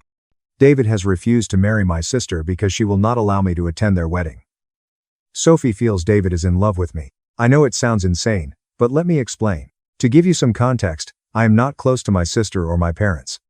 It's not like anything dramatic occurred to precipitate a fallout, but as I started college, I sort of drifted away from them. In fact, I haven't been home much since moving out for school. Most spring breaks, instead of returning home, I'd travel or visit my grandparents' place. It simply seemed like a better alternative than coping with the embarrassment that would come with being at home. My parents and sister are entirely different from me. We have never really fit together, if that makes sense. They have their own little universe, which I don't really belong to. I've always thought that they didn't understand me and never tried. Growing up, they would all bond over something I didn't care about, and when I mentioned something I was interested in, it was as if I were speaking a different language. They simply listened, nodded, and returned to the topic of their choosing. So, after a while, I stopped trying. What hurts the most, however, is that when I began to distance myself from them, they made no attempt to contact me. They seemed fine with my distancing myself, almost as if they were relieved to have me out of their lives. That stung. You'd think family would notice when one of their own is gradually drifting away, but they didn't appear to. It only reaffirmed what I'd suspected all along, that I didn't really belong with them. I eventually stopped visiting them save for important holidays, birthdays, and other special occasions. But even then, I felt like a visitor in their lives. I would show up, perform the family thing, and then leave. The chat was always pleasant but surface level. There was no warmth or meaningful connection. Sophie and I never had the tight sister bond that many siblings had. She's always been the golden child in the family, the one that followed my parents' wishes, did everything correctly, and fit in wonderfully. I was always the odd one out, the black sheep. It's not that they're awful people, but they can be true bullies in the way they gently undermine me. You know those simple statements that appear benign on the surface but have a deep impact? Yes, that is what I would get. So, over time, I decided it was best to spend as little time with them as possible. Why put myself in a scenario that makes me feel unwelcome and out of place? The truth is, David joined us for Christmas dinner last year, and it was the first time in a long time that I didn't feel absolutely invisible. My family has a habit of making me feel like an alien in my own home, but David did not treat me that way. He was truly friendly to me and spoke to me as if I were a normal human being, rather than the strange black sheep that I normally feel like around my family. At first, I didn't think much about it. I mean, it was only basic decency, right? Sophie, on the other hand, was very concerned by this. It wasn't like David and I were having a deep, private chat. We just talked about various topics like travel, education, amusing things that happened at work, and so on. Sophie, on the other hand, reacted strangely. She kept shooting me chilly looks during dinner, but I tried to ignore them. That was until later in the evening, when she directly addressed me. I'll never forget this. She grabbed me aside and said, "I know what you're doing. You've always been jealous of me, and now you're trying to steal my man." I was taken aback. I mean, take her man? Where exactly did that come from? I laughed it off and told her she was being stupid, but she wouldn't let it go. She kept talking about how David was acting differently around me and how I was being overly friendly with him. I didn't know how to answer.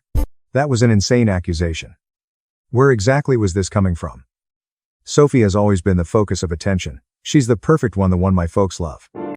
And I understand, she is their golden kid. But accusing me of attempting to kidnap her fiancé, that was a new low for her. I tried to brush it off, as I often do with her drama. We're not particularly close, so I assumed she was just being paranoid or insecure for some reason. But here's the thing, following that night, things turned weird for all of us. Sophie got even more aloof, something I did not believe was possible. We were never close to begin with, but now it appeared she was purposefully avoiding me. If I tried to talk to her, she'd give me one-word answers or seem as if she wasn't interested. She'd stick close to David at family events, almost as if she was claiming her territory. That was ridiculous. David, on the other hand, behaved as if nothing had happened. He was still courteous, cordial, and normal around me. What really upsets me is how fast my family appeared to agree with Sophie on this. I mean, no one ever said anything to me directly, but there were subtle hints. My mother would give me strange looks whenever Sophie and David were present. My father, who is generally rather impartial, began making more statements about how essential it is for families to support one another and how connections must be respected. It was all quite passive-aggressive. The more I thought about it, the angrier I became. I've never been the kind to get involved in someone else's problems, let alone my sister's relationship. I mean, I seldom spoke to Sophie outside of family gatherings, so why would I suddenly become interested in her fiancé? That made no sense. My grandparents informed me a few months later that Sophie was engaged. My own sister didn't even inform me she was getting married. I mean, I wasn't expecting her to send me a bespoke invitation with hearts and glitter, but finding out from my grandparents was like a blow in the gut. You know, the kind that validates your suspicions that your family does not care about you. I guess I've been hoping that, despite the stress and distance, she'll still consider me a part of this significant moment in her life. I thought, hey, we are sisters, right? Even if we aren't close, I am still her family. But that was obviously too much to ask for. I didn't say anything to Sophie when I found out about the engagement. At first, I assumed she was simply preoccupied with wedding planning or had forgotten to inform me. I realize that seems foolish, but for some reason, I was still giving her the benefit of the doubt. I expected she'd call me soon or send me a last-minute invitation in the mail, but the days stretched into weeks, and nothing. Crickets. Sophie unexpectedly called me. I was shocked to see her name pop up on my phone, especially since we hadn't spoken since that strange accusation over the holidays. I responded casually, like if I hadn't been entirely forgotten by my own sister. After a few awkward minutes of small conversation, she dropped the bombshell. "I'm not inviting you to the wedding." I remained motionless for a moment, processing what she had just said. I mean, I wasn't exactly enthusiastic to go, but hearing her say it aloud still hurt. I asked her why, and she gave me the most preposterous reason. "Because David has feelings for you. I don't want you there. It'll be awkward." I had to chuckle out loud. I could not believe what was happening. First of all, David has no feelings for me. Even if he did, I wasn't about to stand up in the middle of the ceremony and declare my everlasting love for him. The entire situation was so ludicrous that I didn't want to dispute. I merely said, "Have a great wedding and a happy marriage," and hung up. I didn't need drama in my life. To be honest, we weren't particularly close, so whether or not I was present on her special day didn't matter. I'd long accepted the idea that Sophie and I lived in completely separate worlds. But I just needed to get this off my chest and maybe get some outside perspective. Am I crazy for thinking this entire situation is insane? Have any of you experienced something similar?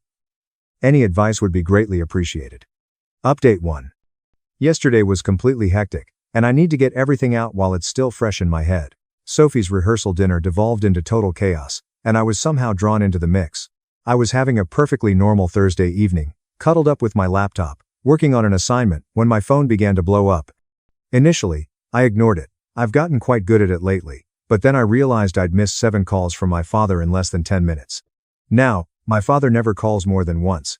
He's the type who believes that if you don't respond the first time, you're probably busy, and he'll try again later. So, 7 calls?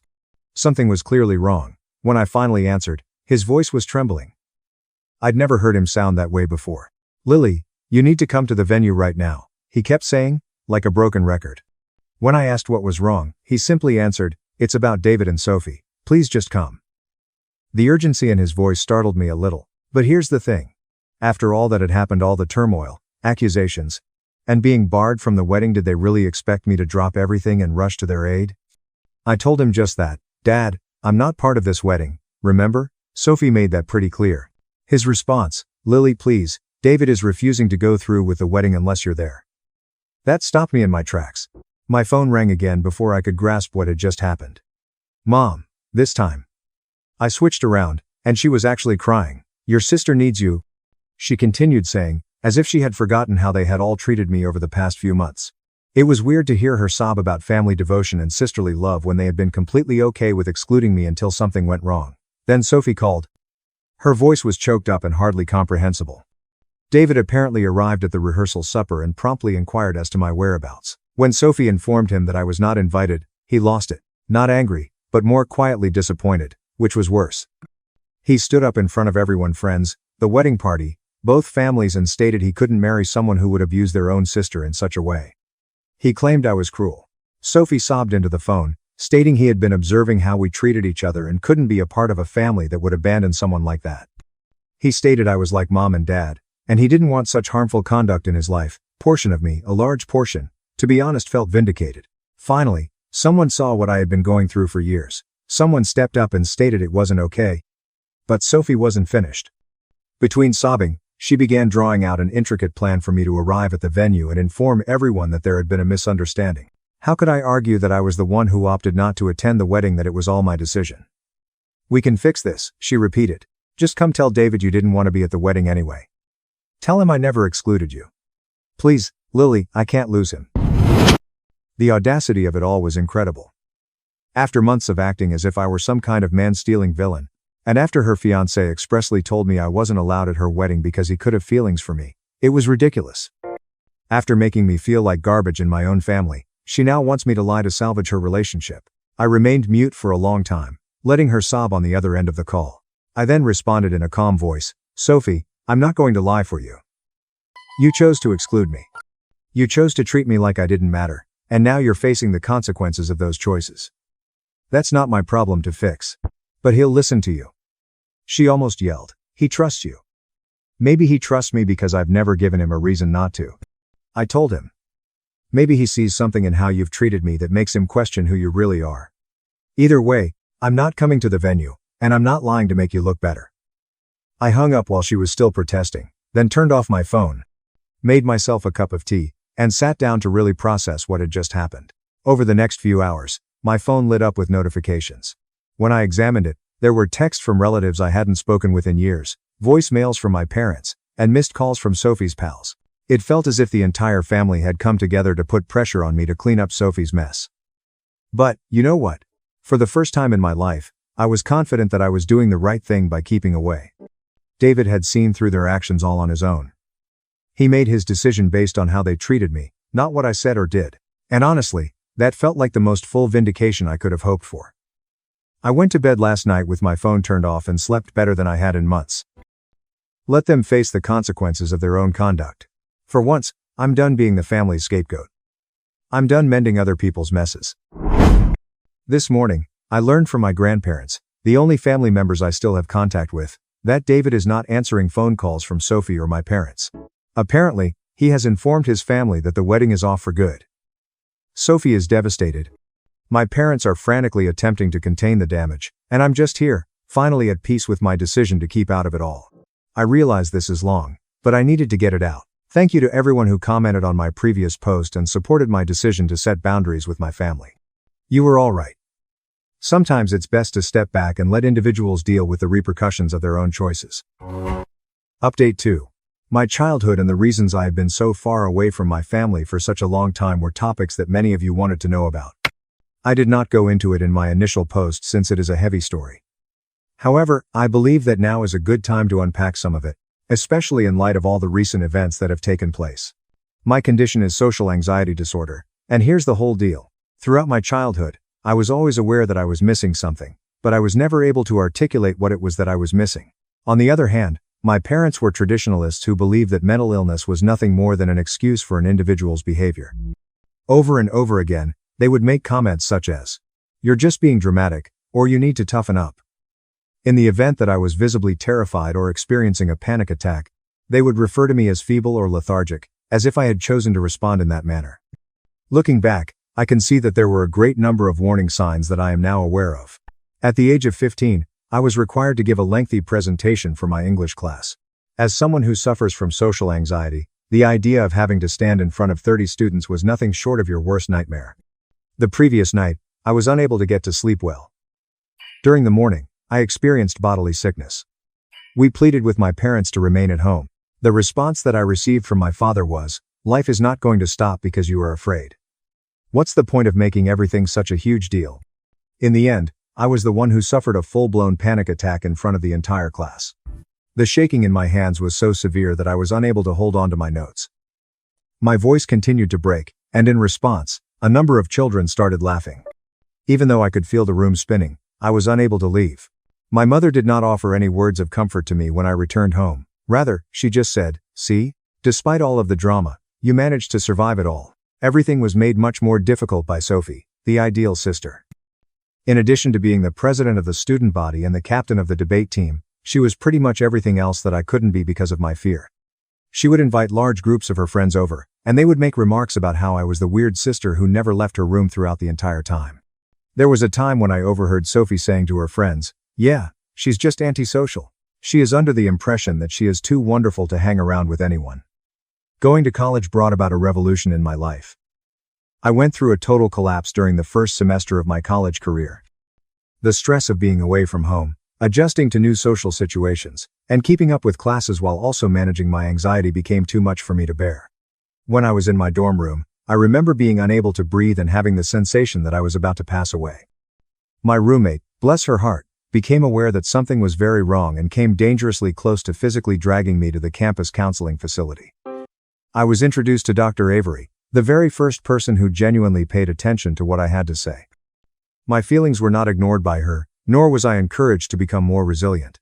Instead, she assisted me in determining what was going on in the situation. Following a few sessions, she suggested an appointment with a psychiatrist in order to receive an accurate diagnosis. When I was first given a diagnosis of social anxiety disorder, it was as if I had finally been able to give a name to the monster that I had been fighting for my entire life. However, contrary to what my family had always maintained, it was not about being dramatic or drawing attention to myself. It was a genuine predicament, and it was treatable in some cases. During the therapeutic sessions, I gained new perspectives. Dr. Avery opened my eyes to the fact that the actions of my friends and family were not only unsupportive. Rather, they were intentionally harmful. It was through her that I learned how to establish boundaries, how to advocate for myself, and how to recognize damaging habits. At that point, I made a conscious decision to put some distance between myself and my family. However, the thing that truly bothers me is that when I attempted to let my parents know about my diagnosis, they completely disregarded it. In all sincerity, My mother expressed her opinion that these doctors are just trying to make money by labeling everything as a disease. When I tried to excuse my antisocial behavior, Sophie rolled her eyes and informed me that I was using a lot of fancy words. During Thanksgiving of the previous year, before all of this wedding-related uncertainty started, I made one more attempt to make them comprehend. An entire speech on social anxiety, complete with research and statistics, was something I had prepared in advance. I was in the middle of a sentence when my father interrupted me and asked, "Lily, when are you going to stop making excuses and start living in the real world?" That's when I realized that they wouldn't alter their behavior. They never made an effort to comprehend the situation. To them, I was always the difficult child, the dramatic one, and the problem that needed to be fixed. This perception was ingrained in their minds. What else is there to say? A peculiar sense of liberation was evoked by that realization.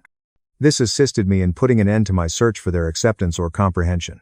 When I think about it now, I can see how this inclination had a direct impact on the situation around the wedding. Their long-held perception of me as the troublemaker who needs to be controlled and managed consists of a number of factors, including Sophie's quick assumption that I was snatching her fiancé, as well as my parents' quick acceptance of her story without questioning it. Dave was able to see through everything. He took note of the manner in which they dealt with me, how they disregarded my feelings, and how they made me the scapegoat for all it was that they did. And in contrast to the other people in my family's social circle, who simply accepted their own version of reality, he exposed it for what it actually was: behavior that was harmful to the individuals involved. I suppose what I'm trying to convey is that the drama that occurred during the wedding did not take place in a vacuum. It's the outcome of years of family dynamics in which I was consistently depicted as the bad guy, the one who caused problems and needed to be addressed. Perhaps this is the reason why I come away from David's decision feeling so validated. Suddenly, another person was able to comprehend what I had been going through for all of these years. That concludes the backstory that a lot of you have been asking for. It clarifies the reason why I'm not in a hurry to make things better at the moment. Over the course of a significant number of years, I have endeavored to alter the perception that my family has of me, striving to win their acceptance and gaining their comprehension. At this point, I'm finished with it, recognizing that certain individuals will never understand or accept you, even if they are members of your family, is sometimes the most healthy thing you can do for yourself at difficult times. Update 3. Now that it has been a month since everything fell apart, I would like to share the final chapter of this story with you. What began as a stressful situation at the wedding has developed into something I never anticipated. However, I can report that it has at long last come to an end. The decision to call off Sophie's wedding left her in a state of utter devastation. My new phone number was sent around to everyone she knew after she was able to get her hands on it. All of a sudden, I was inundated with hundreds of angry messages from her friends, distant relatives, and even total strangers. A wide range of threats were made, ranging from accusations of guilt to outright intimidation. The vandalism happened after that. In the beginning, Sophie was the one who left eggs on my car. She used to do this to the females she despised in high school. She became more forceful when that did not elicit the response she had hoped for. I have lost count of the number of times that I discovered my car vandalized, my mailbox stuffed with rubbish, or the door to my apartment covered in notes that were not pleasant. When she cut all 4 of my car tires and left a note in her unmistakable handwriting, that was the final straw that broke the camel's back. During this entire ordeal, my parents made the decision to disregard Sophie's conduct. The way that they responded to each occurrence was consistent.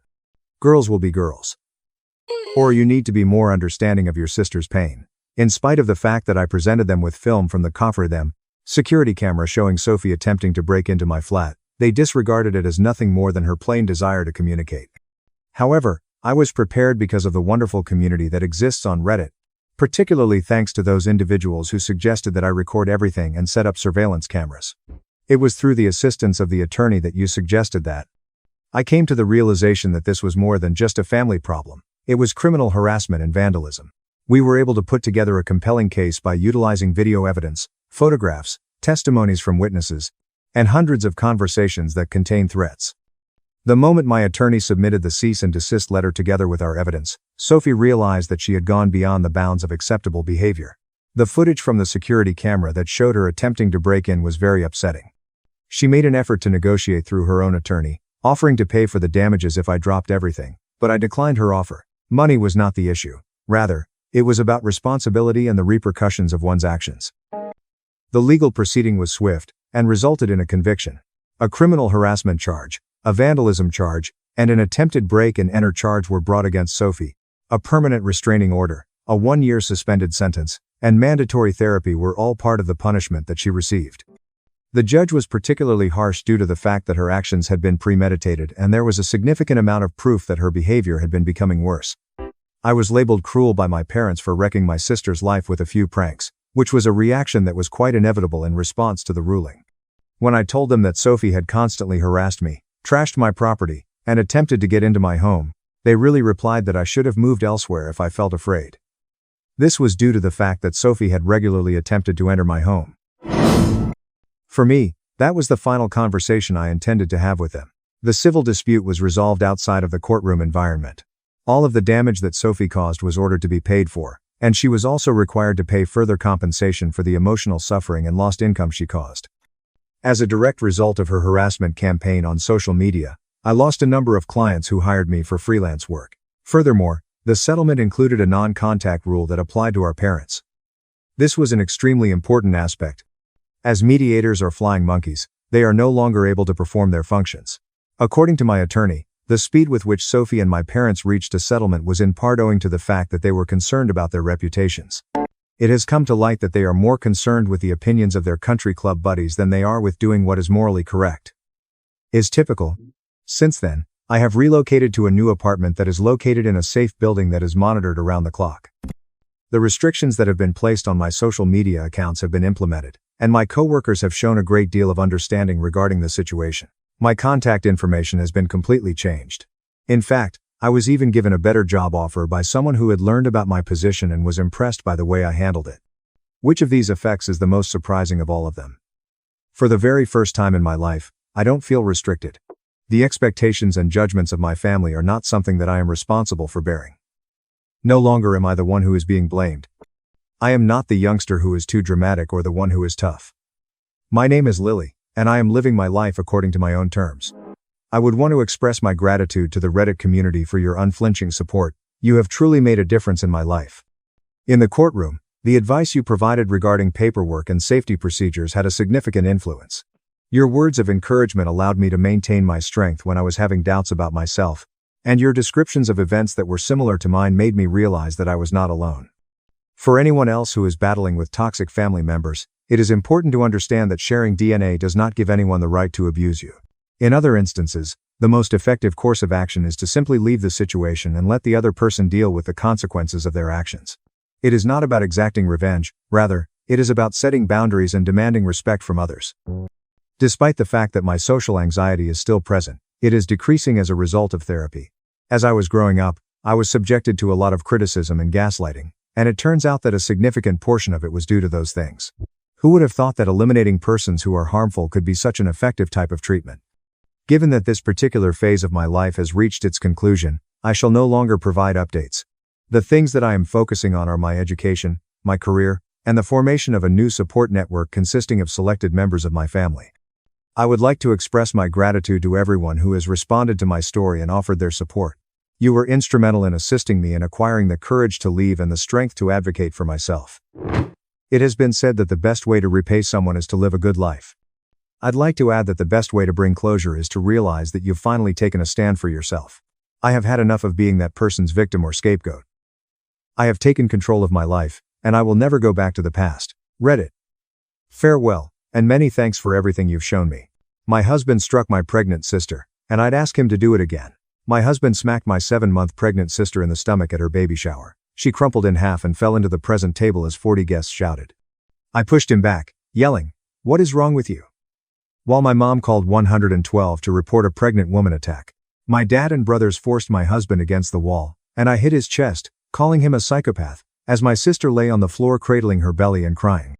My grandmother had shock-related cardiac pains while her fiancé checked for blood and everyone filmed. My aunts grabbed their kids and went as I dropped beside my sister to feel the baby kick, but she kept repeating, "Don't touch it.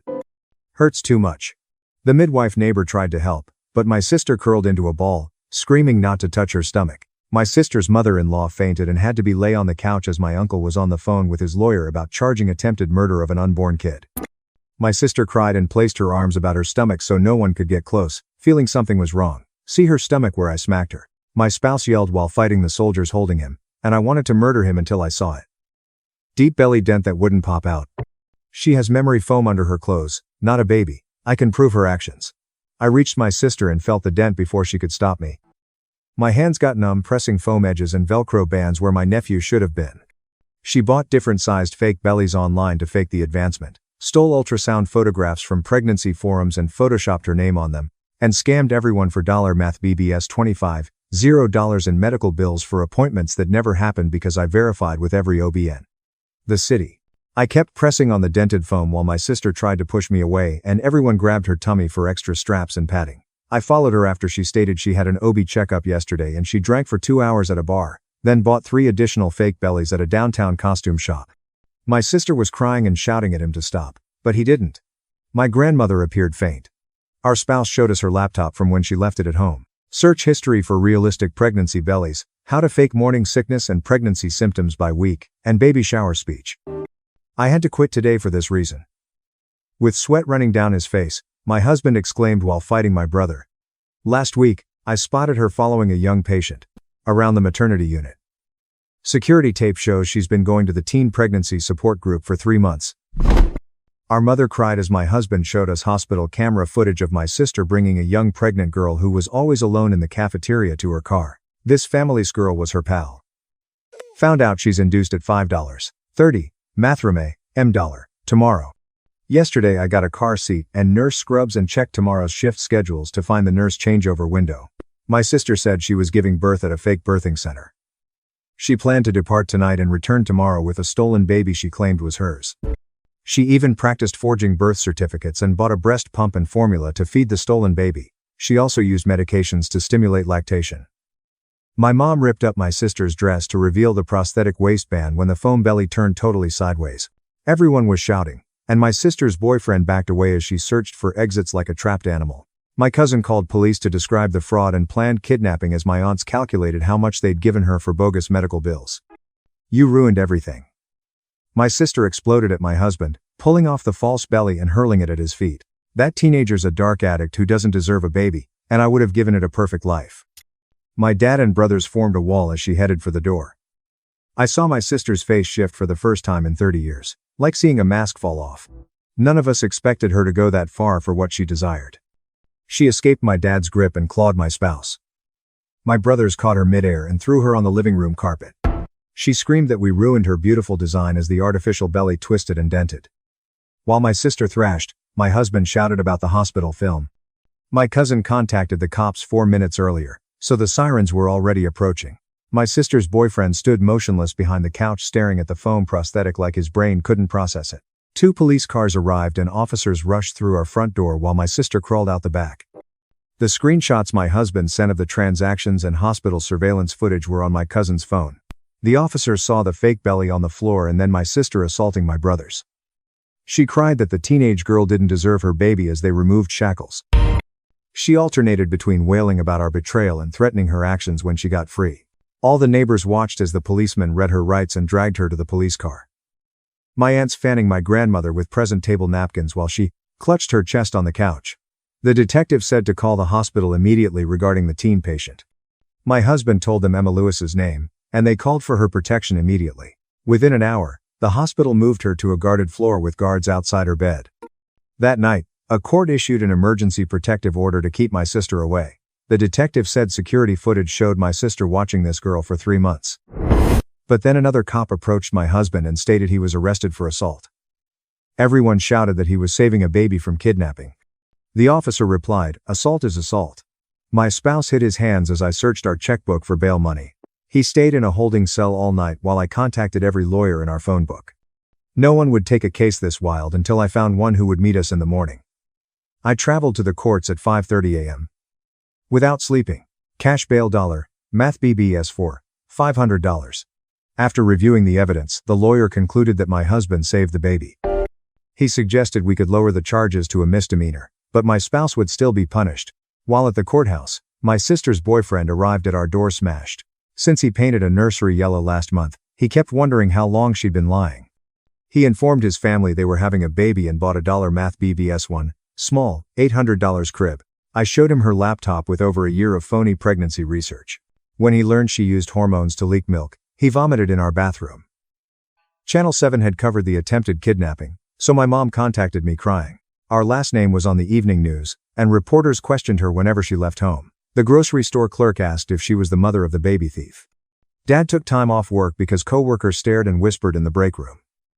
The detective contacted and invited me to investigate my sister's flat for proof. 3 journals contained Emma Lewis's hospital routine.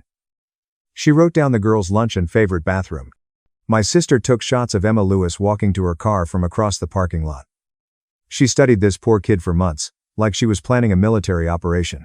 The detective found nurse scrub receipts and an online ordered bogus hospital ID badge. I found unopened credit card statements in my name while searching. My sister opened 3 cards and maxed them out with my SSN. She bilked our mom for another $, math BBS 20, $0 in fraud. The investigator stated identity theft charges would be added to her other offenses. Police reports and credit freezes were necessary while everything fell apart. Emma Lewis gave birth to a healthy girl at the hospital 4 days later. Kate Harrison from social services and security officers stayed outside her door the whole time. As my sister predicted, Emma didn't have family support, but Kate was helping her apply for housing assistance and learn how to be a mom. My sister's calculation with all those notebooks recording the poor girl's restroom and lunch schedule was unnerving. I wonder what more she planned that they haven't found in her flat. The baby was perfect and safe, and my sister was in jail to prevent harm. That seemed like the end, but my sister's lawyer wanted to go to trial. She planned to claim she was helping the public by taking the kid from an unfit mother. A phone book-sized bundle of papers arrived at our residence 2 days later from the prosecutor. She listed each complaint against my sister on our kitchen table. Attempted kidnapping of a minor's child was longest. Additional years were added for fraud, identity theft, and stalking. My spouse sat across from her with a smaller assault charge stack. Our lawyer insisted it was the best outcome considering my husband's actions. If he admitted guilt and accepted the judge's sentence, the prosecutor reduced it to minor assault. My dad contacted me from the ER that night because his chest hurt and he couldn't breathe. The doctor ordered overnight observation for a stress-induced mild heart attack. He started asking the nurses how he missed all the warning indications his daughter may do this. Mom sobbed alongside his hospital bed, holding his hand while machines beeped. My sister's ex-boyfriend called me the next morning to come to their apartment. He spotted 3 more fake pregnant bellies in their bedroom closet while gathering her belongings. She handwrote 6 months, 7 months, and 8 months on them.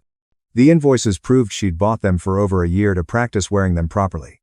He showed me her phone recordings of her testing different walks and stances in their bathroom mirror. There were instructions on how to sit and which garments hid the straps to make the phone look natural.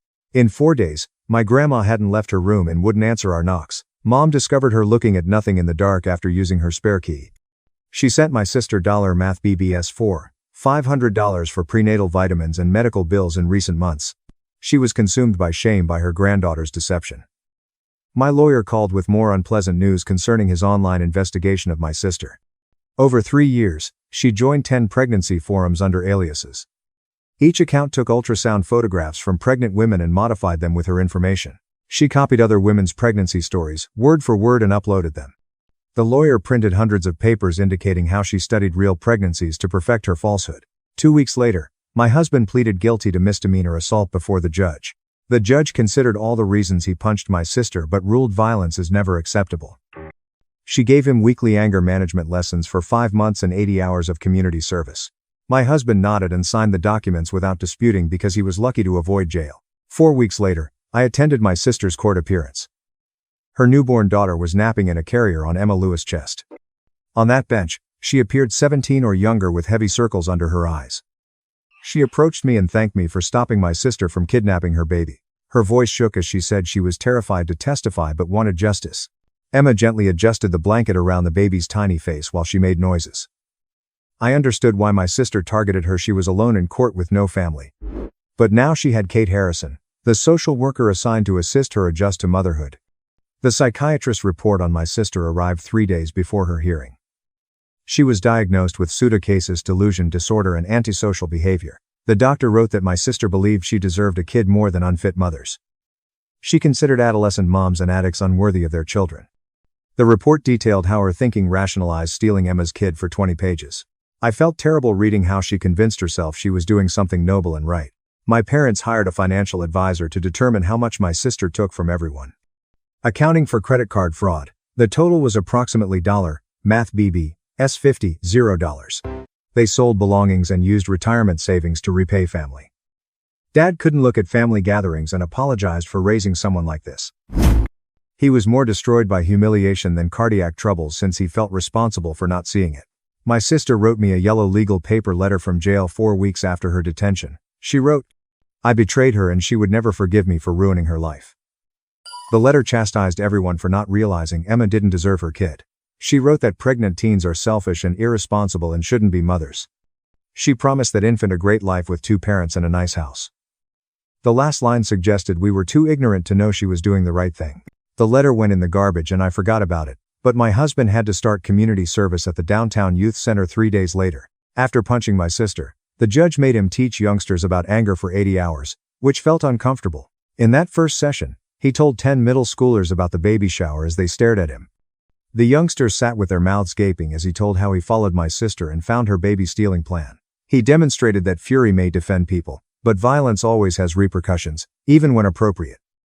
When a kid asked if he regretted beating her, my husband responded no about abduction but yes about using his hands. When my husband talked about safer ways to handle perilous circumstances, the program coordinator nodded from behind. The kids opened up about their anger issues after 3 weeks of sessions, and my spouse got better at assisting them. Emma contacted me crying because a man claiming to be her brother showed up at her flat. She said her brother, Ethan, had been missing for 4 years due to drugs, but saw the TV article about my sister trying to abduct her baby. He left flowers and a baby teddy animal outside her door to make things right. Emma didn't trust him until Kate, the social worker, checked his past and learned he'd been clean for 3 years.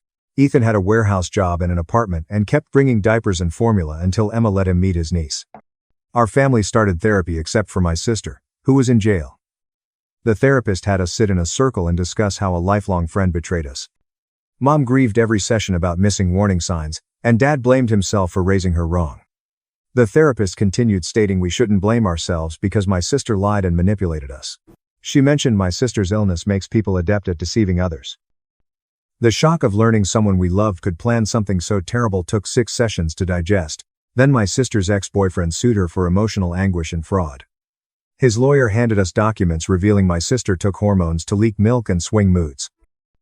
After spending math BBS $0 on baby items, she had him tell his family about the pregnancy. He sought compensation for therapy and money lost, preparing for a phony baby. The lawyer stated he had a solid case because my sister admitted to falsifying everything in jail phone calls. I testified before a grand jury 2 months after my arrest. While 20 people stared, they forced me tell the original baby shower story. After feeling the foam belly dent under my palms, I started shivering and had to sip water. Photo of the artificial tummy and receipts for all the sizes she ordered online were shown by the prosecutor. I testified for 3 hours about what I saw and heard that day and how my sister's face altered when we captured her. The grand jury indicted her for attempted kidnapping, fraud, and all charges in just an hour. In the meantime, Kate Harrison helped Emma adjust to the new baby. She helped Emma apply for housing and begin community college job training. Emma aspired to be a dental assistant to support her daughter alone. Kate accompanied her to WIC for formula vouchers and helped her enroll for childcare to attend classes. Ethan watched the infant while Emma went to appointments, building trust. Because I kept thinking about my spouse assaulting my sister, home life got difficult. I saw him punch her tummy even though he saved the baby. I'd feel ill remembering his fist hitting the foam throughout dinner. I'm studying my sister's thinking. She used hormones to create milk, very weird blend of planning and delusion. He saw me flinching as he moved too rapidly and stated we needed help. We started seeing a trauma-specialized couples counselor weekly. The counselor stated my brain was trapped between appreciation and dread, which was natural for such a delicate scenario. Then the news revealed additional victims. 3 ladies told the prosecutor my sister stalked them throughout pregnancy. One woman said, my sister showed up at her prenatal appointments asking weird questions about the baby's health. Another said, my sister followed her to the parking garage after a birthing class and tried to get her phone number. A third woman had screenshots of my sister joining her pregnancy Facebook group under a fake name and asking for. My uncle hired a lawyer to sue for the math BBS 25 Mathram, 000, Mathram my sister stole. The lawyer claimed criminal reparation would take years but civil court may move faster with sufficient evidence. He started gathering receipts and bank records from everyone who gave my sister money for phony medical expenses. As relatives remembered handing her money for medications and doctor visits that never materialized, the number grew. I was surprised when my sister fired her public defender. She stood up in court and told the judge she wanted to represent herself because everyone was against her. The public defender was conspiring to make her look crazy while trying to save a baby, she said. The judge ordered another psychiatric evaluation to determine her decision-making capacity. The psychiatrist spent 4 hours with my sister over 3 days and watched all our jail visit recordings. 4 weeks later, a stranger asked if Mom was the mother from the phony pregnancy news report, causing her first panic attack at the grocery store. Mom dropped her basket and raced to the car, shivering for 20 minutes before driving home. That night, Dad discovered her crying in the dark kitchen about how she couldn't face people. The next day, the doctor recommended anxiety medicine when Mom reported waking up at 3:00 $.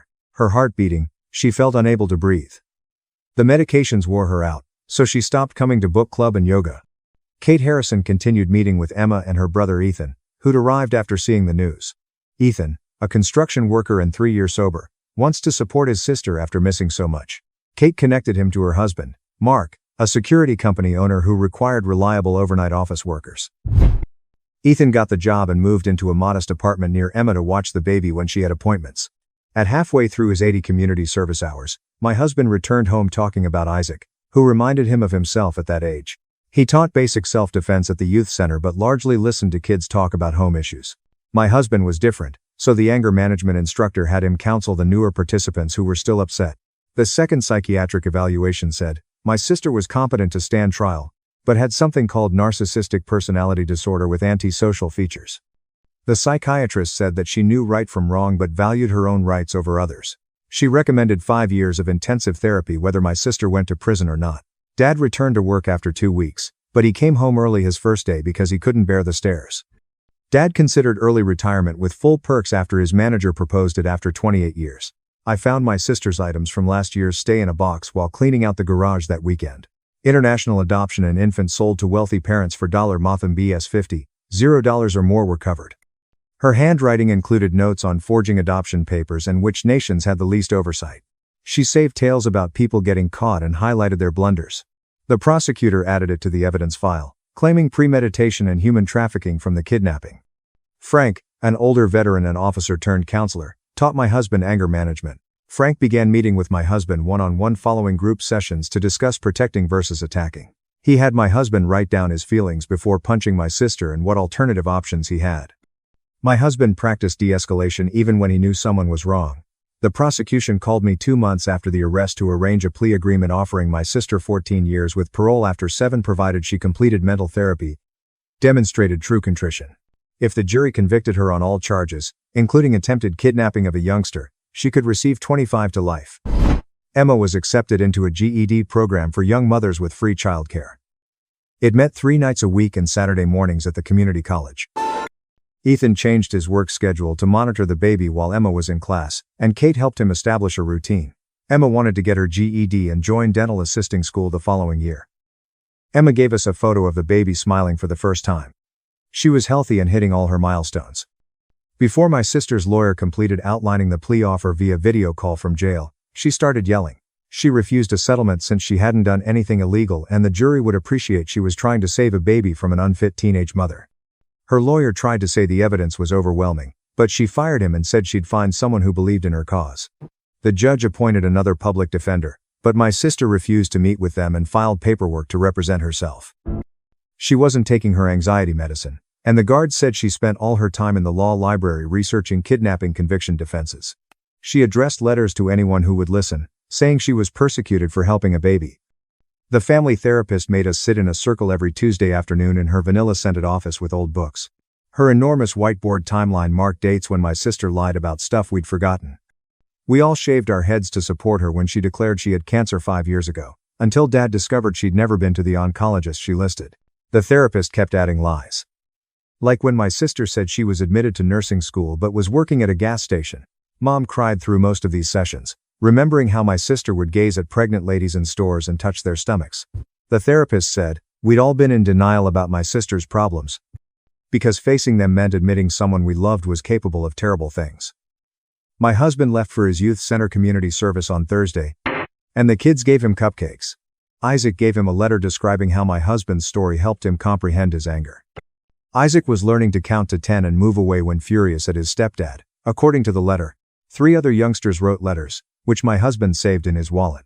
My husband was requested to volunteer coach their basketball team by the youth center director. Her downtown office was decorated with law degrees and family photos when the prosecutor called us. She handed out all the case files on a massive conference table and said the trial will begin in 3 months. My sister planned to defend herself and claimed she was helping the public by targeting an unfit teenage mother. Prosecutor showed us motions, my sister wrote, alleging Emma was high. Even though all drug tests were negative, she told us my sister would try to look like a hero saving a baby from neglect. Mom and Dad visited with a real estate agent about their mountain vacation house where we spent Christmas. They bought and fixed it 20 years ago, but now they needed the money to repay everyone my sister had deceived. Uncle received $math BBS $1, $500, and my aunts received theirs. Grandmother declined their money, claiming she wanted them to recuperate. A young family with 3 kids bought the house in 2 weeks.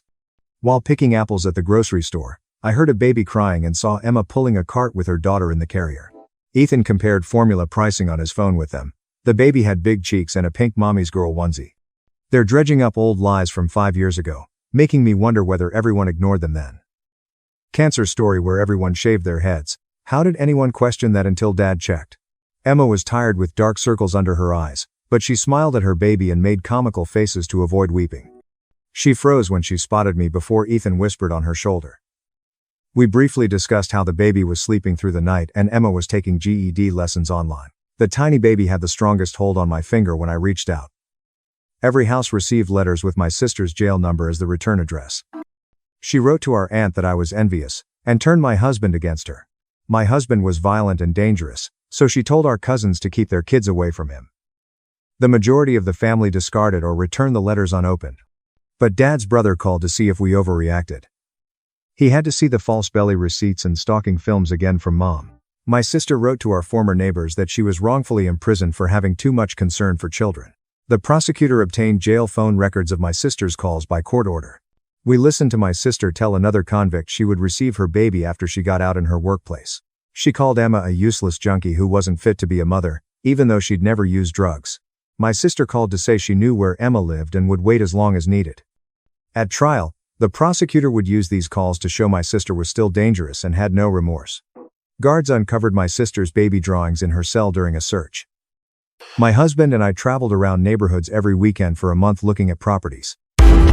Our house had media asking for interviews and people slowing down to photograph the baby shower. Though cordial, the neighbors seemed uncomfortable around us. We selected a secluded suburb 40 minutes away where no one recognized our identities.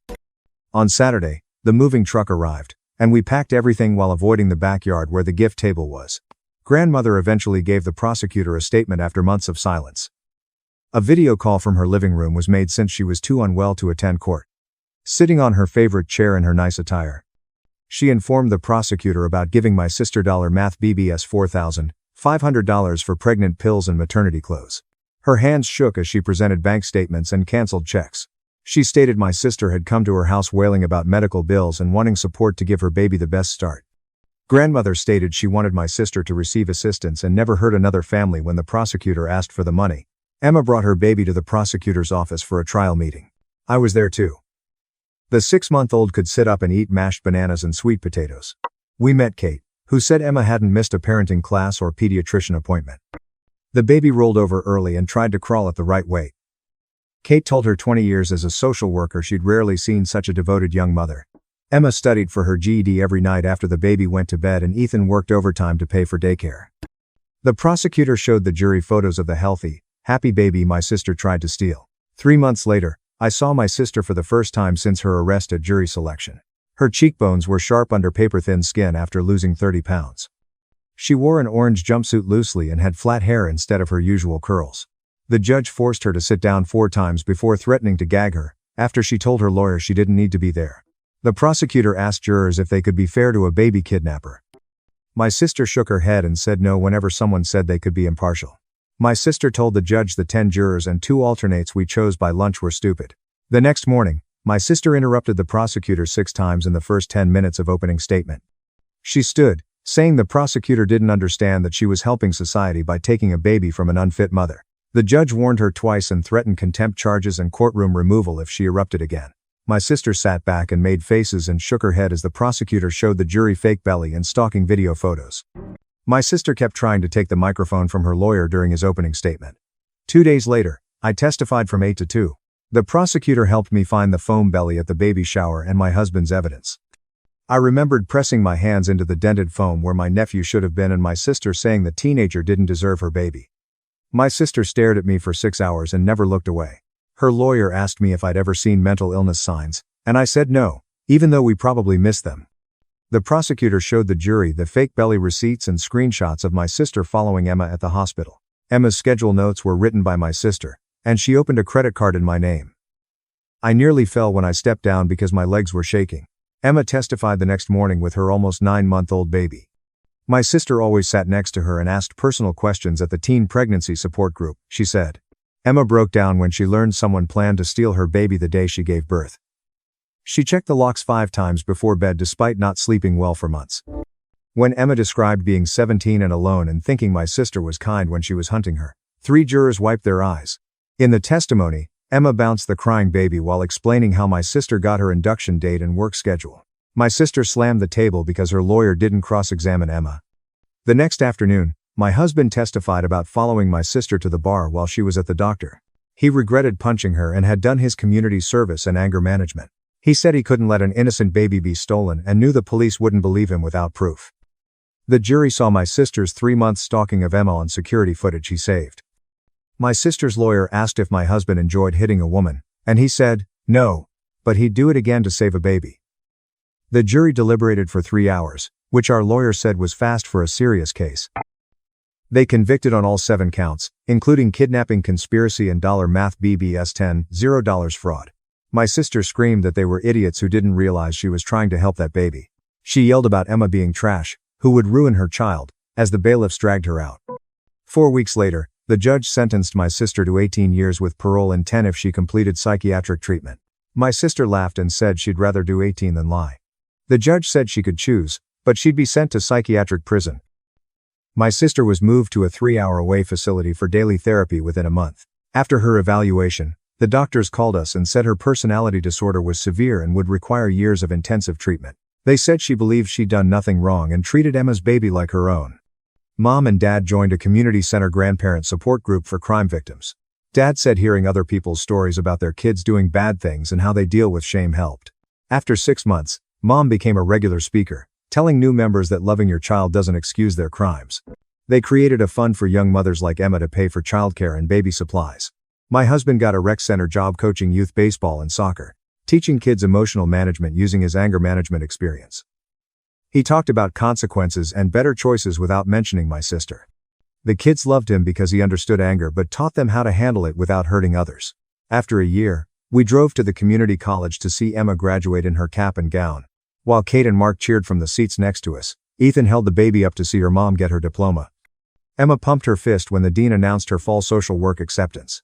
How did Emma study for her GED with a crying baby at night? She balanced school and motherhood while dealing with trauma from someone trying to steal her baby. I wonder what kept her going every day. Emma showed us her acceptance letter and class schedule after the ceremony while her daughter grabbed her cap tassel. After all the therapy, my husband and I looked at each other during the celebration and knew we were ready to have a baby. We spent months healing and learning to trust and resolve conflict without violence. Dad spent 6 hours at his desk that weekend writing and rewriting a letter to my sister in the psychiatric facility. So he showed Mom the final version, saying he loved her but couldn't talk until she took responsibility. After sealing the envelope, his hands shook, and Mom drove him to the post office because he was crying. The extended family resumed small dinners, but half the relatives still wouldn't come after everything. Uncle hosted Thanksgiving with 12 people instead of 40, but everyone talked seriously. My cousin brought her new boyfriend and nobody asked about my sister, making the meal easier. 3 years into her sentence, the prison called to say my sister finally started participating in group therapy sessions. The doctor claimed it was the first true progress they'd seen since she finally realized she needed treatment. She didn't apologize or admit fault, but she stopped saying Emma didn't deserve her kid. Emma completed her first year of social work coursework while working part-time at the downtown women's shelter. She led teen parent support groups via her own story to show them they could succeed. Her supervisor wrote that Emma was the best peer counselor ever because she understood the girls' struggles. After Emma entered her second year of college, my husband and I discovered I was pregnant. We chose hope before we knew it was a girl because we needed something positive after everything dark. The nurse asked if we would fill out the newspaper birth announcement when she was delivered, but we declined. We told grocery shoppers that Hope's aunt was getting help when they asked about her. We stopped explaining, making explanations, and telling the complete story since it wasn't their business. 5 years after that dreadful baby shower, our family settled into weekly meals and monthly game sessions. We had security cameras and Mom secured the doors during the day, which we never did previously. Dad returned to church and found comfort volunteering at the food bank on Saturdays. My husband coached 3 youth teams and taught students to make good decisions while furious. I watched Hope play at the park and made sure she learned about boundaries and speaking up when something was inappropriate. We taught her that family involves love and holding wrongdoers accountable. My sister's doctor contacted last month to say she was making gradual progress but would need years of treatment before discharge. We listened to the update and thanked them for calling but stopped visiting or writing. Our family saw tiny lies and her tendency to play victim, which we had dismissed earlier. We stopped justifying bad behavior and called it out when it felt wrong. Mom became the secretary of a support group for parents of adult children with personality disorders after 6 months. Mental illness doesn't excuse injuring innocent people or planning crimes, she told new members. Dad wrote every night on forgiveness, limits, and distant love in his journal. My brothers visited weekly and we went to treatment separately to overcome shame and pain. The extended family steadily reunited with fresh money, trust, and verification requirements. No one gave financial gifts anymore and everyone requested receipts for spending assistance. Hope turned 3 last month and asked why she had one aunt while her friends had numerous. We told her Aunt Sarah required special physicians to recover. She accepted it like a kid and played with her toys without asking questions. Emma got a full-time job at the shelter after graduating in social work while Ethan tended their daughter. In a larger apartment near the college, they started saving for a house down payment.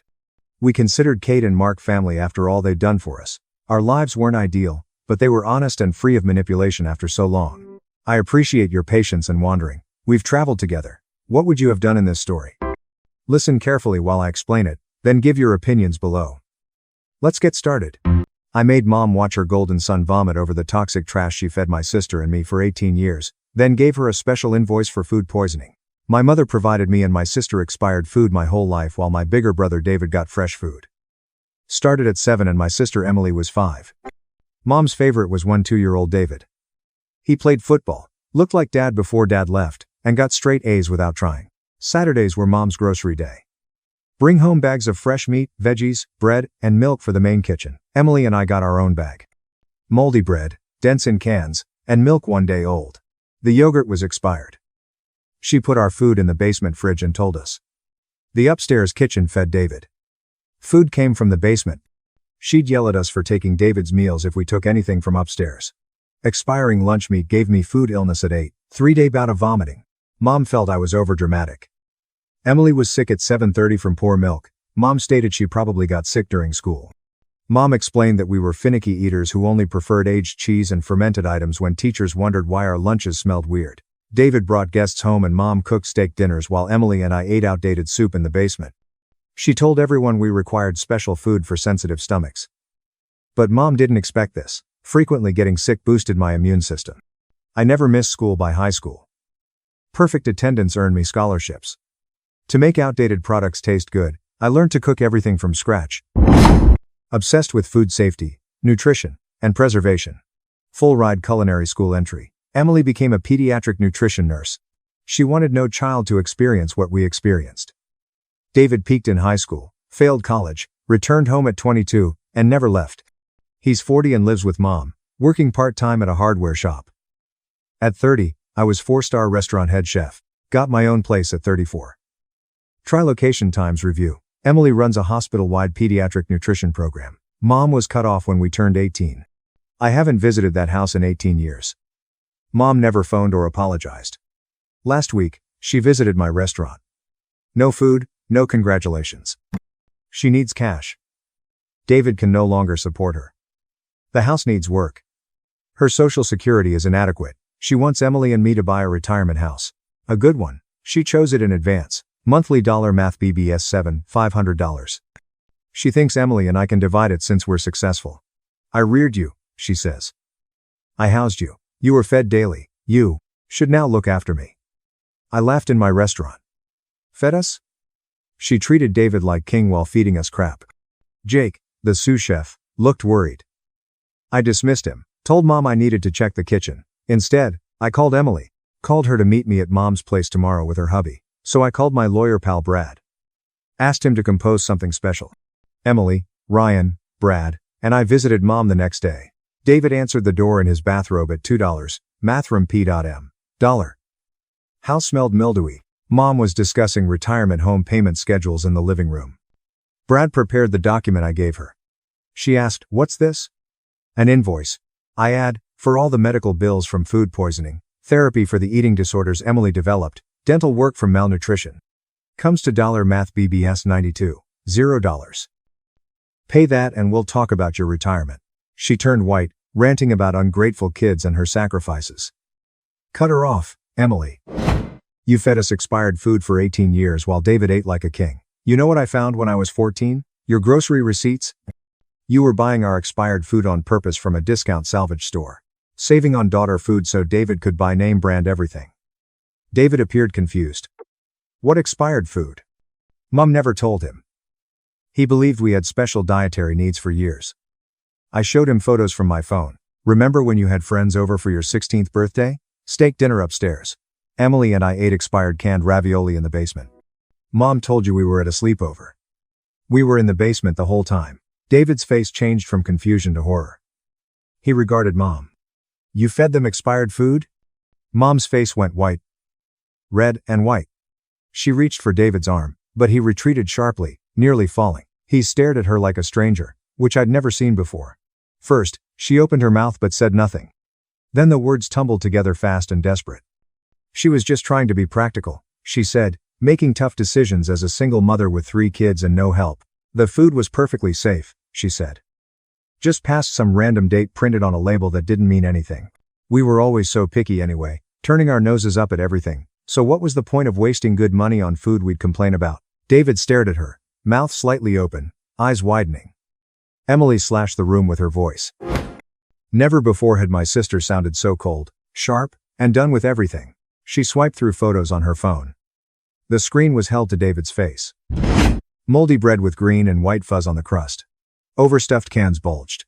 Milk with chunks in yellow liquid. Yogurt with dark, wet topping. David inspected each photo. His face paler with each swipe. Mom repeated, louder, that the photographs were phony, overblown, or out of context. Emily kept swiping, exposing him more of our 18-year diet. David bolted for the bathroom.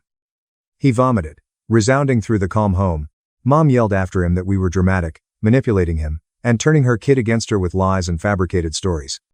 As Brad shifted alongside me, I sensed his lawyer instincts, likely recording what Mom said for later reference. My voice was calm, but my hands were shaking. "We have documentation of everything," I told Mom. "Medical records from all the times I got food poisoning that you dismissed as me being dramatic. Hospital visits for Emily's stomach issues. Dental records showing the damage from malnutrition." Brad noted that teachers saw our lunches and remembered Mom's remarks regarding our particular dietary needs. Mom's face turned nasty, slipping her tight mask. David returned from the bathroom looking faint. He was breathing hard and had gray skin. He went straight to Mom and asked whether it was real. "Did you really buy our food from a salvage store on purpose?" Mom didn't reply. She stood there with her mouth drawn into a narrow line, her eyes flitting between David and the door like she was planning an escape. David slumped on the couch with his head in his hands. Ryan talked for the first time since arriving. He calmly stated that he has seen child mistreatment as a pediatrician. This was intentional abuse. Favoritism and purposeful injury were shown by denying one infant appropriate nutrition while feeding another. Mom turned to face him, shrieking. He was an outsider. She remarked. He had no right to judge her parenting choices. He didn't know what it was like to raise 3 kids alone with barely any money. Ryan stood with his hand on Emily's shoulder without responding. Emily stood and proclaimed our departure. Mom shouldn't demand money from us for her retirement home or anything else. Mom's face suddenly went from angry to scared. She talked about being homeless, having nowhere to go, and how we couldn't abandon her. David instantly inquired about her savings. He spoke quietly, but it pierced Mom's terror like paper. How much did she save by feeding us old food instead of fresh as she bought for him? The question lingered. Mom couldn't reply. Her mouth opened and closed but said nothing. Mom screamed as we approached the door. She shouted after her sacrifices for us, unappreciative daughters. We neglected her in need. We abandoned her to die. We left one by one once Brad opened the door. David didn't follow. Through the window, I saw him sitting on that couch, head in hands, shoulders shaking. Mom's voice crept closer to our automobiles as we left that house, growing more urgent. After getting in our autos, Emily collapsed into Ryan in the passenger seat. Sobs from her chest shook her whole body. Ryan hugged her and held on while she cried on his shoulder. I watched them through their windshield from my car door and felt nothing. Like my body was in the parking lot but my mind was elsewhere. My phone buzzed in my pocket, and I took it out without thinking. Jake texted asking if I was okay and if he should cook dinner alone. Something about seeing his name on screen brought everything back. The phone almost fell out of my shaky hands. I texted that I needed an hour and will arrive soon. Brad approached and grabbed my shoulder. He promised Mom a cease and desist letter and warned that any further communication would result in a restraining order. He then proposed reporting the childhood abuse to Adult Protective Services, not for prosecution since too much time had elapsed, but to provide an official record in case Mom did anything further. Before he saw my face, I nodded and went in my car. I passed their car with Emily still crying. I worked for 2 days, trying not to think about Mom's face or David on the couch. Jake returned to my office looking uneasy before dinner on Tuesday. At the front, David asked to talk. After telling Jake to manage the kitchen, I found David standing at the host stand, looking exhausted. He had red eyes and slept in clothes, and something in his expression prompted me take him back to my office instead of instructing him to leave. He sat across from my desk in a chair with a folder. He was reviewing Mom's finances. She found 2 zero-year-old salvage store receipts for our food. To show me, he opened the folder and spread them. Rows of receipts for expired meat, dented cans, and old dairy. Her savings exceeded Math BB, S33, $0. They were compared to other receipts to determine where the money went. Sports gear, college tries, automobile. Every dollar Mom saved by feeding us garbage improved his life. David started crying in my office. It was full-on crying that made his shoulders shake. His excuse was that he never knew and would have done something. Seeing him come apart, I wasn't sure I believed him. Mom always picked him, and he enjoyed it. He enjoyed being special and getting fresh meals, new items, and Mom's attention. But his terror looked real, like he was seeing his upbringing from a different perspective and realized he was standing on our pain the whole time. I saw him as another Mom-manipulated victim. She exploited him against us without his knowledge. David requested something from me. My voice was tired and flat. He glanced up from his hands and stated he only wanted to know why Mom hurt us, telling him the truth. She hated having daughters. After Dad left, she saw Emily and me as burdens and David as his continuance. She never wanted 2 more mouths to feed. She glimpsed the life she could have had with 1 child every time she looked at us. If possible, David's face paled more. He inquired if this could be fixed. I told him I didn't know. Childhood was lost. No apology or money could erase those years of hunger, sickness, and fear in that cellar. No amount of sorry could erase the food poisoning, stomach aches, or shame of bringing expired food to school. He nodded as if expecting that answer, yet it hurt. David informed me of his departure from Mom's home. He has applied to 3 flats since starting his search. He stopped financially supporting Mom. His part-time job barely covered the utilities, and now he understood where he spent his childhood. Every football cleat and Letterman blazer was bought with our suffering savings. He couldn't tolerate it anymore. He was credible about that. I sat in my office staring at those receipts on my desk after David departed. I called Emily to report the conversation. After a long silence, she spoke. Her voice was hard when she spoke. She reminded me that David had 40 years to discover something was wrong but didn't. He never queried why we got sick in the basement while he ate fresh meals above. After he opened his eyes, she wasn't ready to forgive him. I told her I understood and wasn't requesting forgiveness. I wanted her to know what occurred. Mom called my restaurant nonstop the following week. Jake gave me a stack of message slips with her increasingly desperate voicemails. I was begged to reconsider helping her with the retirement home. Others threatened to call us bad daughters for abandoning our mother. Some said she sacrificed everything for us, and this was our reward. Jake started filtering my calls without my request. If Mom called, he'd say I wasn't available and hang up. I appreciated his protection, but I hated that my staff was watching this family drama. Line cooks gave me sympathetic smiles, and servers muttered in corners when they thought I couldn't hear. Everyone knew the boss and her family were troubled. Brad notified Adult Protective Services on Thursday afternoon. I only discovered it the following Tuesday when my phone rang during prep work and the caller ID displayed a strange number. Something made me answer instead of leaving it on voicemail. Caller John Carter from Adult Protective Services introduced himself. He spoke in a calm, professional manner that made tough things easier to discuss. Brad reported Mom's abuse of me and Emily. he said. They wanted to talk to me about Mom's current condition and David's when he was there, even though they couldn't prosecute decades-old child abuse. I offered to meet him at my restaurant after lunch the next day. The man agreed and arrived at 3 with an old leather briefcase and a worn but neat and pressed suit. I set out my desk contents in my office as we sat. Medical records from my food poisoning episodes. Each noted my symptoms and Mom's explanations that the doctors had documented with growing concern. David found salvage store receipts from years of buying outdated and broken food. I took photos of the basement fridge on one of my last visits home before cutting Mom off to capture everything in case I needed proof. John slowly read each document, remaining professional. But I saw disgust in his eyes. He took notes in a little notebook, asking me about dates, specifics, and Mom's caregivers and support system. I informed him about David leaving, Mom's refusal of subsidized housing, and her claim that Emily and I owed her an expensive retirement home. After reviewing everything, John closed his notebook and glanced at me. He said David had approached them regarding Mom's mental and financial state. Mom had deteriorated since our confrontation. Her rage self-pity cycle. She called David at all hours, yelling about ungrateful children and wailing about dying alone. David documented everything, kept call and message logs, and turned it over to Adult Protective Services because he was worried about Mom's mental health. John told me they would visit Mom's home to check her living conditions and mental health, but their major focus was getting her the right services. He couldn't force her to accept help, but they could inform her of her options. I thanked him for taking the situation seriously, and he shook my hand before leaving, promising to contact me following their assessment. 3 days later, my phone rang at home while I reviewed supplier invoices.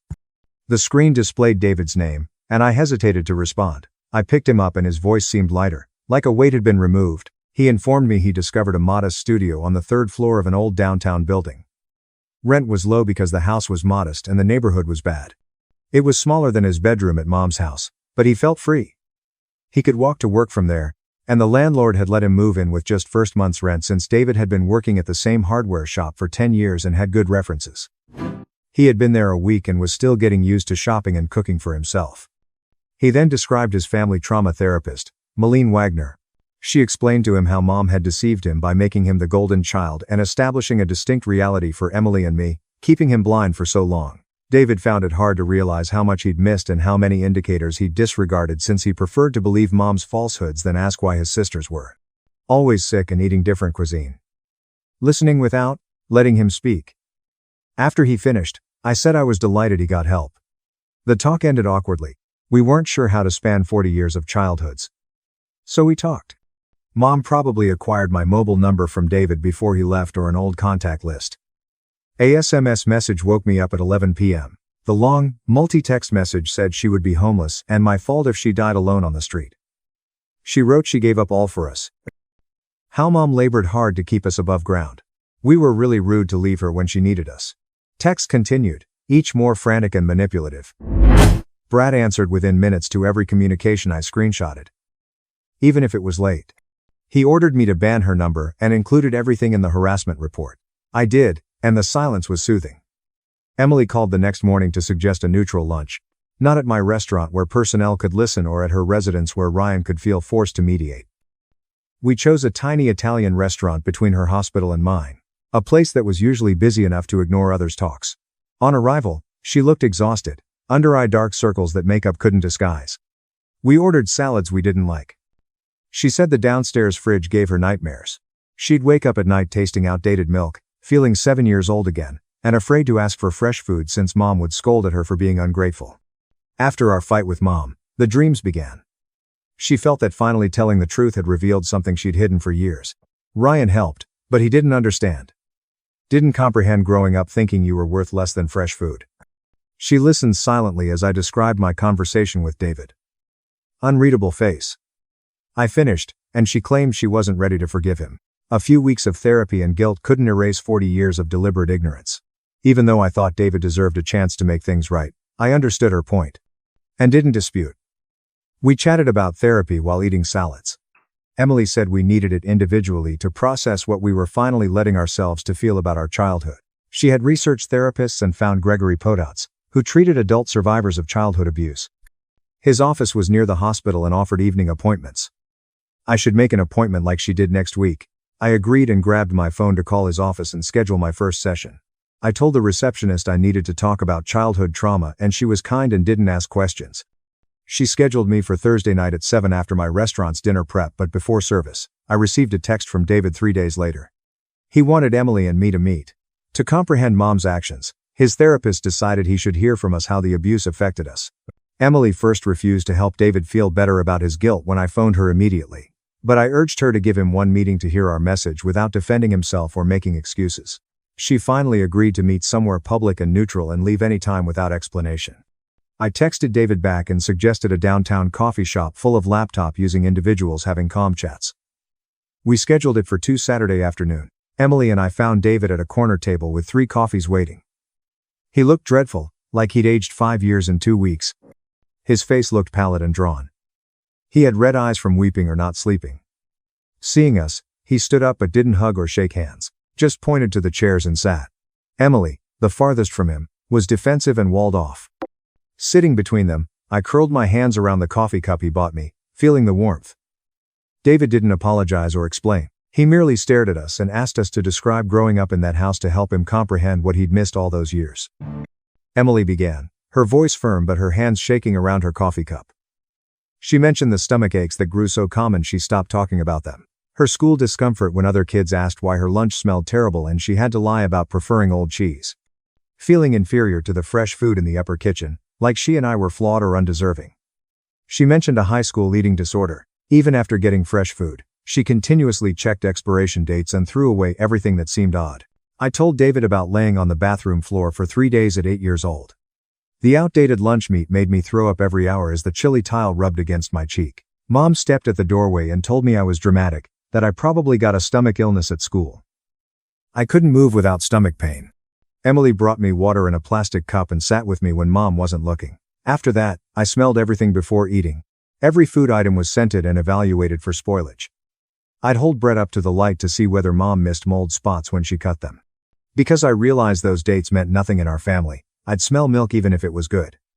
Meal worry persisted. Even at my restaurant with the freshest ingredients, I sometimes check expiration dates 3 times. Some evenings I taste ruined food that's not there. My therapist says my brain is still protecting that fearful girl who never knew if her next meal would make her sick based on trauma. I spoke while David sat still, tears streaming down his cheeks and chin onto his shirt. He didn't erase or hide them. After Emily and I stopped chatting, he shakily breathed and his voice was raw. He apologized, saying he had no knowledge and would have done something if he had known. Though sincere, I wasn't sure I believed them. He threatened to confront Mom and demand she apologize for what she did to us. He needed to hear it from her own mouth. Needed her to admit the reality instead of hiding behind excuses and reasons.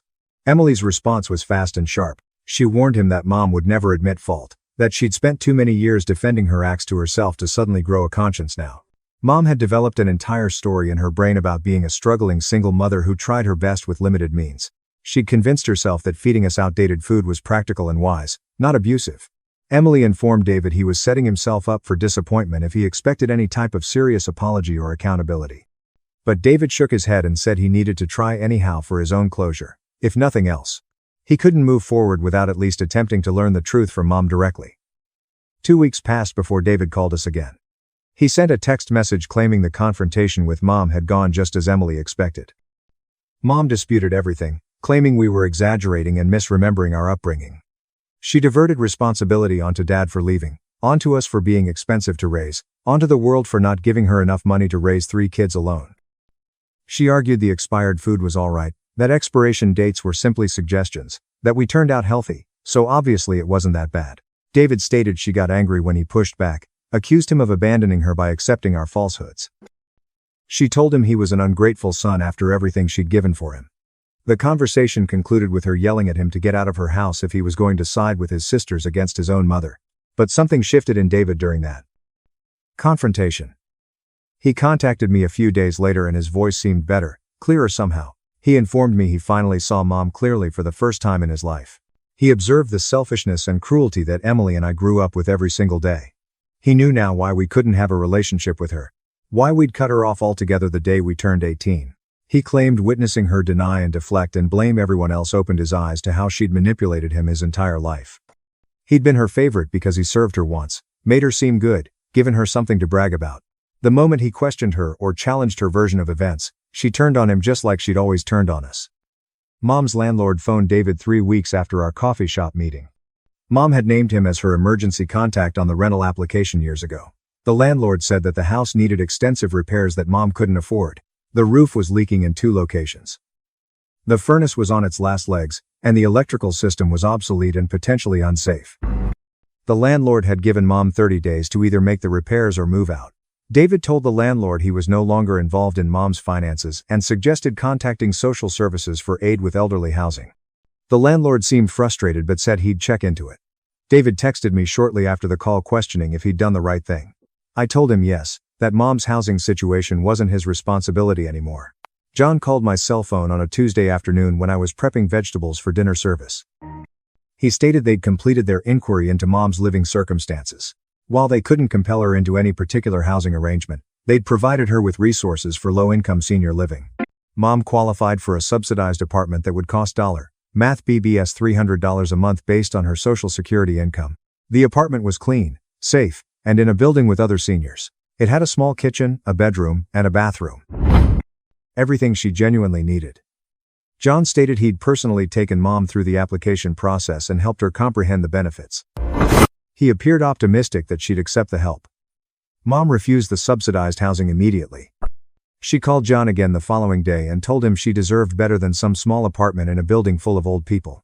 She still thought she earned the Math BBS $7,500 retirement home she'd picked out. The one with the elegant dining room and the activities coordinator and the landscaped grounds. She informed John that her daughters were required to pay for it, that we owed her after everything she'd done for us. John called me back sounding tired and furious. He indicated there was nothing more they could do if she wouldn't accept adequate help. They'd given her options within her limits, and she'd rejected them. Unless she became a danger to herself or others, they couldn't force her into accommodation she didn't want. My therapy sessions with Gregory were helping me grasp Mom's inability to take responsibility. We'd been meeting every Thursday evening for 6 weeks now. Gregory explained that Mom's denial wasn't really about me or Emily at all. It was about her own inability to face what kind of mother she'd been. Admitting she deliberately fed her daughters expired food while giving her son fresh meals would require her to see herself as abusive and cruel. Her entire self-image was built on being a struggling single mother who did her best under difficult circumstances. Accepting the truth would shatter that image and force her to confront decades of choices she couldn't take back. Gregory said some people would rather die defending their false narrative than face the truth about themselves. That wasn't something Emily and I could fix or change, no matter how much evidence we presented. David started showing up at my restaurant every Thursday evening around 7. He'd sit at the bar and order whatever Jake recommended, then chat with him about food and cooking techniques. Jake seemed to enjoy the company and would explain how he prepared different dishes, what ingredients worked well together, why certain cooking methods produced better results.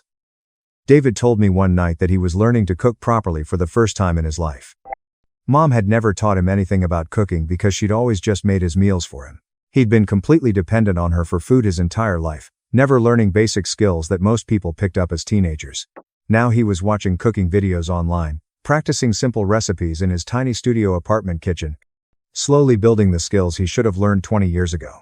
A woman named Laura sent me a message through Instagram 3 weeks after David started his weekly restaurant visits. She introduced herself as someone David had been seeing for a few months and asked if we could meet to talk about the family situation. David had told her everything, she wrote, and she wanted to understand the dynamics better before getting more serious with him. I showed the message to Jake during prep time and he raised his eyebrows but didn't say anything. I agreed to meet Laura at a wine bar downtown on my next night off. Laura was already there when I arrived, sitting at a corner table with 2 glasses of red wine waiting. She stood up to shake my hand and I noticed she was tall, maybe 5'10", with short dark hair and direct brown eyes that looked right at me without any of that fake sympathy some people give when they hear about abuse. She thanked me for coming and got straight to the point, asking specific questions about what our childhood was actually like and what role David played in it. I appreciated that she didn't dance around the topic or try to make small talk first. She listened while I explained the basement fridge, the expired food, the constant sickness, and David eating fresh meals upstairs while we got garbage. Laura nodded and took notes on her phone, which seemed weird until she explained she was a social worker and documenting helped her process difficult information. She told me she'd been encouraging David to maintain distance from Mom while trying to build relationships with Emily and me if we were open to it. She said David talked about us constantly, about the guilt eating him alive, about wanting to make things right somehow. even though he knew he couldn't change the past. Laura leaned forward and lowered her voice like she was sharing something private. David had been having panic attacks, she said, waking up in the middle of the night thinking about all the ways he benefited from our suffering. The sports equipment Mom bought him, the college tuition she paid before he dropped out, the car she helped him get, all of it came from money she saved by feeding us expired food from the salvage store. He'd been adding it up obsessively, John told me, trying to calculate exactly how much of his life was built on our pain. I stirred my wine and thought about that for a minute before responding. I told Grace that while David was part of the system Mom created, he was also a kid who didn't know what was happening. Mom intended to abuse us by buying spoiled food for her daughters and feeding her son fresh food. David benefited but didn't cause it. Even though Emily and I got the same result, there's a difference. I called Emily the next day and we had coffee near her hospital. I mentioned meeting Grace and her comments on David's panic attacks and guilt. Emily stirred sugar into her coffee and stared out the window before speaking. She asked me if we were ready for David. He is family, not just a weekly visitor to my restaurant. I wasn't sure he wanted to understand and change. Trusting him after 40 years of being Mom's favorite while we ate garbage wouldn't happen in weeks. Emily confirmed that her therapist said so. Healing from this childhood takes years, not months. David must prove himself through consistent actions, not just words and guilt. We remained open but set clear boundaries and low expectations. David called me 2 months later, stressed, to tell me about Mom. When she stopped paying the mortgage, her house went into foreclosure. He warned her this would happen if she rejected John's subsidized apartment, but she didn't trust him. She reportedly felt Emily and I would give her money for her magnificent retirement home if she was desperate enough. David tried to convince Mom we weren't going to change our thoughts and had set clear boundaries. But Mom insisted we were stubborn and would change when she lost everything. Mom had about 45 days until the bank foreclosed. David asked if we could help her again, but I reminded him, Mom chose to feed us expired food for 18 years and could live with the repercussions. The bank sale happened faster than planned. Some investor acquired the house at auction for cash, giving Mom 30 days to leave instead of 45. David helped her move to the subsidized senior apartment since he couldn't abandon her after everything. He assured me he was setting limits. He wouldn't give her money, allow her guilt him into more assistance than he could afford, or be her emotional dumping ground. The little but neat apartment was in a senior housing near a bus route. David claimed Mom moaned the whole time they moved her belongings about how her children had put her in poverty and how she deserved more after raising us. Instead of fighting her, David moved boxes and assembled furniture until everything was set up. Mom attempted one more manipulation a week after moving. She sobbed and told David she needed pricey therapy, her insurance wouldn't pay. She needed $math BBS 12, $0 immediately or she'd die, she said. He was her only hope after her unappreciative daughters left her. David requested her doctor's diagnosis, treatment plan, and anything else that supported her claims. Mom was furious and told him to trust her without proof. David insisted, and Mom couldn't help because she'd lied. She eventually admitted no illness. She lied to get money. David's voice was shattered when he told me over the phone. Like that final lie had destroyed his notion of Mom as a kind person who made errors. That deception altered David more than all the prior revelations. The next day, he called Mom to say he was going low contact and would check on her once a month to make sure she was fed and safe. But he needed time to heal after growing up in a manipulative and favoritistic atmosphere. David maintained calm and ended the conversation as Mom shouted desertion and ingratitude. Afterward, he texted me that it was the hardest thing he'd ever done, but the most essential, and that his therapist, Malene, had helped him understand that defending himself wasn't abandoning Mom. She was setting appropriate limits she should have honored years earlier. Emily and I had supper with David and Grace at my restaurant 3 months after our argument at Mom's old house. I reserved a rear table to avoid interruptions from other customers and workers. All of us sitting there with menus we weren't reading, talking about weather and traffic was odd at first. David tried to cook her dinner and unintentionally used salt instead of sugar in the dessert, Grace said. Something broke the tension. We laughed heartily. Not courteous, but sincere, like you can't breathe. David shared another pasta burning experience due to forgetting water. Emily said Ryan tried to make her breakfast in bed and set off the smoke alarm. We laughed and talked for 2 hours at that table, feeling like we were developing something new that wasn't defined by our background or Mom's violence but by who we were becoming now. David announced his news after dessert. He took general education classes at community college to get back into school to get his degree. He stated he studied business management to develop a career rather than work part-time for life. Grace gripped his hand under the table, revealing a real collaboration. Someone who helped him improve rather than keep him trapped. David looked at Emily and me and stated he couldn't fix the past or make up for his ignorance. While we suffered, he wanted us to know he was attempting to become a brother we might desire. Emily silently gripped his other hand across the table. The gesture convinced me to meet Gregory twice a week instead of once. He advised EMDR for my 8-year-old food poisoning. Mom said I was dramatic when I vomited for 3 days. We sat in his office with the light bar, and I watched the moving dot while remembering the bathroom floor, the taste of bile, and how my stomach cramped so much I felt it was tearing. Gregory asked me to score distress 0-10. Start at 9. We conducted eye motions, and he inquired what happened. I pictured myself on that chilly tile floor, 7 years old, terrified I might die and nobody caring. Extra eye movements.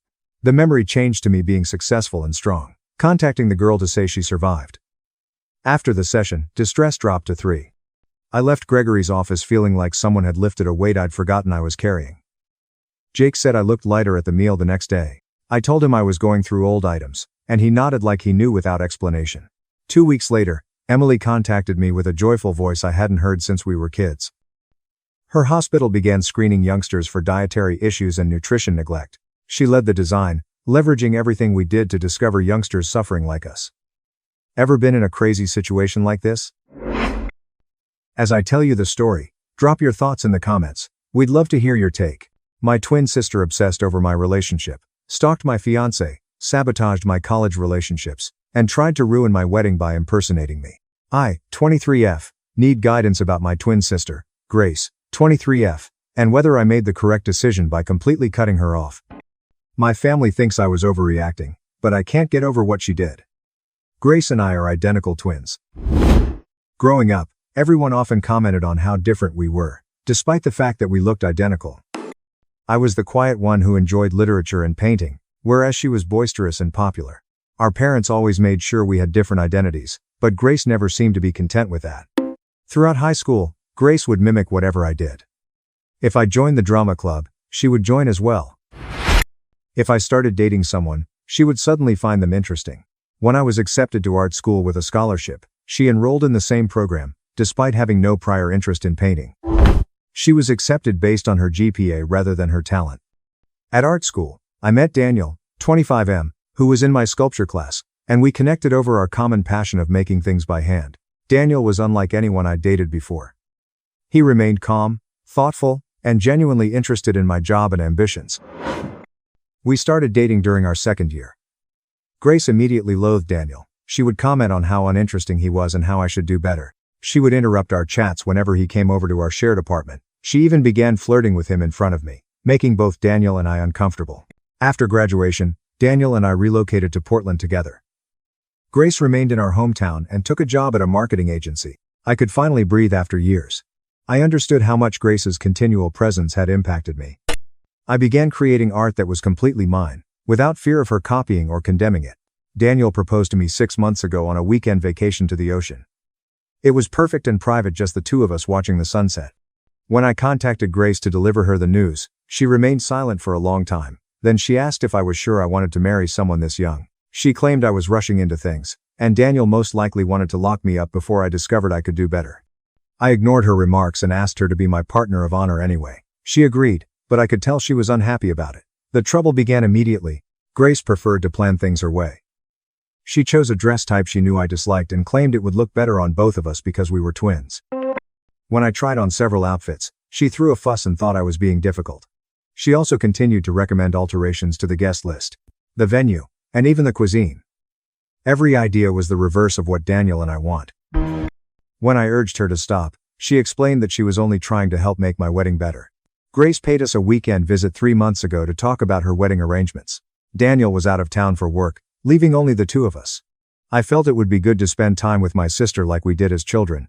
On Saturday night, we were discussing centerpiece alternatives when Grace abruptly stopped talking. She looked at me strangely and said she had something important to tell me.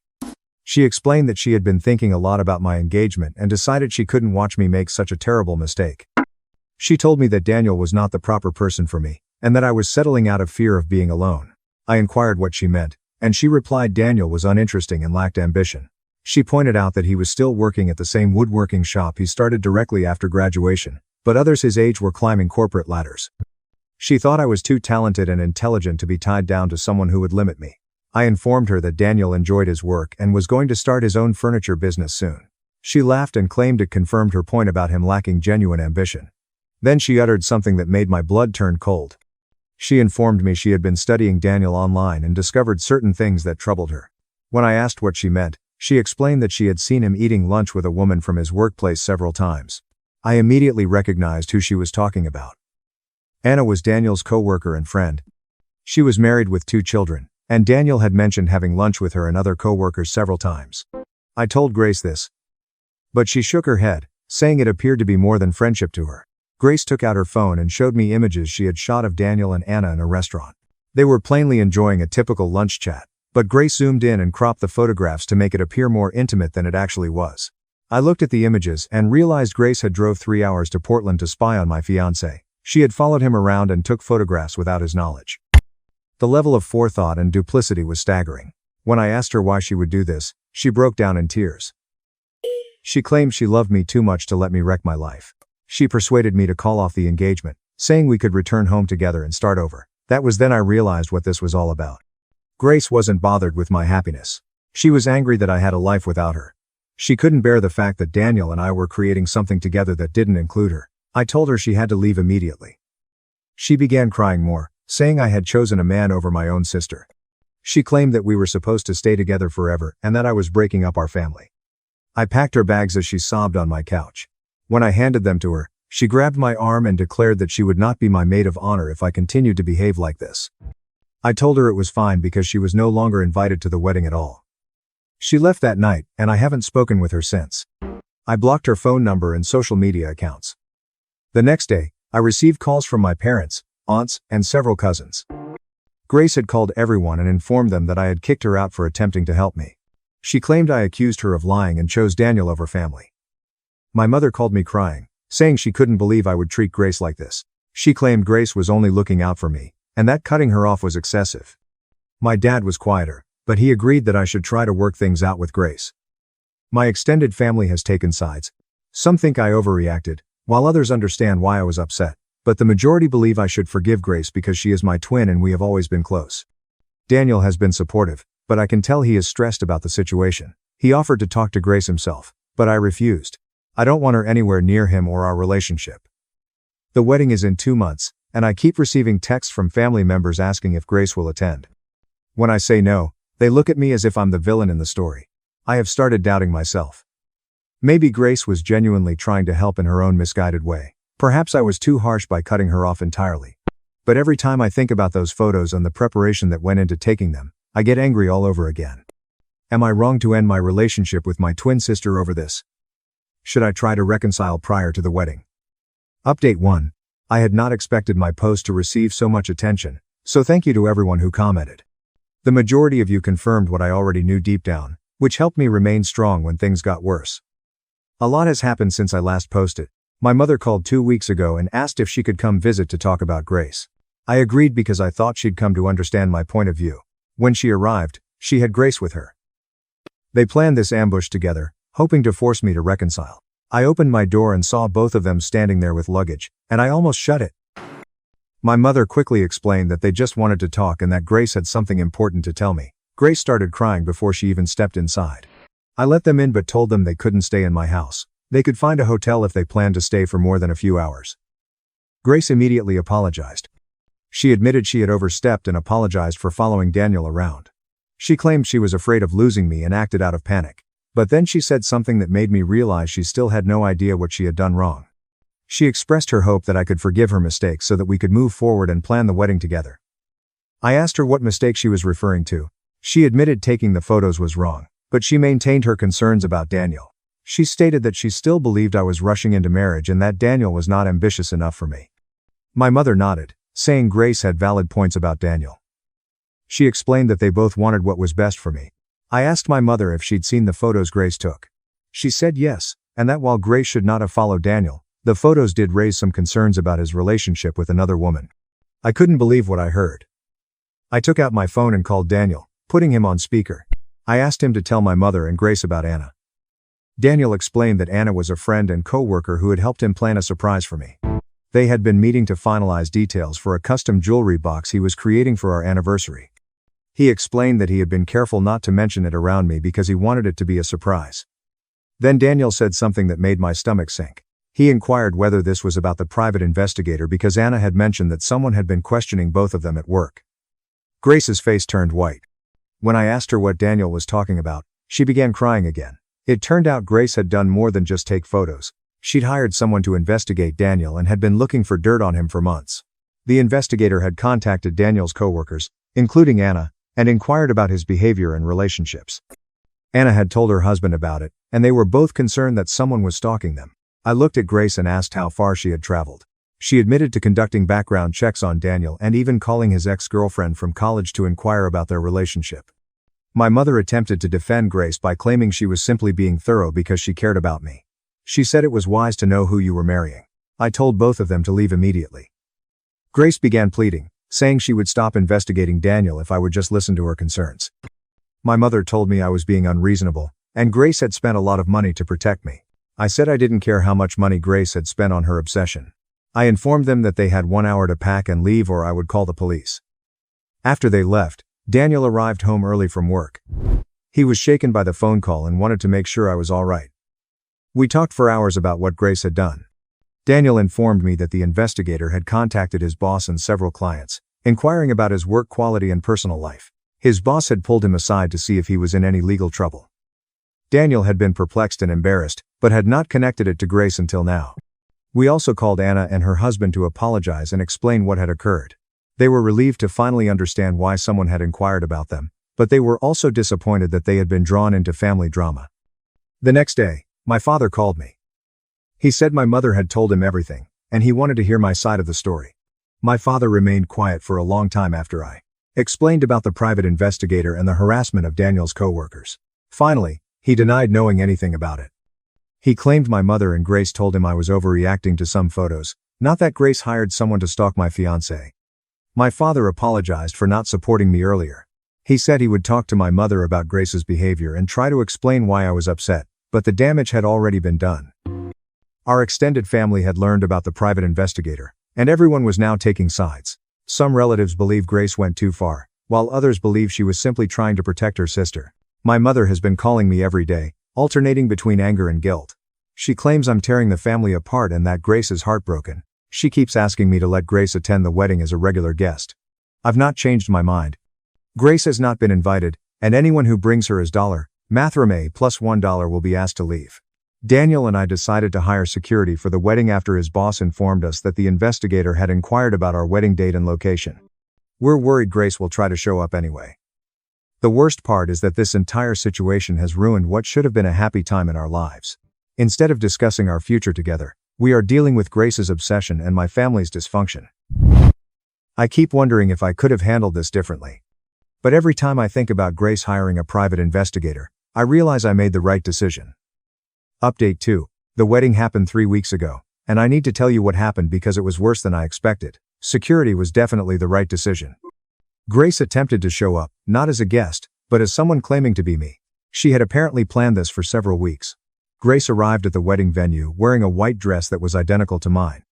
She had gotten a copy of my dress design, most likely through my mother. She informed the security guard that she was the bride and that there had been a mix-up with the guest list. Luckily, the security team was ready. They asked for her ID and immediately called me.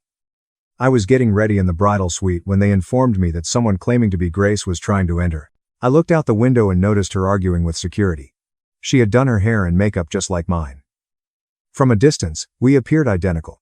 It felt like seeing a twisted version of myself. Grace was escorted off the property by security, but she did not leave quietly. She stood in the parking lot, screaming that I was making a huge mistake and that Daniel would cheat on me. Several guests arrived early and heard everything. My mother was already inside the venue, helping with last-minute preparations. When security told her what had happened, she dashed outside to speak with Grace.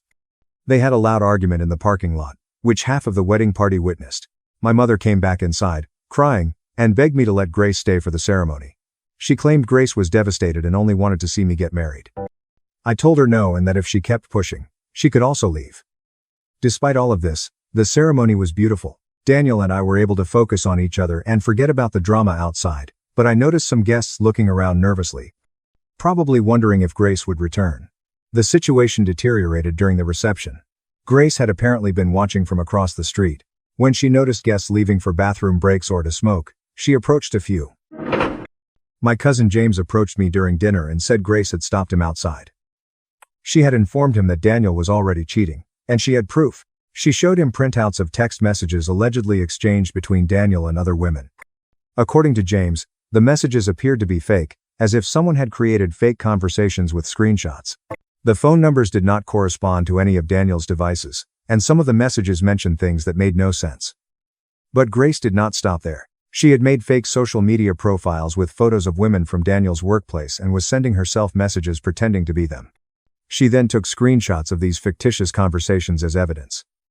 When James explained this to me, I realized Grace had completely lost touch with reality. She had expanded her investigation beyond Daniel. She was actively fabricating evidence to support her point.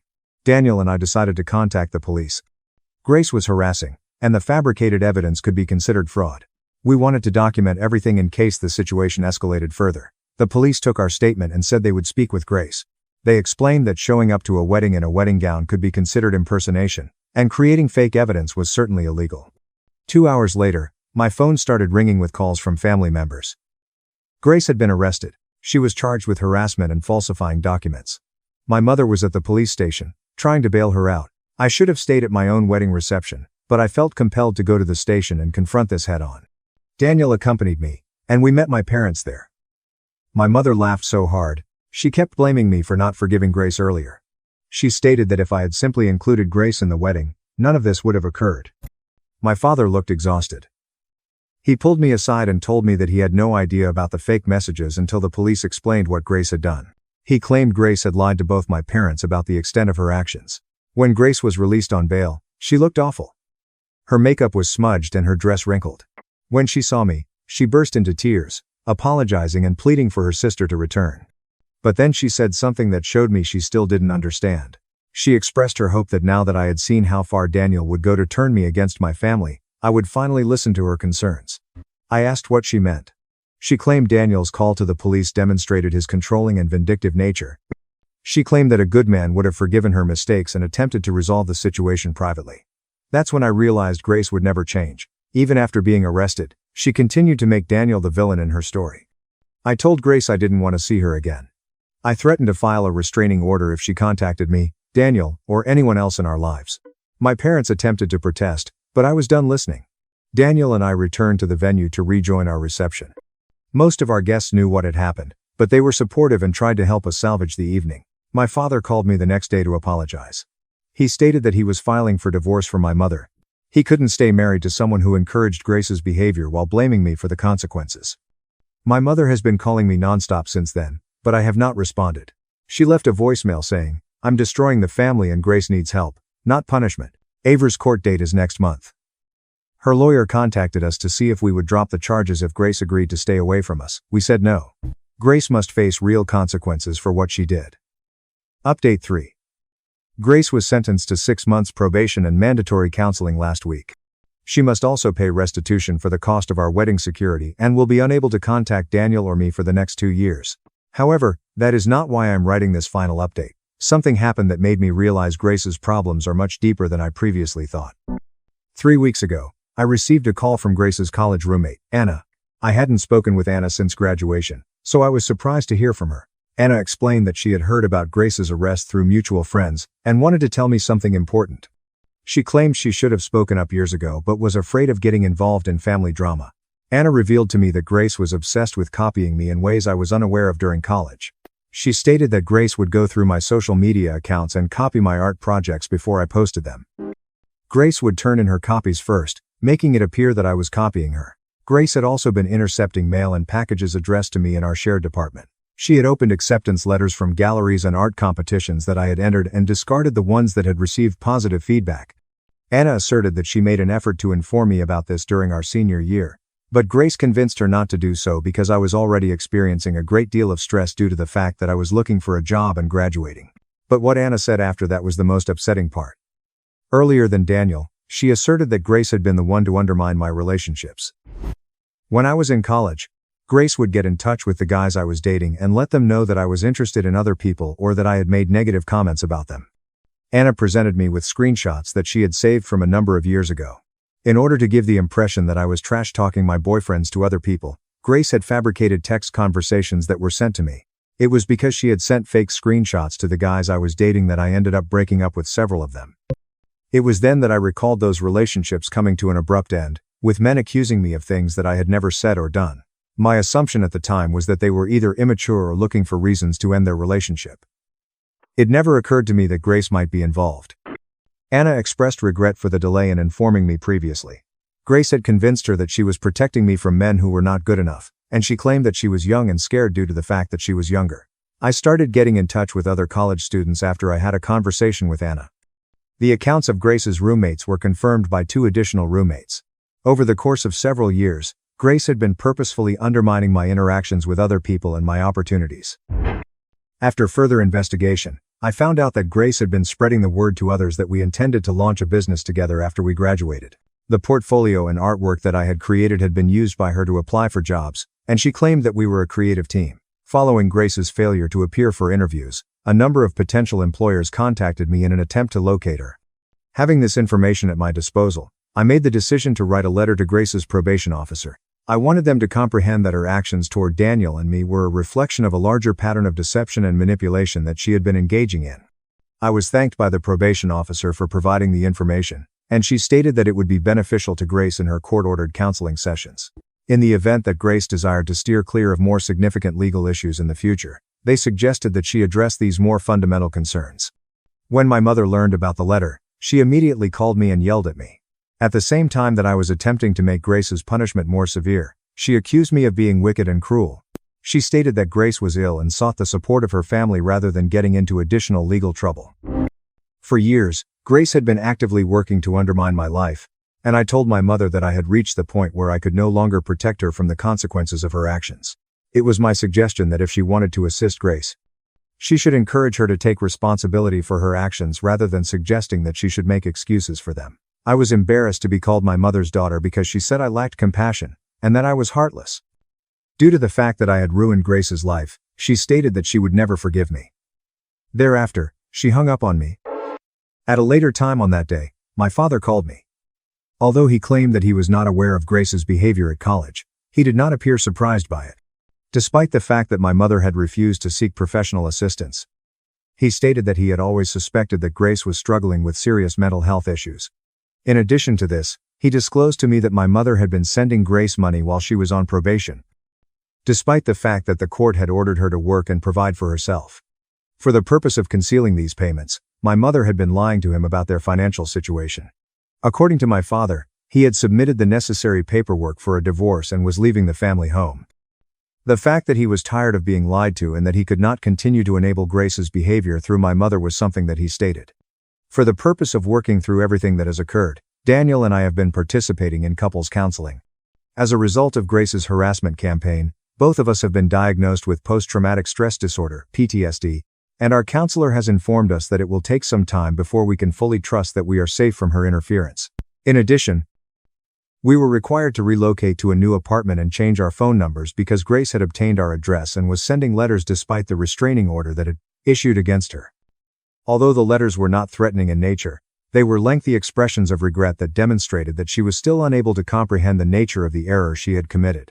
Since the last time we spoke on the phone, I have not had any contact with my mother. She made an effort to get in touch with me through her relatives, but I requested that they refrain from carrying messages to me. Being in a relationship with someone who thinks I am the bad guy in this scenario is not something I am prepared to do at this time. Ava's probation officer got in touch with me earlier this month to let me know that Grace had broken the terms of her probation by making another attempt to get in touch with Daniel's place of employment. She made a phone call to his boss while pretending to be a customer and inquired about Daniel's personal life as well as his work schedule. Instead of just probation, Grace is now facing the possibility of jail time. During the sentencing, her attorney requested that we testify on her behalf. However, we declined the request. Grace has continued to violate the boundaries set by the court, despite the fact that we have done everything in our power to assist her in avoiding serious consequences. By not assisting Grace with her sentencing, I am aware that some people will consider me to be being overly harsh. However, I have realized that protecting Grace from the consequences of her actions will only allow her to continue to cause harm to other people. Following the conclusion of Daniel's lease, we are planning to move to a different state for our next home. We would like to begin again in a location where Grace will not be able to locate us. Although it may appear to be extreme, we need to be aware that we are completely protected from her obsession. Grace showed me that just because someone is a member of your family does not give them the right to ruin your life. I never considered the possibility that I would permanently cut off my twin sister. The toxic nature of certain relationships, even those that involve people you care about, makes it impossible to repair them. Believing your gut feelings about toxic family members is important for anyone who is in a situation similar to this one. There is no requirement for you to grant anyone access to your life simply due to the fact that you share DNA. In certain circumstances, the most considerate thing you can do for everyone involved is to remove yourself from the situation. My parents accused me of being selfish for not lending my sister money for a house. I left, but my sister kept calling me 62 times a day.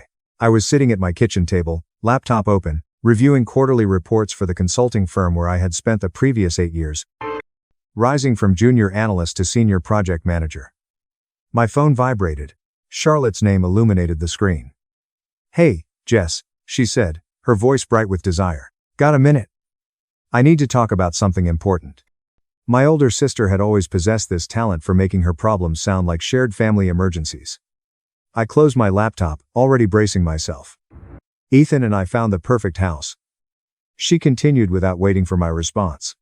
4 bedrooms, renovated kitchen, walking distance to those private schools we've been researching. The sellers accepted our offer, but there's a gap in our down payment. I stared at the wall calendar across from me, where I'd circled my upcoming trip to Barcelona. The consulting contract I'd negotiated would begin in 3 weeks. My apartment lease had another 4 months left, but I'd already discussed breaking it early with my landlord. My work visa was approved 3 weeks ago after months of paperwork, and everything was in order. I asked how much of a gap there was, but something in my chest knew where this was going. 45,000. We're exactly math BBS 45, $0 short. She paused, allowing the number to sink in.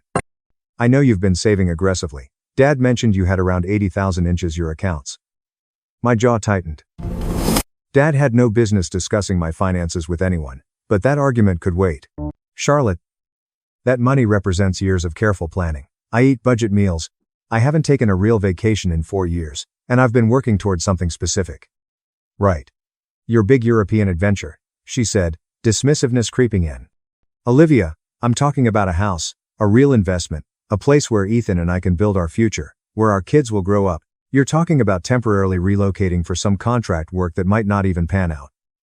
The dismissal hurt more than I anticipated. Charlotte had always been the golden child. We married at the age of 24 to a man our parents adored. Working a respectable job at a pharmaceutical company, discussing children and mortgages while seemingly wasting my life on career goals. "My contract is signed," I said quietly. "The Barcelona firm is expecting me. This is not a whim. Then wait 6 months, maybe a year. Help me secure this house. And once Ethan gets his promotion, we'll pay you back with interest." I'd heard variations of this promise throughout our childhood. Charlotte borrowing my birthday money to buy concert tickets, which she'd certainly repay. Charlotte driving my car on a road trip and returning it with an empty tank and a broken tail light. Charlotte took credit for the history project I assisted her in finishing because she mentioned my contribution to the teacher. "I'm not delaying my career for your down payment," I said, as the line went silent. When Charlotte spoke again, her voice had dropped to that dangerous quiet. "You're being extremely selfish right now. I'm your sister. Family helps family.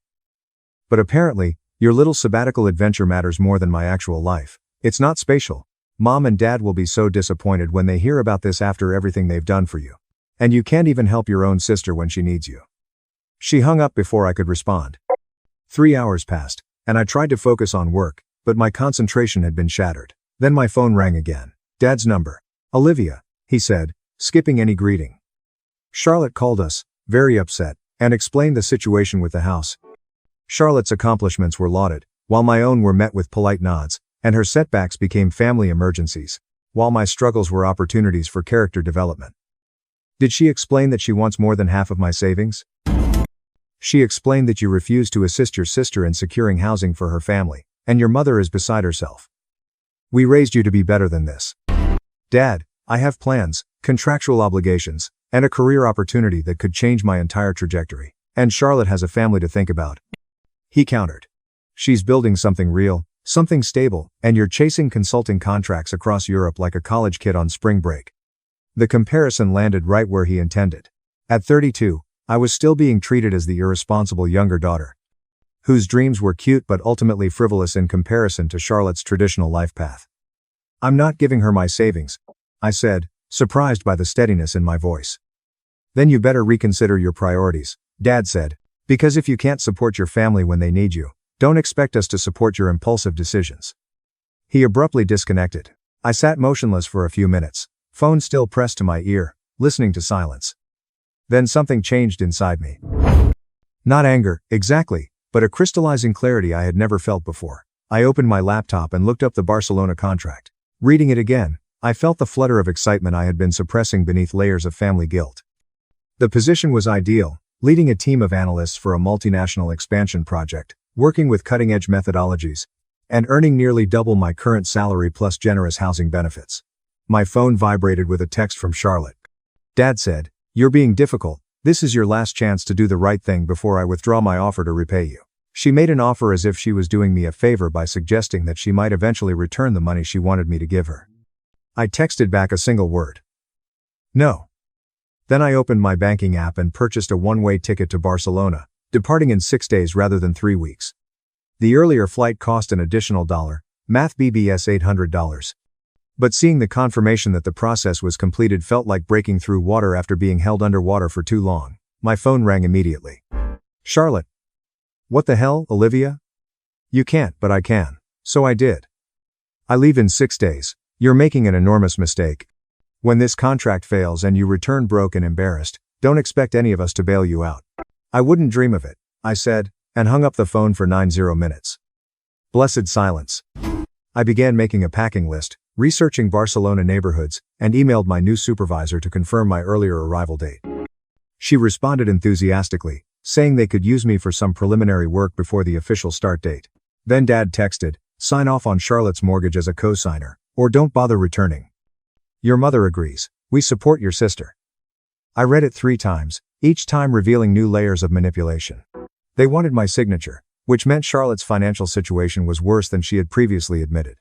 It was bad enough that she required a co-signer with my credit score and savings to qualify for the mortgage at all. Co-signing entailed liability. If Charlotte and Ethan defaulted, the debt would become mine, my credit would plummet, my savings could be seized. The Barcelona contract would be meaningless because I'd be indebted to my sister's financial decisions forever. My hands shook as I typed, "I'm not co-signing anything, and if not returning is the cost of living my own life, I'll accept it." His response was instant. "You are no longer welcome in our family. Do not contact your mother, she's too upset to speak with you anyway." Something broke within me. However, rather than the expected collapse, it felt like a door slamming shut on a drafty room. Sudden silence, sudden warmth. I opened my laptop and started working through a mental checklist I hadn't realized I was creating. First, I checked every financial account I had. My savings account showed math BBS $450, which was less than Dad had quoted Charlotte, implying that he had exaggerated my assets in order to put pressure on me. My checking account held an additional $8,200, and while my investment portfolio was worth math BBS $23,600.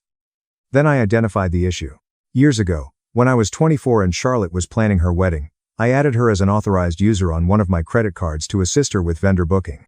She promised it was only temporary, until her own credit improved after the expenses. I had completely forgotten about it. The card now had a balance of math BBS $847. Recent expenses included boutique purchases, restaurant bills, and a spa package. All within the last 3 weeks, roughly when Charlotte would have been preparing her pitch for my savings. My phone was constantly buzzing now. Mom's number and Charlotte's again. I suspected that the unknown numbers represented other family members being mobilized for the guilt campaign. I ignored them all and called the credit card company. "I need to remove an authorized user and dispute recent charges," I told the representative. While on hold, I checked my bank's website and discovered something worse. Charlotte had designated herself as a beneficiary in one of my savings accounts. Not joint ownership, but I am in a position to claim the funds if anything happens to me. The setup dated back 5 years. Another favor I had granted but forgotten. Another way she had integrated herself into my financial life. The credit card representative has returned. We have removed Charlotte Chen as an authorized user. Concerning the disputed charges, we will need to investigate.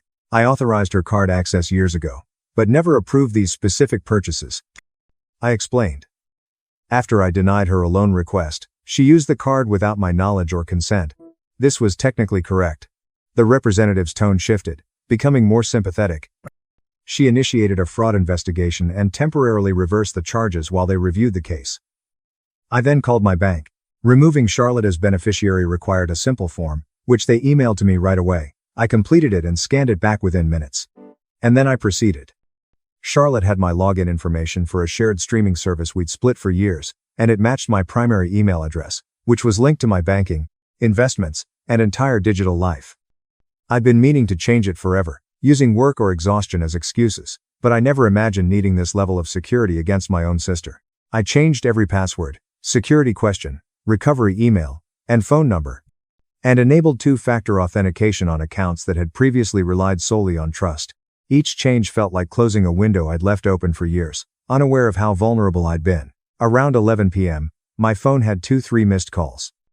The overnight representative seemed perplexed by my urgency until I explained that I was protecting my assets from family members who had access to my personal information. I then contacted my investment broker and added additional security protocols, including verbal passwords for all transactions and no changes to beneficiary designations without in-person verification and government ID. That's actually more common than you think, she said politely. I'm setting up the extra protection now. Your accounts are securely locked down. Finally, around midnight, I opened my email and sent a message to everyone in my immediate family. I'm relocating to Barcelona for a consulting assignment. I will not co-sign Charlotte's mortgage, contribute to her down payment, or continue to share financial access with family members. Every account has been secured. This is not negotiable or open to discussion. I wish everyone well. I provided my professional email address, which they did not have, and stated that my personal email would be discontinued. Then I pressed send and shut down my laptop. Sleep appeared impossible, but exhaustion drew me under around 2 a.m. I awoke at 7 a.m. to my phone persistently vibrating despite being in silent mode. The screen displayed 62 missed calls, 34 text messages, and 12 voicemails. I made coffee first, then sat down and started reading. Charlotte's text became increasingly angry, desperate, and threatening throughout the night. 1:15 a.m. You're petty. I cannot believe you completed everything. We needed that card to cover closing costs. 1:47 a.m. Ethan is furious. You have ruined everything. The house is going to collapse because of you. 2:23 a.m. Dad is right. You are selfish and immature, and you will end up alone with your stupid career. 3:08 a.m. Thank you, Olivia, please. We are family. I beg you to reconsider. 3:45 a.m. Fine. Keep your money, but don't come back when your Barcelona dream falls through. Dad's voicemail messages were colder. You've made your decision. Do not expect to be invited to family events. Your mom is devastated. I hope what you're pursuing is worth losing all of us. Mom left one message, her voice full of tears. I don't understand why you are so cruel to your sister. She has always looked up to you, and this is how you repay her love. The last one nearly broke my resolve. Almost. Then I remembered being 14, working my first job at a frozen yogurt shop and saving for a school trip to Washington, D.C. I kept my money in a lockbox under my bed. One morning, half of it was gone. Charlotte had taken it for a concert ticket, and when confronted, Mom had said, "She's your older sister. Sharing is what families do." I'd never been to Washington. The coffee tasted bitter, but I drank it anyway, feeling the caffeine sharpening my mind. I had 4 days until my flight. I had 4 days to finish severing ties in order to prepare for a life in which my family's emergencies were no longer a mandatory crisis. Around 9 a.m., Charlotte called from Ethan's phone. I responded, curious about the new angle she'd take. Olivia. Ethan's voice is measured and diplomatic. Look, I believe things became heated last night. We're all stressed out about the house situation. Can we meet for coffee and discuss this like adults? There's nothing to discuss. My decision is final. I understand your frustration, but shutting down the credit card in the middle of our closing process was excessive. Charlotte has been crying all night. She had no idea those charges would cause such a problem. She charged nearly math BBS $7.0 without asking permission. Ethan, while demanding an additional math BBS $45.0. What part of that seems acceptable to you? His pause extended far enough that I could hear Charlotte coaching him in the background, Her voice an urgent whisper. She assumed the card was still available for family use, he said finally. She attempted to furnish our future home. Make it nice for when we have children. After I explicitly refused to fund your down payment, my voice remained level, which appeared to unsettle him more than anger would have. Ethan, I sincerely hope you two can work out the housing situation, but not with my financial support. Are you really going to let your sister lose her dream home over this? Charlotte is 35 years old, married, and earns 2 incomes. If you can't afford this house, consider something less expensive. That is what adults do. I hung up before he could reply. The following 3 days blurred together. Packing, forwarding mail, and discussing an early lease termination with my landlord, Mrs. Patterson was surprisingly accommodating when I explained that I was leaving for Barcelona 4 months ahead of schedule. She'd lived in Spain for a decade in her 20s and spoke wisely about Mediterranean sunsets and the freedom to reinvent. You're doing the brave thing, she said, agreeing to a fair early termination fee that I could easily pay. Most people spend their entire lives thinking about it. Every evening, my phone's missed call count increased. Several cousins, family friends, and even Charlotte's college roommate, whom I'd met only twice. Everyone had been recruited to persuade me that I was making a terrible mistake by severing family bonds over money and betraying the sister who had always been there for me. On the second day, my cousin Maxwell arrived at my apartment unexpectedly. I opened the door to find him standing there with coffee and an apologetic expression, which immediately put me on edge. Before you slam the door, he said, I'm not here to lecture you. Can I come in for 5 minutes? Despite my better judgment, I let him in. He surveyed the half-packed boxes and the growing pile of items tagged for donation. You're really doing this, he said, sounding impressed rather than judgmental. I really am. Derek set the coffee on my kitchen counter and leaned against it, arms crossed. Your dad called my mom, asked her to contact me, and I would talk some sense into you. He painted a picture of you abandoning the family in their time of need. And you came to deliver that message? Hell no, I came to tell you I think you're a badass. He grinned. Charlotte's been a nightmare since we were kids. Remember when she convinced everyone I'd stolen money from Grandma's purse at Christmas? Turned out she'd taken it for some limited edition makeup palette. But I was the one who got grounded for 3 months. I'd forgotten about that incident, but it came back to me now. Maxwell's protests of innocence, Charlotte's tearful insistence that she'd seen him near Grandma's purse, and the family division that had lasted well into spring. Why didn't anyone believe you? I inquired. The same reason they don't believe you now. Charlotte has always been good at playing the victim while orchestrating chaos. He picked up his coffee cup. Anyway, I wanted you to know that not everyone thinks you're the villain here. My mother doesn't either, for what it's worth. She just won't contradict your dad publicly. After Derek left, I felt a little less isolated, but the calls kept coming, each from someone who had blindly accepted Charlotte's version of events and couldn't believe that the quiet, responsible younger sister could have legitimate complaints. My former college roommate, Isabel, called that evening, and unlike the others, she said, tell me your side. So I did. I explained the years of small borrowings that became large debts, the expectation that my success existed to subsidize Charlotte's lifestyle, the credit card charges, the co-signing demand, and my parents' ultimatum.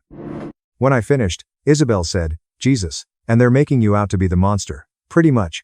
Olivia, I've known you for 12 years, and you're the person who budgeted for 6 months before buying a new laptop. The idea that you'd refuse to help family over petty selfishness is insane.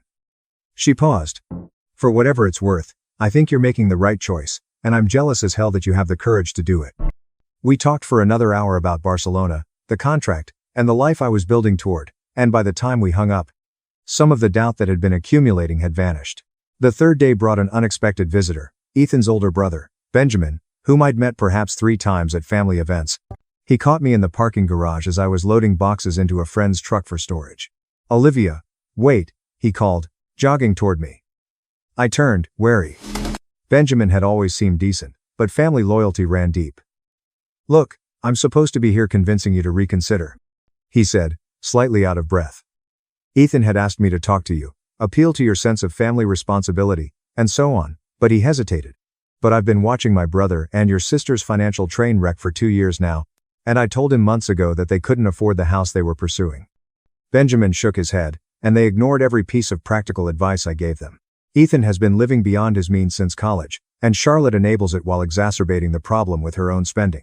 I had assumed Ethan was the stable one, the responsible husband grounding Charlotte's impulsiveness. Their credit is terrible, Benjamin continued. They've maxed out multiple cards, are barely making minimum payments. and somehow convinced themselves that a massive mortgage was the solution. When Ethan told me they'd lined you up as a co-signer, I warned him you'd be insane to agree. He didn't mention it, of course, because I also told him that if they defaulted, they'd destroy your credit and probably your career prospects. He looked me in the eyes and said, "Dodging this bullet is the smartest thing you could have done." After Benjamin left, I sat in my nearly empty apartment, feeling vindicated but also unsettled, wondering how many other family members privately agreed with me but publicly supported Charlotte out of obligation or fear of conflict. That night, I received an email from Charlotte herself. No subject line, just several paragraphs of raw emotion. "Olivia, I've spent the last 3 days trying to understand how you could be so cruel. We're sisters. We shared a childhood, parents, everything, and the first time I asked you for real help, you turned your back on me. Do you remember when you were 16 and wanted to go to that art program in Rhode Island? Mom and Dad said it was too expensive, so I used my graduation money to help pay for it. I've always sacrificed for you, and now I'm asking for the same support, and you're acting as if I'm a stranger trying to scam you. I was furnishing our house with credit card charges, a place where you'd be welcome at any time, and where your future nieces and nephews would have grown up knowing their aunt. But instead, you've chosen a job over family, money over love, and when you're sitting alone in some foreign country with nobody who actually cares about you, remember that you made this choice." I read it twice, then opened my documents folder and found the art program information from 16 years ago. It took some searching, but I eventually found the financial records my parents had kept, and the program had cost $Math BBS 3, $0. Charlotte's graduation money had gone toward a car, a detail I remembered vividly because she had driven it to my high school graduation and accidentally scraped the bumper, which I had felt guilty about for years despite the fact that I hadn't been driving. Mom and Dad had contributed $800, and the remaining $400 had come from our grandmother, not Charlotte. I didn't respond to her email because there was nothing to say to someone who would lie that egregiously and expect to go unchallenged. I awoke at 4 a.m. on the morning of my departure, too agitated to sleep. Perhaps she had always known the truth and counted on me not checking. I made coffee and stood by my apartment window, watching Philadelphia's pre-dawn streets, wondering if I'd feel nostalgic later for this view, this city, this life I was leaving. I didn't feel nostalgic, I felt free. My phone buzzed with a text from my mother, "Please don't go. We can work this out. Family is everything." I stared at that message for a long time. Family is everything, the phrase that had governed my entire existence, that had been wielded like a weapon every time I considered prioritizing myself. But family wasn't everything. Some families were toxic, some families demanded you set yourself on fire to provide them with warmth, and some families loved you conditionally, only when you were useful, compliant, and willing to give up your dreams for their comfort. I typed back. Families should want what's best for each other. This is what's best for me. Then I silenced my phone, gathered my luggage, and headed for the airport. But Charlotte had never been there for me. Not when I'd worked 3 part-time jobs to avoid student loans and she partied her way through undergrad on Mom and Dad's money. Not when I'd spent my 27th birthday alone in a hospital waiting room during an appendectomy because she'd been too busy with wedding dress shopping.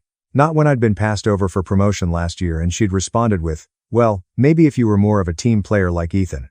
The realizations kept coming, each one a small earthquake, rearranging my internal landscape. The night before my flight, I had a moment of doubt. I sat in my empty apartment, surrounded by suitcases and boxes designated for storage, and considered calling Charlotte, apologizing, and finding some compromise that would restore the family peace. Then my phone rang. Unknown number. Against my better judgment, I answered. "Olivia, this is Aunt Eleanor, my mother's older sister, a woman I'd always respected for her directness." "Hello, Aunt Eleanor. I'm calling because your mother asked me to, but not for the reason she thinks." Eleanor's voice carried a wry amusement, "and she wanted me to convince you to help Charlotte with this house purchase. Instead, I'm calling to congratulate you on your new job and to see if you need anything before leaving." The kindness caught me completely off guard, and my throat tightened. "Thank you," I managed. "Your mother means well, but she's always enabled Charlotte's entitlement, as has your father. They've spent 3 decades treating you as the responsible one who doesn't need support because you're so capable, while Charlotte is rescued from every consequence." She paused.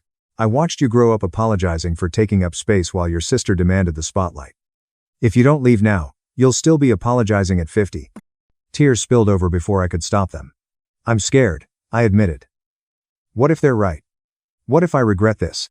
"You'll regret it in Barcelona with an international career and your savings intact," Eleanor said firmly. We talked for another hour, And she told me stories about my mother and Charlotte's relationship that I'd never heard before. Patterns that appeared to be repeating themselves across generations. It was much better than regretting it in Philadelphia, where you were broken and resentful, wondering what you could have become. When we hung up, something settled in my chest. Not exactly certainty, but the absence of that desperate need for family approval that had governed my decisions for 3 decades. I boarded the flight at $6 Mathram, 12, Mathram PM, $. The next day. My phone stayed in airplane mode. Barcelona welcomed me with golden light and Mediterranean warmth. My new company had arranged an apartment overlooking a narrow street lined with cafes, their outdoor tables filled with people speaking rapid Spanish, their laughter rising toward my 3rd floor.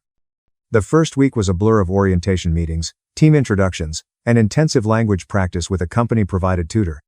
My supervisor, Sophia, was demanding but encouraging, pushing our team toward innovative approaches while trusting our expertise. And she introduced me to her network throughout the city. And suddenly, I was having dinners with professionals from 6 different countries, discussing projects and possibilities I'd never imagined accessible. 2 weeks later, I finally checked the phone number I'd kept active for emergencies, and there were 43 new voicemails. I deleted them without listening, but I did read through the texts, watching the evolution from anger to bargaining to a kind of resigned hostility. Charlotte's final message, sent 3 days after I left. The house fell through, and Ethan's parents had to co-sign a different property in a worse neighborhood because you weren't the only one who refused to help us. I hope you're happy. You've destroyed our future for your selfish adventure. A week later, I received a Facebook message from someone I hadn't thought about in years. Rachel, Charlotte's maid of honor from her wedding. Reading that, I felt something, but it wasn't guilt. It was clarity. Their backup plan had involved multiple people refusing to take on their financial risk, and I wasn't the villain. I was simply the first person who'd said no. We'd never been close, but she'd always been nice to me at family gatherings. Olivia, I hope this doesn't come across as intrusive, but I wanted to reach out because Charlotte's been constantly posting about what happened, painting you as this selfish monster, and it's not sitting right with me. I've known Charlotte for 15 years and have seen her pull similar stunts on other people. Rachel told me stories I'd never heard before. Charlotte borrowing money from mutual friends and never repaying it, Charlotte taking credit for group projects in college, and Charlotte manipulating situations to ensure she always came out looking like the victim or the hero. You're the first person who said no and stuck to it. We ended up video chatting that evening. Rachel reminisced about a time in senior year when Charlotte persuaded 3 of us to put down math BBS $400 each for a beach house rental for spring break. When she discovered the place was already booked, she took our money and saved it for the following year, which never came. Why did you remain friends with her? I inquired. Rachel's expression turned rueful. Honestly, because being on Charlotte's good side was easier than being on her bad side. She's charming and entertaining when she wants to be. But if you cross her, she'll launch a campaign against you that makes high school bullying appear subtle.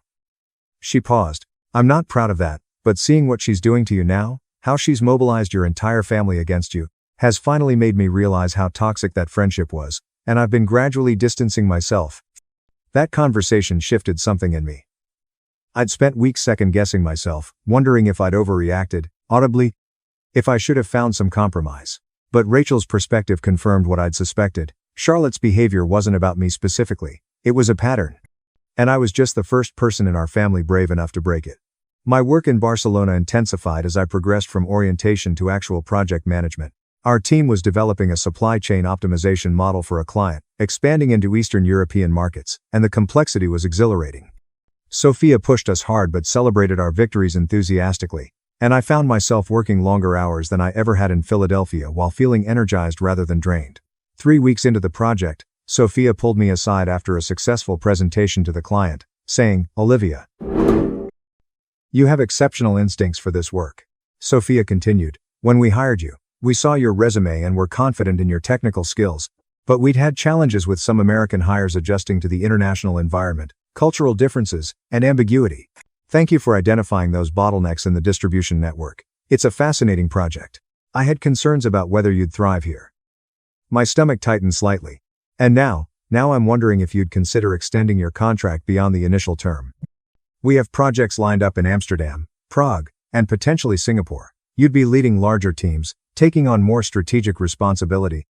She told me. Essentially, I'm asking if you'd be interested in making this permanent rather than temporary. The offer was everything I'd hoped for, but hadn't expected it to come so quickly. I told Sophia that I would need some time to think about it, but I already knew the answer. The life I was creating here felt more authentic than the one I'd left behind. That evening, I walked through the Gothic Quarter, watching tourists and locals mix in the plazas before calling Isabel. They offered me a permanent position. I told her about my international projects, significant raise, and leadership track. Olivia, that is incredible. Will you take it? I believe so. But it entails fully committing to this life. No more pretending that this is only temporary. There is no longer a safety net of returning to Philadelphia if things do not go as planned. Would you like to return to Philadelphia? Isabel inquired pointedly. I reflected on my empty apartment, my family's conditional love, and the weight of expectations I had carried for 3 decades. No, I honestly don't. Then stop treating this incredible opportunity as if you need permission to be happy. Take the job, build your life, send me photos of Barcelona sunsets, and make me jealous. I accepted Sophia's offer the following day. Signing the contract felt like the moment the plane's wheels left the runway. That moment of determined flight when turning back becomes impossible. My new permanent status necessitated paperwork, visa extensions, opening a local bank account, and securing a long-term apartment. Each administrative task felt like planting roots and anchoring myself in this new reality. I spent weekends looking for an apartment, eventually finding one near Park de Della with tall windows and a small balcony where I could drink morning coffee and watch the neighborhood wake up. The day I signed the lease, I took a photo of the empty living room, sunlight streaming across hardwood floors, and posted it to social media with a simple caption, "Home." Within hours, comments poured in from college friends, former colleagues, and Philadelphia acquaintances congratulating me. However, family members, cousins, my uncle, and even some of my parents' friends commented with variations of "beautiful" and "so happy for you." Regardless of the family drama, those statements of support felt pointed and deliberate. Charlotte declined to comment, but she did send a direct message. "Cute apartment. Must be nice to spend my house money on yourself." I quickly blocked her, surprised by how little hesitation I felt. Around this time, Sophia suggested that I start therapy with an English-speaking psychologist. Dr. Martinez specialized in expats and cultural adjustment, but our sessions quickly shifted to addressing family dynamics and the guilt I still felt about choosing myself. During our third session, Dr. Martinez noticed that you discuss your family's needs as if they were objective facts. But needs and wants are not the same thing. Your sister wanted your money. She didn't need it. But the house? There are thousands of houses. If they couldn't afford that particular house, they could have chosen another. Their desire became framed as a need to manipulate you. The sessions helped me realize how deeply I had been conditioned to prioritize others' desires over my own.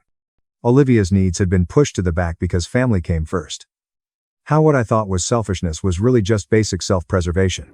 Weeks became months. The consulting project exceeded all expectations. Our team finished ahead of schedule and under budget, and the client was already negotiating an extension.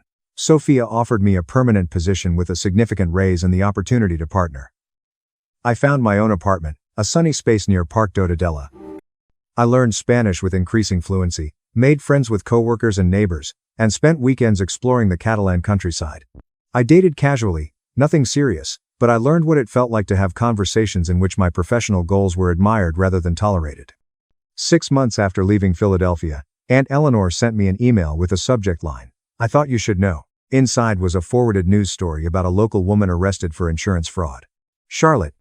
The details were sparse, but it appeared that she and Ethan attempted to stage a burglary at their rental property in order to collect on an inflated contents policy. The investigation turned up previous suspicious claims. I read it 3 times and felt strangely detached.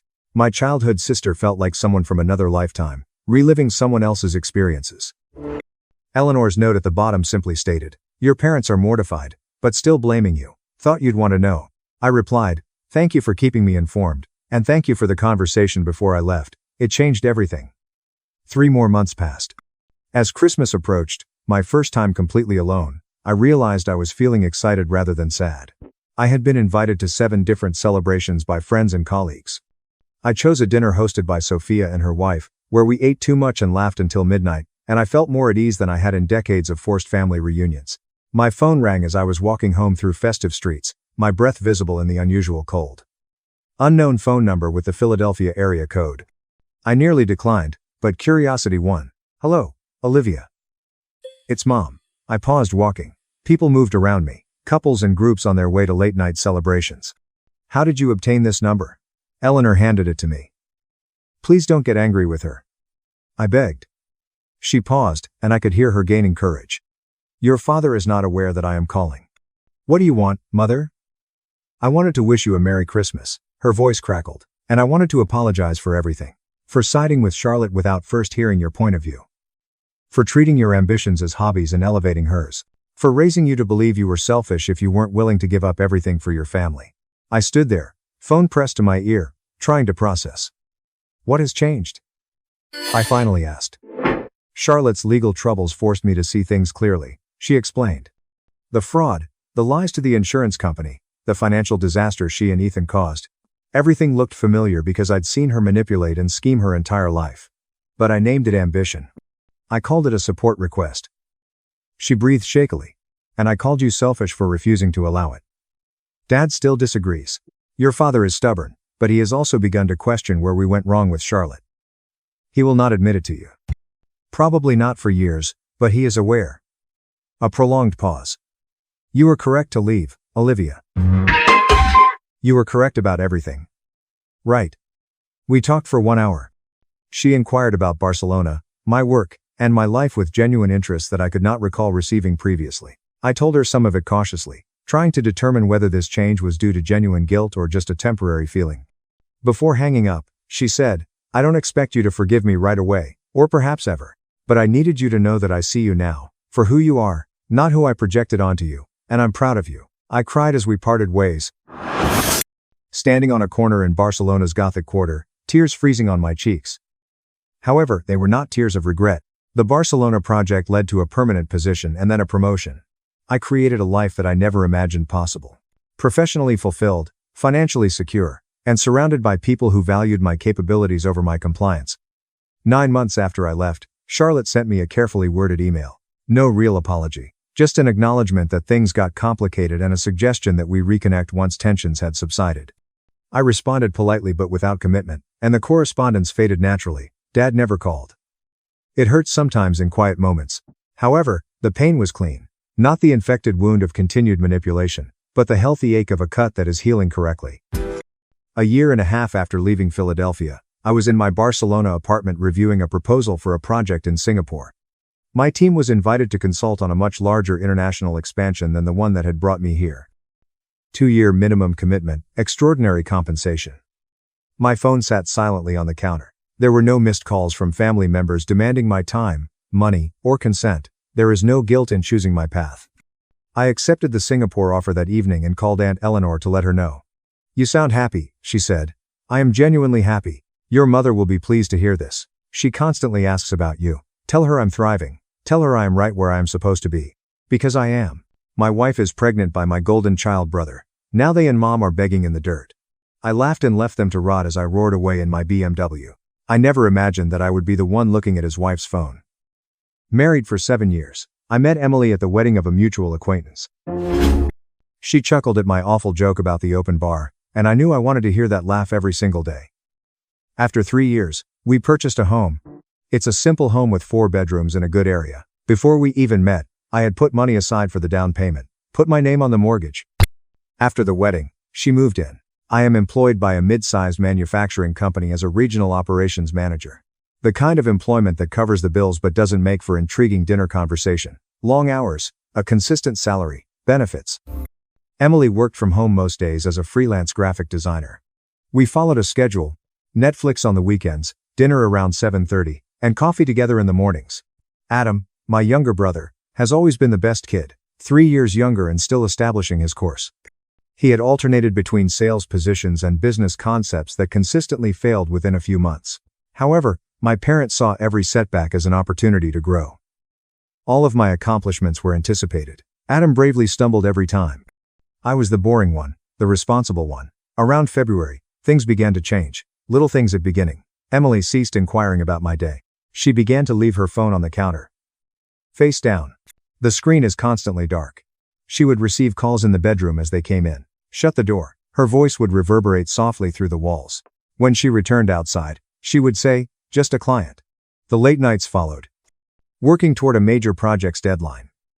Getting cocktails with a prospective customer. She would return home after 9:30 or even 10:30, with an unfamiliar cologne scent.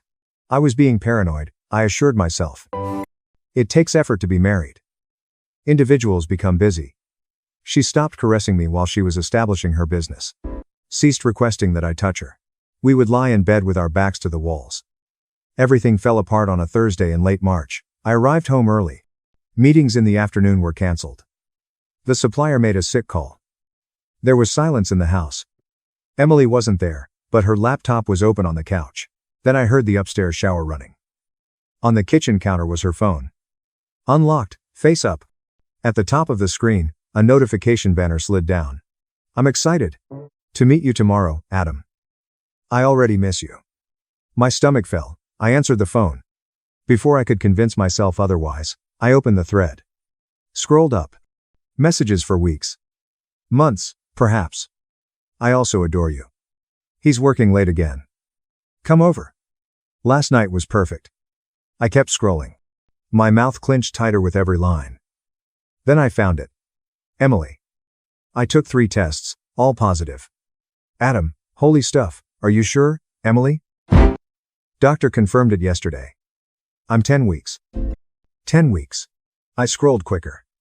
Adam, what do we do? Emily, I talked to a legal acquaintance. If we wait until after the baby's born to file, he'll have to pay child support regardless of paternity, even when the truth comes out later. Adam, that's brilliant. What about alimony, Emily? She stated, I could get at least $math BBS 1, $500 a month for 4 years, maybe more. Depending on the judge. Adam, what are we looking at between alimony and child support? A monthly salary of $3.5 grand. Most likely Emily. He earns a respectable salary. Adam, sufficient to support our new life together. I almost feel sorry for myself. Don't, Emily, he will live. He always does. I had a tunneling vision. I continued to read. When should we tell Adam? After the baby arrives, Emily. Everything will be prepared. Adam, the apartment, the lawyer, the custody agreement, the clean break, and Saturday's family meal. Emily, are we still announcing the pregnancy? Yes. Watch his response. We'll know if he has any suspicions. He won't, Adam. He has no idea. I know, Emily. This is why it's so simple. Upstairs, I heard the shower shut off. I returned the phone to its original location, entered the living room, took a seat on the couch, and gazed at the wall while hearing footsteps on the stairs. Wrapped in my bathrobe, Emily emerged in the doorway, her hair damp. When she saw me, she grinned. I didn't hear you enter, sweetie. Meetings were adjourned early. She approached and planted a kiss on the top of my head. Do you want to get Thai food tonight? I'm worn out. Yes. Are you all right?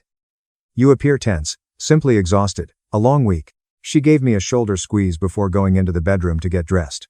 On that couch, I sat, paying the mortgage on the life I had created in the house I had purchased. 2 days away, on Saturday, was the family meal.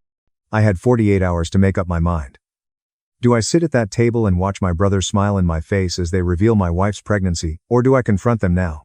I went with choice number 2. It was a foggy Friday. I arrived home from work and pretended to be normal. During supper, Emily kept looking at me as if she was waiting for something, but I didn't give it to her. She answered me simple questions, cleared my plate, and nodded when she discussed her design projects. She was anxious on Saturday morning.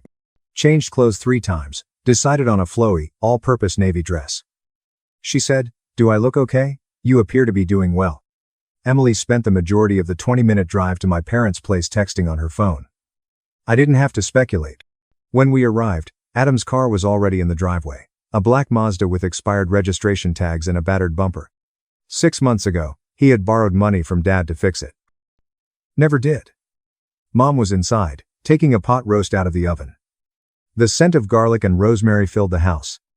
Dad was watching a basketball game while lounging on his chair. Adam was smiling as if he had already won something while splayed out on the couch with a beer. "He's there." Adam yelled. "How are things going for you at work?" "Big brother, as usual." "You're still pounding, don't you? It must be draining. The bills must be paid by someone." He chuckled. Emily glanced at him. He sipped his beer once more. At 6:30, dinner was served. Green beans, mashed potatoes, and Mom's pot roast. Everyone dove in once, Dad said, "Grace." It was an ordinary talk.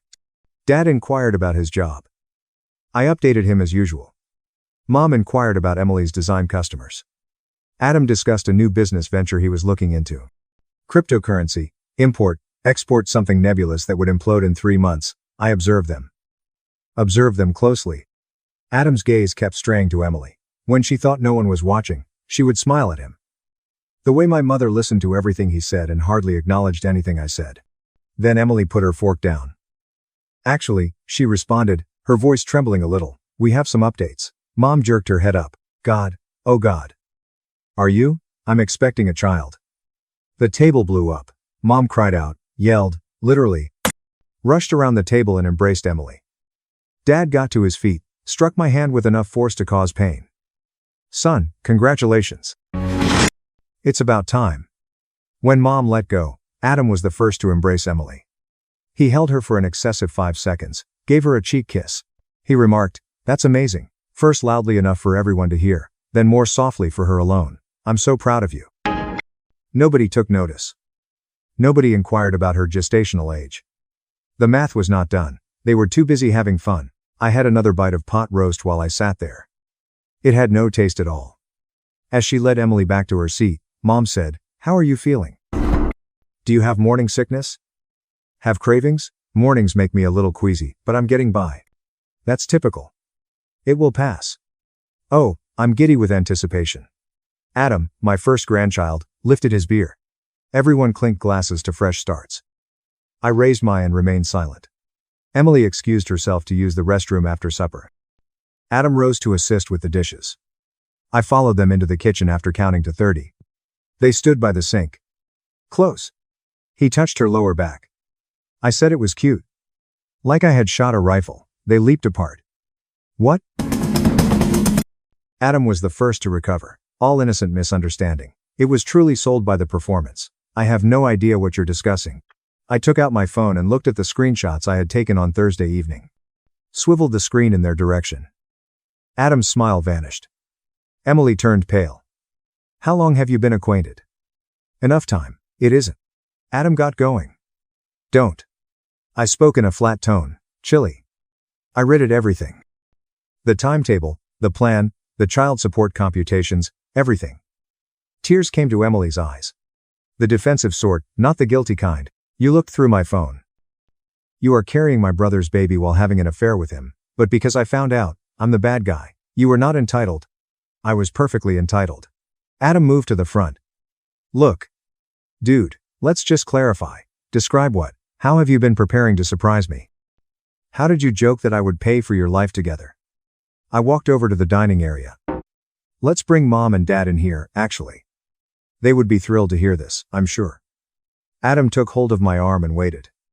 I pulled it out. Simply wait. Can we have an adult conversation about this, adults? I chuckled. Do you want to discuss becoming an adult? Adam remarked, I made a mistake.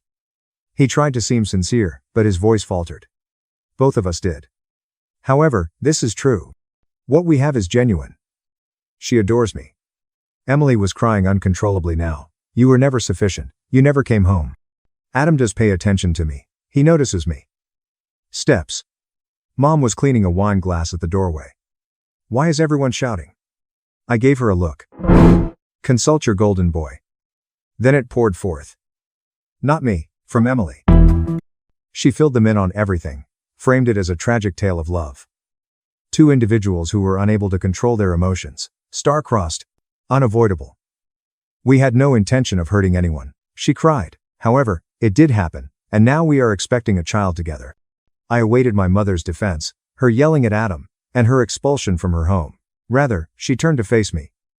You must relax. Please pardon me. Everyone finds this difficult. It won't help to get upset. Difficult for everyone. I gazed at her. My wife and Adam have been having sex, and they are now in love. Mom explained everything in that way. People separate with time. It does occur. This calls for maturity on your part. Behind her, Dad materialized. Your brother finally found someone who makes him happy. You should be supportive. She's my wife, and maybe she wasn't meant to be. Dad replied, sometimes these things work out for the best. Adam wrapped his arms around Emily. She leaned on him. I looked at each of them and said, we're family. Mom responded, family forgives. Family moves forward. You're all insane. my wife, brother, and parents. After that, I went outside, got into my car, drove home, and spent an hour sitting in the driveway. I made a call to a divorce attorney on Monday morning. 4 months passed during the proceedings. I was portrayed by Emily's lawyer as being domineering, emotionally aloof, and possibly abusive. On her behalf, my mother gave a testimony, said that I was never present, never showed affection, and that I was constantly at work. Adam played the hero and said that Emily needed emotional support, which is why he got involved. In the settlement, I lost my automobile. It had to be sold. Divide the money. Alimony was ordered by the judge. Mothmuth S1 $500 a month for 4 years. The state of California is no fault. Emily's attorney contended that she had made contributions to the home, but my attorney clarified, infidelity doesn't impact the ruling. But I kept the house, premarital asset deed in my name. Title clear. They fought for it hard, merited equity. The judge didn't agree. I stood outside the courthouse and looked at that paperwork as the papers were signed. A black and white list of everything I had lost. All but the one thing that was important. The house was still mine. The day after the divorce was finalized, Adam moved into Emily's new apartment. Mom called to let me know, so I know. Said I should wish them luck since they were starting again. I ended the call with her. We didn't speak again for 3 years after that. That evening, I blocked them all. Emily, Adam, Mom, and Dad. The following morning, I changed my number. I deleted all of my social media accounts. LinkedIn, Facebook, Instagram, and anything else. They would need to come in person if they wished to get in touch with me. Still, Mom made an effort. During the first week, I made 3 calls to my workplace. She was filtered out by my assistant. Once more, your mother is online and would remark, tell her I'm unavailable. She says it's urgent. This is untrue. The voicemails accumulated. I never paid attention to them. Every few days, just delete them in batches. 16 messages. 25. 35. They eventually stopped visiting. Adam only ever came to my house once. It was nearly midnight on a Thursday night. I heard someone beating on the front door while I was in bed. He was standing there swinging in the porch light as I looked through the window. Intoxicated. Man, hurry up. He shouted, let yourself be open. We must speak. I made a police call, informed them that a drunk man was on my property and would not leave, told them his name and the model and make of his car. 12 minutes later, they showed up. They made him sit on the curb, ran his information, and instructed him to go home while I watched from the window upstairs. He never returned. Without Emily, the house seemed enormous. There are 2 bathrooms, 4 bedrooms, and a kitchen that I hardly ever used. I assumed we would fill it when I purchased it. Children, perhaps a dog. The sound of my footfall on wooden flooring was all that was left. The alternative was to sit in that empty house and go crazy. So I immersed myself into my work. Arrived at 6:30 and departed at 8. Took up every project that no one else was interested in. Supply chain optimization, vendor negotiations, cost-cutting projects, the kind of laborious, meticulous job that necessitated 60-hour work weeks and no social life. I didn't give a damn. There was nothing else I had. After 3 months, I discovered a shipping logistics inefficiency that was costing us math BBS $45, $0 a month. It was fixed.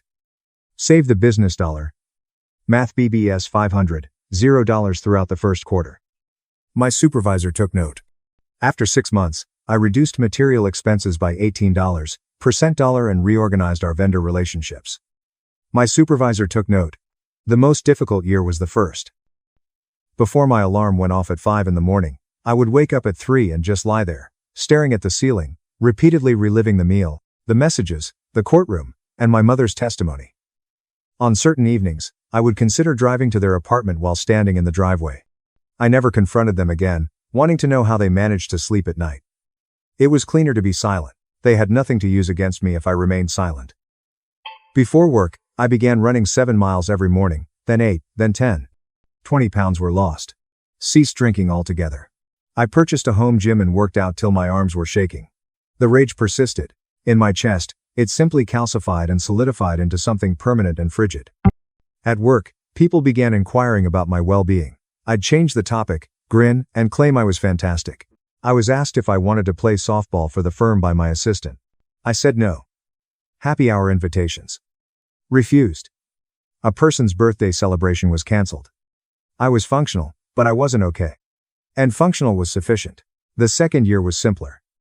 The house began to feel like mine instead than vacant. I got new furniture, painted the bedroom, and got rid of everything that made me think of her. The kitchen table, the framed pictures, the couch we selected jointly, everything. Went back to sleeping through the night. I stopped looking at my blocked call history. I stopped wondering if they were thinking about me or what they were doing. I received a promotion to senior regional manager. More responsibilities, modest raise. I accepted it without haggling. I told my manager that before requesting more money, I wanted to actively demonstrate my worth in the position. That he respected. I stopped keeping track of the days I didn't give them any thought, ceased evaluating my life in relation to the divorce. Simply lived, worked, ran, lifted, slept, and so on. Then, nearly 2 years after I discovered those texts, on a Tuesday morning in late March, my supervisor summoned me to his office, saying, "Shut the door." His voice was not that of a casual manager. This was serious. After shutting the door, I took a seat across from him. A folder slipped over his desk. "I need to discuss your future here with you." I had worked at the company for 7 years, survived 2 rounds of layoffs, and successfully completed 3 unsuccessful projects. I had saved them more than $1 million in only the past 2 years. I opened the folder after hearing my supervisor say, "Senior regional manager isn't big enough for what you're capable of." My initial reaction was, "I'm getting fired." "You've been destroying it." Above is the job description. Western Division Director of Operations. You would be in charge of 6 facilities. Go straight to the Vice President. We're discussing authority, budget, team formation, and important strategic decisions. He reclined in his seat. "Although that's a significant leap, you deserve it." I skimmed the page about compensation. Base pay of $math BBS $150, $0, up to $20, $% in performance bonuses. $40, $% more in stock options than I was earning. He added, "There's one more thing now." He produced a set of automobile keys. The fob bears the BMW logo. Fully stocked company automobile 5 Series. As long as you are in the position, it is yours. Gas, insurance, and upkeep are all covered. I gazed at his desk's keys. He went on, "I know this is a lot to process. Enjoy the remainder of your day. Consider it, tell me on Monday." He arched an eyebrow and said, "I don't need until Monday. Where should I put my signature?" He smiled. I was hoping to hear that. "That's where I signed the offer letter." He said the car was waiting in the executive lot after shaking my hand. Gave the keys to me. "Go celebrate," he urged. I stumbled out of his office and said, "You've earned it." I informed my assistant that I would be taking the afternoon off. For the first time in 2 years. Traveled to the parking garage using the elevator. Spot E7 was occupied by the BMW, windows colored jet black. The dealer plates were still on it. I entered. Digital dashboard, leather upholstery. It had the scent of new beginnings and triumph. I signed the documents transferring it to my name as a company vehicle and drove directly to the dealership. Then I just drove, windows down, listening to the motor purr, taking the picturesque route along the shore. I discovered the mails for the first time since that Thursday. I thought I had won something. I went to Meridian House, a steakhouse with a dress code and a wine list longer than the menu. That evening, I ordered a 16-ounce medium rare ribeye and a bourbon that I couldn't have purchased 3 years ago, and I sat down at the bar. The bartender struck up a conversation. "New job, special occasion. Congratulations, dude. That's enormous." It was enormous. Everything they attempted to take away from me had been rebuilt, better than it was. I stood beside the BMW in the parking lot after supper. The hood was illuminated by orange light as the sun began to set. I snapped a picture on impulse. With the city skyline in the background, it's just me leaning against the automobile. It had been 3 years since I had used social media. After the divorce, everything was erased.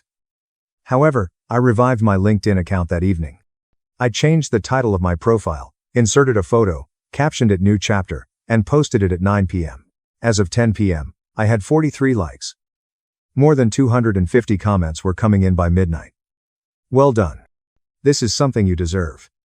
You look great, dude." Friends from college, former coworkers, and others I hadn't spoken to since before the marriage. I felt lighter than I have in years when I went to sleep. The following morning, the call began. "The number is unknown." I disregarded it. It called back right away. I left a voicemail for it. During a pause, I checked my voicemail. "It's Mom, honey." She was trembling when she spoke. "I came across your post. We must speak. Kindly give me a call back." It's crucial. It has to do with Adam. I removed it. That afternoon, she made 6 more calls. The number was blocked by me. Then a second unknown number began phoning. I left them all in voicemail. I received 16 messages by Thursday. I didn't listen and erased them. My aide buzzed my office on Friday morning. Someone is requesting you in the lobby. All day. I'm in meetings. Receive a message. I made an effort. She isn't going anywhere. She claims to be your mom. I froze my hand over my keyboard. She's in tears. Quietly, my assistant added, creating a commotion. Security will soon become involved. I closed my eyes and inhaled deeply. Give me 5 minutes. I discovered her in the foyer, holding a tissue, her hair disheveled, mascara smudged. She appeared shattered, smaller, and older. She began to cry more when she saw me. We must speak, she said. No, we don't. She grabbed my arm and said, please. Only 5 minutes. Please. It has to do with Adam and Emily. They're having problems. Serious problems. Everyone was gazing. A receptionist. 2 accounting people. My helper was standing close to her workstation. Presumably prepared to call security with the phone in hand. I said, conference room. I walked her down the corridor now. Still holding onto the tissue, she trailed after. I drew the blinds closed and closed the door. Speak. She fell onto one of the chairs. Complete collapse. Shaking shoulders, breathing heavily in between sobs. I waited while keeping my arms crossed. Adam was laid off. At last, she succeeded. He applied everywhere 6 months ago. Hundreds of applications. He will not be hired. I remained silent. Now the baby is almost 2. The cost of daycare is absurd. Diapers, formula, and doctor's visits.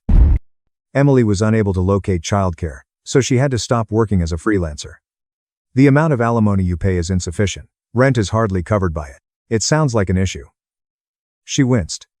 They are behind by 3 months. Eviction is being threatened by the landlord. There is nowhere for them to go. Not a problem for me. He is your brother. No. I spoke in a cold tone. When he concluded that my wife's bed was more comfortable than his own, he ceased to be my brother. Even though that was 3 years ago, I still remember every detail of it. She looked up at me after wiping her eyes. You're doing so great right now. We saw that car, that promotion, and your post. You have the means to assist them. In court, you gave testimony against me. What? The divorce process. You informed the judge that I was emotionally detached when you were on the stand, never expressed love. Made Emily feel abandoned. Do you recall that? Her complexion turned pallid. You supported her deception and assisted her in portraying me as the bad guy. I had to be the bigger person since Adam had at last found happiness. I rested my head on the table. You want me to save him now? We were mistaken, she muttered. I was mistaken. Though they're desperate, I should have stood with you. In all of this. Your nephew is innocent. He's not my nephew. He is Adam's child. Please. She got to her feet and took both of my hands. Hers trembled. I beseech you. They have nothing. I am retired, as is your father. We cannot continue to assist them. There are a lot of bills. Medical costs. For months, the infant suffered from colic. Continues to see a specialist for reflux problems. Almost none of it is covered by insurance. I withdrew my hands. Simply visit them. She stated. See how bad it is. Maybe then you'll understand. I completely get it. They made their decisions. They now reside with them. She took out a crumpled piece of paper from her purse. Their address is this. Simply drive by. You are not even required to enter. Just observe. She put it against my hand. I'm only asking for that. Please. I glanced at the paper below. A location in a section of the city I had never visited. The kind of area where people avoid eye contact and car alarms go off at night.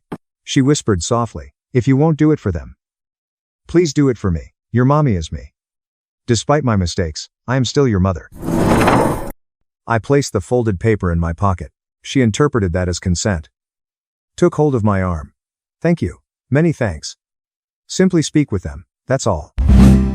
You'll depart. I didn't say I'd help. I opened the door to the conference room. You must go.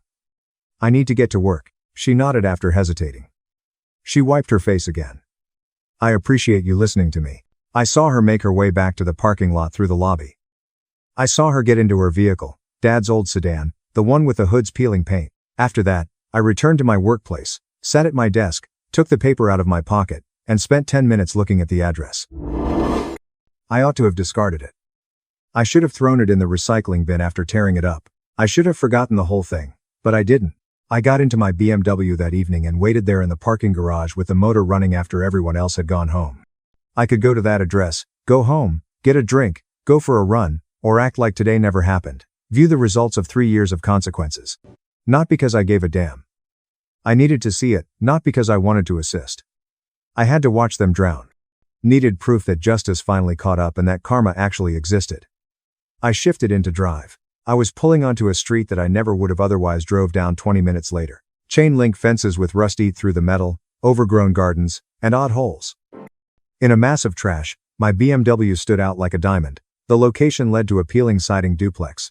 In the driveway sat a beaten-up Honda Civic with a cracked windshield. I ruined the engine and parked across the street. Inside, lights were on. I could make out movement and shifting shadows through the window. Then I heard it, the high-pitched, continuous sobbing of a baby that never stops. I simply watched and listened for 5 minutes. After that, I exited the vehicle and approached the front door. I made 2 knocks. The sobbing became more intense. Steps. The door parted. Emily was standing there with a toddler on her hip who was wailing. She wore her hair in an untidy bun and it was greasy.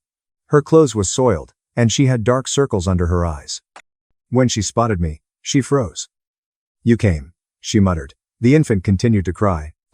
She stopped registering it and bounced him robotically as if she had been doing it for hours. From within, "Is that Adam's voice?" He materialized behind her, wearing sweatpants and a t-shirt with holes in it, unshaven and slimmer than I remembered. "Holy shit. You did come." I remained at the doorstep. Adam said, come in, please."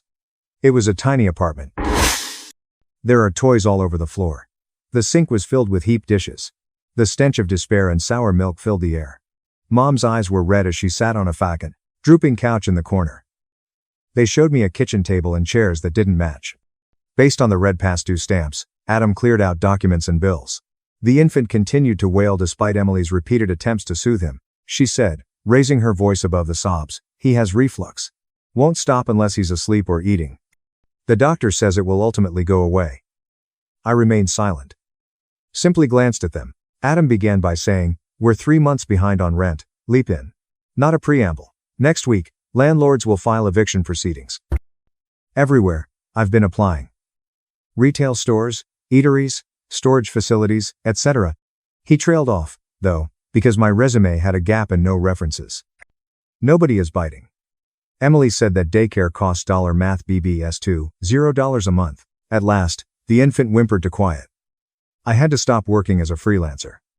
I can't watch him and work at the same time. The majority of the rent is covered by your alimony, but you also have to pay for electricity, food, formula, diapers, and medical expenses. Twice a month, he visits a specialist. Adam interrupted. We still have to pay math BBS $400 out of pocket for each appointment, even though insurance covers portion of it. I reclined in my seat. Allow the quiet to last. Adam gave Emily a quick look. She turned to face Mom. Mom's eyes were beseeching when she looked at me. Adam said, I know I screwed up, at last. I know I don't deserve your help, but we're family. You're doing amazing now. We saw your post. That car, that promotion. You worked hard for it. You earned it. And I'm proud of you, man. I really am. We made mistakes, Emily stated as she began to cry. I was selfish. I hurt you. I destroyed what we had. I don't expect forgiveness, but please, for him. She gave the child a nod. He didn't ask for any of this. Mom got up, approached me, and placed her hand on my shoulder. Please, honey. They need you. Just a few hundred a month, alone. Anything. I gave them all a look. Adam's hands are fidgeting. Emily, with tears in her eyes. Mom was holding onto my shoulder as if it were a lifeline. Then I got to my feet. Wait. Adam leaped to his feet. Where are you going? I made my way to the door. Please. Adam was next. Just think about it.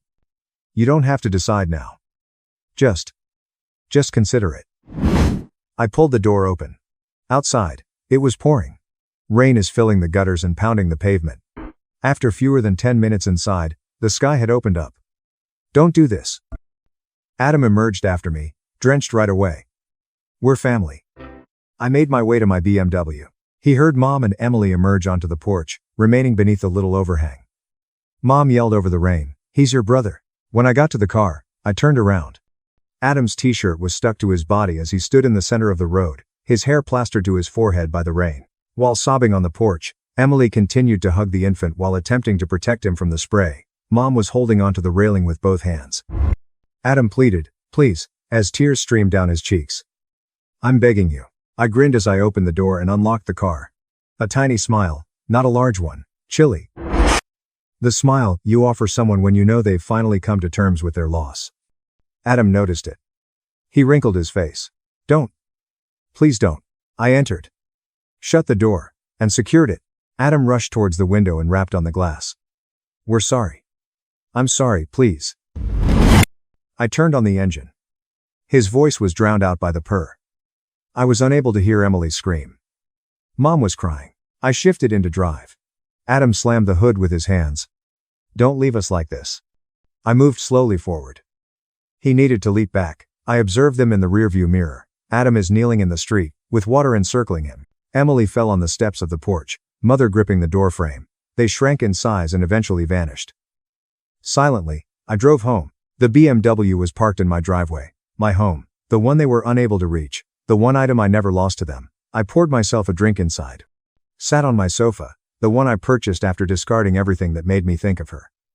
They had decided what to do. They took my money, car, and dignity, testified against me, celebrated my demise, and now want me to save them. Family. They were never my family, she claimed. I slept better that night than I have in 3 years. Either they will or they won't. In any case, I no longer have to deal with it. I never glanced back after leaving them in the rain. Ever been in a crazy situation like this? As I tell you the story, drop your thoughts in the comments. We'd love to hear your take. Sister's husband tried flipping a beach house, and Dad called me useless compared to him. But I'd owned it for 7 years. Now, his golden child's arrested. While I was observing my brother-in-law standing in the living room of my father's house, holding a glass of champagne as if he had just completed the most important transaction of the century, I suddenly became aware that he was actually going to carry out the transaction. Again, he was going to deceive each and every person. James made the announcement. Big announcement, everyone. While a smile that he had practiced spreading across his face, the room became serene. Emily, my sister, reached out and touched his arm, beaming as if he had just done so for the second time. "I'm flipping the family beach house. Got the permits approved. Renovations are almost done. Should clear a solid profit by spring." The atmosphere in the room erupted. It was my father who gave him a pat on the shoulder. "This is not the same David as my Uncle David." David raised his glass toward the family. My cousins crowded around, asking questions about the square footage, the costs of the contractor, and whether or not he had used the original hardwood. As I sipped my wine, I remained silent and did not say a word. For the reason that they were unaware of the fact that I had purchased that beach house 7 years prior. James was apparently unaware of the fact that I was aware of it. Only myself, a real estate attorney by the name of Samuel Lee, and county records that made it abundantly clear that my name was on the deed were present. There was no family announcement, and there was no group text. It was never in James' possession. Basically, he lied, just like he always did. Restoring the deck was the most expensive part of the project. However, I was able to negotiate a lower price for the contractor. James continued while gesturing with his champagne flute. The individual desired $30,000. I was able to bring him up to $math BB, S22 Mathram, $0. Sarah, my cousin, leaned in closer. "Is it still the blue shutters or did you repaint?" "Keeping the blue," James asserted in a smooth manner. Classic coastal charm. "Buyers eat that up." Almost laughed out loud. The window coverings were green. Green had been in effect since 1987. My sister gave him a gentle squeeze on the arm. "He's been working so hard on this weekends, evenings. I barely see him." My father expressed his approval by saying, "Investment requires sacrifice." "Good man, James." Someone needed to do something with that place. At the same time that I was living my life 3 hours away in the city, I had been doing something with that place. I had been renting it out seasonally through a property management company, which allowed me to make a steady and quiet income. It had been my grandmother who had owned the beach house. None of my siblings wanted to deal with the circumstances surrounding her passing. They have too many memories, too much maintenance, and they are too far away from their suburban lives. My offer to purchase it from the estate was accepted. All of my siblings felt a sense of relief. Take it, my brother Michael had instructed me to do. Having one less thing to worry about, I decided to do it. In addition to handling all of the paperwork, I hired Samuel Lee and paid the estate the fair market value of the property. In total, the transaction took a period of 6 weeks. On account of the fact that I do not behave in such a manner, I did not make a big deal about it. What I just did is, it appears that James recognized an opportunity in my lack of response. My uncle was inquiring the question, "When do you list it?" "March," James said with assured assurance. Spring market is killer for beach properties. I'm thinking we list at $math BBS $750, $0. See what happens. It seemed as though he had partners, and it seemed as though he had any claim at all. The ringer on my phone. I received a text message from a non-identifiable number. Is this Lucas Morrison, the owner of 847 Siebes Lane? I left the celebration and went into the kitchen to give myself some space. Yes. Who's this? Paul Turner. We need to talk about James Miller. The pit of my stomach sank. What about him? He hired me to renovate your property, said he owned it. I've been working for 4 weeks. He owes me $math BBS $20, $0, and now he won't return my calls. I read the message not once, not twice, but 3 times. I stared at it. Are you at the property now? No, but I can meet you tomorrow morning. I'm in the city. Can you send me photos of the work and any contracts you signed? The appearance of 3 dots was followed by a pause, and then they reappeared. He said this was his family's beach house that he was handling the flip personally. Are you telling me he doesn't own it? He's never owned it. Send me everything you have. At that point, the photographs started to arrive. Half of the new deck railings have been installed. Fixtures from the bathroom were ripped out and placed in boxes. On the walls, there is fresh drywall compound found. Changes that I had not authorized, as well as work that I had not authorized. Next, the contract was presented. The document contained James's signature, the address of my property, and forged permit numbers from the county governments.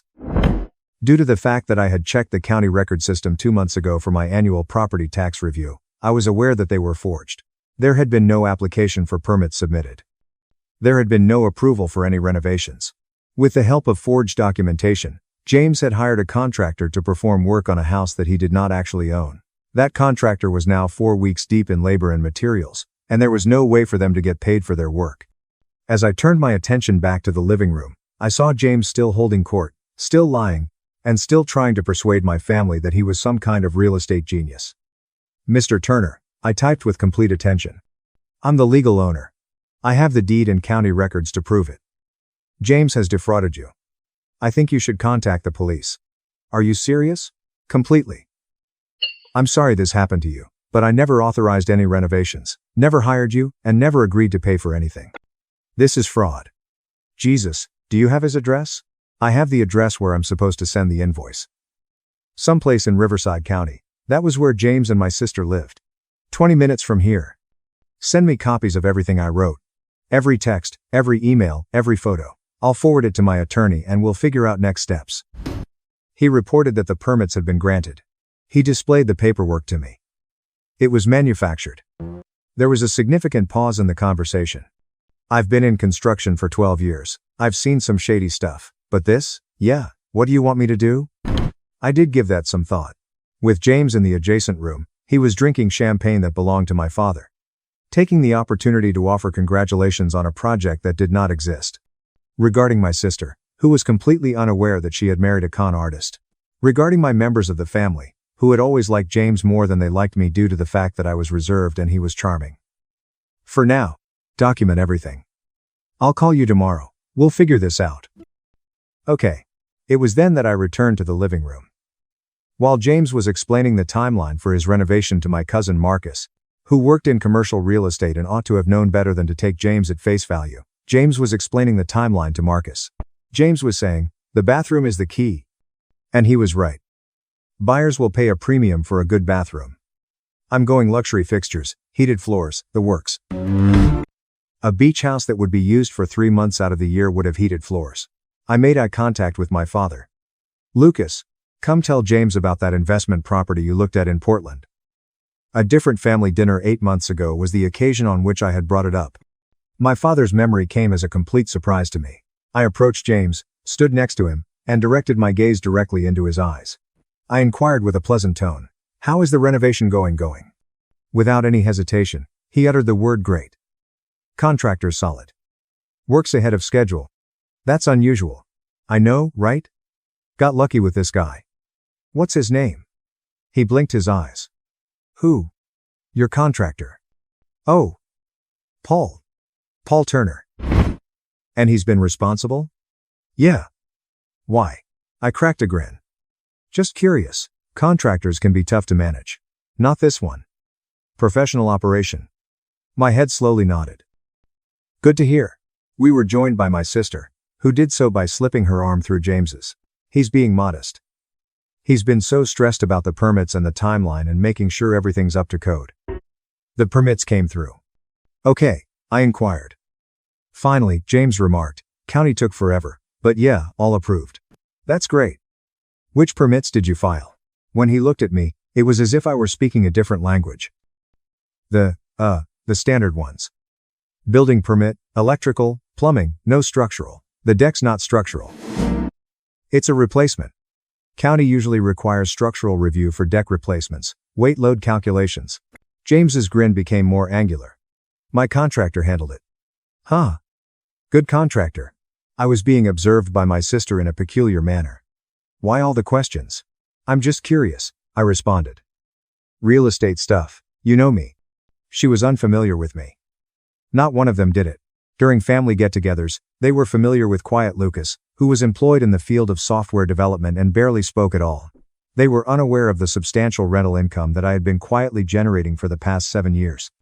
They were unaware that I had been studying property law in my spare time following a number of conflict resolutions with tenants. They were unaware that I had a real estate attorney on retainer until I told them. It is highly unlikely that they were aware that I was observing my brother-in-law engage in fraudulent activity in real time. Taking a moment to excuse myself, I went to the restroom, put the door behind me. With the name Samuel Lee. On the second ring, he responded to the call. "Lucas, it's Saturday night. This better be good. My brother-in-law is renovating my beach house without my permission using forged permits." There is no sound. "Say that again." I went over everything in detail. "This includes the announcement, the contractor, the photographs, and the fabricated permit numbers." As David whistled softly. "That's fraud, like actual criminal fraud." "I know. Have you contacted the police?" "Not yet. I wanted to talk to you first. You need to file a report tonight, and you need to document everything. Every conversation, every text, every photo that contractor sends you." "What about my family? What about them?" "They think he's legitimate. My sister's married to him, Lucas." A solemn tone came from David's voice. "He's committing fraud using your property. He's lying to a contractor. He's forging government documents. This isn't a family dispute. This is a crime." "I know. So, what do you want to do?" In the mirror, I checked out my reflection. "Be quiet, Lucas. Don't forget about Lucas. Lucas was a man who never caused a stir. I want to let him hang himself," I stated to myself. After a brief pause, David was silent. "Meaning he's announced the flip publicly to my entire family. He's committed. He can't back out now without admitting he lied." "Okay. So, I'm going to document everything. Let him keep talking. And when the time is right, I'm going to show everyone exactly who he is." "That's risky. What if he causes more damage to your property?" "The contractor's legitimate. He's not going to trash the place. And honestly, the work probably needed to be done anyway.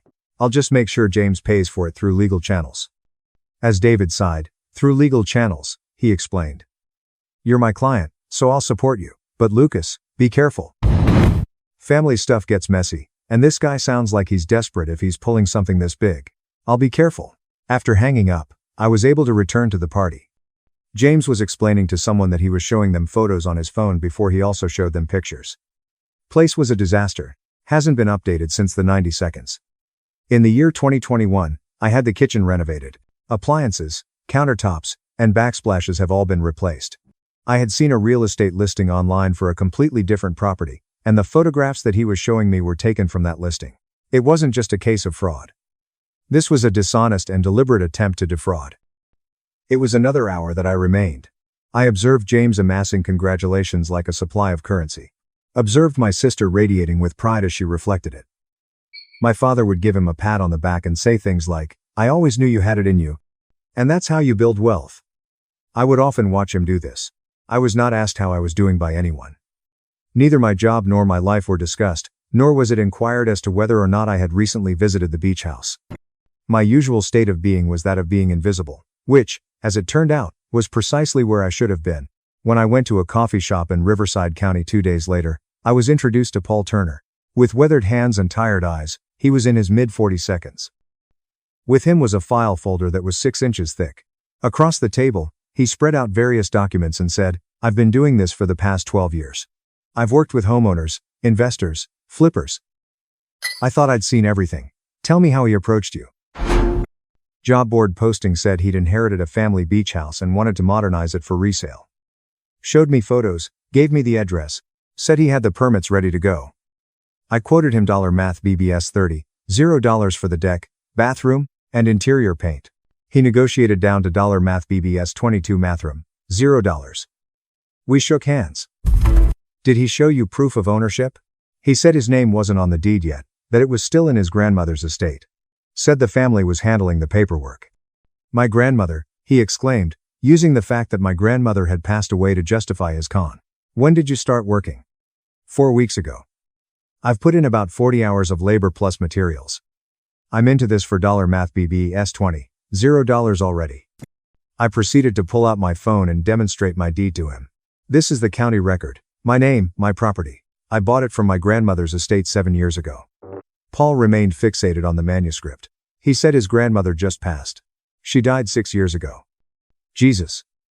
Do you have the permits he showed you? The photocopies were taken out by Paul. The county permit system was the first thing I opened on my laptop, and I logged in, checked each individual number.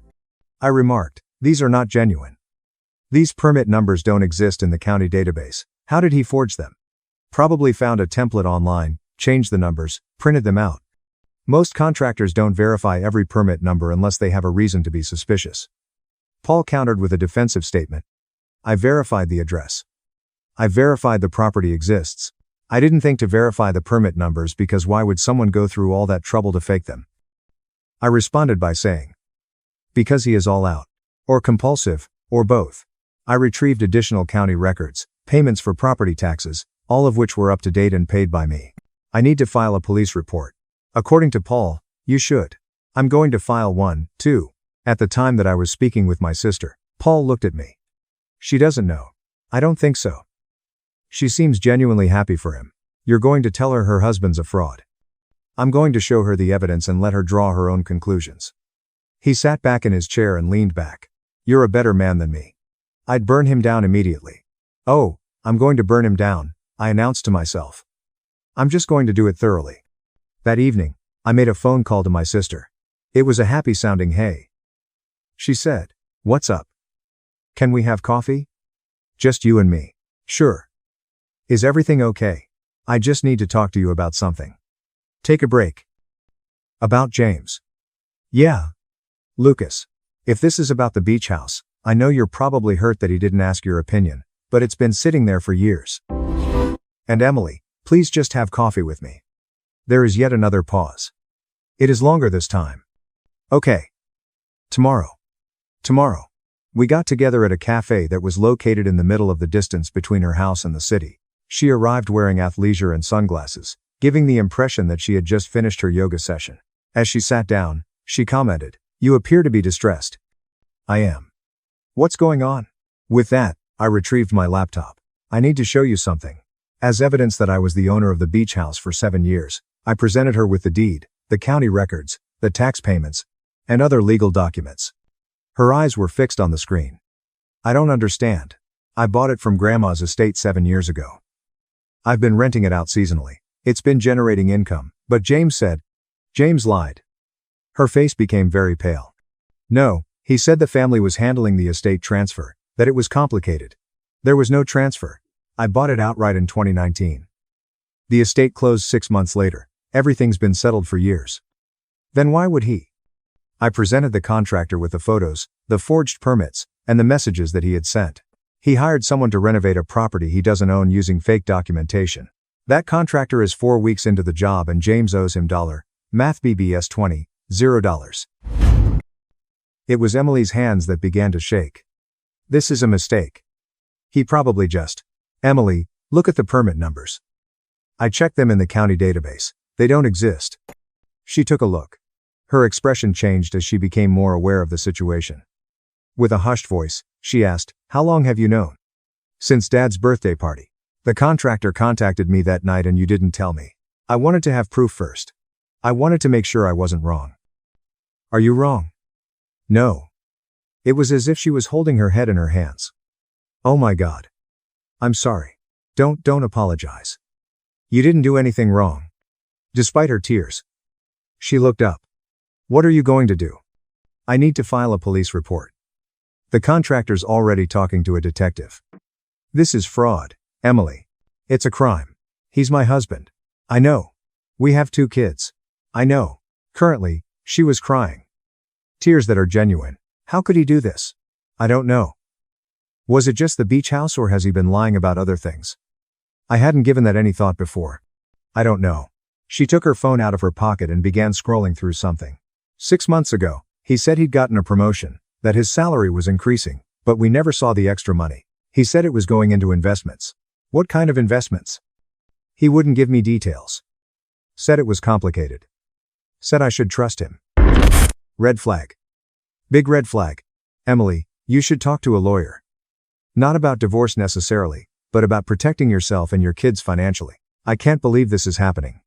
During the time that she was processing, we remained silent. Numerous other customers came and went. Idiots were called out by the barista. During the time that my sister's world was falling apart, life continued around us. She finally posed the question, "What happens next?" "I'm going to file a police report tonight. The detective will probably want to talk to James. And the contractor will likely sue for payment." "Can he go to jail?" "Possibly. Fraud, forgery, theft by deception. It depends on how the DA wants to charge it." Her eyes were wiped clean. "Our kids. I know. Everyone's going to find out." "Yeah. Dad's going to be devastated." "Dad believed James's lie." "That's not on you." She gave me a look. "Really?" Saw me in the eye. "Why didn't you say something at the party when he was lying to everyone?" "Because I needed to be sure and because I wanted to give you a chance to hear it from me first." "Thank you. You're my sister." Her tears began to flow once more. "I'm so sorry for all of it. For not asking about the house. For not checking with you. For just assuming. Don't. You didn't know. But she should have. They all should have. They should have asked me, the quiet son, the overlooked brother, whether I'd done anything with Grandma's house. They should have wondered who'd been maintaining it, who'd been paying the taxes. They should have paid attention, but they didn't because James was charming and confident and knew exactly what to say. I was just Lucas at the time. That evening, I submitted the report to the police. The following morning, I received a phone call from Detective Rachel Moore, who works in the Property Fraud Division. "Mr. Morrison, I've reviewed your report and the documentation you provided. This is pretty clear-cut fraud. I'm going to need to interview Mr. Miller. He doesn't know I've reported it yet. That's probably better. Can you come down to the station this afternoon? I want to get your full statement on record." Over the course of 2 hours, I went through everything that was available at the Riverside County Sheriff's Station. Detective Moore was meticulous, patient, and methodical. He was in his mid-50s and had been on the force for 22 years. "Has Mr. Miller attempted to contact you directly?" she asked with curiosity. "No, he doesn't know." "I know. And your sister?" "I told her 2 days ago. She's trying to process it." "Has she confronted him?" "I don't know. I told her to talk to a lawyer first." Moore, the detective, took some notes. "We're going to execute a search warrant on his residence. Look for evidence of the forged documents. Communications with the contractor. Anything that shows intent." "When?" "Probably next week. I need to coordinate with the DA's office." "What about the contractor, Paul Turner?" "He's filing a separate civil suit, but his evidence supports the criminal case. Forged permits alone are enough for charges."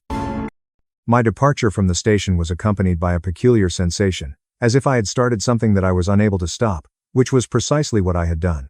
My father called me 3 days after that. "Lucas. What the hell is going on?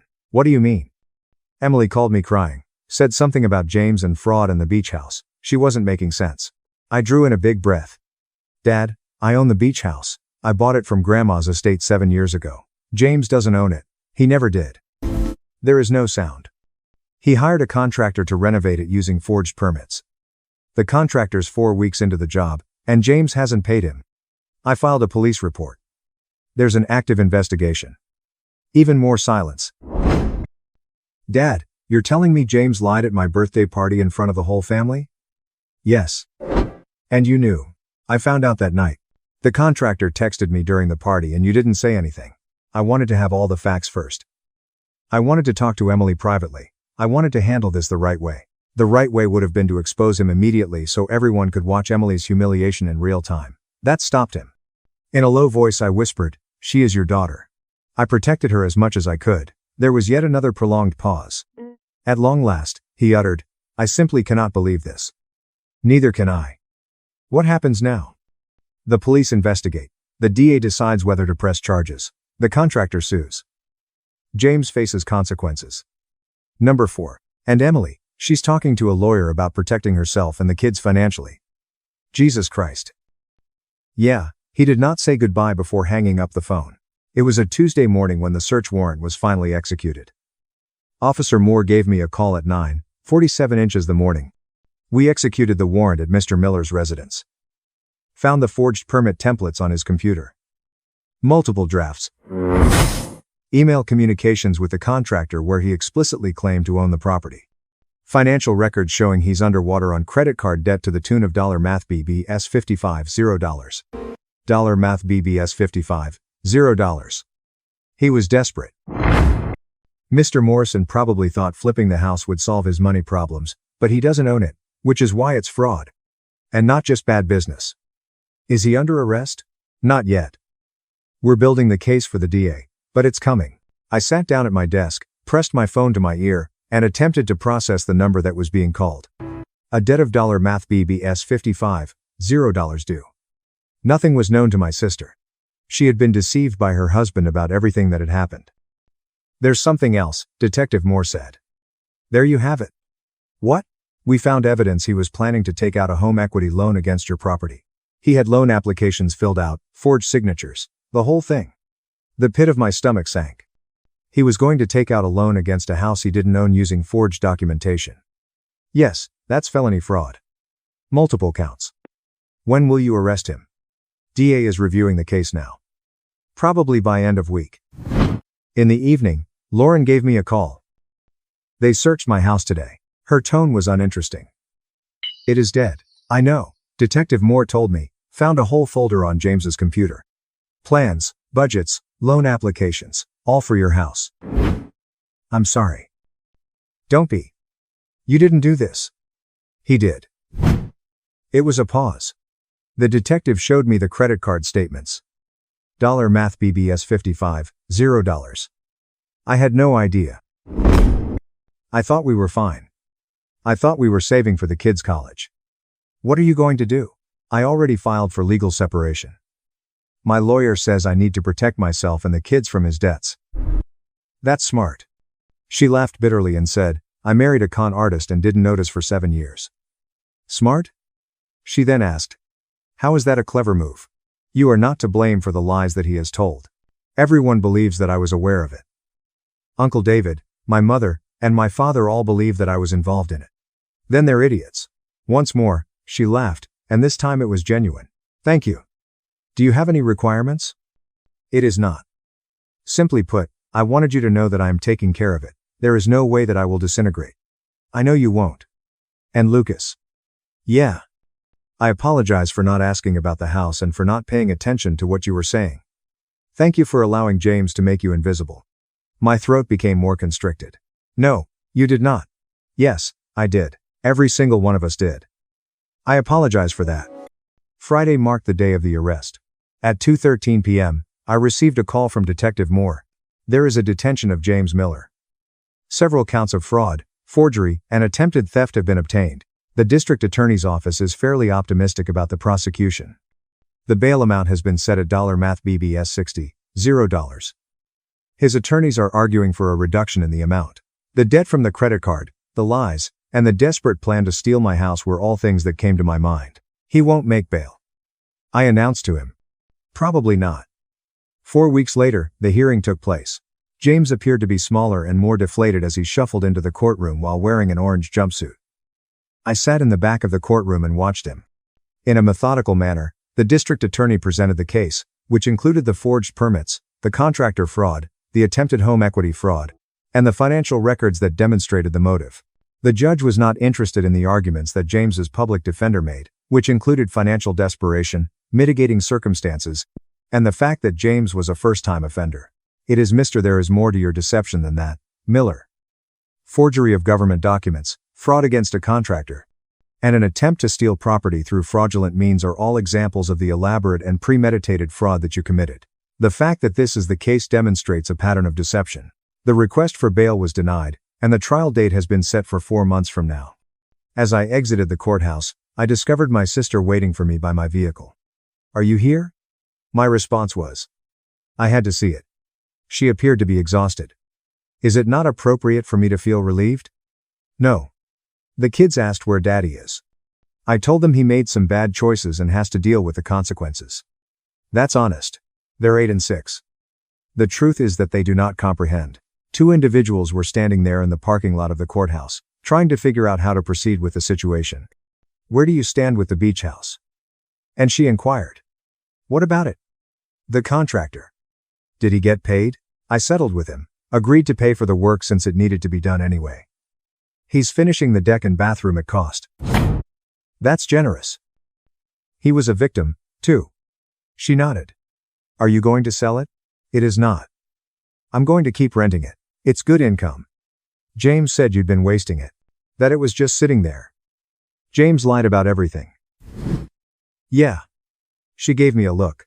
"I'm going to tell Dad the truth about how you bought it years ago. About how you've been managing it. About how you handled this whole thing to protect me." "You don't have to." "Yes, I do. Because you're not invisible, Lucas. And I'm done letting our family treat you like you are." The trial was quick. The evidence was overwhelming. James took a plea deal. 3 years minimum security, restitution to Paul Turner, permanent restraining order for my property. My father called me the night the plea was announced. "I owe you an apology," he said without preamble. "Okay." I had faith in James because he was a loud and self-assured individual. "Because you were so quiet, I chose to ignore you. I was wrong to do that." "Yeah, your grandmother would have been proud of you for buying the house, for managing it well, for handling this situation with integrity." "Thanks a lot, Dad. Additionally, I am proud of you. I should have said that years ago." I didn't know what to say to that. "Anyway," he continued in an awkward manner, "in any case, your mother and I would like to invite you over for dinner. Only you. And not a big deal for the family. Only the 2 of us." "I'd like that." A total of 8 months after James's sentencing, I made my way to the beach house. The renovations had been completed by Paul Turner, and they were absolutely stunning. They were exactly what the place required, including a new deck, an updated bathroom, and fresh paint throughout. As I stood on the deck, contemplating everything that had transpired to that point, I watched the sunset and the ocean turn to golden and orange color. I had been misunderstood by James, who interpreted my silence as a sign of weakness, and by my family, who interpreted my quietness as an absence. Having the understanding that value was not always loud and that wealth was not always flashy, I had purchased this house with the intention of preserving a portion of the legacy that my grandmother had left behind. James had unsuccessfully attempted to steal it because he believed that no one would notice, but he was also wrong about that assumption. Emily sent me a text message, and my phone buzzed. "There is no turning back now. The children are doing well, beginning therapy the following week. I am grateful to you for everything." Following that, I typed back, "You are going to be fine. I am aware of this because I have you." While I was looking out at the water, I put my phone away and looked at the house that was standing solid behind me. What was once Grandma's home is now my own. James's intention was to sell it for a quick profit in order to demonstrate to everyone how intelligent he was. However, he ended up demonstrating to everyone exactly what he was. I was able to accomplish this by simply telling the truth. There was no drama or spectacle involved. All that was required was documentation and patience, and I allowed his own lies to destroy him. The sun slowly descended below the horizon. With the knowledge that sometimes the victories that are the least obvious are the ones that are the most satisfying, I locked the door and drove home. If this story resonates with you, stick around and listen closely. Don't forget to like and share your own experiences in the comments. My family tried to steal my condo while I was away.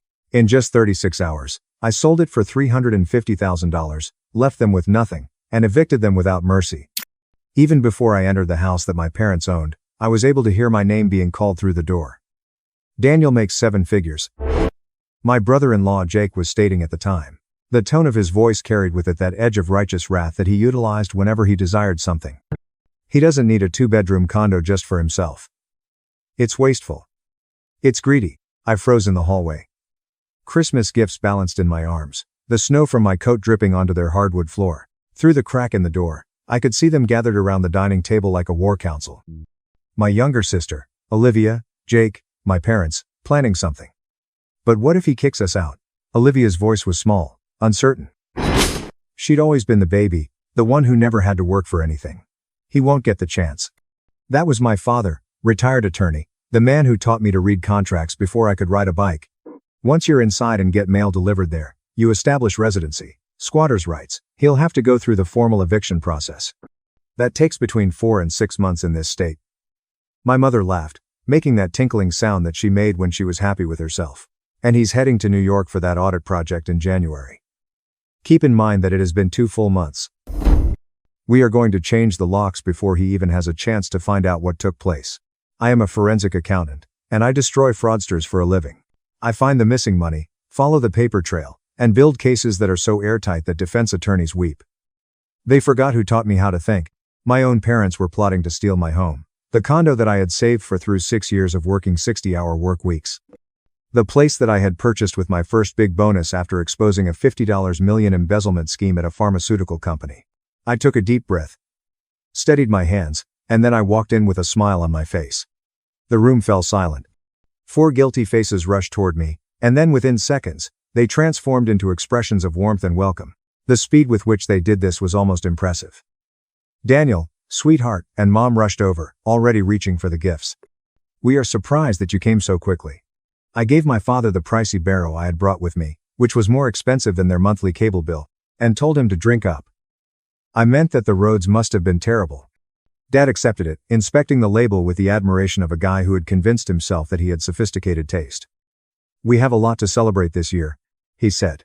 Dear son, this is just remarkable. You didn't have to. I wanted to, I said as I settled into the armchair by the window, which was the same chair I'd sat in every Christmas for the past 32 years. Family is everything, right? Olivia wouldn't meet my eyes. Jake did though. Stared right at me with this expression of smug entitlement like he'd already moved into my bedroom and rearranged my furniture. My sister was 28. She'd bounced between finding herself and pursuing her passion for a decade. Currently, her passion was running an Instagram account about sustainable living while buying fast fashion and leaving lights on in every room. Jake was a creative consultant, which meant he'd had 6 jobs in 3 years and gotten fired from 5 of them for showing up late and arguing with clients. They had 2 kids, beautiful boys, 7 and 5, who I actually loved, who called me Uncle Dan, and asked me about dinosaurs and whether Batman could beat Superman. This wasn't about them. As she brought out the prime rib, the mother began. So, and then she proceeded to ask Daniel about the New York project. Did it take you 2 months? They had been planning this for weeks, or possibly even longer. There it was, confirmation. Yeah. I responded. It's a sizable pharmaceutical audit.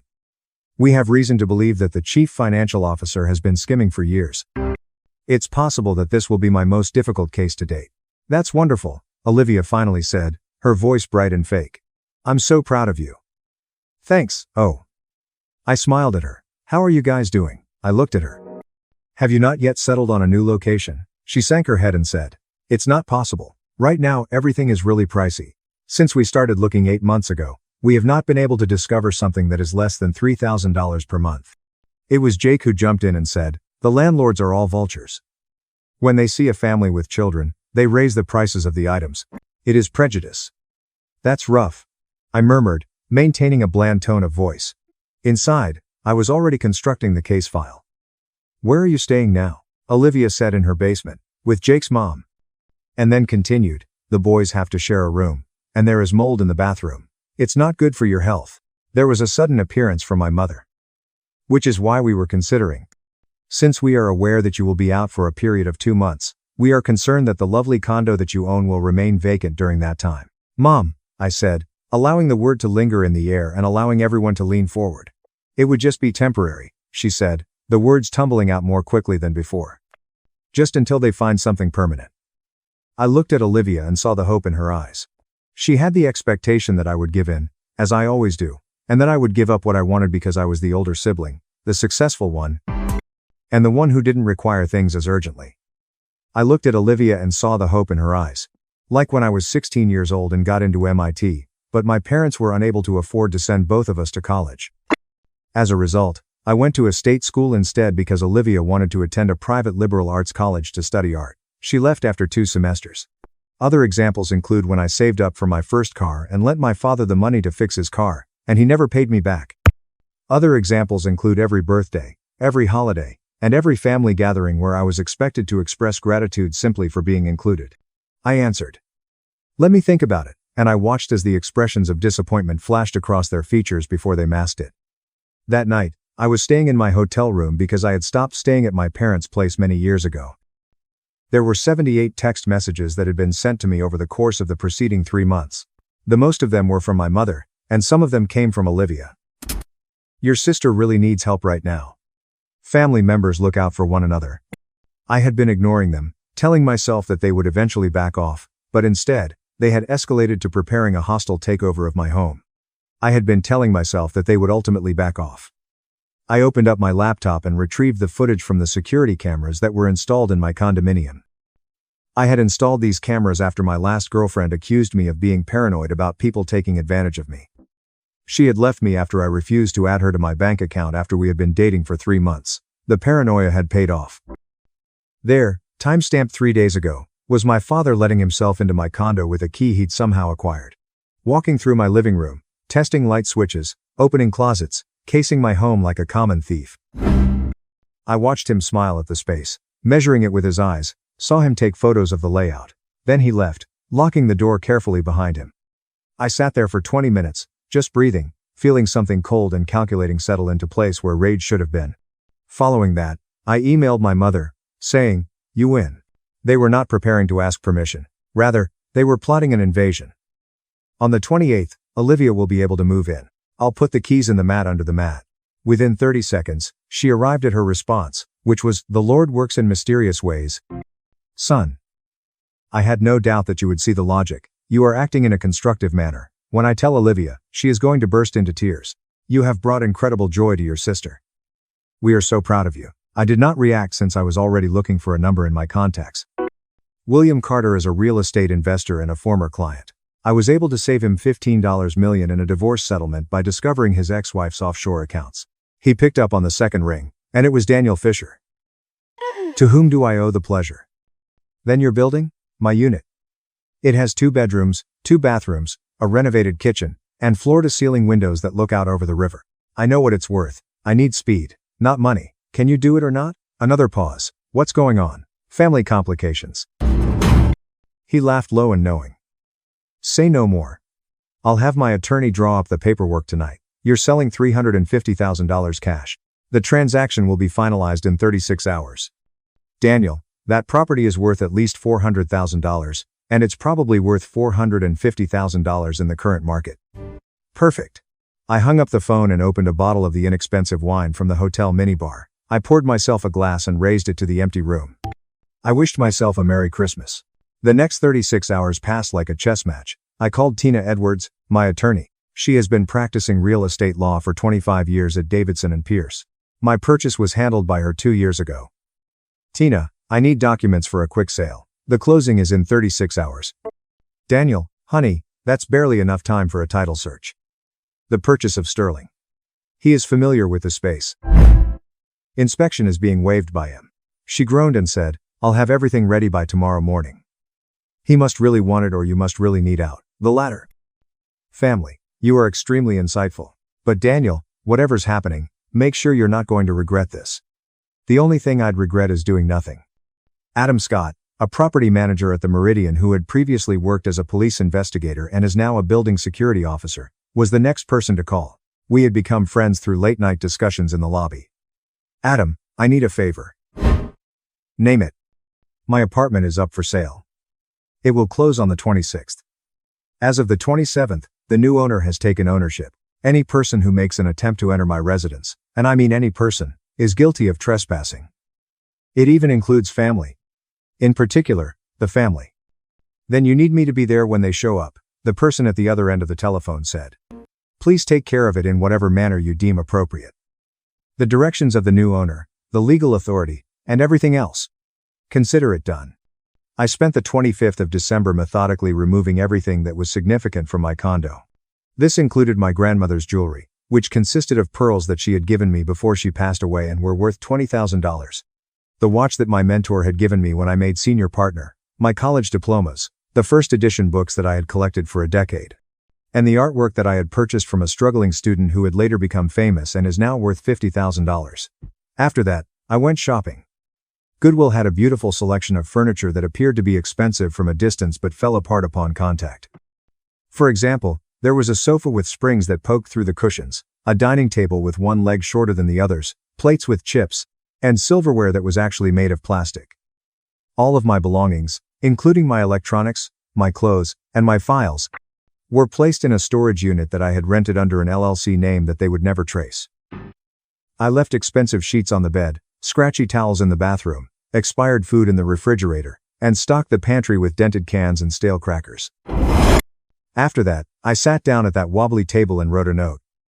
I had replaced everything nice in my condo with garbage, and I had left my television, which was the one that barely worked and that I had been meaning to donate for a year. You are very welcome, sister. Put yourself in a comfortable position. At the closing, which took place at the offices of Davidson and Pierce, there was mahogany and leather, the smell of old money and fresh contracts. Sterling showed up with his attorney, Diane Park, who is known for closing deals worth billions of dollars. I put it on the kitchen counter next to a bottle of wine that cost $5. Sterling handed over a cashier's check for $350,000 and glanced at me with a curious expression on her face. Most people celebrate selling their first home, she remarked. You look like you're planning a funeral, more like attending one. The forms took 20 minutes to sign. Sterling handed over the check. Are you sure about this? He inquired. This is a discount that is really impressive. I am certain. Just give me one thing to promise you. Is that something? On the 27th of December, at 10 o'clock in the morning. Exactly so. The possession should be taken over by your security team. At the same time, if there are those inside who assert that they are authorized to be there, they should be removed without delay. There will be no warnings and no exceptions. As he looked at my face, he said, someone is squatting. Attempts are being made by someone. They picked the wrong property owner to mess with. That's what I'm counting on. Daniel, I have a question for you, Tina said as she handed the final paperwork across the table. Will you be moving to a different state? Taking a break from work? Where is it? Mr. Maldes. Going to leave tonight. After a chuckle, Sterling said, you're really doing this. I really am. When I left that office, I was not only $350,000 richer but also absolutely free of any weight. During the evening of December 26th, I was sitting in a first-class airport lounge, sipping champagne that I had no way of affording before this week, and watching the security camera feeds on my laptop. At 4 o'clock in the afternoon, a text message from my mother arrived. Olivia is very delighted. Right now, she is packing. The lads are quite excited to finally have a look at their brand new house. Daniel, you are not a human being. What a family does for its family is exactly this. I watched as my father's car pulled up to the Meridian at 6 o'clock in the evening. Olivia and Jake got out of the car, and they were already arguing about which boxes should go where. My father used his stolen key, which was as smooth as anything else, and let them inside. I zoomed in on Olivia's face as she entered the condo, and I saw the expression of victory, of entitlement, and of satisfaction. Right away, Jake began to express his disapproval of the plan, saying, we'll need to paint. A beige like this is rather dismal. Olivia replied, and get rid of this couch, as she touched the rubbish furniture that I had meticulously selected. Where did he even get this? Over the course of the following hour, they moved in boxes, rearranged, and removed the few photographs that I had left behind. These photographs were stock images from IKEA. Jake discovered the wine in the note. You've earned this, he read out loud. Damn right we did as well. His privilege is being displayed. He probably feels guilty, Olivia explained to me. Finally realized how good he has it while we struggle. To Daniel, who has at long last understood the significance of family, my father raised his glass and said, to Daniel. While they were toasting, I shut down the laptop. It is for their enjoyment. At 9:50 the morning on December 27th, the surveillance footage showed Olivia preparing coffee in my kitchen. Jake was drilling holes in the wall to display his artwork, which was some kind of abstract abomination that appeared to have been painted onto canvas by sneezing. A power outage occurred at 9:59 a.m. Olivia's voice replied, "What the hell?" In December, the heating system in Chicago broke down. The temperature outside was 16 degrees. Jake tried the water, and it was ice cold. There were 3 quick taps on the door at 10 o'clock, and Olivia opened it. Her irritation was already beginning to turn into rage. Adam Scott and 2 private security guards were standing in the hallway, and behind them was a man wearing a suit that cost more than Jake made in a month. The individual introduced himself as Daniel Rivers, the chief of security at Sterling and a former member of the Secret Service. "Good morning," he added. "You have 5 minutes to vacate these premises." Olivia experienced a whitened face. "Why do you ask?" This particular property was sold on the 26th of December. The time is 10 o'clock in the morning. At this moment you are trespassing on private land that is owned by Apex Holdings LLC. You have 5 minutes to remove your stuff before we notify the authorities. The voice of Olivia rose 3 octaves as she said, "That is not possible. My brother is the owner of this place. His approval was granted to us." Daniel Fisher had sold this property 2 days ago, according to the document that Daniel Rivers brought out of his pocket. Under the law, he is no longer entitled to any claim to this residence. The same goes for you. 4 minutes. Jake made his appearance behind Olivia, his chest puffed up in the manner that guys do when they are ready to lose an argument. "We have rights. We have mail being delivered here." Rick said with a deadpan expression that one piece of mail from an online shopping order does not establish residency. And even if it did, the property owner has video evidence of unlawful entry using a stolen key. 3 minutes later, Olivia pulled out her phone, her fingers shaking. I watched her dial my number, which was the phone that I had turned off 6 hours earlier. "Daniel isn't answering," she continued, her voice breaking as she spoke. "He's not answering." 2 minutes, Stone remarked. "I suggest you start packing." "Stone." My mother came in less than 10 minutes, racing into the parking lot as if she were in the middle of a car pursuit. She burst into the hallway, saw the security team, and immediately went into her most fervent kind of parental wrath. "Those are the possessions that belong to my grandchildren. There is no way that you can simply abandon them on the street." In a nonchalant manner, Stone stated, "Ma'am, this is private property. There is no obligation for you to assist them in packing. But if you are not out," and he checked his watch. 90 seconds has passed. "As a result of my criminal trespassing, I am going to call the police." "I'm an attorney," my father said, attempting to take the lawyer's approach. "In this case, the eviction is unlawful." "You are not able to do that, sir. A authorized eviction of trespassers from private land that does not have a legal claim to occupancy is being demonstrated here. I am also a legal professional. We are the Northwestern class of 1988. 1 minute. I watched as Olivia and Jake dragged boxes back out to their car. I also watched as my mother attempted to save Olivia's new dishes, which she had purchased the day before with money that she did not have, thinking that she would never have to pay rent again. One of the security guards carried out the garbage sofa and literally threw it off the 3rd-floor balcony into the snow below. The TV, my terrible, barely functioning TV, face down in the slush. Neighbors came out, Mrs. Scott from 3B, the Morrison couple from 3C, the college students from down the hall. They watched the whole thing. Some recorded it on their phones. One of the students called down from her balcony. "That's what happens when you try to scam someone." My mother was on her hands and knees, picking through slush and garbage.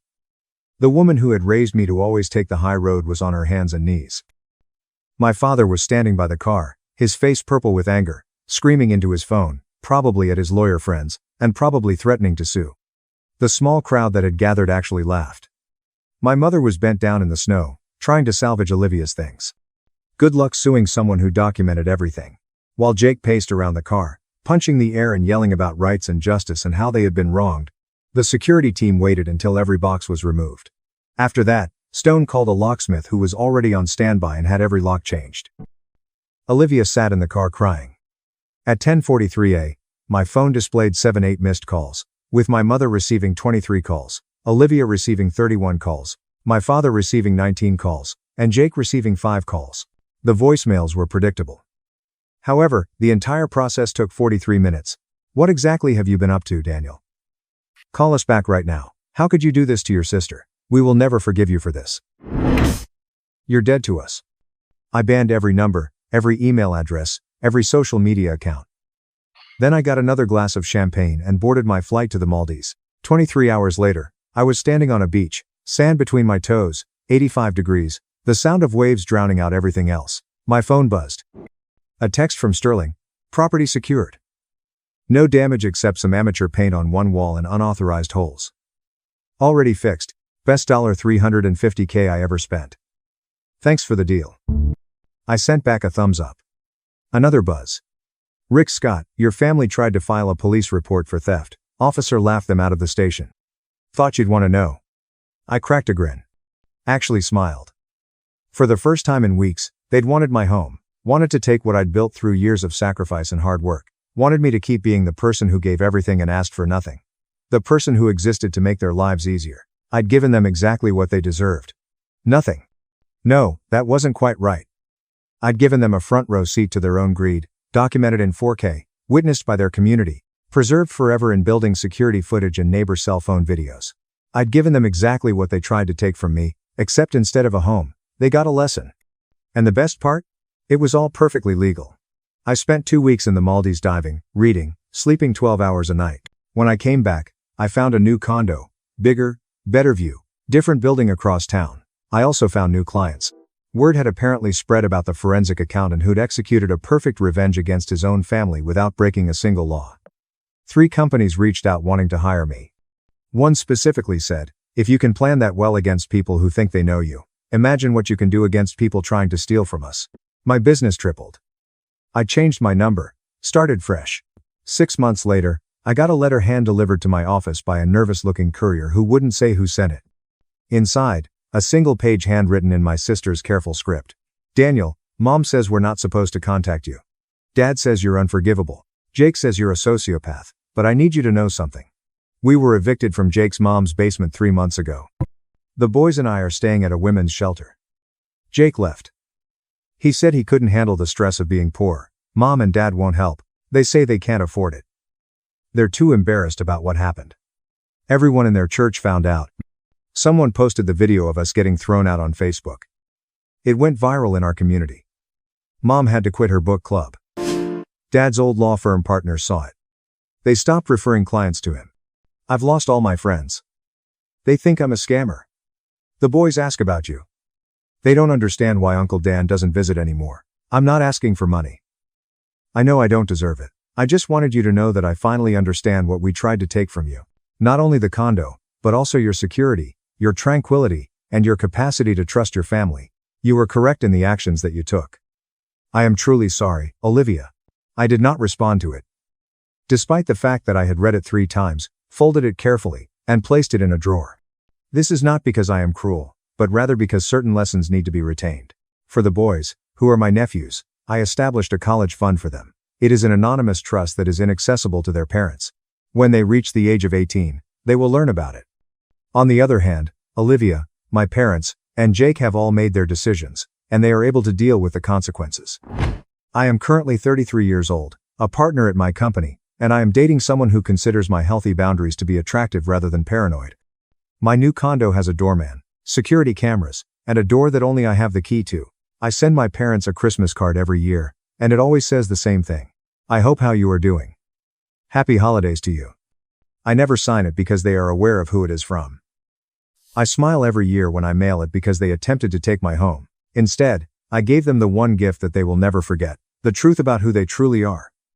It is recorded, witnessed, and permanent. 78 calls went unanswered, and I should have answered them just to hear the panic in their voices. What would you have done in this story? Listen closely as I walk you through it, and then share your thoughts below. Let's dive into it.